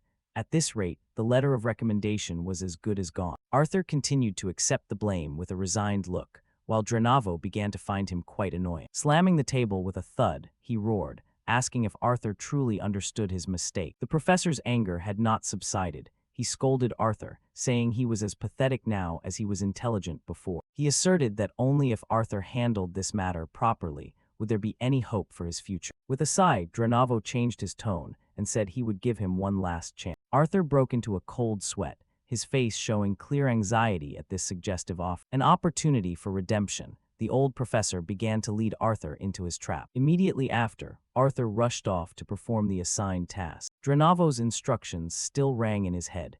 He had to go to that exact spot to receive an important item. He sprinted across the campus as fast as possible, ignoring the stares of those around him. Drenavo emphasized that this was extremely important, which was why he entrusted it to the person he trusted most. Arthur gritted his teeth as he ran, sweat pouring down his face. The teacher added that surely he wouldn't fail at such an easy task.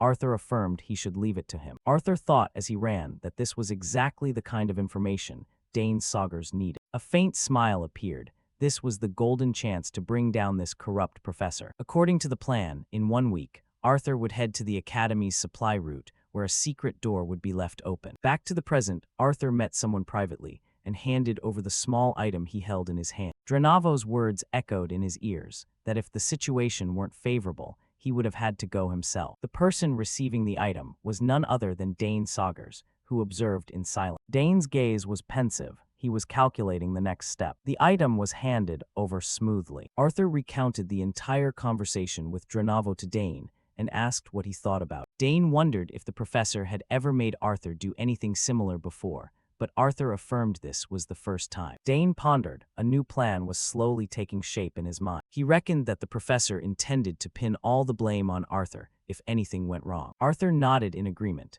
Both understood they couldn't let this once-in-a-lifetime opportunity slip away. Dane asserted that nothing related to that secret society could be allowed to escape the net. A strategy using bait was immediately proposed by Dane.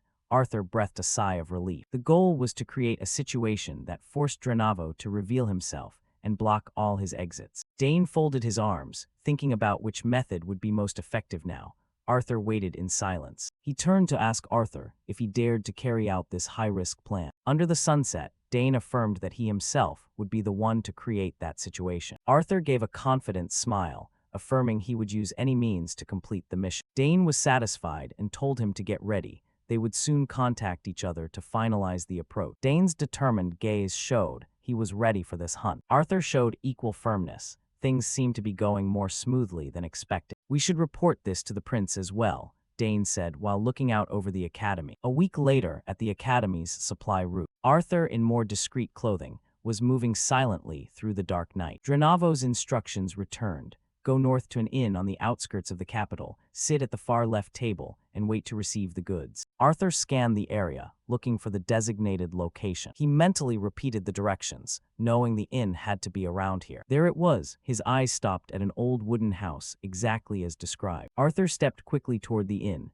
determined to cause as much chaos as possible to stop this transaction. He gripped the communication scroll in his hand, the one Professor Drenavo had given him to use if the situation worsened. His footsteps were steady as he advanced toward the target. He told himself that eventually, that old fox of a professor would be forced to show up himself. The inn appeared clearly in the dim twilight. Inside the inn, the atmosphere was noisy and bustling, a stark contrast to the terrifying silence outside. Arthur sat alone in a corner, trying to act as normal as possible while he waited. His eyes showed clear tension, despite his attempts to suppress it. A flashback appeared, Dane Saugers handing him a case of poison needles and saying they would be very useful for the mission. He gripped the secret weapon in his hand, Dane's encouragement still ringing in his ear. Dane also didn't forget to remind him that he wasn't alone, as Prince Edward would always be watching and supporting from behind. Suddenly, Arthur noticed a change in the atmosphere of the inn. The wooden door creaked dryly as someone just entered. A stranger with deep purple hair and a dangerous look appeared at the entrance. Arthur held his breath and watched. He knew immediately that this was no ordinary traveler. The stranger smirked, glancing around the smoke-filled room. He walked leisurely past the tables and chairs, heading straight for the corner where Arthur was sitting. Finally, he stopped right in front of Arthur,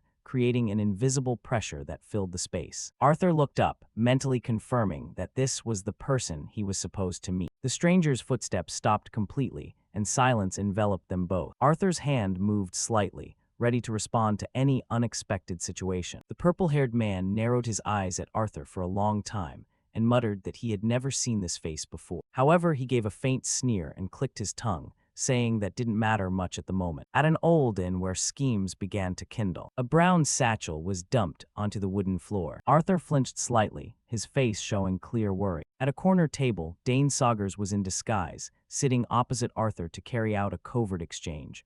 Arthur insisted this was the item he needed. He told Dane to wait a while after he left before coming out, and to move the item immediately. Dane looked at the bag in astonishment. A completely different plan was forming in his mind. Arthur rose to leave. Dane called after him, asking if he was really going to go. Dane's hand quietly tightened around a tube of paralytic toxin he had prepared.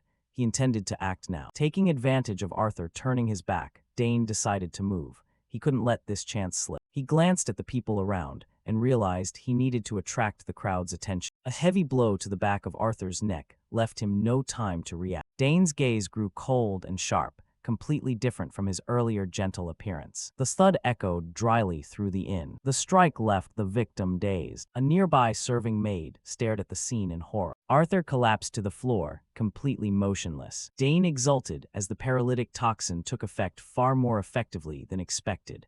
Everything was going according to plan. He feigned rushing over, questioning anxiously as if genuinely concerned. His plan was to create as big a commotion as possible to disrupt the exchange. Dane shook Arthur, shouting for him to wake and asking if he could hear him. Arthur foamed at the mouth, completely unconscious. The act began to get dramatic. Murmurs rose from the surrounding tables. All eyes turned toward the two of them. Hasty footsteps approached. The innkeeper had been drawn in. The innkeeper ran over to ask what was happening. Dane pretended naivety, saying the man had suddenly fainted. He looked at Arthur's body with a face full of suspicion and tension. Dane continued to play the part of a panicked academy student, trying to appear innocent. But the innkeeper's gaze shifted, staring threateningly at Dane. He had noticed something. From behind, the innkeeper silently drew a dagger. He did not intend to let Dane leave. He launched an attack and shouted that Dane couldn't use cheap tricks to fool him. It turned out the whole inn was run by professionals. Dane dodged and continued to shout that he was an academy student, begging him to stop. He glanced around and saw others beginning to move as well. Both the male server and the maid drew weapons at once. They were all disguised assassins. Sharp blades were drawn from sheaths, ready to silence him. Dane feigned shock as he realized the inn was a nest of crime. He found himself trapped in their circle. The innkeeper clicked his tongue in annoyance as things became more complicated than expected. He ground his teeth in anger to see a fly like Dane dare ruin an important deal. He threatened that Dane would pay with his life for what he'd done and would not die easily. The assassins closed in with sly smiles, convinced their prey was trapped. Dane feigned fear, thinking silently that this was bad and there was no escape. But immediately his attitude shifted. Dane realized this was the perfect setup to draw one more player into the game. He was ready to stage the scene as an academy trainee attacked by a secret organization colluding with Professor Denabo. Dane produced the magic scroll, preparing to trigger his final trap to drag Denabo into the abyss. Amid the circle of assassins, Dane Saugers remained calm, the scroll in his hand. He dared them to see who would be in trouble. Dane began activating the scroll.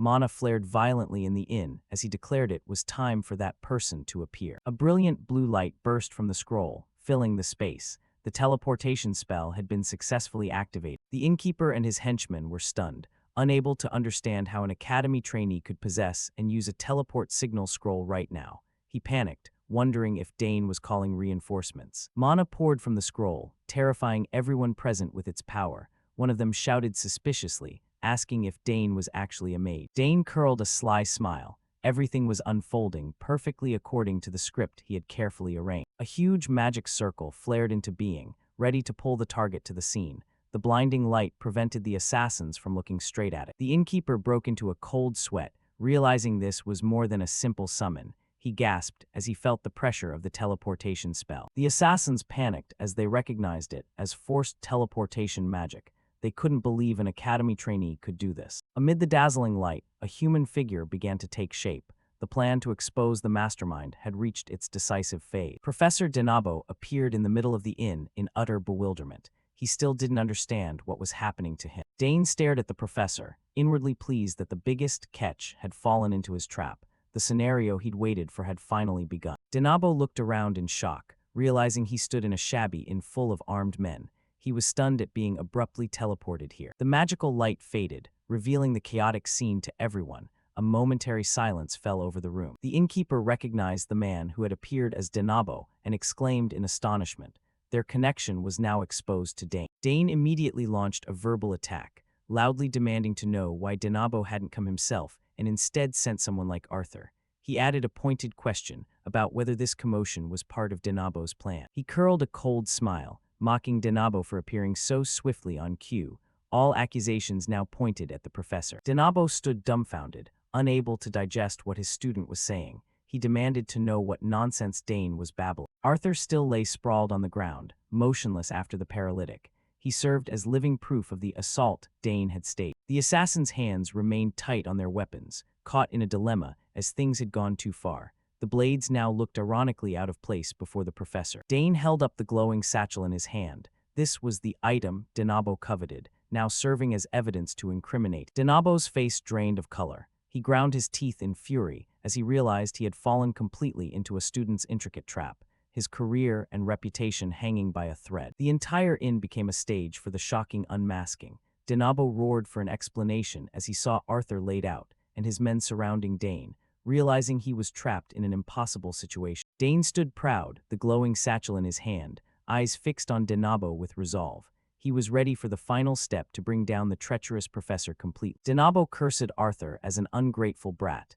accusing him of repaying the pity he'd shown by taking him in with this betrayal. Arthur shot back, telling him not to be ridiculous. He'd only been treated as a tool to be discarded. He declared bluntly that he was sick of being a slave to someone like him. Suddenly, Arthur ignited flame in his hand, causing Denabo to howl in shock, unable to believe his eyes. He clutched the spatial satchel tightly as the magical fire flared up fiercely, threatening to burn everything. Arthur warned the professor not to play tricks, or he'd reduce the prized item to ashes at once. The professor's men panicked as well, urging him to stop because the item couldn't be ruined. Denabo ground his teeth in fury at seeing the important item used as a hostage. But to Arthur, this situation was enough to begin the next phase of the plan. He stared at the old man and murmured, "The bait's taken, your turn now, Dane." At once a brilliant blue light began to engulf the building's window frames. A massive magic array unexpectedly activated, enclosing the entire tavern from outside. A spiraling blue mana current sealed every nook and cranny,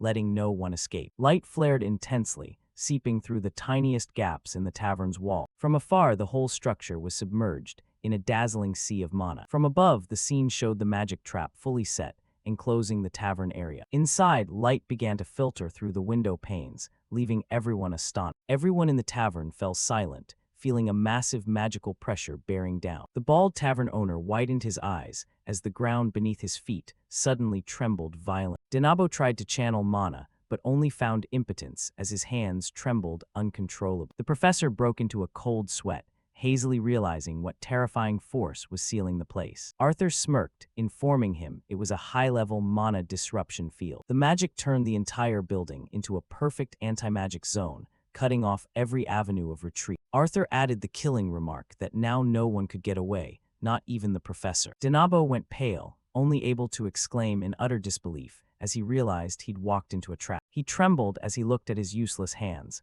unable to believe someone would dare act against him. He wondered where Arthur had found the nerve to do this, and was certain a powerful force stood behind him. In Denabo's mind rose the image of a mysterious army encircling the place outside, waiting. He realized that if captured here, all his long-hidden efforts would be blown to pieces. The Tower of Power he'd painstakingly built at the academy was about to collapse tonight. In panic, Denabo shouted orders for his men to seize Arthur immediately. The henchmen drew their weapons and rushed in, hoping to use Arthur as their ticket out. Arthur clicked his tongue. He knew he couldn't hold off this pack of assassins alone for long. He clutched the satchel of evidence, silently urging Dane to finish this quickly. At that moment, a loud explosion rang out as the window was shattered by the blades of a special task force. The troops swept in from outside like a whirlwind, encircling those who had planned to attack Arthur. Dane Saugers appears at the head of the formation, eyes cold as he stares straight at the old professor. Through the haze of dust and smoke, armored figures take up all the key positions with imposing presence. Their swords swing, releasing a pressure that utterly overwhelms the criminals in the room. The knights in their distinctive green cloaks draw their blades in unison,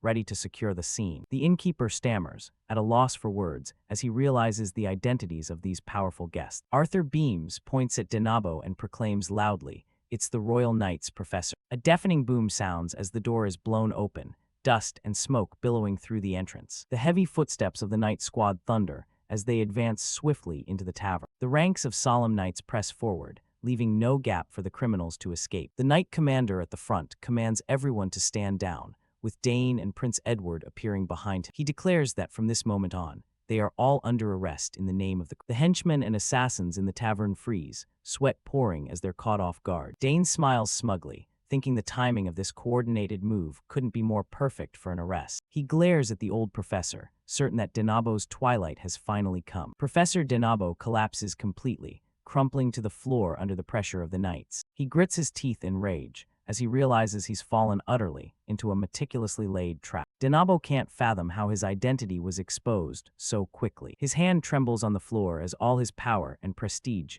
instantly dissolve. He bows his head to the ground, bitter over how swiftly the tower of status he built has crumbled. From above, the knights are seen encircling the entire scene, forcing everyone to lay down their arms and surrender. Those who tried to resist are immediately pinned to the ground, only able to groan in despair. Members of the secret organization are subdued one by one. No one escapes the encirclement. Ropes begin binding the criminals' hands tightly in preparation for escorting them to the capital. A long procession of secret society members is led away under the strict custody of the royal knight. Dane surveys the scene, pleased that this haul exceeded even his expectations. He and Prince Edward discuss the outcome. They've rounded up over 10 members of the secret organization here. Edward smiles, praising Dane's cunning and affirming he'd done very well this time. The item they were to trade is actually a spatial satchel filled with the organization's dark secrets. Inside the bag, a slew of evidence spills out, handwritten orders to erase all traces of dissent. Dane suggests rewarding Arthur with a royal recommendation letter to the Mage's Tower as a fitting prize. Prince Edward agrees, since with this letter Arthur's status and safety will be secured after he earns his merit. Each criminal is escorted away, and the air gradually returns to the usual quiet of the night. Denabo lowers his head and trudges off in chains, leaving behind all his lost glory. Dane stands there, eyes deep and brooding, as he surveys the results of a mental chess match with the secret organization. Once again, this shocking event erupts, promising to shake the very foundations of the Academy in the days to come. The awards ceremony begins formally on the Academy grounds. The first name called is none other than Dane Sog. Next come Layla Termian, Ernest Dillon, and Priscilla Nerial, the members who stood shoulder to shoulder in the recent mission. Third, Prince Edward himself presides. He declares this group of students has achieved outstanding feats and set a shining example for the whole school. Ernest and Priscilla clearly show relief. At last, the mission ends smoothly with Professor Denabo's arrest. Prince Edward personally hands the certificate to the group's representative. Thanks to Dane's efforts, the whole club enjoys this honor. The crowd of students below starts whispering and gossiping. They say Dane single-handedly dealt with over 200, maybe even 500 monsters. The girls are still in shock to learn that a respected professor like Denabo turned out to be a spy, creepy enough to give them goosebumps. Despite reaping countless benefits from the campaign, rumors about Dane continue to spread and can't be stopped. However, Dane's biggest gain is discovering the existence of the organization plotting to overturn the world. He tells himself he must prepare thoroughly to deal with them before peaceful life is destroyed. While Ernest waves to the excited crowd, Dane slips away quietly. Edward smiles with satisfaction as he watches the young heroes retreating back, flanked by the knight's commander. Leaving the ceremony, Dane's mind turns to the item he had sent to Bulback earlier. He wonders what the old smith has discovered. The clang of hammer on steel rings from Termian's forge. Dane arrives just as Bulback is inspecting the magic staff. It looks ordinary, but Bulback insists the staff was forged with blood. Dane startles at the revelation. The smith explains it doesn't react to ordinary fire. The only thing that makes it change is human blood. Dane's expression tightens as he realizes how evil the item truly is. It's Aldius, an ancient metal that can only be forged after being soaked in the blood of dozens of people. Bulback points to the staff's core and says that's the source of the faint smell of blood beneath the ordinary casing. He emphasizes this as an extremely dangerous object that few even know about. Dane truly didn't expect Denabo to possess a weapon this terrifying. Not only does it thirst for blood, it can drive its wielder mad if used carelessly. Dane folds his arms and ponders. He wonders if, since it craves blood so much, why wasn't it forged into a sword or spear instead of a magic staff? Bulback strokes his beard, preparing to offer his own theory on the matter. It seems only Aldius can withstand the tremendous power radiating from that gem. Dane stares at the staff, gradually understanding the true purpose of whoever made it. He tightens his grip on the haft, feeling the great menace hidden beneath the pitch-black metal. Dane stands motionless for a long while, the deadly weapon in his hands. He feels this thing is really off and shouldn't be left lying around. The gem at the staff's tip still emits a mysterious, bewitching blue light. Bulback nods, confirming it's an extremely rare piece, not something just anyone can touch. To everyone's surprise, Dane suddenly holds the staff out and decides to give it to the old smith. Bulback's eyes widen in astonishment. He can't believe the kid is generous enough to gift such a treasure. Dane grins, saying he never uses staffs anyway, so it's better for someone who understands its value like Bulback to have it. Seeing Dane's sincere look, Bulback drops his suspicion. The old man reaches out to take the staff and promises he won't refuse such a priceless gift. Bulback thanks him profusely, thrilled finally to own the rare material to satisfy his forging passion. But Dane smoothly asks to keep the gem from the staff, since that's the part he actually needs. Bulback agrees at once. He's only interested in the metal, not those flashy magic stones. He excitedly says once the gem's removed, he'll get to work on Dane's sword, and Dane keeps nodding eagerly. Bulback turns away to fetch his tools, still marveling aloud at the ancient mana core's power. Dane narrows his eyes with calculation. There's no way he'd casually pass up a treasure like this. After successfully separating the mana core from the staff, they move to the storage area for Dane's new sword. It's Bulback's ore vault, full of shimmering minerals in all colors. Bulback reports the sword is nearly finished, just needs sharpening and a bit of adjustment, and urges Dane to lift it and try. Dane carefully grasps the hilt, feeling its perfect weight and grip. A superb blade glows with a translucent blue. He can't hide his amazement at the old smith's skill. The blade reflects Dane's excited eyes. It's truly a masterpiece, every detail astonishingly exquisite. Seeing the kid's satisfied face, Bulback chuckles smugly and asks if he really likes the gift. Dane admires the sword a while longer, unable to tear his eyes away from its beauty. The sword radiates a faint halo, graceful yet full of power. He notices the sword's reaction is just like when he touched Arcanium or before. Dane gives a basic swing. The speed and flexibility Arcanium provides far exceed expectations. Half dubious, he asks if it breaks easily. Bulback snorts and scolds him for underestimating this legendary material. The smith states firmly that ordinary metals don't stand a chance, and this sword will never chip no matter how roughly it's used. Though pleased, Dane has one small question. Is there any way to make the sword less flashy? It's blazing like this. How's he supposed to do stealth missions or night assassinations? Too conspicuous. Bulback laughs loudly, telling the kid he's odd for never being satisfied and always complaining about everything. To finish the final step, the old man asks Dane to try channeling his unusual mana into the sword. Dane nods, steadies his stance, and prepares to follow the instruction. He closes his eyes and begins to focus, directing the flow of mana from deep within his body. Hands gripping the sword's hilt, Dane begins to release his energy. Immediately, magic circles and brilliant currents of air begin to whirl fiercely around his feet. A massive column of energy erupts from the sword, lighting up the entire forge. The presence is truly terrifying. The room shakes violently under the pressure of the frenzied mana surge.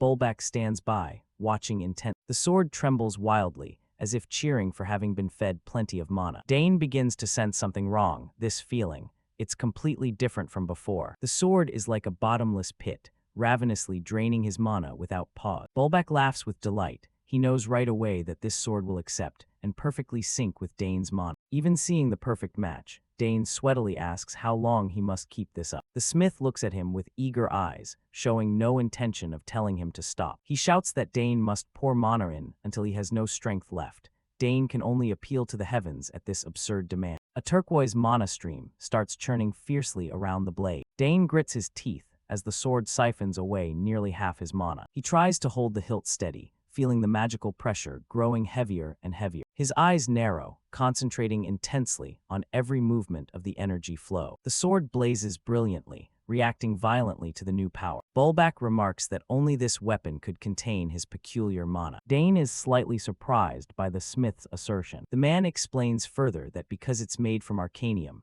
once it absorbs mana, it becomes terrifyingly powerful. Hearing that, Dane falls into thought about its true might. At this rate, Dane is sure the sword could cut through anything in existence. He scans the workshop anxiously, looking for something hard enough to test it on. His gaze stops on the Aldea staff, and he decides to use it as the test subject. Dane points at the target, signaling he's ready to strike. Bulback yells, thinking the kid intends to ruin his precious item. But Dane just laughs it off, saying splitting it to analyze is even better, isn't it? The smith reluctantly gives in with a tongue click. Fine, let the boy do as he pleases. The wooden staff is set in place, ready for the decisive chop. A sword arc whips through, tearing space with terrifying speed. Monolight sweeps across the room, dazzlingly bright. The blade, trailing blue sparks, slices cleanly through the obstacle with no resistance whatsoever. Even Dane is stunned to see how deadly his swing is. The sturdy staff is cleaved in two in an instant. Two wooden pieces fall to the floor with perfectly flat cuts, not a scratch in sight. He thinks to himself that even in a past life, he never saw a weapon this overpowered. The sword still crackles with electric sparks after the impact. Bulbak picks up a fragment, the perfect cut leaving him speechless. The old smith shouts in astonishment. He's never seen Aldia sliced so cleanly before. Normally when you slash with mana, the cut is ragged because the energy flow is uneven. But this cut proves Dane's mana has completely mastered the blade. Bulbak congratulates him, declaring that the two are now truly one. From now on, this is the one and only Arcanium sword in the world, made just for him. A confident smile spreads across the genius young master's face. He tightens his grip on the hilt, feeling a powerful bond with his new weapon. Dane nods with satisfaction as he admires the result of his and Bulbak's workmanship. It's the only sword capable of bearing and responding to his ancient mana stream. All the final preparations are finally in place. He smiles faintly, thrilled to have gained a formidable companion. In the shimmering mana light, Dane raises the treasured sword like a proclamation of future deeds to come. The keen blade catches the light, ready for journeys fraught with danger. As he steps out of the workshop, he calls back to have the edge sharpened one last precise time. The old smith grumbles that the kid is fussy, but cheerfully accompanies him anyway. The clang of hammer on anvil rings through a street corner, marking the birth of a new legend. A few days later, we return to Arabella's laboratory. She's teasingly praising that the data Dane brought back is a huge boost to her research. Dane stays modest as always, saying he should be the one thanking her. On the table sits the ancient mana core from the Arcana Kingdom. He stares at the glowing orb, thinking to himself, all right, now it's my turn. Dane takes a deep breath and begins to cultivate, preparing to absorb this source of power whole. Instantly, greenish-blue mana rays start dancing around his body. The moment his hand touches it, the core's energy flares violently, as if about to explode. He clamps his eyes shut, struggling to stay calm against the onslaught of power. The lab space begins to shake violently, making the equipment around him grow. Waves of mana spread forcefully, enveloping the large room. Dane stands in the beam of light, his silhouette proudly accepting everything. The magic starts seeping into his palms and flowing through the veins of his body. After a tense fight,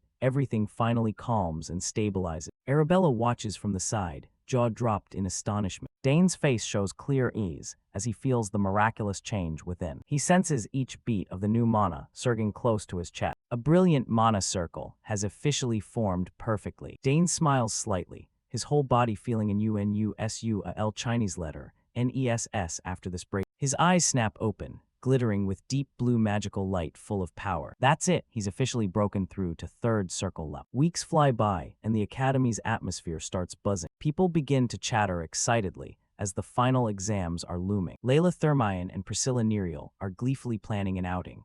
Priscilla even wants to take a fun road trip up north. Just as they're having fun, the communicator in Dane's jacket buzzes wild. He freezes for a moment, wondering who would call him at this hour. Pulling the device out to check, Dane still can't guess who's trying to reach him. As soon as he picks up, a cheerful voice rings through. Hello, Dane. Long time no see. I'm about to arrive at the capital. Just from the voice, Dane recognizes the caller, who asks if he can stop by the academy to see him for a bit. It turns out to be Dayward Termian.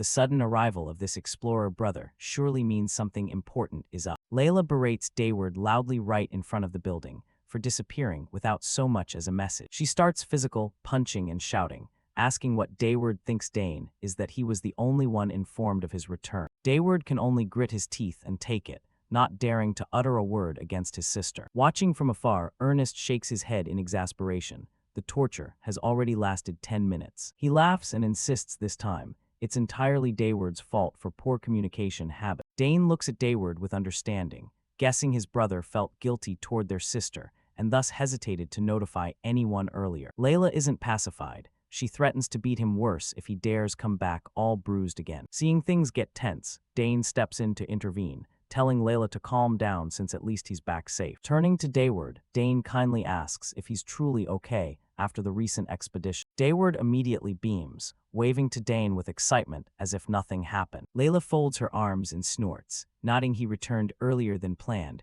while Dane reports all preparations are set. With a confident look, Dayward asserts he's gathered everything needed for the plan. But then his tone turns serious as he mentions one crucial item still missing. The group leans in with curiosity toward Dayward to hear what could be so important. Rare ingredients are strewn across the table, and now they're only missing the Roxana's tear to complete the set. Ernest admits he's no alchemist, but even at a glance, he knows this pile of materials is extremely hard to find. Dayward puffs up with pride, bragging he spent considerable effort to collect all these items. Layla suddenly remembers and asks to confirm whether the Roxana's tear lies somewhere in the Haverosk mountain range. It's a glittering crystal, but apart from rumors that it's in an ancient ruin, there are no other clues. Dayward plans to hand the precious materials to a familiar alchemist, prompting Ernest to wonder why Dane doesn't craft it himself. Ernest feels uneasy entrusting the group's hard-earned haul to a stranger. Dayward explains the curse is very complex, one slip and it backfires, so they must find a true expert. Seeing Dayward assure that the person is trustworthy, Layla nods and asks about the expedition plan. Looking toward the snowy mountain range, she worries the ruin is so well hidden the team will spend ages searching. Dayward admits there's very little information about that border region, so he comes up with an idea to ask Dane for a favor. Dane is startled, sensing something ominous at being targeted by this explorer brother. Indeed, Dayward only gives a knowing half-smile at his brother's sensitivity. That night, Dane began considering using his connection with Third Prince Edward to dig up information. The splendid palace scene appears, and Edward curiously asks if Dane has any special request for him. Dane openly states his case. He wants detailed information about the Haverosk Mountains and the hidden ruins there. Seeing Edward smile in support, Dane feels noticeably relieved. The prince agrees to help at once, nodding that several of his knights used to be mountain rangers familiar with the terrain. Dane bows his thanks, but Edward waves it off. This is just a small favor between friends. While sipping tea, Edward wonders why Dane picked that remote mountain range as their expedition target. He narrows his eyes and studies Dane, wondering if this is a newly discovered archaeological site. Dane explains the group is after an important artifact, and his information network doesn't reach that area. Edward ponders for a moment, then agrees to support them, though he reminds them it's an extremely dangerous place. Since it's a sensitive border region, he warns Dane to act deftly to avoid causing unwanted political conflict. Dane vows it won't happen, and Edward chuckles at the risky nature of the trip. The prince is even enthusiastic enough to offer to come along if court duties in the capital don't keep him busy. Dane smiles back warmly at the young prince's enthusiasm and sincerity. The meeting ends with Edward promising to contact Dane as soon as he hears from his royal ranger. With the information squared away, it's time for the group to start preparing thoroughly for the journey. Dayward begins sharing expedition experience, telling everyone to pack as much dried rations as possible, since it's hard to make fires on the mountain, and they must avoid leaving traces for the rangers to find. He even inspects the climbing gear, explaining the soil there is very soft so anchors can pull out easily, and they need more specialized type. The big and small sacks are neatly arranged, and Dayward reminds them to choose low odor, filling rations to maintain endurance on the climb. Ernest looks at the explorer brother with admiration. He thinks with this knowledge Dayward could teach at the exploration department. While they're busy, the magical communicator suddenly glows. It's a message from Third Prince Edward to Dane. Through the device, Edward reports he has located the entrance to the ruins, but warns the Royal Rangers couldn't go deeper because they hit a dead end right after entering. Dane listens intently and thanks the prince for the valuable information. However, Edward isn't done. He cautions the group to be especially wary of a creature called Dranius roaming the ruins area. At the mere mention of the monster's name, Dayward and Layla's faces immediately turn gray. It's a giant lizard species with top-tier camouflage, making it a fearsome predator that even seasoned rangers struggle to handle. Dayward pats Dane's shoulder and asks him to pass on their thanks to the prince, while Dane stresses the group's safety comes first, so thorough preparation is never excessive. With all final preparations complete, Dayward grins excitedly and urges everyone to set off quickly. Confident smiles bloom on everyone's faces. Each member is mentally ready for the challenging journey ahead. Dane nods firmly, his eyes revealing fierce determination for this expedition. The adventure officially begins with the ultimate goal of finding the Roxana's tear, though Layla still reminds Ernest not to get overexcited and careless. The group hurried along, deciding to teleport to the city nearest the mountain range to save time. Time flew by, and after 3 straight days of riding from the teleport point, at last, the gloomy Oliva Marquisate territory loomed into view. The group urged their horses into the domain, hooves clacking harshly on the deserted road. Layla looked around with puzzled curiosity as she set foot in this borderland for the first time. Dayward suddenly stopped, sensing something very wrong as he took in the territory's decay and the strange, unsettling air. From above, the town appeared ominous and eerily silent, making everyone shiver with unease. The streets were empty, buildings gray and shrouded in a mist like a ghost town. Dane frowned with concern, wondering what on earth had happened to leave this place so dilapidated. The group rode leisurely through a lush valley, surrounded by majestic peaks. Dane signaled a halt, telling everyone to find some dried grass for the horses.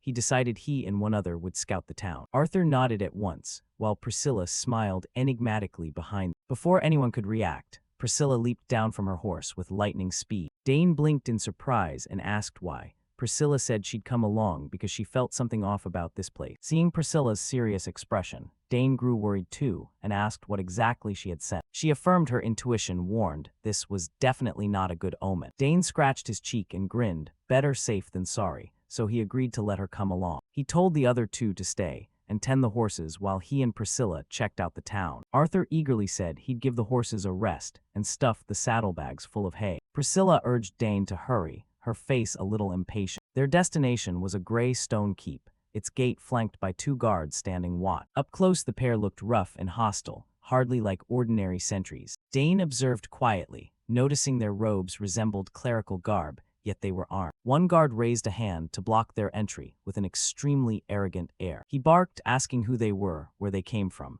and what business they had to dare set foot in this domain. Dane stayed calm, explaining they were travelers stopping to buy provisions and some hay. The guard squinted, probing whether they were just passing through or planning to stay. His gaze bore into Dane, as if trying to pick his bones clean. The other guard was no better, glancing at them with suspicion and distrust. Priscilla read their attitude at once. These guys were violently xenophobic. Finally, the guard let them in, but warned them to take their supplies and leave immediately. Dane bowed politely in thanks and led Priscilla inside, but the guard called after them in a threatening tone, telling them not to be foolish and meddle in the Marquisate's affairs. Crossing the gate, Dane realized that although the interior seemed busy, watchful eyes still tracked their every move. Priscilla suddenly closed in and whispered in Dane's ear that these people looked like members of the Trillion Church. Seeing Dane puzzled, she explained it's a notorious cult the Imperial Church has been cracking down on hard. Priscilla's gaze flicked to a flag hanging nearby, emblazoned with their distinctive magic circle symbol. Her hand curled into a fist, her face full of fury at the mention of those people. Seeing her so upset,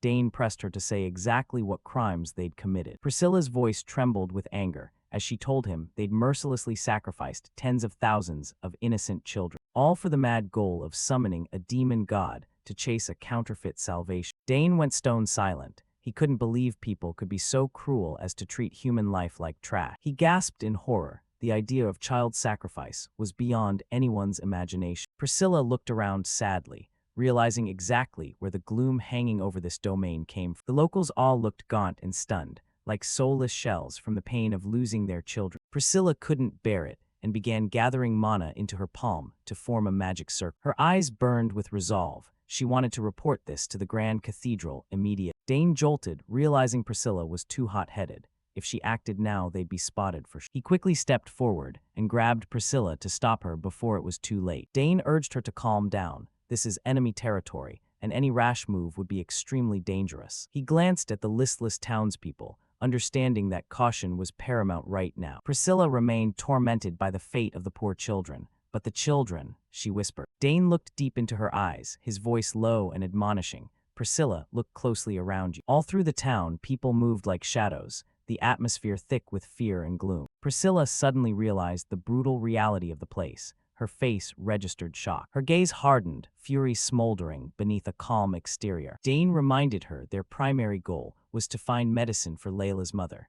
They couldn't risk everyone's lives over an impulsive act. He nodded slightly, signaling she must restrain herself. Priscilla finally softened her tone, agreeing that they should first buy dry grass to avoid suspicion. The two began striding down the gray, stone-paved street. The silence was eerie, only their footsteps echoed in steady rhythm. Dane said he understood her feelings, especially as a true priest of the cathedral. They passed rows of old, gloomy houses, completely lacking everyday life. But we can't act recklessly, Dane continued, his tone stern and warning. The townspeople seemed to avoid meeting the eyes of the two strangers. Dane kept watching. His sharp eyes quietly took note of every detail of the area. He suggested that while buying supplies, they could silently probe the enemy's strength. Priscilla paused for a beat, seemingly weighing Dane's proposal. She narrowed her eyes toward the black-robed figures prowling throughout the street. Dane suddenly broke into a cold smile. Fine, let's see how evil they really are. Priscilla rallied, brushing back her hair and smiling in reply.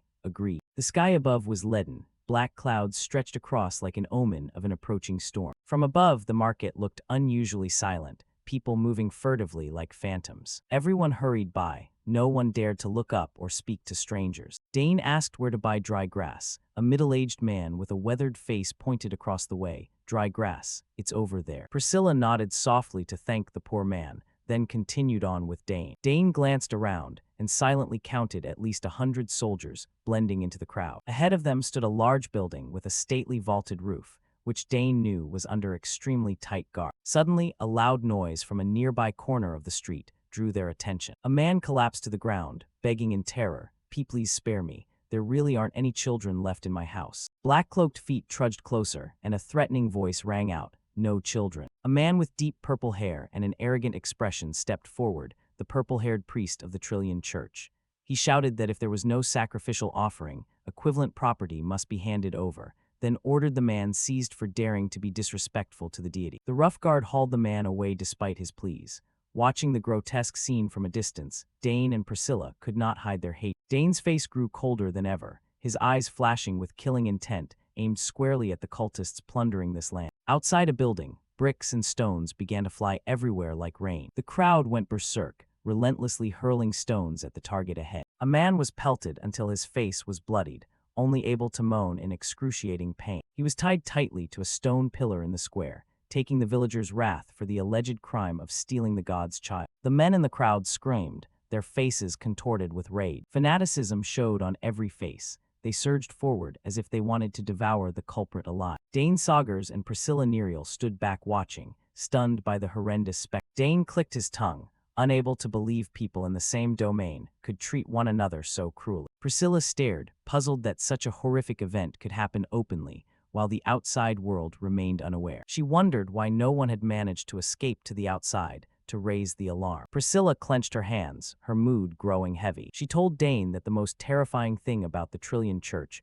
was not just summoning demon gods or human sacrifice. It was their control. They manipulated the populace like puppets at their command. They began infiltrating quietly, starting from the lowest ranks of society. First, they used money and food as bait to spread their doctrine among the poor. Next came those with some means, and finally the upper class, the nobles who ruled the region. Walking and discussing, Priscilla explained how they infiltrated step by step with sweet words and material goods. Dane realized that under these circumstances, capturing the leader would not be simple at all. He believed that even if they eliminated the leader, peace would only be temporary. Because the ordinary people here had deeply internalized the cult's ideology. Dane stared into the distance, knowing they had been completely brainwashed. He had seen this scene far too many times in past lives. In times of chaotic war, baseless religions like this always spring up everywhere. He scanned the town, worried that if left unchecked this rot would soon spread elsewhere. Dane asked Priscilla for more information,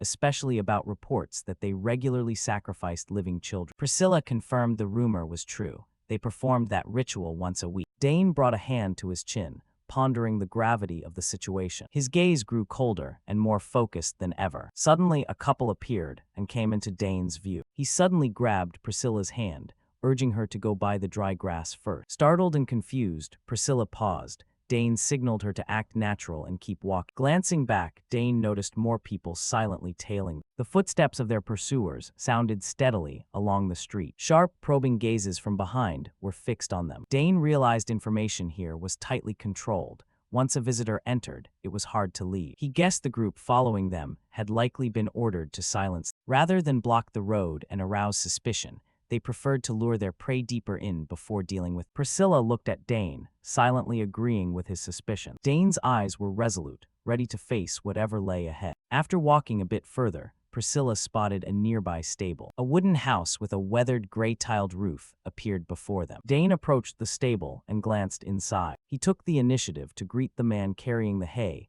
and asked to buy some dried grass for the horses. The middle-aged man stared, murmuring in suspicion at these new outsiders. Dane Saugers casually explained they were travelers passing through and needed some dry grass for their horse. He narrowed his eyes and scrutinized them, his scarred, aged face showing clear suspicion. After a moment of silence, the man asked how much grass they wanted to buy. Dane and Priscilla hoisted 2 huge bundles of hay onto their shoulders and walked quietly down the town's empty street. Behind a corner, 2 spies continued trailing them quietly, their sharp eyes never leaving the targets. Their shadows were cast on the rooftops, persistently tailing every step from above. As they walked, Dane discussed that the next priority was to find a way to rescue the children first. Priscilla flinched and looked over. She wasn't sure whether the plan was too risky with only the 2 of them. Dane nodded in agreement, since confronting the fanatic cult directly was impossible at the moment. Seeing the devotees praying in a trance, he understood that force couldn't be used on people who had been completely brainwashed. Priscilla quickly agreed. She also wanted to prioritize rescuing the innocent little lot. Dane narrowed his eyes, calculating. The most important objective now was to locate where the children were being held. But first, they needed to find a safe hideout to shelter the children after a successful rescue. A confident smile briefly crossed Dane's lips, as if he had already devised a plan that covered both needs. He mentioned a domain 2 days' ride away, where the reputable Count Gangpar's castle stood. It was a fortified land, certainly untouched by the corruption of this heretical cult. The plan was to contact the crown, report the situation, and request troops dispatched from Gangpar's castle to quell the unrest. The town sky began to hang heavy with clouds, bracing for a major upheaval about to break. Dane affirmed that his group was fully capable of handling the rescue mission cleanly. Since the rest of the team was already en route there, they could ask their companions to care for the children first. After ensuring the children were safe, the whole group would officially rendezvous for a full-scale attack. Priscilla nodded in understanding, then suddenly noticed the presence of knights and priests from the royal church very close by. Dane was slightly surprised. He wondered if some secret resistance force was hiding here. He decided he had to find them and coordinate, turning this into a surprise strike. Priscilla smiled brightly. Her earlier worry gave way to a fighting spirit. She cast a quick look back, signaling to Dane about the tails who were still persistently watching. Looking down the dark narrow alley ahead, Priscilla asked if they should deal with the pursuers right now. The 2 spies kept their distance, completely unaware they had been spotted. Dane curled his lips in a dangerous smile. He decided to lure them deep into the empty alley and finish them off cleanly. Layla asked if they should go in to help, while Dane, now disguised with green hair and glasses, insisted he would rescue the children. He needed to pinpoint the exact location to plan. Layla nervously asked again to be sure about the risky intent. Dane calmly replied that he had a rough fix on the location, and it was time to map out the steps. Dane took out a magical tracking device, explaining that if everyone stormed in at once they'd only expose the target. He wanted to assign everyone other equally important tasks. He directed Dayward and Layla that to reach the Havarask Mountains, they would have to pass through Count Gangpar's castle. He wanted them to escort the children there safe. Dane revealed a shocking detail. He had contacted and secured an agreement with the crown to pave the way for this plan. Layla and Dayward were stunned by his breakneck efficiency. Dane felt a bit guilty that this might delay Layla's mother's matters slightly. Layla smiled gently and vowed she would never abandon the children. She told Dane not to feel guilty. This was the right thing to do. Dane gripped the magical device and quietly thanked Layla for her understanding. Preparations were essentially rushed to completion. Dayward nodded in agreement, saying no one could stand idly by in this situation. Everyone was fired up to resolve things quickly. Layla's eyes brightened with determination. She was ready to fight alongside Dane in the risky mission ahead. With plans agreed, Dayward urged Dane to set the rendezvous coordinates. They needed to move there immediately before the enemy could react. Dane nodded, promising to contact everyone soon. The group prepared to split up to carry out different attack vectors. Dayward couldn't help but admire Dane's situational assessment and decisive action. He silently praised his younger comrade's zeal and skill. But looking back at the town, Layla couldn't help but feel sorrow. It was now filled with heretics and ruined remnants from endless conflicts. Dayward squinted and stared into the distance, pensive about how the war's consequences lingered and were worse than they'd imagined. They saw wretched townspeople sitting listlessly by the roadside. Dayward remarked that beyond the capital, things were far worse and more chaotic than this. Not wanting to waste time, Dayward swung an arm around his two juniors, reminding the group to hurry and rescue the children so everything would go smooth. The three answered in unison, their eyes showing firm resolve. Brotherhood and mutual trust were their greatest strength right now. The group quickened their pace across the green grass toward the horses waiting at the forest edge. As they mounted, each carried private thoughts about the upcoming mission, but the common goal was crystal clear. Layla quietly admired Dane's greatness. He always appeared at the right moment and solved difficulties like magic. She recalled how Dane had rescued her before. For her, his presence brought an absolute sense of security. Dayward watched Dane's retreating figure, silently marveling at the boy's potential. He believed that one day Dane would lift House Saggers to the pinnacle of the empire. A confident smile spread across Dayward's face. He knew he was betting on the right person, and his own House Termian would not be left behind. Under the sun, the group spurred their horses forward, leaving the ravaged town behind. A new arduous journey had officially begun. The town from above appeared desolate beneath the shadows of withered branches, signaling a pervasive gloomy atmosphere. Cut to another area. Priscilla asked Dane if he'd found any new clues. He was just emerging from a dark alley. Dane, now back to his true appearance with silver hair, casually replied that they confessed far more easily than he'd expected. The blood on the alley walls suggested the questioning had been brutal. Dane walked past bodies strewn throughout the alley, his demeanor calm as if nothing had happened. Priscilla couldn't help but be astonished by his interrogation skill. He joked that perhaps in a past life he'd tortured so many enemies that he'd become proficient now.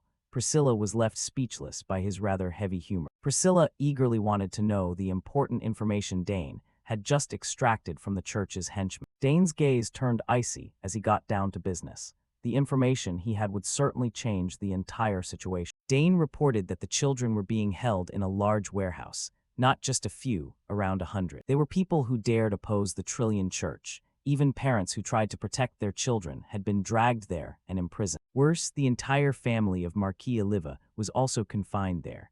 That explained why such a powerful force had been silent for so long. Priscilla immediately understood. She exclaimed that no wonder the Marquis couldn't act. His greatest weakness was in the enemy's hands. However, the toughest problem was how to infiltrate that warehouse to rescue them when the guards were extremely numerous and battle-hardened. Priscilla worried that if a battle broke out, enemy reinforcements would flood in, and evacuating hundreds safely amid that chaos would be nearly impossible. She pondered deeply, unsure how to achieve both goals.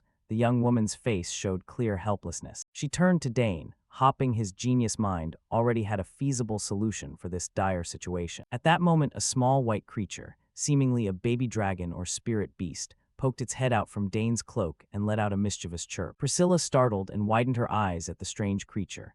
It seemed this was Dane's trump card hidden for the upcoming plan. Dane smiled calculatingly as he began to outline the plan.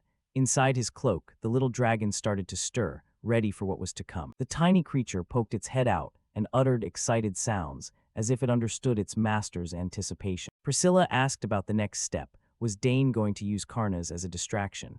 Dane nodded, confirming he would summon a truly powerful being to disrupt the battlefield. Meanwhile, in the square below, hundreds of townspeople had gathered to hear zealous preaching about a new world about to be revealed. A heretical priest with long green hair was fervently indoctrinating the crowd.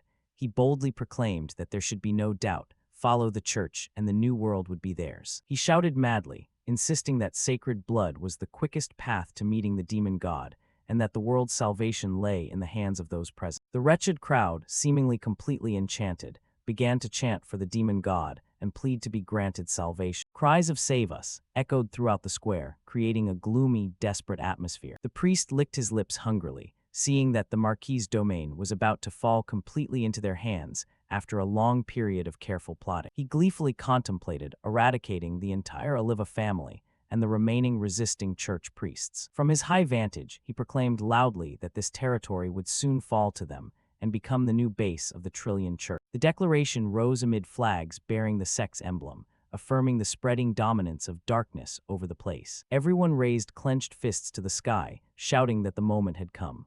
The fanaticism in the crowd had reached its peak. The square was filled with frenzied cheers. Everyone believed their lives were about to be transformed under the protection of the heretical church. The priest tilted his face to the heavens, beseeching the leader to witness this glorious moment to the very end. His face showed utter excitement, as if intoxicated by the taste of victory upon seeing events unfold as hope. With wild, bulging eyes, he shouted resolutely that he would succeed, and no one could stop. He stretched out his arms as if to embrace the whole world, while a grotesque, terrifying laughter erupted. Then a tremendous pressure suddenly struck from the sky, making the entire square quake violent. Powerful tremors ripped through the air, dust billowing everywhere as if signaling an approaching catastrophe. Surrounding buildings shook as if about to collapse, turning the previously cheering crowd into a panicked mass. The pressure from above intensified, forcing the church guards to stare upward at the darkened sky in stunned silence. The crowd gaped in bewilderment. They did not understand what was happening, as the important ceremony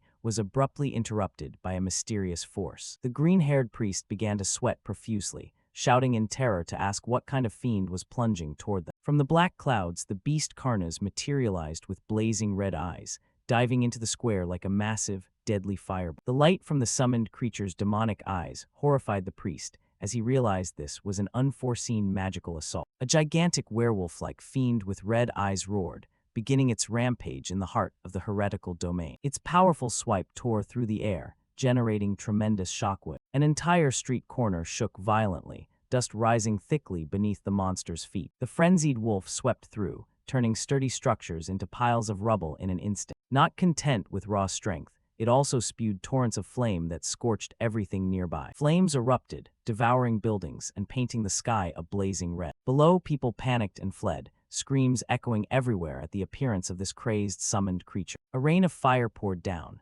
Everyone scrambled to escape, knowing that at this rate no one would survive. The heretical followers froze for a few seconds, baffled by what was happening and where the monster had come from. The green-haired disciple ground his teeth in fury, staring at the chaotic scene in disbelief. He realized this wasn't the style of the resistance forces, but who on earth had struck. Massive boulders were hurled into the sky and rained down like hail, smashing every corner. The situation spiraled out of control. Guards screamed for water to douse the flames, but were helpless against the overwhelmingly powerful monster. The church forces collapsed. Chaos engulfed the entire central district of the territory. While everyone's attention was fixed on the beast, Priscilla Nerial moved silently through quieter areas. She ran quickly, taking advantage of the enemy being occupied with Dane's summoned fiend. Priscilla silently marveled that Dane Sagers' plan was working extremely well. This area was clear of foe. She paused at a corner of a wall, trying to reorient herself for the next move. Suddenly, a cold blade swept past, pressing against her throat and making Priscilla's heart skip a beat. Priscilla's eyes widened in surprise as she realized she had been discovered. A silver-haired knight in gleaming armor appeared, asking coldly who she was and why she was hiding. He threatened to take her head if she were a heretic trying to flee. Priscilla hurriedly raised both hands, sweat pouring down her face. She quickly declared her name, Priscilla Nerial, a theology student of the Royal Academy, here to rescue people. She explained that the chaos outside was created by her comrades as a diversion, in coordination with the resistance. Priscilla swore by the honor of one who follows the path of theology. The knight slightly lowered his sword, repeating the name Priscilla Nerial with suspicion. His gaze remained sharp, scrutinizing every expression on the young woman's face. He demanded proof, warning that he would not hesitate to swing his sword if she couldn't provide any. Priscilla nodded in agreement, though a tremor of fear lingered inside her under his pressure. She gritted her teeth and thought of a way to prove her identity in this perilous situation. Just as Priscilla intended to invoke holy power, an authoritative voice rang out ordering them to stop. A group of clergy appeared from behind. Their leader declared that he knew this child well. Both Priscilla and the knight turned in surprise toward the newcomer. The man stepped forward and confirmed that Priscilla had indeed been his pupil. His footsteps were slow but heavy, easing the tension in the air. It was Bishop Atem. He smiled and welcomed Priscilla after a long absence. Priscilla's eyes widened in astonishment. She couldn't believe she'd run into the bishop here. She hurried over to greet him, feeling relief as if escaped from death's door. The silver-haired knight sheathed his sword and stepped aside when he saw someone familiar to the bishop. Bishop Atem placed his hand on her shoulder, recalling that he had taught her since her first year. 4 years had flown by. He smiled kindly, praising how much she had matured. Priscilla beamed, attributing all her growth to Bishop Atem's past guidance. Bishop Atem peered at her over his glasses, his expression thoughtful at his former student's compliment. Looking at the smoke and flames outside, he wondered why she was here instead of at the academy, and what the giant summoned fiend was. Adam pressed further about Priscilla's companion, asking her to explain the whole situation clearly. Priscilla fell silent for a moment to compose her words and speak convincingly before her former teacher. She began the act, claiming she had merely stopped by with a friend from the academy and couldn't stand by seeing the suffering. The bishop asked in astonishment, "You knew we were hiding here?" Priscilla nodded, saying she had sensed a faint holy power and wanted to join the resistance to save the people. She bowed her head pleadingly, begging the bishop to lend his strength to drive away this cruel heresy. The brave request stunned both the silver-haired knight and those around them. Bishop Adam sighed with shame. He hadn't expected a young student to be so thoughtful and altruistic. He assured her he would certainly support her. He couldn't let Priscilla face the danger alone. However, the bishop remained worried that if this were exposed, the heretical church's forces would swarm here like ants. In response to that worry, Priscilla gave a confident smile, showing she had anticipated everything. She advised the bishop to return to the church with everyone and report as usual. Everything had been planned. Meanwhile, the summoned fiend outside continued rampaging, repeatedly destroying the ancient building. The giant wolf roared. Each of its steps made the ground tremble and caused massive explosions. On a high rooftop, Dane Saugers watched and told the little dragon Karnas to rest. If it kept going, the whole village would be reduced to ash. He wondered whether Priscilla had successfully infiltrated, then decided he must finish his part quick. Dane's gaze hardened, sharp and focused, preparing for the final move of the hunt. Below, the green-haired cultist shouted wildly, ordering his men to find the summoner of the beast. A henchman reported in panic that the smoke and flames were too thick. They couldn't see any trace of the enemy. The green-haired man grabbed the henchman's collar and berated him. He knew that if they didn't stop the creature, the entire domain would be wiped out. Successive sounds of collapse rang out, dust and smoke obscuring the vision of the panicked cultist. The cultist ground his teeth, helpless before the unimaginable devastation wrought by the werewolf fiend. At the moment of his greatest despair, a hand suddenly reached out and grabbed his shoulder from behind. He muttered in fear, worried about how he would face the leader after this disastrous failure. A cold voice sounded right beside him. "Then don't worry too much." Dane Saugers revealed himself in the heart of the enemy den, bluntly declaring that the man would never have the chance to meet his leader again. A cocky smirk curved on his face as he looked at the trembling cultist. Dane stood there with authority, Karnas perched on his shoulder, the posture of someone who completely dominated the battlefield. Two guards were gone in an instant, unable to react to Dane. He regarded the remaining troops with eyes as cold as ice. The green-haired leader froze, unable to believe his two close guards had fallen so quick. He gaped in shock at the opponent's terrifying speed of execution. Only then did he realize that Dane not only summoned beasts, but was also extremely fierce in close combat. He casually brushed dust from his sleeve, indifferent to the man's frantic shouts asking who was behind this. With a smirk, Dane told him he'd be better off worrying about his own life first. The man began to sweat profusely, sensing death approaching. The little dragon Karnas suddenly dove down from above. It struck a lightning-fast blow that the cult leader couldn't react to. Desperation showed in his eyes as he watched the tiny monster charge straight at him. A clean finishing strike sent the ringleader crashing to the floor instantly. Dane looked over the chaos and decided to capture him alive for interrogation. Catching this big fish would be far more valuable handed over to the Imperial Church than simply killing him. The green-haired man now lay motionless like a log, completely unable to resist. Cut to the evacuation area. Priscilla was busy directing the panicked crowd. Clerics hurriedly cast healing magic on villagers trapped in the rubble. The lucky survivors wept. They had thought death was certain. Priscilla sighed with relief. Seeing the villagers' stable eased her. She gently tended to a nobleman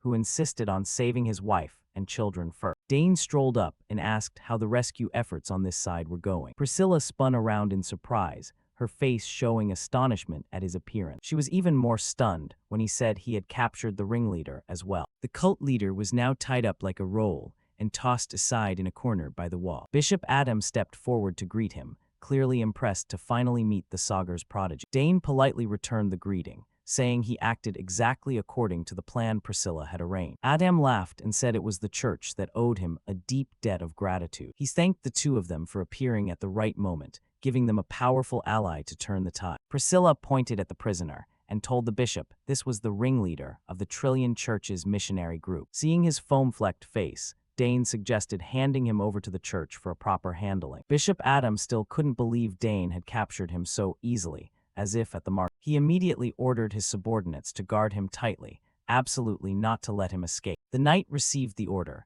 and waved for more men to come escort the criminal away. Adam nodded approvingly, secretly praising Dane's decisiveness and efficiency. Mentioning letting him taste the church's interrogation techniques, Adam's grin made Dane shudder on the other's behalf. With the rescue mostly complete, Atam turned to Dane for his opinion on beginning the evacuation of civilians from the danger zone. He planned to have the Holy Knights guard those unable to move due to torture. Dane nodded in agreement. He knew the cult remnants wouldn't leave this be for long. Looking at the town ruined under the sunset, everyone understood the enemy would soon return to find their leader. Dane urged the team to quickly clear the battlefield and withdraw before it was too late. As they were about to leave, the little dragon Karnas suddenly flew erratically overhead, uttering urgent warning cries. Judging by its frantic behavior, a very large force was clearly besieging the area. At the noise, Dane and Priscilla jolted and looked up. The enemy arrived faster than he had thought. Dane's gaze hardened, ready for a battle to the death. In the distance, a whole column of cult troops appeared, fully armed. The axe-wielding soldiers began to scour the area.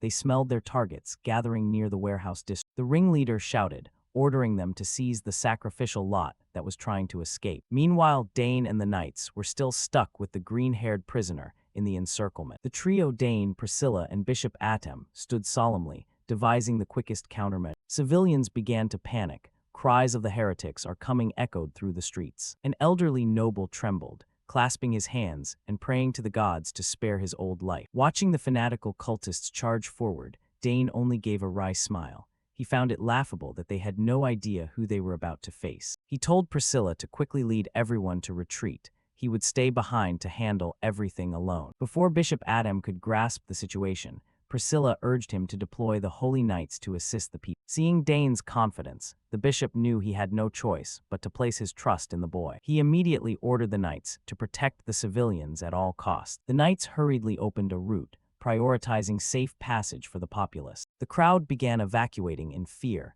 children and women being led first under the army's protection. Priscilla urged Adam to hurry. The situation was extremely urgent. The bishop looked back at Dane, his expression a mix of gratitude and worry. Now Dane stood alone before the sea of people. He sighed. He truly wanted to end this peacefully. Blue mana crackled around him, beginning a true display of power. He reached out, preparing to play his trump card. With burning eyes, Dane commanded the summoned entity to appear immediately. Beams of energy struck the ground, creating horrific mana explosions around the enemy. The cultists froze in shock. They felt an overwhelming presence taking shape. A giant arcane wolf manifested with a roar that tore the night, ready to pulverize anyone who crossed the line. The entire city trembled violently under the magical force unleashed in the battle. The colossal wolf Edorak howled, sweeping away the remnants of the enemy. The heretic forces fled in disarray. The civilian rescue operation was a resounding success. The last followers of the Trillion Church were utterly destroyed under Edorak's fang. The priests and residents safely escaped the Marquis' territory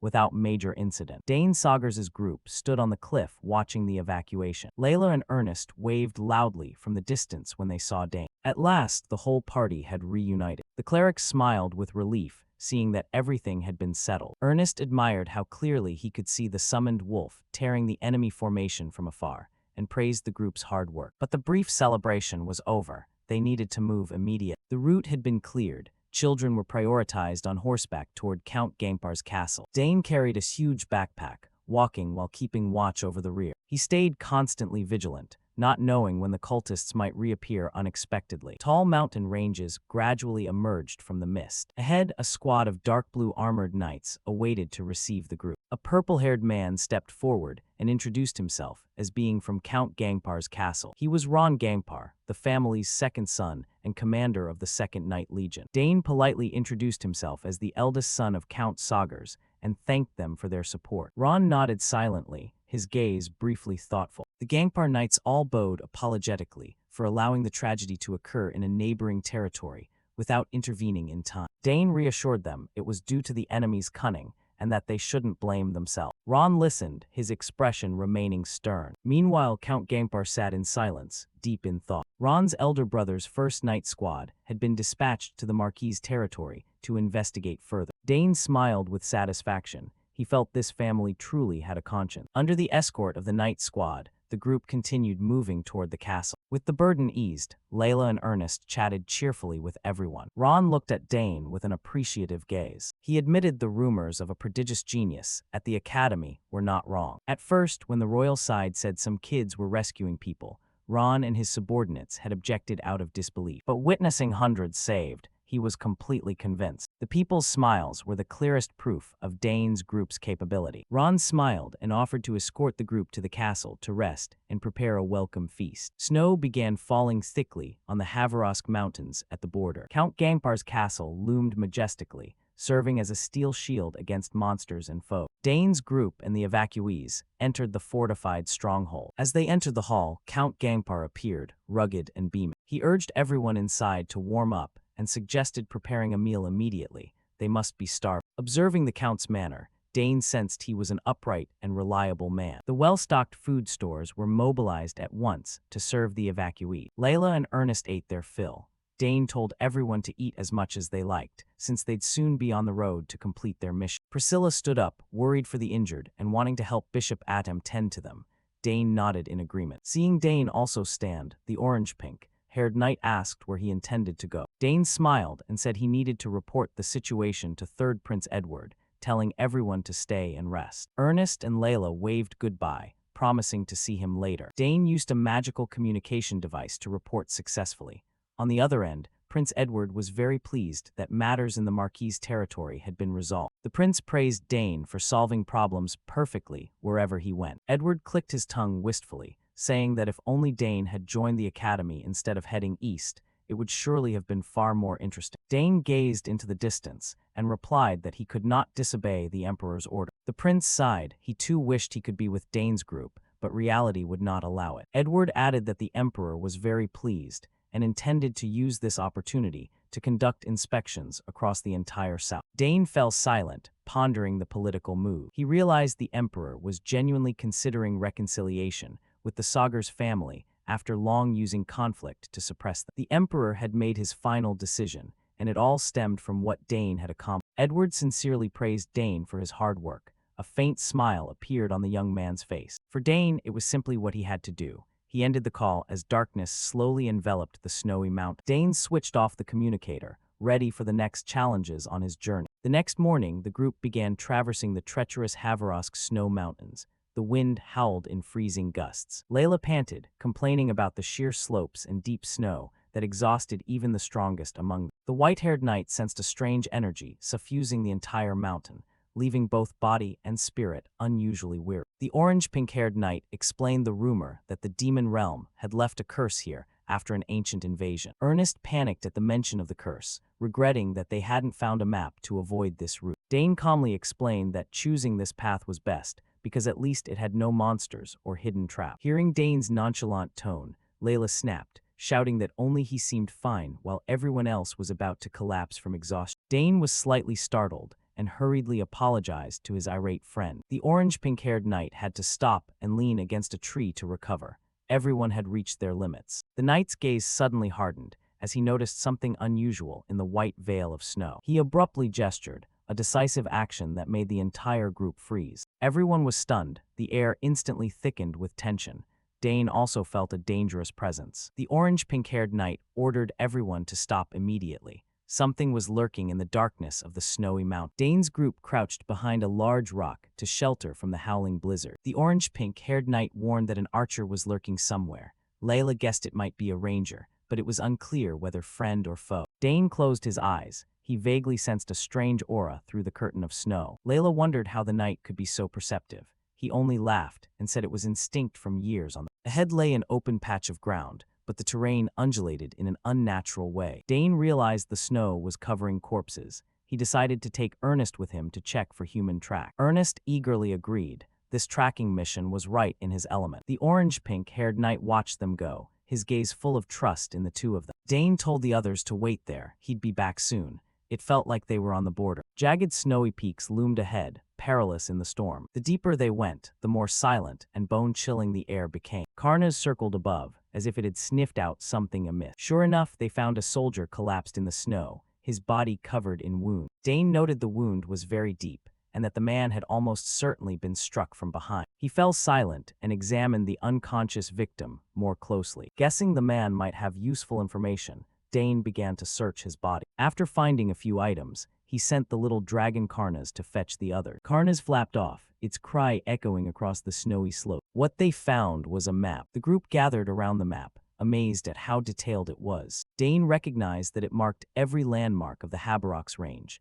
just the sort of thing professional rangers carried. Ernest and Layla brightened. With this map, they'd no longer have to worry about getting lost. Priscilla looked at the fallen soldier with a worried, puzzled expression. She wondered how such a seasoned ranger could be taken down so bad. The orange-pink-haired knight reassured Priscilla, saying on the border such things happen, and anyway the man was an enemy. Basic first aid was enough. Priscilla only nodded silently. Dane found another dispatch on the soldier. Ernest curiously asked what the order was, then wondered whether Dane could read the Drenic dialect. Dane smiled confidently. He said he knew a little and would give it a try. His eyes fixed intently on the strange characters on the paper. The dispatch stated that the situation at the ruins was dire, with 5 seismic nodes and leaking magic growing stronger. The messenger was ordered to approach covertly to assess conditions before Altian's rangers arrived. Priscilla froze. If magic was leaking that strongly, something major was surely happening inside the ruin. The orange-pink-haired knight clicked his tongue.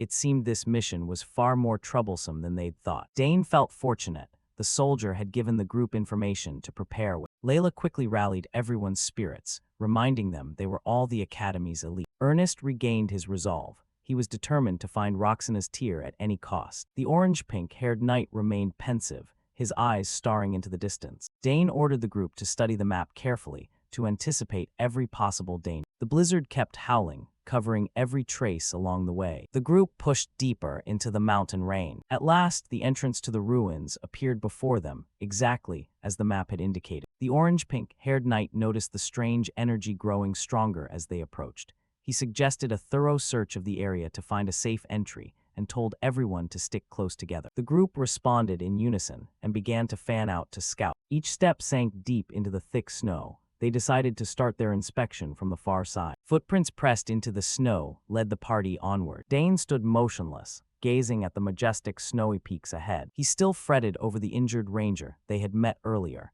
Had he been attacked by Altian's rangers? Or someone else, or something more horrifying hiding nearby? The group moved to a large stone structure. After confirming the area was safe, they prepared to inspect the opposite side. It seemed the soldiers' mission had been to survey these ruins. Dane, Priscilla, and Ernest sat down to hide. Dane wondered whether the soldiers' task had been a routine survey or to find something specific and report back. Suddenly, Dane's gaze sharpened. He ordered everyone to stop immediately. Seeing Priscilla and Layla still bewildered, Dane said he smelled death.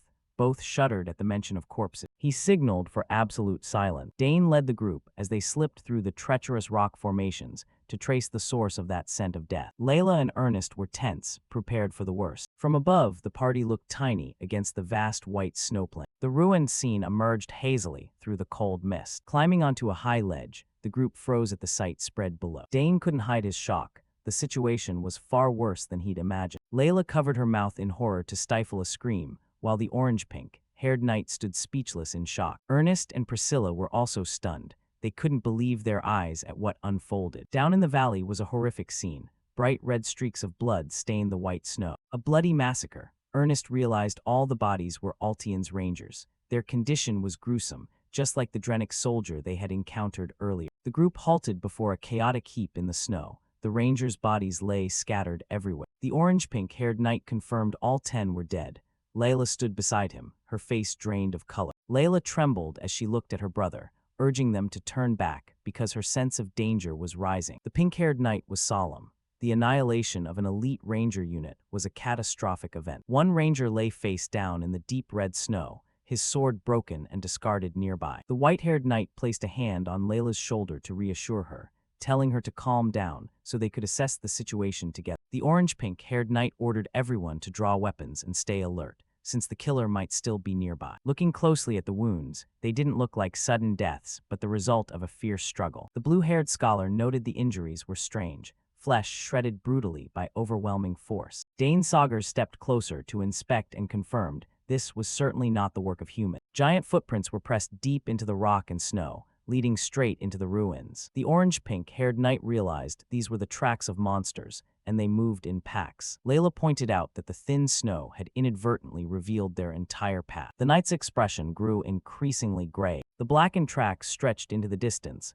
plunging into the ruins' darkness. Dane wondered why they slaughtered the rangers before breaking into the site. He found a strange hair caught on the dead man's gear. Dane picked it up to examine it, a long, fine strand that shimmered silver. Seeing the silver hair in his hand, a terrifying name flashed into Dane's mind. The image of a giant wolf clan with silver fur appeared in his thoughts. Dane said the Empire had a special unit called the Lycanthrope, and these tracks belonged to them. Layla was stunned. She had assumed such powerful wolf clans existed only in fairy tale. From Dane's past life's memory, the unit had been formed in exchange for imperial citizenship for their people. But if they were allies, why would they turn and slaughter their own ranger? Layla worried whether their target might also be Roxana's Tear. Dane knew dealing with a known enemy was easier, but he sensed the problem was deeper than that. He had a hunch someone was pulling the strings behind the entire wolf clan. The white-haired knight reassured them that her holy power could suppress the wolves, though she worried about reinforcements discovering them. The orange-pink-haired knight felt optimistic. The vanguard had cleared traps for them, saving their strength. It made sense, so the group decided to act quickly before it was too late. Dane thought privately that if things went bad, it would be a good chance to test the Arcanium sword's power. He drew his blade. Runes along the edge glowed with potent magic. This way, everyone conceal your aura. The orange-pink-haired knight led the team in. The group moved swiftly, vanishing into the cave's darkness. Inside the ruins, the space was gloomy, with the steady drip of water sounding eerie. Fresh blood splattered the ancient dwarven pillars, proof of the atrocity. From afar came desperate screams as 3 more wolf comrades fell to hidden traps. A man in a black cloak stepped forward calmly, repeating his promise to lift the clan from ostracism. Gagan, leader of the Lycanthrope clan, gritted his teeth in hatred, but could do nothing. Beneath the cloak, the mysterious man smiled with a calculating, fiendish. He used the dream of living in the Empire's light to coerce the poor wolves. He pretended to be magnanimous and let them refuse, but Gagan's look showed they were driven into a corner. He threatened that if Gagan disobeyed, the werewolf clan's future would be finished. Gagan ground his teeth in fury, his body trembling violently from being cornered. The wolf leader pointed at the 3 fallen comrades and screamed at the heavy loss. The cloaked stranger snarled, scolding Gagan's lament and forcing him to find a way past the trap. He raised a hand wreathed in purple magic, threatening to detonate Gagan's limbs on the spot. A vicious magic coiled around Gagan's throat, making his eyes bulge in terror. The 2 wolves with him could only stand by helpless and frightened. Gagan had to lower his voice and beg the villain to calm down so he could lead them on. The black-cloaked man snorted coldly, mocking that Gagan should have capitulated sooner. He withdrew his magic, leaving the air thick with hatred. He coldly ordered the pack to hurry up. Gagan looked at him with bloodshot eyes, silently enduring the humiliation. The group pressed deeper into the dark ruin. Heavy footsteps echoed steadily through the stone corridor. The pack's silhouettes blurred in the ruin's hazy mist. The antagonist muttered that his secret organization must never collapse. He raved that at all costs, he must seize the artifact Roxana's Tear. Once he had it, he believed he could restore all the power he had lost. Meanwhile, Dane's team had advanced into the inner area. The blue-haired scholar crouched to examine the prints and judged that at least 7 or 8 people had passed here recently. The orange-pink-haired knight surveyed the surrounding architecture and noticed many signs of human workmanship. He touched the intricate stones and realized this was the masterful craft of the dwarf people. Dane Saugers suddenly recalled Bulbak's words about his clan having once lived in these mountains. The blue-haired scholar pointed out that hidden traps grew dense from this point, but they had all been triggered forcibly. He clutched his head in disbelief. It seemed the vanguard had charged into the traps regardless of danger. If they hadn't detected the traps, this place would have been littered with their corpses. Layla and Priscilla Nerial were horrified by the grim analysis. Dane Saugers hardened his expression and made a shocking conclusion. Had they used their own comrades as living shields to clear the traps? Dry footsteps resounded in the silent space of the ancient ruin. Gnarled roots wrapped around the stone columns, creating a rather gloomy scene. Dane Saugers suddenly raised his hand to signal a stop. He sensed something amiss ahead. The group froze instantly, tension obvious on every face. Because the Arcanium sword shone too brightly, Dane decided to sheath it to avoid detection and told everyone to be ready. The orange-pink-haired knight pressed against a large tree trunk, silently watching the scene ahead. At the end of the corridor, a blinding light streamed from the entrance, leading to the ruin's central hall. The orange-pink-haired knight reminded the group to hide and rechecked their scent-erasing potions, since the enemy was very near. The blue-haired scholar and Layla nodded in agreement. Everything was set for a covert entry. One by one, they moved quickly, grabbing broken slabs as makeshift cover. From above, the group disappeared completely into the darkness of the ruined relics. Dane thought to himself that without the scent-erasing potion, the lycanthrope's keen noses would have picked them off. His gaze fixed ahead, where sharp voices were arguing loudly. Gagan was snarling at the cloaked stranger for deceiving them, and now the man demanded a sacrifice to activate the ruin. The giant wolf refused to lose any more of his followers to the villain. The cloaked stranger sneered, bringing up the massacre of 10 scouts to coerce the wolf pack. He threatened that if they turned back now, they would be branded deserters and hunted relentlessly. Blood stained the cold stone floor. He declared they would die whether they left or stayed. Gagan ground his teeth in bitter frustration at the impossible choice. Dane's team hid nearby and began assessing the enemy. 3 lycanthropes, 1 dwarf, and the black-cloaked man. The blue-haired scholar immediately recognized the distinctive robes of the secret sect they'd been tracked. Dane confirmed it was the same style as the cultists they'd encountered before. Everyone was surprised.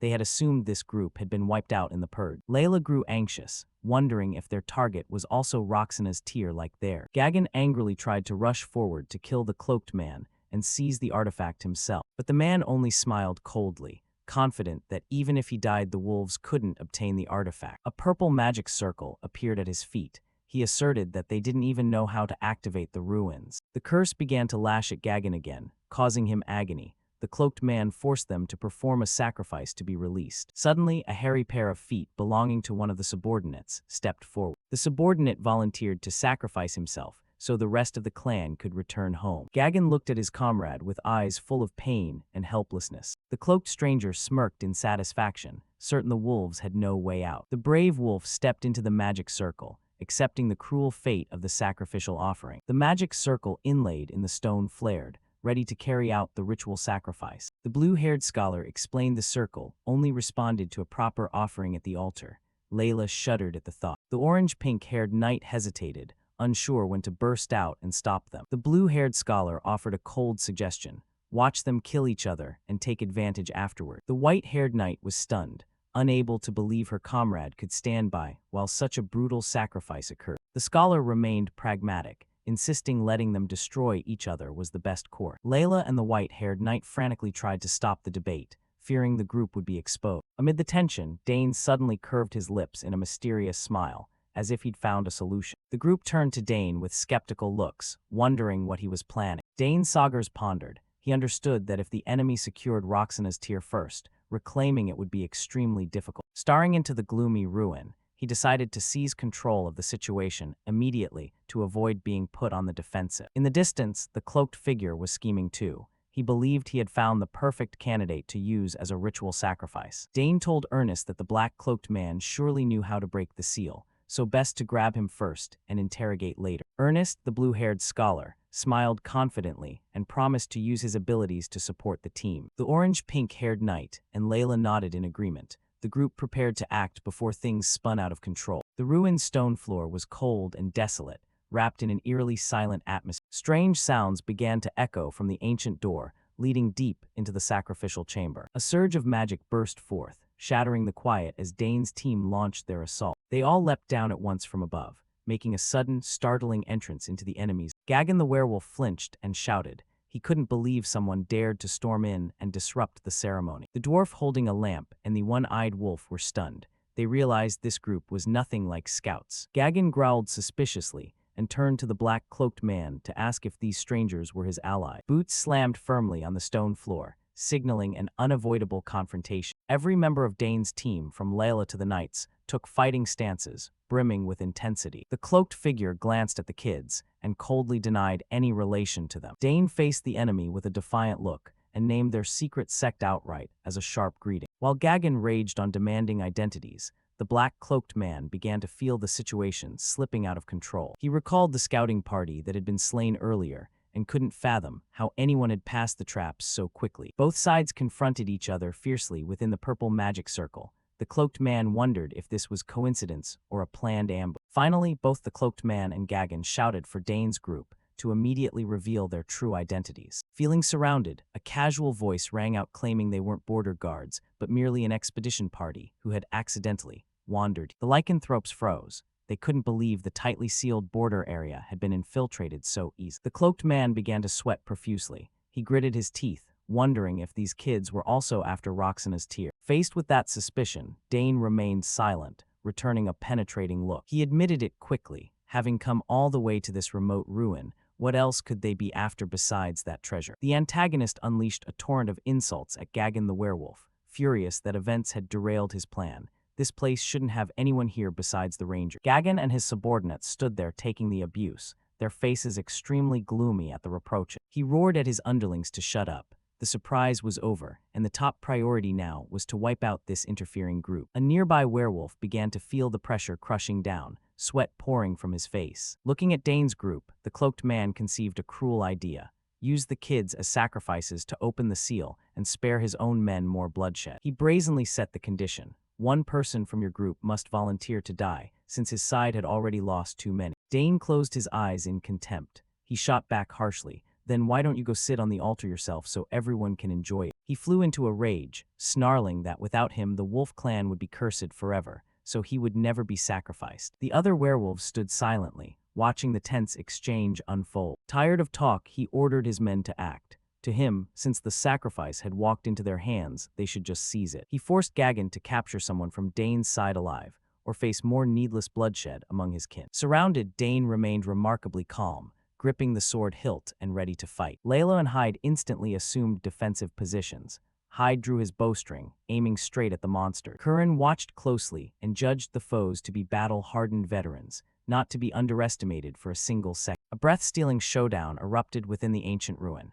Everyone knew this fight wouldn't be easy, with the goal of breaking the seal. The cloaked man growled his ultimatum, demanding Dane's group make a final decision at once. The werewolves bared fangs and claws, preparing to pounce on the prey at their master's command. A huge hairy hand slammed the ground threateningly, accompanied by a long, regretful sigh. Gagan looked at Dane and confessed he truly didn't want to attack a child, but the circumstances left him no choice. Dane sneered, mocking that counterfeit kindness, when their hands were just stained with the ranger's innocent blood. His gaze turned ice-cold, asserting that those he once knew would never stoop to such despicable acts. Dane's words struck like a blade, leaving the werewolves momentarily stunned and guilt-ridden. "Cut the cheap excuses," Dane said as he drew his sword. The arcanium began to gleam with bright blue energy. The villain in the back started to worry. He wondered where these kids got such confidence, or what hidden power they might be concealing. A lantern was flung aside, its flame wobbling in midair, signaling the official start of the battle. Gagan's henchmen howled with excitement. They wanted no more talk and lunged to tear their opponents apart. Seeing the turn, the sly cloaked man quickly retreated to preserve his life, leaving the werewolves to charge forward. Gagan roared encouragement to his fellows, resolved to fight for honor and the clan's ultimate survival. 3 giant werewolves leapt down in unison from above, forming a crushing pincer aimed at Dane. Dane glanced back and confirmed the ringleader, and the dwarf had withdrawn safely into the deeper shadow. He curled a confident smile, vowing to end this game as swiftly as possible. Dane signaled Priscilla to fall back, reminding her not to step into the enemy's dangerous line of sight. Priscilla worried and wanted to help, since her holy power could heal if anyone was injured. Layla was shocked. She couldn't believe Dane intended to face all 3 monsters alone. Dane insisted that in the narrow terrain and limited visibility, letting him handle it alone was the optimal plan. Layla reluctantly agreed, admitting she was curious to see the true power of the new sword in his hand. The arcanium blazed, ready for a dazzling display of power from the Sagar's prodigy. The werewolves froze. They hadn't expected a human brat to declare he'd take them all on alone. One of them growled with contempt.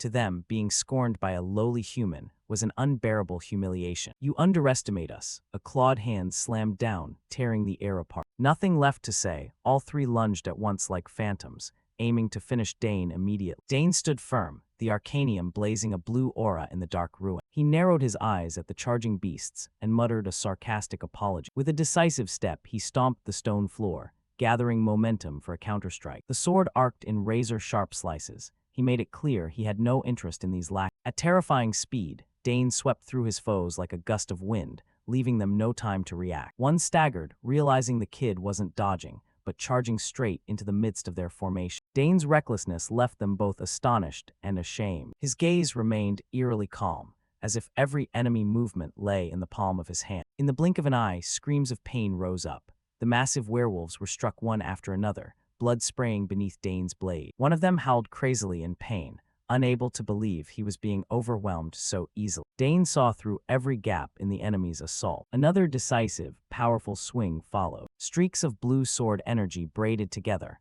enveloping the battlefield. He smoothly slipped aside to evade a killing swipe, his movement as graceful as a dance. Using the jump's momentum, Dane flipped in midair to set up the finishing blow. The werewolf below only had time to see a silver-white blur plunging toward his head. Dane's face stayed cold and expressionless as his enemy neared death. Fear was clear in the beast's eyes before it all ended. An explosion of energy erupted, flinging the three giant werewolves backward. They toppled like chess pieces. From afar, Layla and Hyde stood rooted in place, astonished at such overwhelming power. Curran broke out in a sweat, silently admiring that Dane's true strength far exceeded what he'd imagined. The battlefield fell suddenly silent, leaving only strewn corpses and the dim lantern light on the stone floor. The cloaked man had been watching the fight from the shadows the whole time. He began to tremble. 3 elite werewolf warriors couldn't even graze that kid. This was truly a monster. Dane slowly turned his head, his eyes fixed on the one who was hiding. He noticed a crucial detail: the silver hair and that exceptional swordsmanship. A horrifying thought flashed through his mind. Could this be the famed prodigy of the Count Sagar's family from the rumor? He cursed his bad luck. Why would such a high-caliber figure appear in this remote place and ruin all his plans? Inside the fog-filled courtyard, a throat like a wound coughed weakly while trying to stand on its feet. The creature felt pain spreading through its body after being struck by an unfamiliar weapon. Shock flooded its mind as it realized the attack had pierced its sturdy body with alarming ease. Even moving became difficult as the wound sapped its strength. Fear gradually replaced confidence. Looking toward the opponent, Priscilla wondered what kind of monster could possess such overwhelming power. She said there was nothing more they could do. Meanwhile, the dark sorcerer thought to himself, "Damn, he took down 3 werewolves. How strong is he after all? Is he a 5th-rank knight? No, he didn't just use a sword. He must be using magic as well. So he's a spellblade, no way." Across the courtyard, the hooded enemy praised Dane's swordsmanship but pointed out a major obstacle. Unless the seal protecting the target is broken, victory would mean nothing. Confidence remained clear on Dane's face. Rather than worry, he believed he had the knowledge to handle it himself. The enemy took that confidence for arrogance. The protagonist was also a bit wary inwardly. He didn't falter despite witnessing the other's ability. Indeed, he was not someone to be underestimated. All right then, let's see who the real winner is. Dark magical energy gathered around the hooded man as he prepared his next move. While respecting Dane's sword skill, he asserted that his magic far surpassed. His true objective finally became clear. After capturing a key figure, he intended to seize Roxana's tear and restore the secret organization he served. Pride filled his expression as he revealed his identity. He was a famed mage and alchemist who had reached the rare 6th tier. Multiple magic circles appeared beside the hooded man, releasing streams of purple energy that spread across the battlefield with immense force. The sudden display left everyone watching stunned. The blonde girl shouted, "6th tier. No wonder the werewolves struggled so much." A confident smile crossed the mage's face as he advanced. Certain escape was impossible. He prepared to overpower his enemies and end the fight. Facing the 6th tier mage, Dane remained calm despite his opponent's overwhelming confidence. The mage threatened to turn everyone present into offerings for his plan. Instead of relying solely on the sword, Dane revealed another aspect of his ability. Blue magical energy gathered around him as he prepared to answer spell with spell. Surprise flashed across the enemy's face. Realizing Dane could use magic too, the battlefield instantly grew more dangerous as both sides prepared for a clash of spells. The hooded mage quickly recalled rumors about the Sagar's family and their talented daughter. Even so, he still regarded Dane as a temporary nuisance. Streams of blue and purple energy surged through the courtyard. The two opponents exchanged magical attacks while testing each other from a distance. The mage's confidence showed as he continued casting. Sure of his superiority, he believed Dane would soon regret challenging him in the realm of magic. Dark runes and magical sigils spread through the air as the mage launched an even greater incantation. His expression showed absolute certainty that victory was within reach. A massive wave of purple energy exploded from their formation. The attack expanded rapidly, engulfing the surrounding area with destructive force. Excitement and madness mingled on the mage's face as he poured more power into the incantation. The growing magic threatened everyone nearby. Recognizing the danger, Dane stepped forward to face the incoming assault direct. Rather than retreat, Dane shouted a warning and focused on shielding his allies. Even under pressure, he continued to analyze the enemy's spell and its weakness. Suddenly, a powerful burst of magic detonated outward. Cold energy spread across the battlefield and disrupted the advance of the purple assault. The freezing force kept expanding as layers of ice and magic collided with the enemy formation. The courtyard trembled from the impact of the opposing forces beneath. Dane immediately recognized the danger of the unfolding battle. A large-scale incantation within the cramped underground chamber threatened not just the enemy, but everyone present. The protagonist turned and asked everyone, "Are you all right?" The others were fine, because Priscilla had erected a protective barrier for them. The red-haired girl shouted, telling the hero not to let the enemy continue the attack, because this place could collapse. Dane nodded and assured them, "All right, leave this place to me." He then began to activate magic in the palm of his hand. A smile tugged at his lips as he whispered, "The longer this drags on, the worse it gets for us." Without hesitation, he completed his magic and shouted, "Oh, spear steeped in mana." At that cry, countless mana spears formed all around him. Confident in this magic, Dane declared, "I'll finish this quickly." Opposite him, the dark mage could scarcely believe his eyes. Impossible. It dodged all my attacks. He wondered in confusion, and what skill is that? Did he channel mana into those spears? He couldn't help but blurt out, "Where on earth did you learn those strange magics? But struggle all you want. This time I'll send you off with a finishing move." At the same moment, the magic circles behind him simultaneously emitted extremely dangerous aura. Next, they all fired bolts of purple lightning straight toward the protagonist. Explosions began to occur in the air, producing deafening sound. The friends watching grew extremely worried for the protagonist. Up front, Dane remained utterly composed, his face showing not a trace of fear. Over here, the dark mage was still gloating loudly. "Huh, die brat, you have nowhere left to run." In response to his words, Dane's body moved as fast as a squirrel. Not a single attack could touch him. Then Dane spoke, "Isn't that true of you as well?" His words startled the dark mage, making him realize his own situation. But the spear of light Dane wielded began to radiate an even more intense brilliance. He declared, "Now it's my turn." With that, Dane swung his arm and unleashed all those spears straight at the dark mage. Seeing that, the mage gritted his teeth and snarled angrily,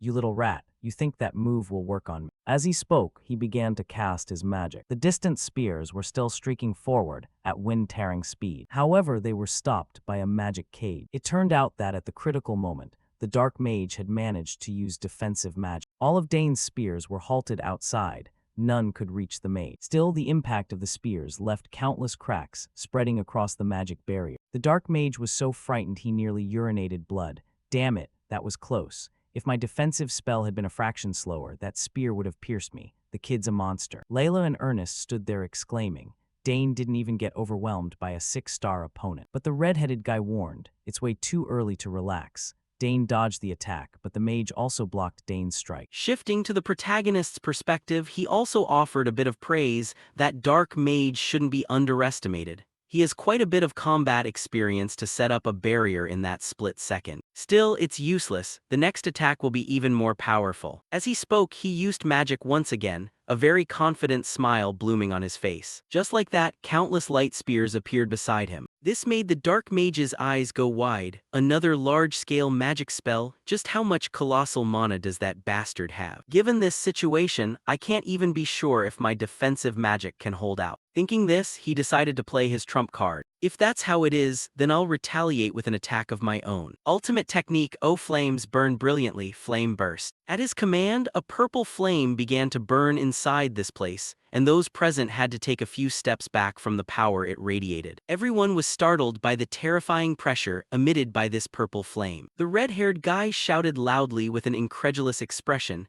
"It's a giant fireball. Is he planning to burn this whole place down?" Layla hurriedly shouted a warning, "Dane, be careful. This trick is really dangerous." On the opposite side, the dark mage had practically gone insane. "Fine, then let's all die together. If I can't have the tears of Roinia, nobody else is allowed to have it either. Die, you brats." With that, he waved his hand forward, hurling this giant fireball straight toward the group of friends. And the first one to face it was naturally none other than the protagonist, Dane. Yet the male lead didn't seem scared at all. "Not good. Well, if it's fire, I don't even need to make a move myself, right, Karnas? Flames can't defeat him. Hearing this voice, a small figure darted out from inside Dane's shirt. As soon as the little dragon Karnas flew out, it began gathering firepower in its mouth and flapped its wings to fly straight toward that purple fireball. Just like that, the two of them started a firepower battle with each other. The dark mage looked forward with a puzzled gaze. What is it now? Is it charging straight at the fireball? What an idiot. But before he could even finish speaking, he suddenly noticed something. Isn't that a dragon? The male lead cheerfully acknowledged, that's right, the Lord of Flames, a dragon, punch right through it. Obeying his master's command, Karnas lunged straight forward. With its fire resistance trait, it easily bypassed the attack and headed straight for the Dark Mage's location. Everyone around held their breath in anticipation. Dane wore a very confident smile, as if he had already guessed the outcome. And the Dark Mage strained himself, shouting loudly as if trying to use magic to defend. Finally, an explosion occurred right inside the room.